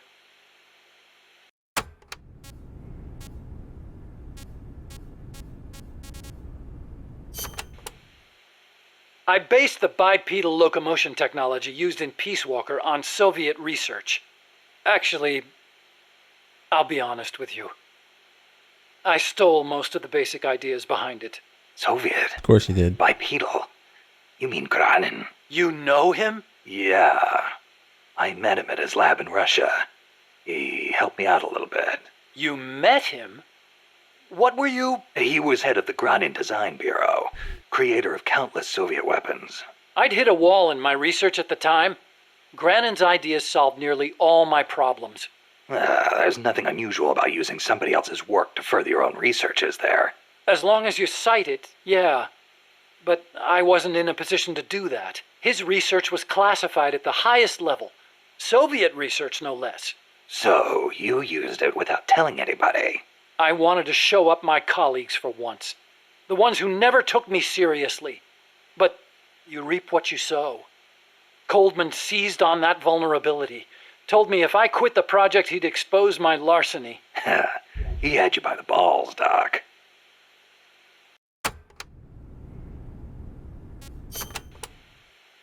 How'd you get your hands on Granin's research? That was also Coldman. He used his agency contacts to get a hold of it. Giving you stolen information, then using it to blackmail you. Damn. I knew it was Granin's work the minute I saw it. See, I'd been corresponding with him for a while. Corresponding? Letters. Between scientists doing the same kind of research. He always complained that nobody understood his ideas on bipedal locomotion.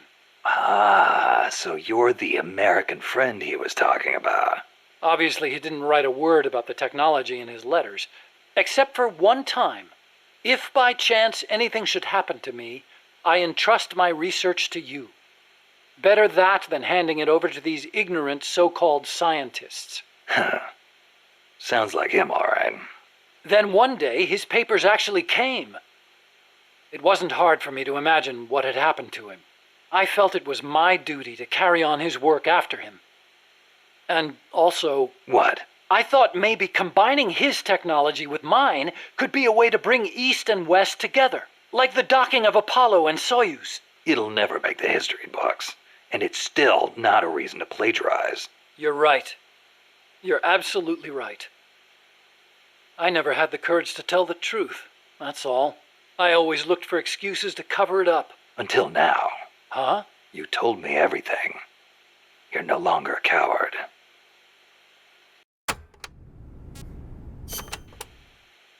Metal Gear. Huh? What about it? You mumbled that when I first explained about Peace Walker. I'm curious what it meant. Exactly what it says. Metal Gear. Granin coined the term. Granin did? He thought of his technology as the metal gear that meshes infantry with artillery. I like the sound of that. Metal Gear. It's got a nice ring to it. Better than an outright lie like Peace Walker, anyway.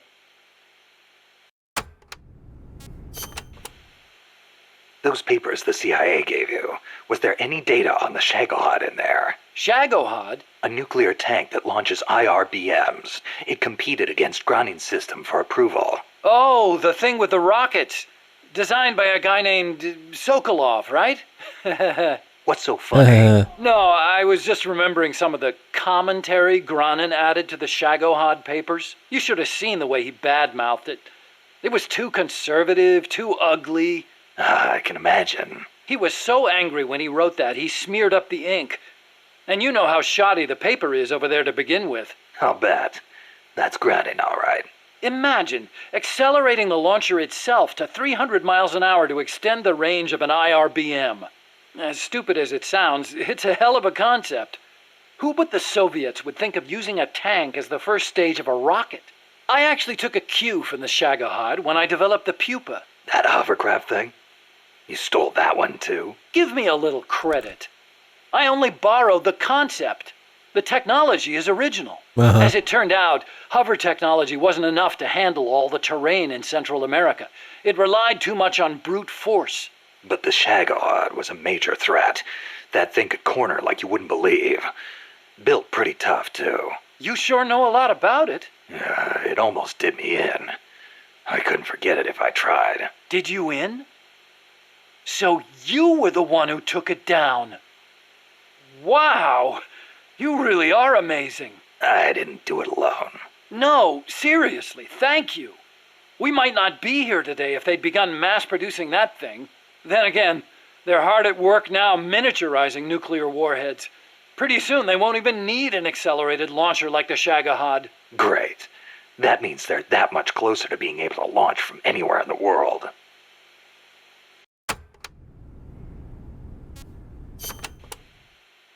Chico called Peace Walker the Basilisco. Basilisco? Oh, right, Spanish. That's funny. I once used the codename Basilisk for the Peace Walker platform myself. What for? The class of lizards called basilisks can walk atop any type of terrain. In a pinch, they can even stand up on two legs and run across water. Perfect name for a system that can walk anywhere in Central America, right? Plus, there are the legends. What legends? The basilisks of legend were highly venomous creatures. There's a story told by the ancient Romans. A knight slew a basilisk by piercing it with his spear. The creature's poison seeped up the spear and killed both horse and rider. Remind you of anything, Snake? Nuclear deterrence. Bingo. Kill it and you die along with it. Your hands are bound. I wanted Peace Walker to be like that. You should know that people aren't that rational. Sometimes people do things that don't make sense, even when they know they're going to die. Or maybe it's because of that. Maybe you're right. But that's exactly what I don't understand.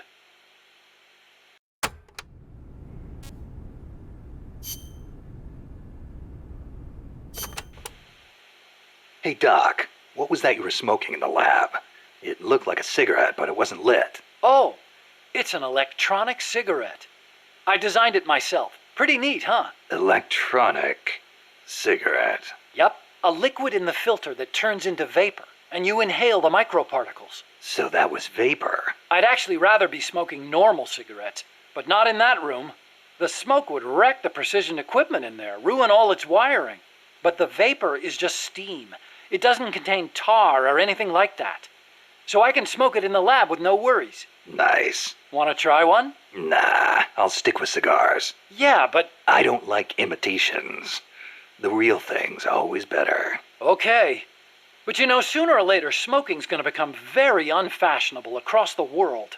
It hurts you and those around you. Electronic cigarettes might not seem so bad then. Yeah, when that happens, I'll think about it.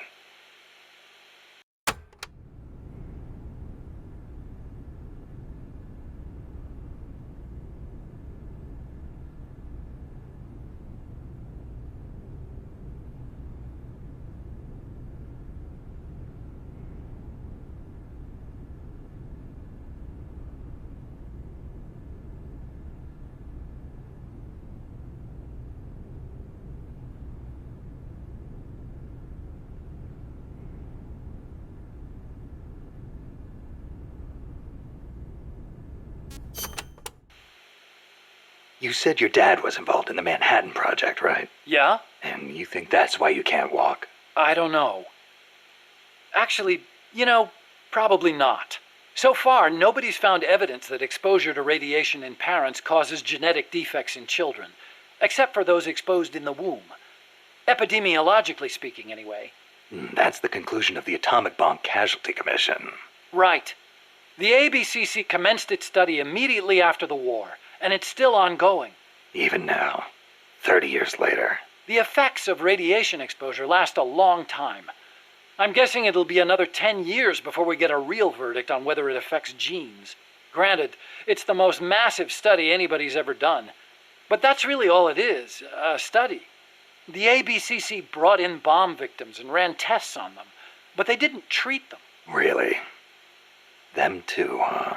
At any rate, that's what my father made me believe when I was growing up. Maybe it was tough for your dad to explain. Ever think of that? Yeah, Maybe. But this is my problem now, Snake. I have to face the nukes head-on, whether I like it or not.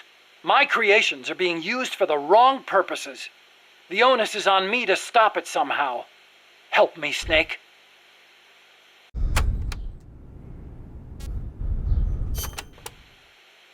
Hey, as long as I'm here at Mother Base, why not assign me to the R&D team? You could use a guy like me. Glad to have you on board. I'm sure Kaz is, too. Once I've got the necessary materials and design specs together, I should be able to start building you that bipedal weapon platform. Nothing would make me happier than for my research to help put a stop to Peace Walker.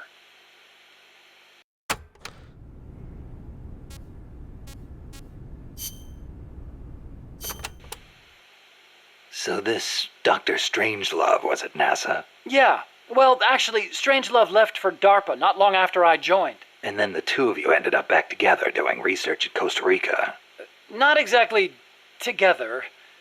We coordinated on a few things, but the research projects themselves were separate from each other. We had it worked out so that Dr. Strangelove handled the mammal pod, Peace Walker's cerebrum, while I did the rest. That letter, something to do with your research? Huh? No, it's yeah, it's a report. Research findings. Research findings? Anything in there we could use against Peace Walker? Nothing. Nothing at all. Just don't read it, okay? Promise me you won't?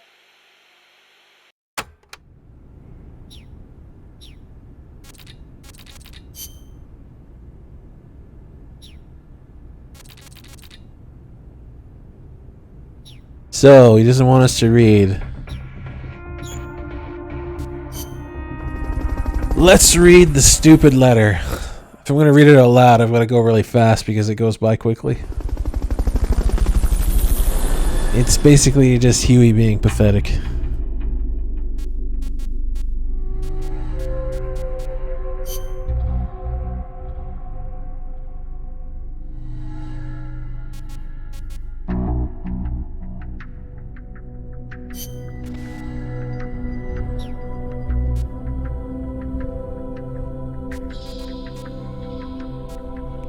Why do I have to look for this crap again? Was it a database? Or am I confused? I am confused. Profile. Log. R&D staff versus... Where the hell is it? I don't remember now.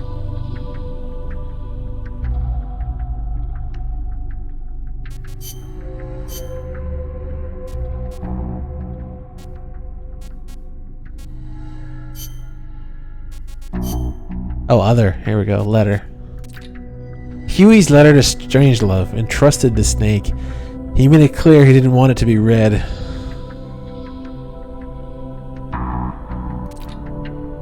Hey, long time no see, huh? Sorry for writing you out of the blue like this. I've been trying to get in touch, but, you know, you haven't been answering. Was it something I said, maybe? If so, I apologize. It's just there's something I want to tell you, so I decided to put it in a letter. I mean, obviously this isn't the best time and all, but I was, you know, kind of curious about your research and stuff. Speaking of which, how's the pod coming along? I was wondering whether that program I wrote was working or not. You know, the one that links the two AIs together. If it's not, I could always go over and fix it if that's okay, of course. For my own peace of mind, really, you know, make sure the program's feeling alright, or I guess you wouldn't really say that a program has feelings, would you? Ha ha ha. Sorry, I'm getting off track here. So, anyway, I've been meaning to tell you something for the longest time. I've been thinking back when we first met at NASA. Those were fun times, you know, living the dream, getting to work all the time, the science that we loved. Ever since then, I've always held you... Ah, fuck. It got ahead of me. Can we speed it up? I don't think we can we? Bullshit. Simp letter to hot tub streamer.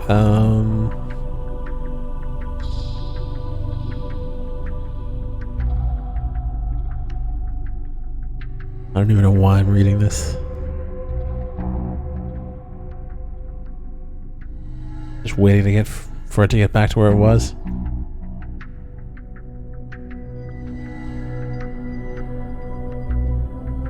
Sorry, I'm getting off track here. So, anyway, I've been meaning to tell you something for the longest time. I've been thinking back when we first met at NASA. Those were fun times, you know. We've been living the dream, getting to work on all the getting to work all the time with the science we loved. Ever since then, I've always held your research, that is, in the highest esteem. No, more than that, I think you're a wonderful person. Sorry, I don't even know what I'm trying to say here. Oh, God. So when you disappeared from NASA all of a sudden, I was devastated. That's when it finally dawned on me. I need you. From a research, you see. I mean, no. Well, yes. And no. It's hard to explain. Anyway, when I saw you again in Costa Rica, I could hardly believe it. I thought maybe it was divine intervention or something, you know? Like it was written somewhere that we were meant to be just like this. You and me, the two of us, from now on, you know? Just you and me doing research together. I mean, not just research. Well, there is the research, of course. But research can have so many different meanings, can't it? I'm rambling again, sorry, but we don't have much time left. When Peace Walker is finished, that's it, right? That's the end of the project. So what I'm trying to say is, Peace Walker is kind of like something we created together, you know? And when it's finished, then, well, I know, we're not done yet. Need to finish it first, right? Yeah, until we do, I just hope you won't disappear on me like you did last time. Sorry for taking up your time. I wish you the best of luck with your research. Your dear friend, Huey. Ugh. So cringeworthy. I feel secondhand embarrassment for Huey.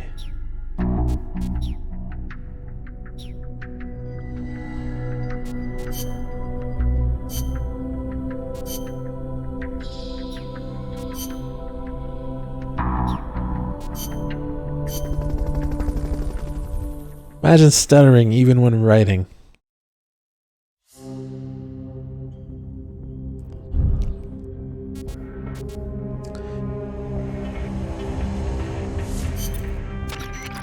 Still post-pupa. We've been post-pupa for fucking ages. Jesus. So much stuff to do. So much time wasted. About this mission? No. Pause doesn't have anything. Amanda's done. Chico.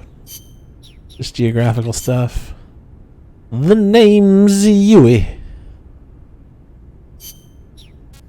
Yes.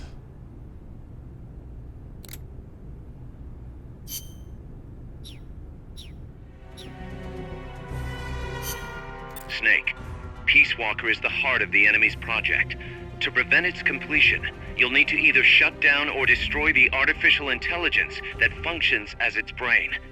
According to Huey, that AI is now undergoing final calibrations in Strangelove's lab. It's inside a tropical cloud forest. Slip in and terminate that AI before they ship it out.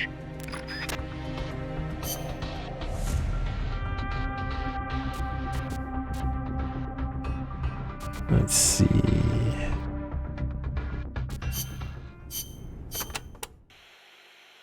We've also confirmed that some of the enemies specialize in ambushes.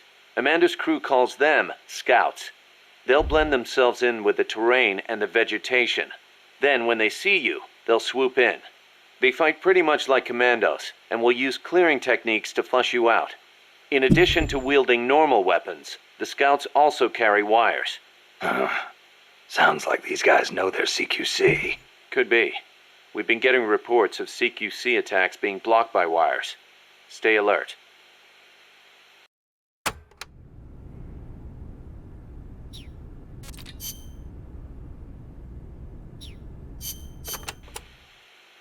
Are there any large-scale ruins in Costa Rica, Paz?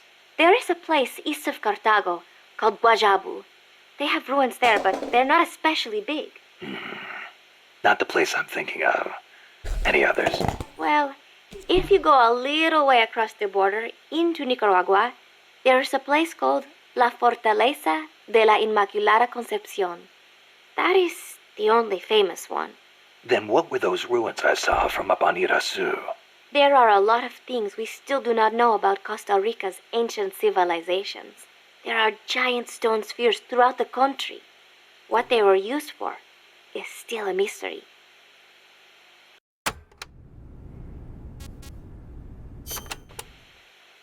The cloud forests cover the central mountainous region of the country. They are perpetually shrouded in fog. You get wet just standing there. It is as if the entire forest is inside a cloud. Must make for poor visibility. It does, but beauty too. It is like being lost in some mystical green labyrinth. I'd rather not get lost, if that's okay. The forests are also home to lots of rare animals, especially bright-colored frogs. They like the humidity.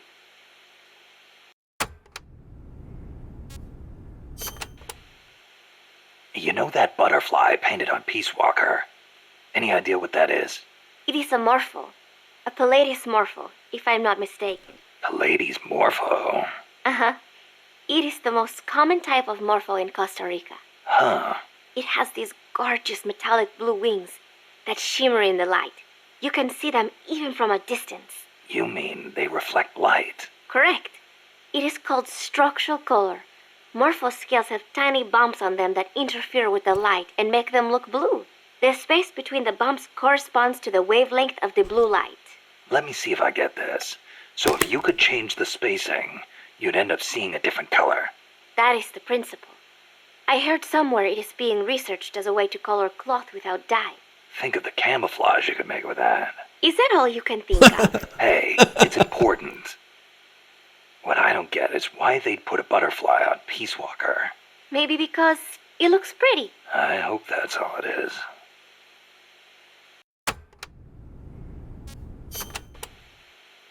This area is a tropical cloud forest, continually covered in a thick mist. It is quite a mystical place.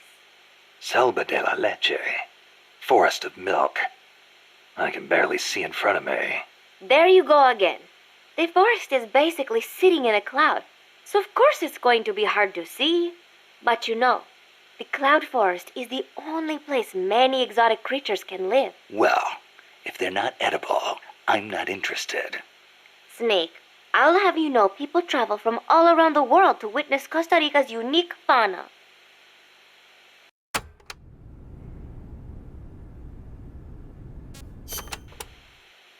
Snake, watch out for the frogs. Why? They bite? Relax. No frog's ever eaten a snake. Although, I've feasted on a few frog's legs myself. But they are dangerous. They are poisonous. Poisonous? Poison dart frogs live up to their name, I assure you. Their poison is so strong, the Indígena use them to make poison-tipped arrows. Some secrete poison through their skin. Even touching them can be dangerous. So don't go petting them or anything. So I can't eat one? I am warning you.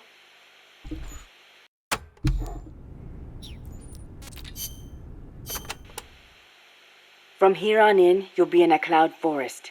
The ground is covered in vegetation. You'll have plenty of hiding places, but so will the enemy. I'll keep an eye out for scouts. Trying to force your way through would be suicide. Know the enemy's location before making any moves. Too bad you don't have some sort of radar. I could try night vision. Once you know where an enemy is, decide how you want to handle him. You could get into his blind spots. Or drop him from a distance before he even has a clue someone's around. An eye for an eye, right?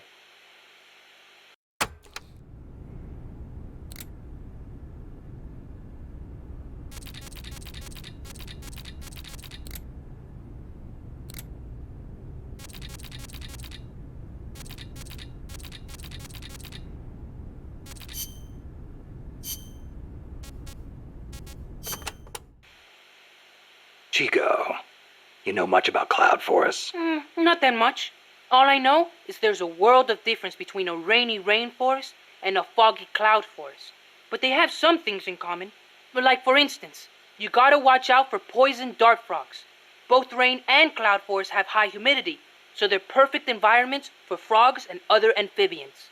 I mean, it's not like just touching a strawberry poison dart frog or a dying dart frog is going to kill you.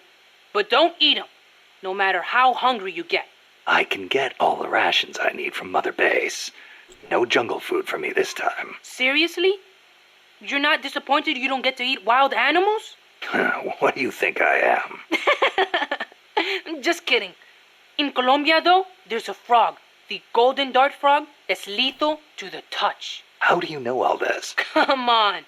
Don't you think poisonous animals are cool? Not if you get poisoned by one. Well, obviously. One more thing. When you get to the forest, be on the lookout for Bigfoot. I think I'll be okay there.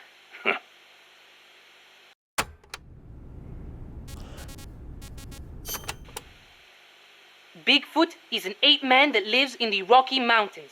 In the local Indian language, he's known as Sasquatch. And get this, he's over 3 vara. Can you believe that? So he's kinda like a gorilla? Completely different. Even the biggest gorillas only get to about 2 vara, and they walk on their knuckles. Bigfoot's big, and he walks on 2 feet, like people. So he's more man than ape? Probably. His ancestors must have split off from humans at some point. Like before they started using tools and stuff. Yeah, but aren't the Rockies kind of far away from here? Not that far. According to Darwin, humans came all the way over here from Africa. Plus, there have been sightings in Venezuela of an ape-man called Mono Grande. Costa Rica has tons of plant and animal species. So I'd expect there to be at least one kind of ape-man. At least. Lizard meat? No thanks.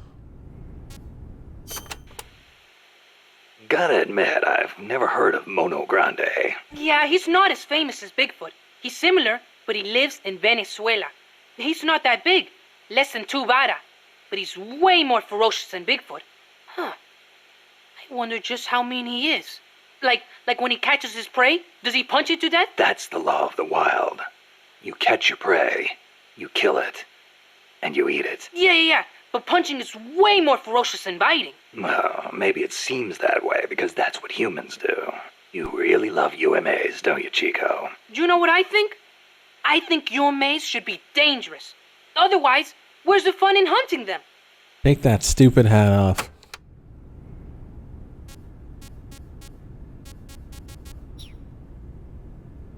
Man, bear, pig.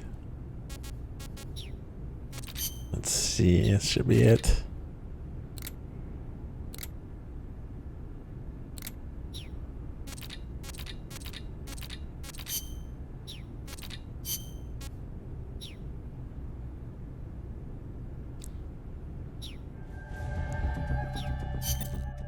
Snake, Peace Walker is the heart of the enemy's project. To prevent its completion, you'll need to either shut down or destroy the artificial intelligence that functions as its brain. According to Huey, that AI is now undergoing final calibrations in Strangelove's lab. It's inside a tropical cloud forest. Slip in and terminate that AI before they ship it out.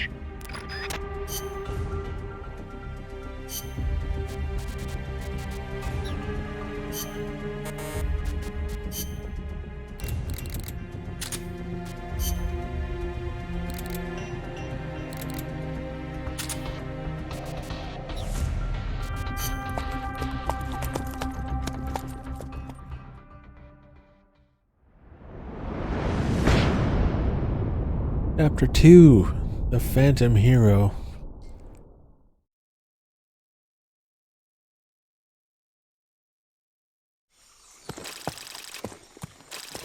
Snake, how's the mule treating you? At this pace, I should be there by tomorrow morning. You've got to hurry. The AI could be completed any time now. It'd be nice to have a guide. Already on it. I've enlisted Paz to help you. She knows the jungle pretty well. Snake, I know you are an expert in survival, but you need to stay alert. You are in an ancient jungle so foggy, you can hardly see the trees.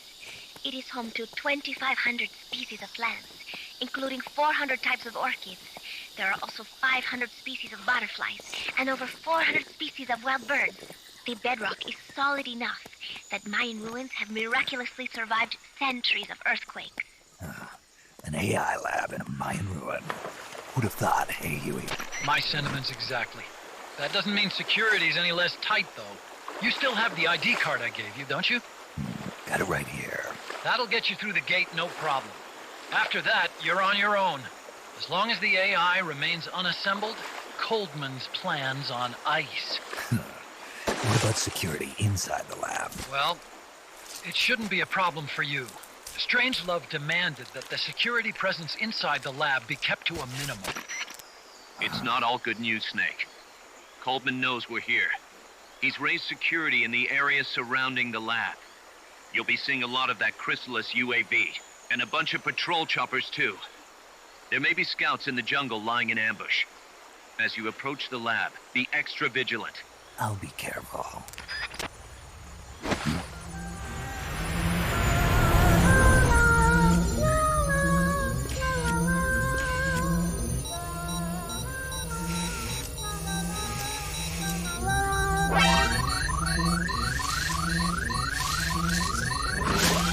They're looking for you. Stay sharp. Snake, Strangelove's lab is a few miles to the north. It won't be long before the AI is complete. Don't let that happen.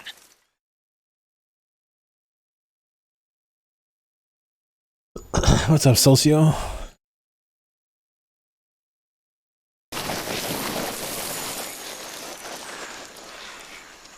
Careful. If there's enemy scouts around here, they'll be nearly impossible to see.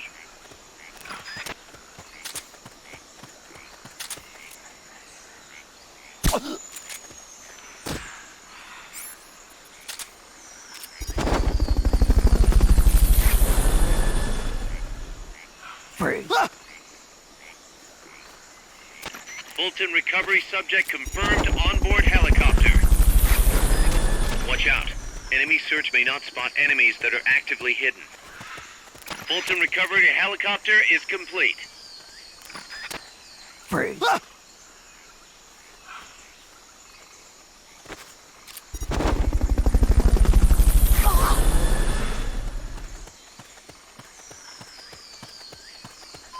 Fulton recovery subject confirmed onboard helicopter. Mo.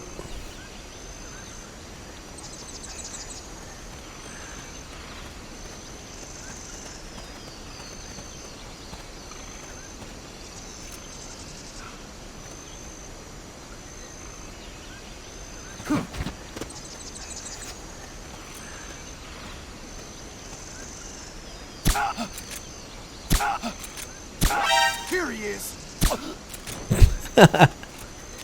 Nice.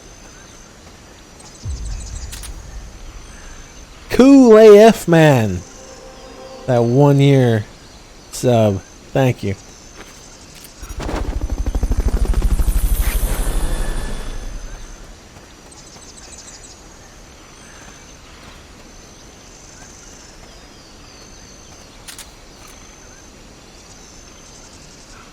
Freeze.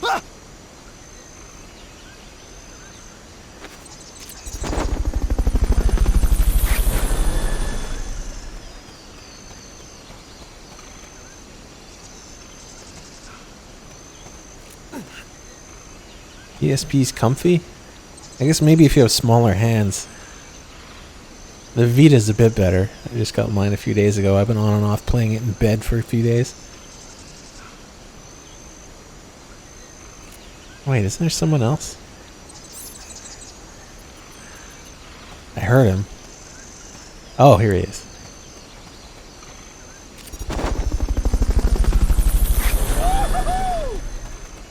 Yeah, it would be nicer if it had bigger face buttons. Fulton recovery helicopter is complete.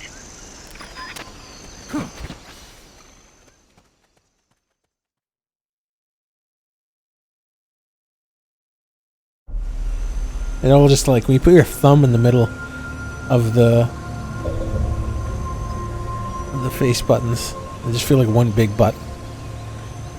They're too small. Yeah, I got a Vita a few days ago.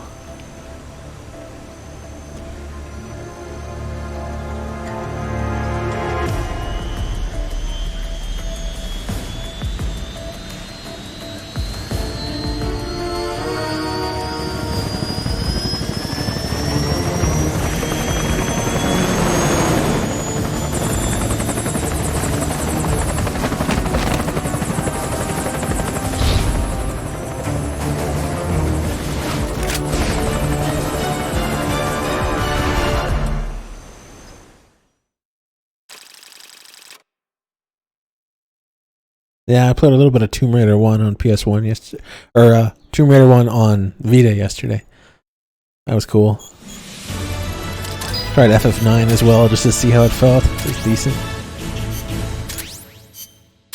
I think those are the only PS1 games. I was kind of sad to see couldn't find Crash Bandicoot.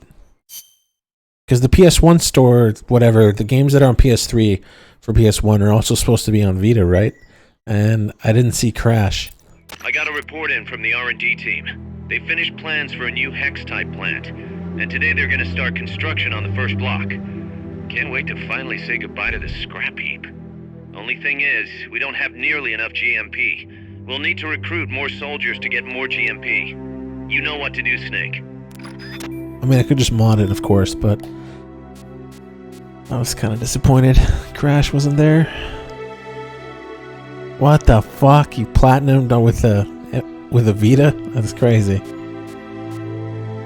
And MGS2, well, it's not like they have like proper big boss rank fucking trophies like they should. Of course not. They don't even have the hardest stuff that's built into the game. If it's built into the game, it should be there. But they didn't want to put the hard shit in. They just want to pander like most trophies.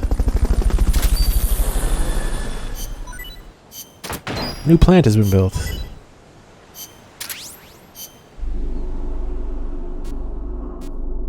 I got Peace Walker. I tried it a little bit yesterday as well. Might fiddle around with it another time. PSP version.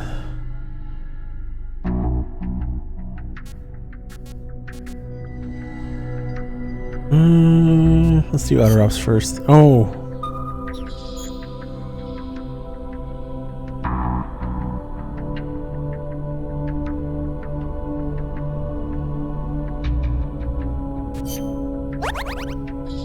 Alligator. Box bomb.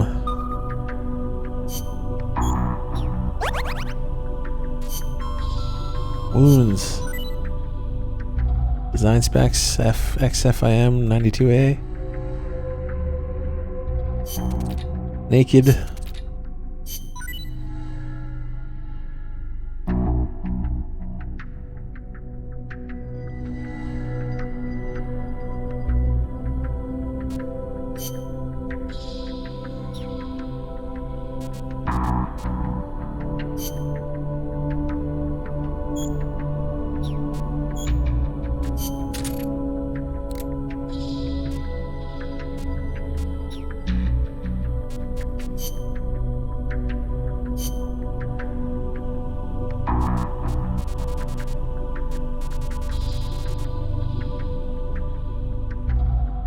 Yeah, what's his face?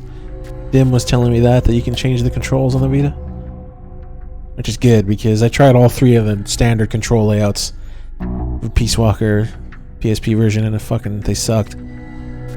They sucked ass. Even Shooter obviously was not the same as PS3.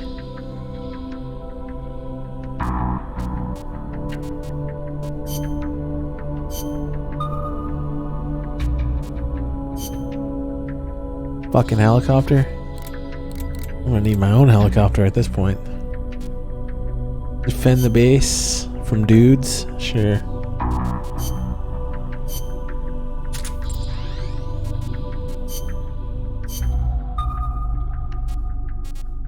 Eliminate the scouts. Got 6 of them. We don't have enough, do we? No, I got one guy.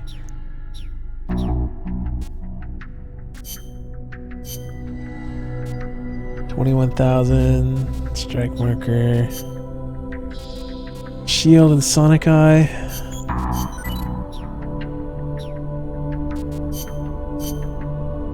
Four dudes versus a base. Yeah. Probably should have scaled it down a little bit, the description of it. But nothing beats MSF having an aircraft carrier at the end of this game, even though there's only 300 in the entire unit, and it takes like 2,000 people to man a fucking aircraft carrier, and they show an aircraft carrier like strolling up. That's fucking gold.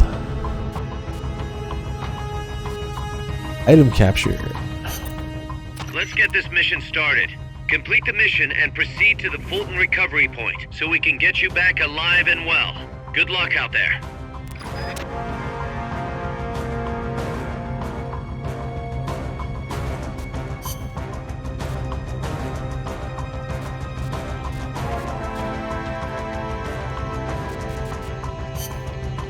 Sparrow.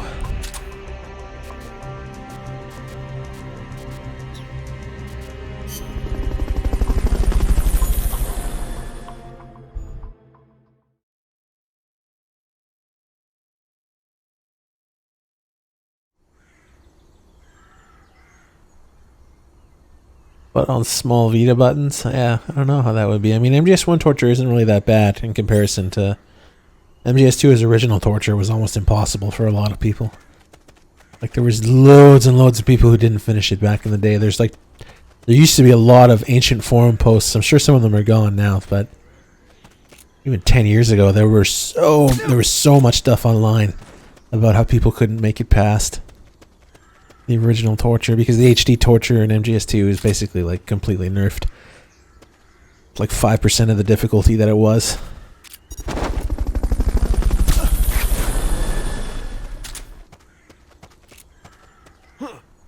Is somebody there? Fulton recovery subject confirmed onboard helicopter.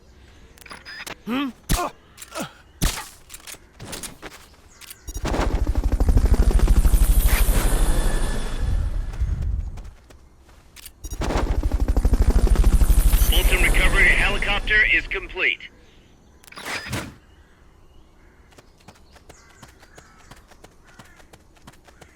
Fulton recovery subject confirmed onboard helicopter.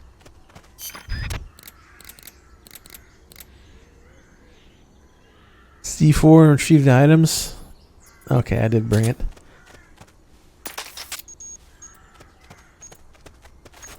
Nice. Now we've got to recover those supplies. Hurry. Yes. Like, now get over to the goal. Being shot at. Going to alert status.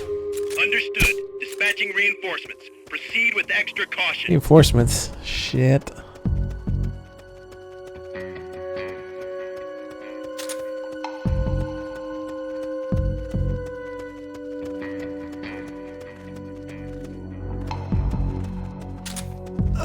Nice.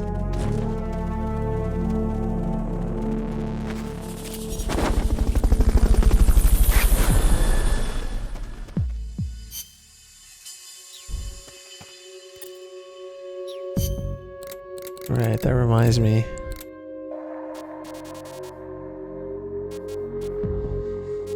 Where is it? Oh, that's the top. Alright.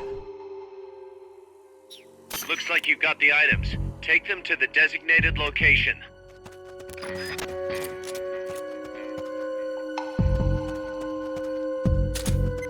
Come in, HQ. This is HQ. This is patrol. All clear. Understood. Where is it? Return to base. Oh, it's behind me.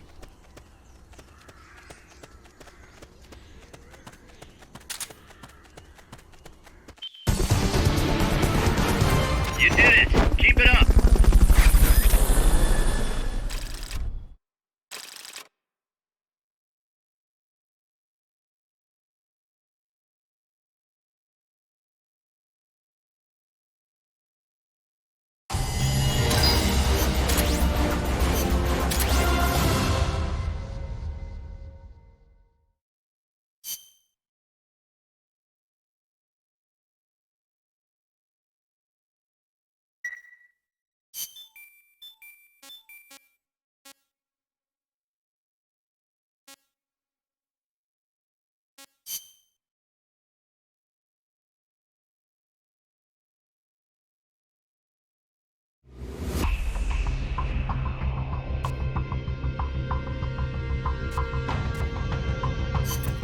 Snake, that's a hind. You've got to take it out somehow. Either neutralize the soldiers or bring down the chopper. Good luck.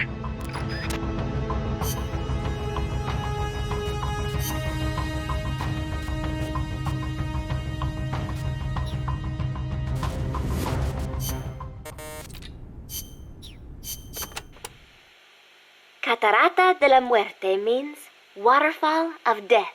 Huh. How cheerful. I am sure it will be no problem for you, Snake.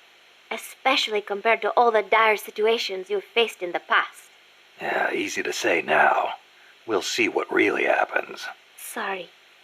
Still, you have surprised me. Everything they say about the legend is true. I'm neither hero nor legend. But for some reason, I don't mind you calling me that. Thanks. Be careful, Snake. Peace.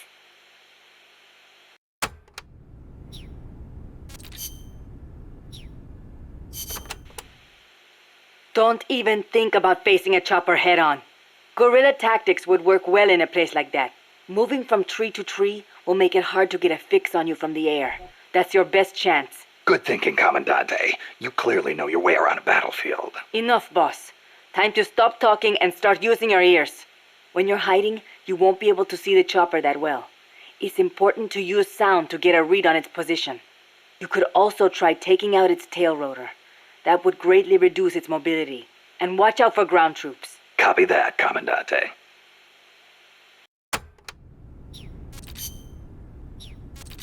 The name's Huey. Alright. This fucking battle with my cheap smoke grenades that don't last very long.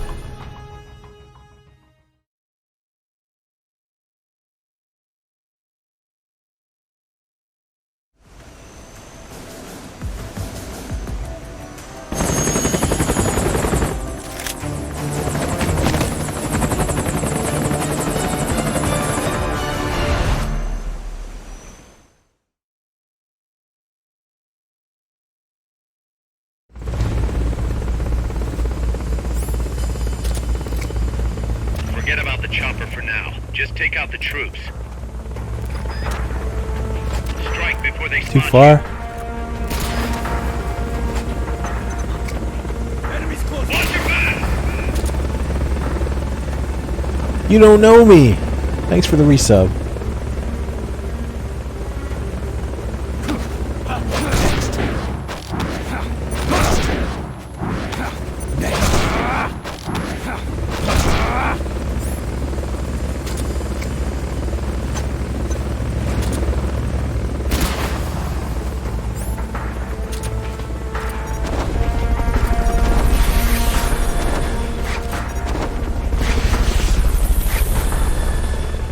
Bolton recovery helicopter is complete. What?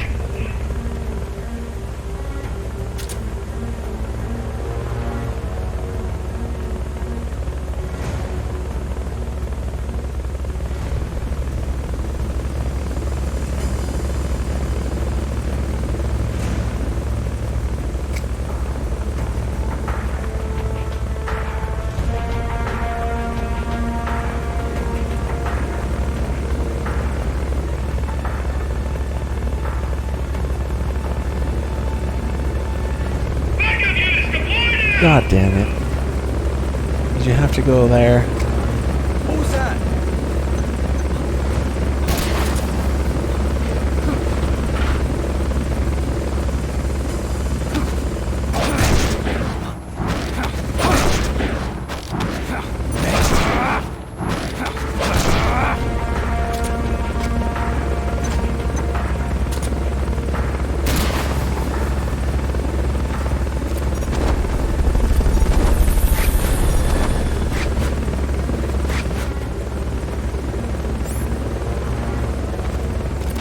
Bolton recovery subject confirmed onboard helicopter.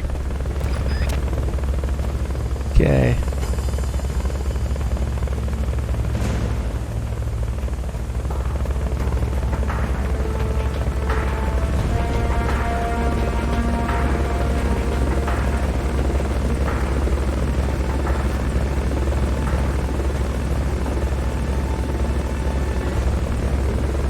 I can't remember how many groups you have to do.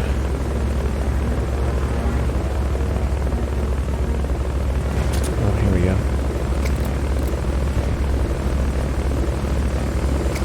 Backup units deployed now!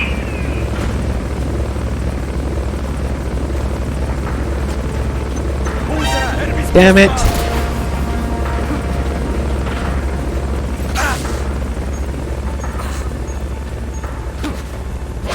That was like as close as I could possibly get without being officially spotted somehow.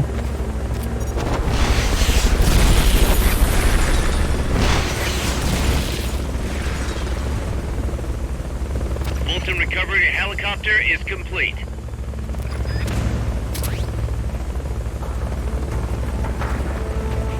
No, fuck you. Come on.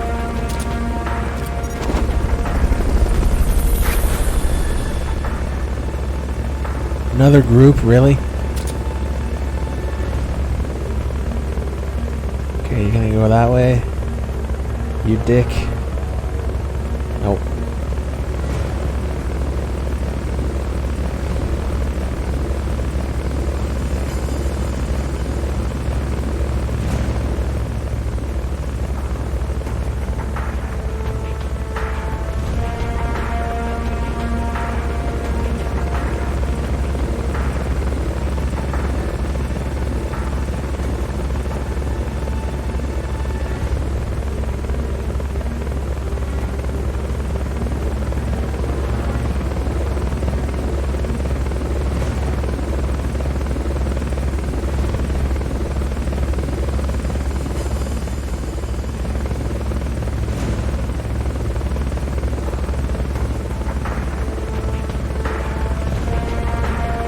What's up, Vegeta?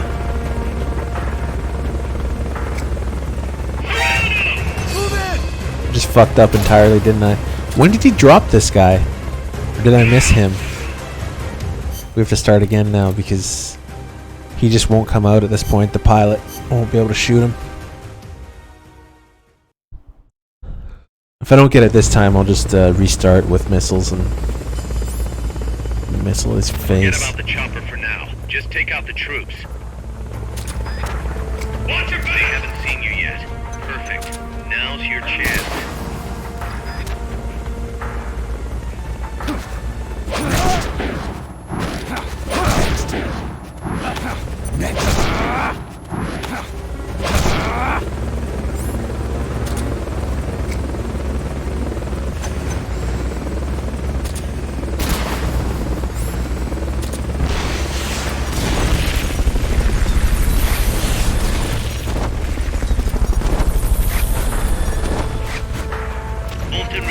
Subject confirmed onboard helicopter. Fulton recovery helicopter is complete. I guess the last time there must have been a guy that I missed. It's too bad going into your menu doesn't stop time anymore.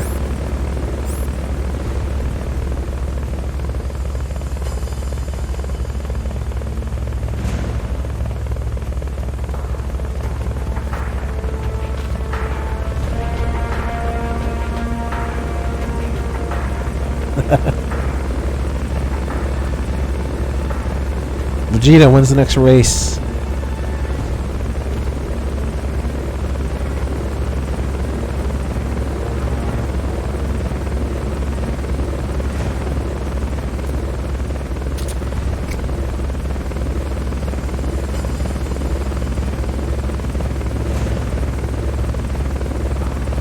No.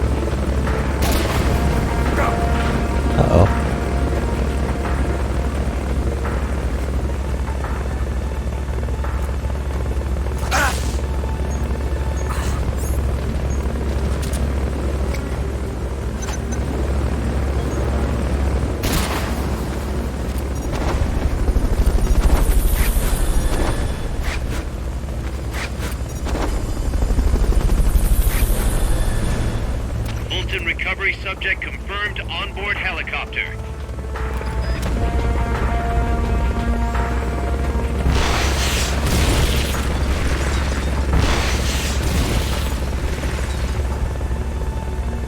Buy Point, thanks for the sub. Welcome.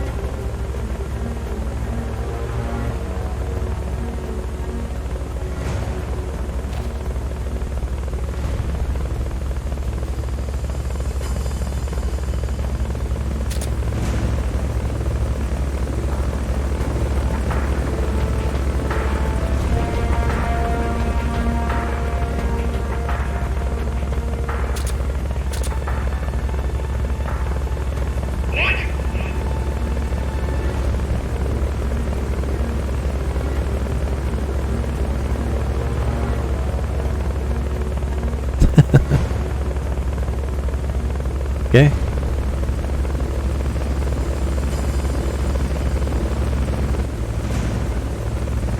Ninety's purple again, thank God.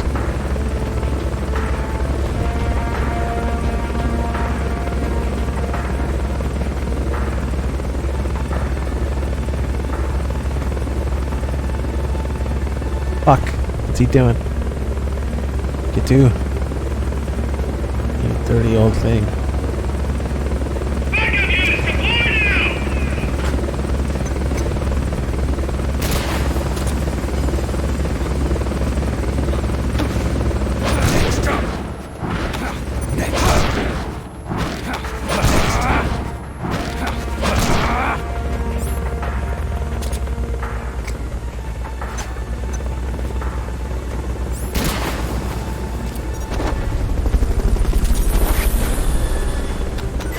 Oh shit.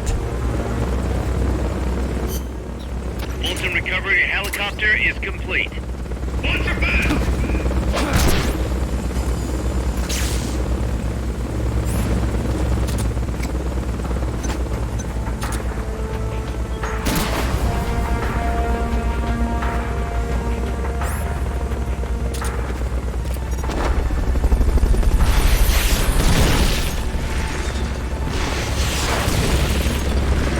Okay, it's gonna release even more guys. Fuck yeah, Vegeta's gotta eat more beans. We gotta tell Nico to make him eat beans.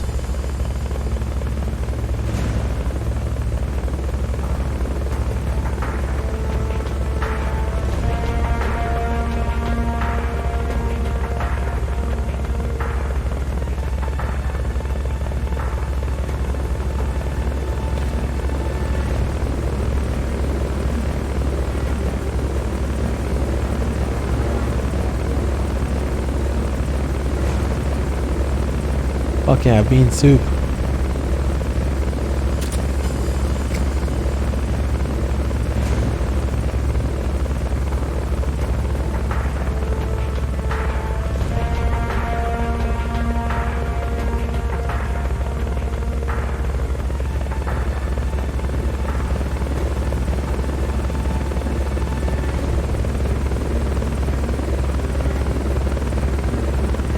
Just straight up beans. That's it.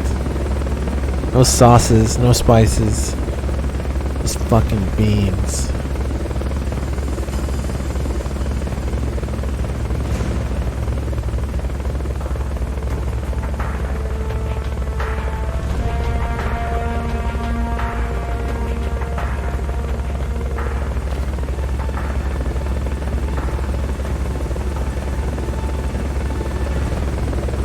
Oh god, I can just hear you screaming in my mind now.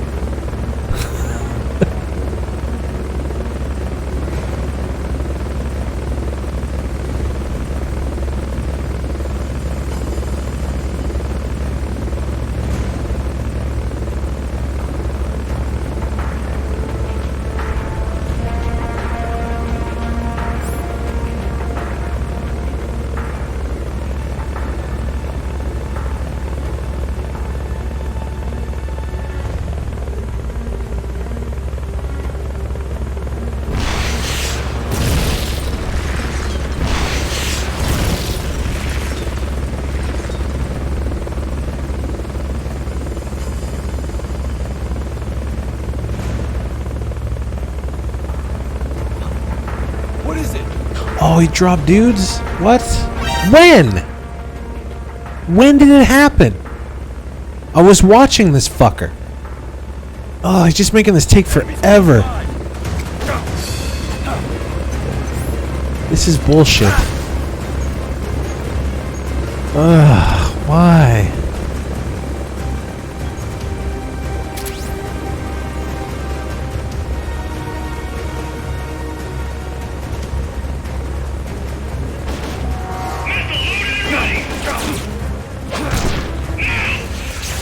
Where did these guys come from?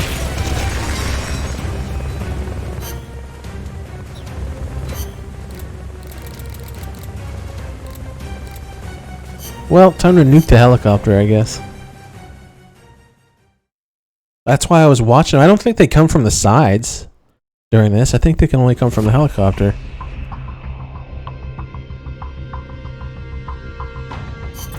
Snake.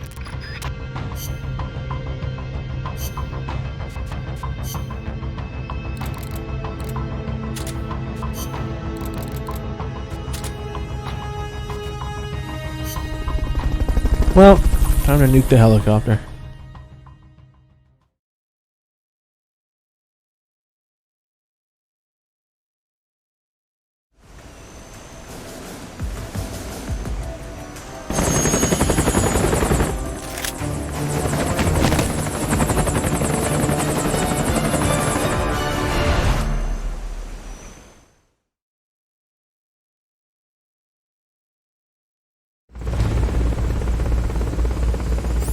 Who's that? Forget about the chopper for now. Just take out the troops.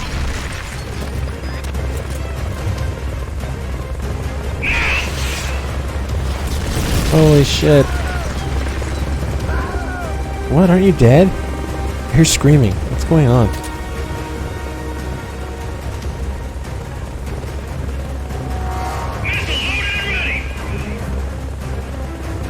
That area is not part of the mission.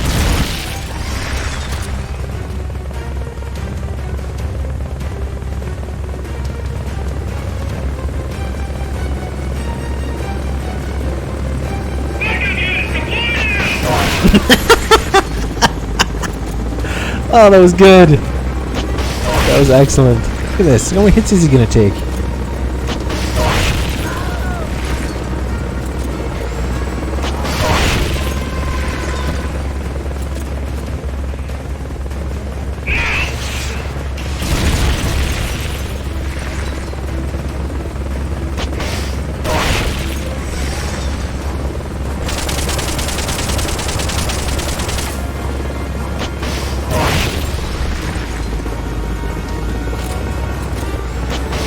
Ah, you prick.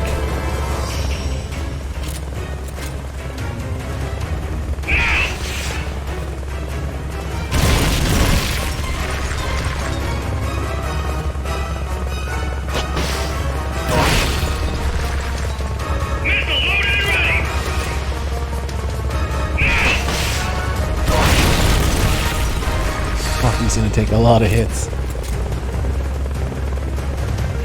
This is why.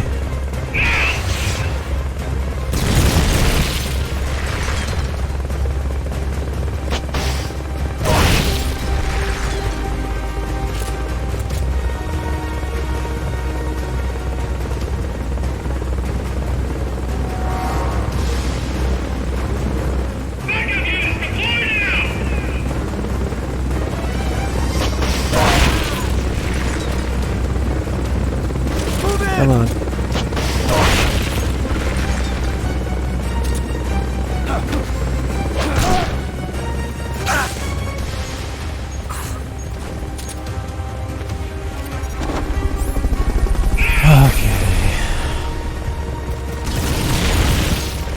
Jesus, that was They've okayed the close. request for support. They're sending out a cardboard box as we speak.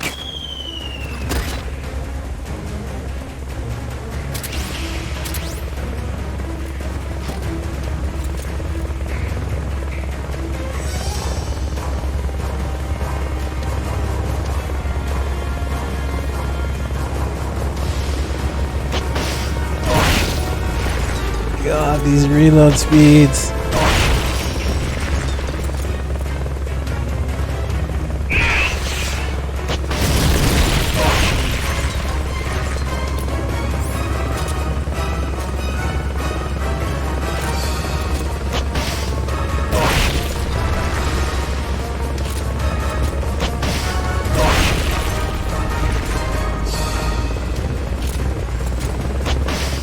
Damn.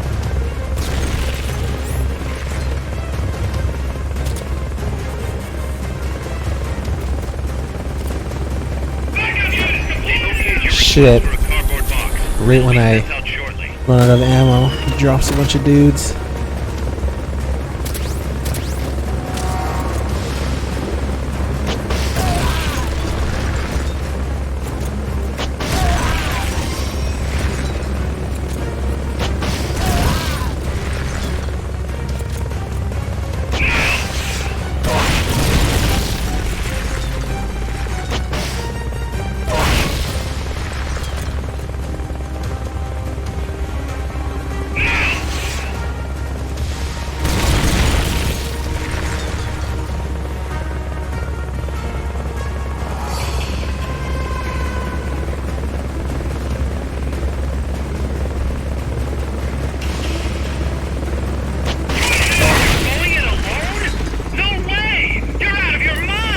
Yes.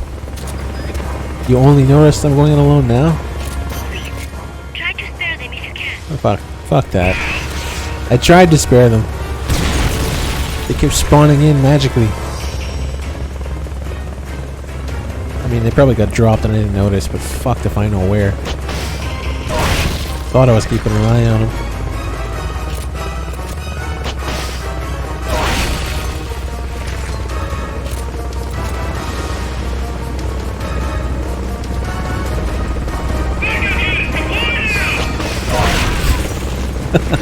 Awesome.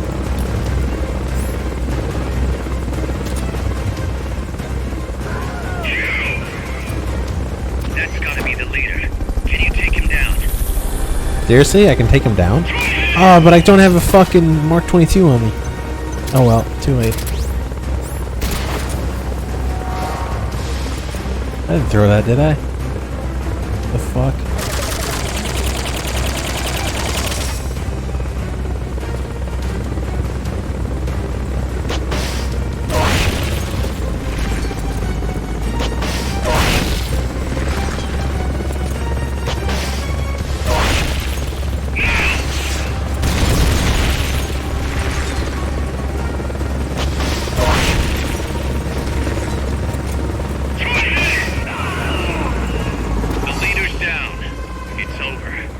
What? Did I actually get the helicopter after all that?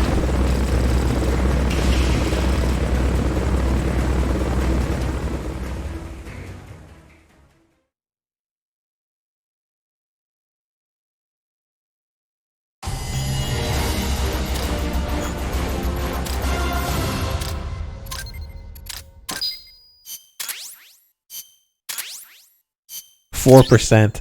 Hey, sneaking suit. Sweet, now we can cheese stuff. That makes me happy.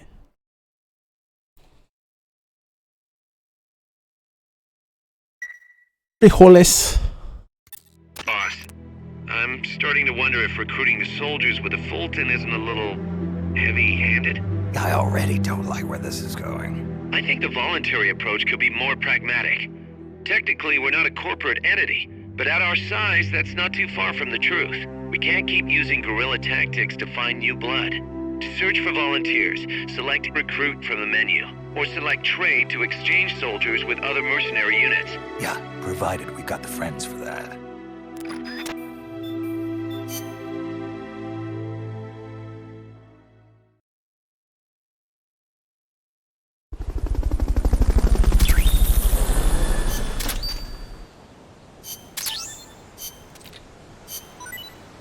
Nice.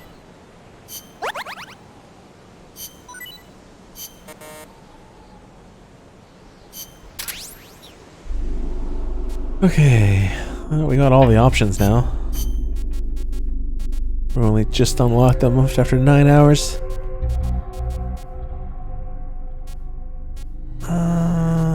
Check outer ops first.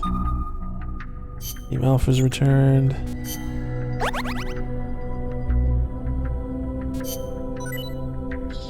Gustav Fulton. Rounds, right, but not the, we don't have the weapon itself. Bravo. Nobody died. Nice. I see Curry.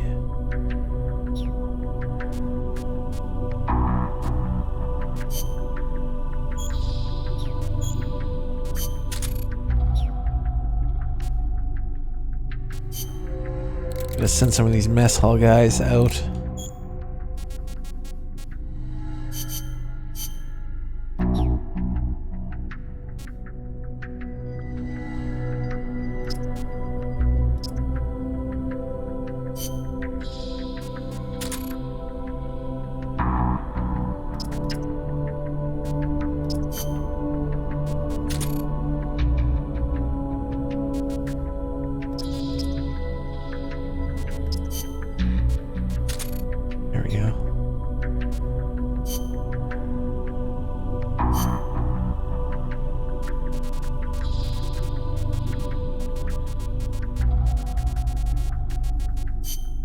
Attack chopper. Shit, our choppers. Gonna be wrecked, isn't it? 5% health? Nice. I'm surprised we got it, actually. Very surprised.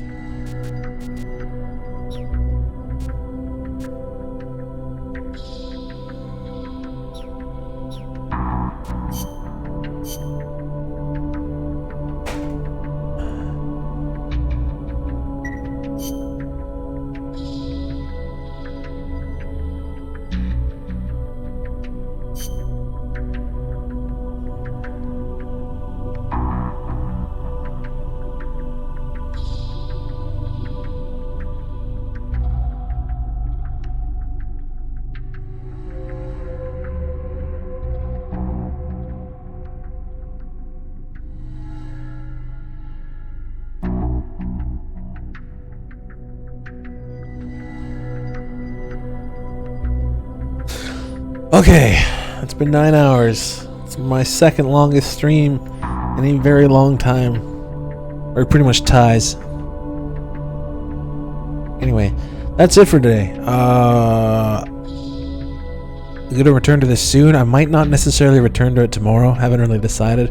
I'll probably decide when I wake up. We're balls deep in it though. Got lots of stuff done.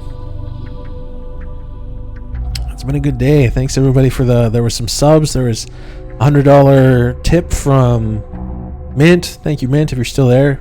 Night Boss, thanks for that. Yeah, thanks for being here, boys. And Bloot is streaming MGS1. So I'm gonna raid Bloot if you guys want to check out an MGS stream. He's been a big OHN guy in this chat. Used to be in this chat often as well.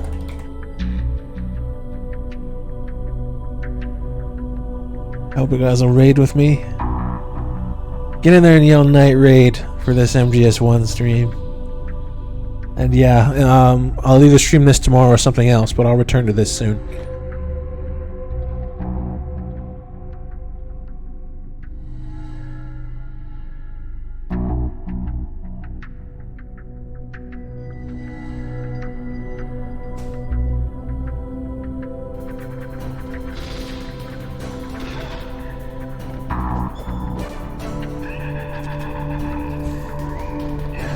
Oh boy.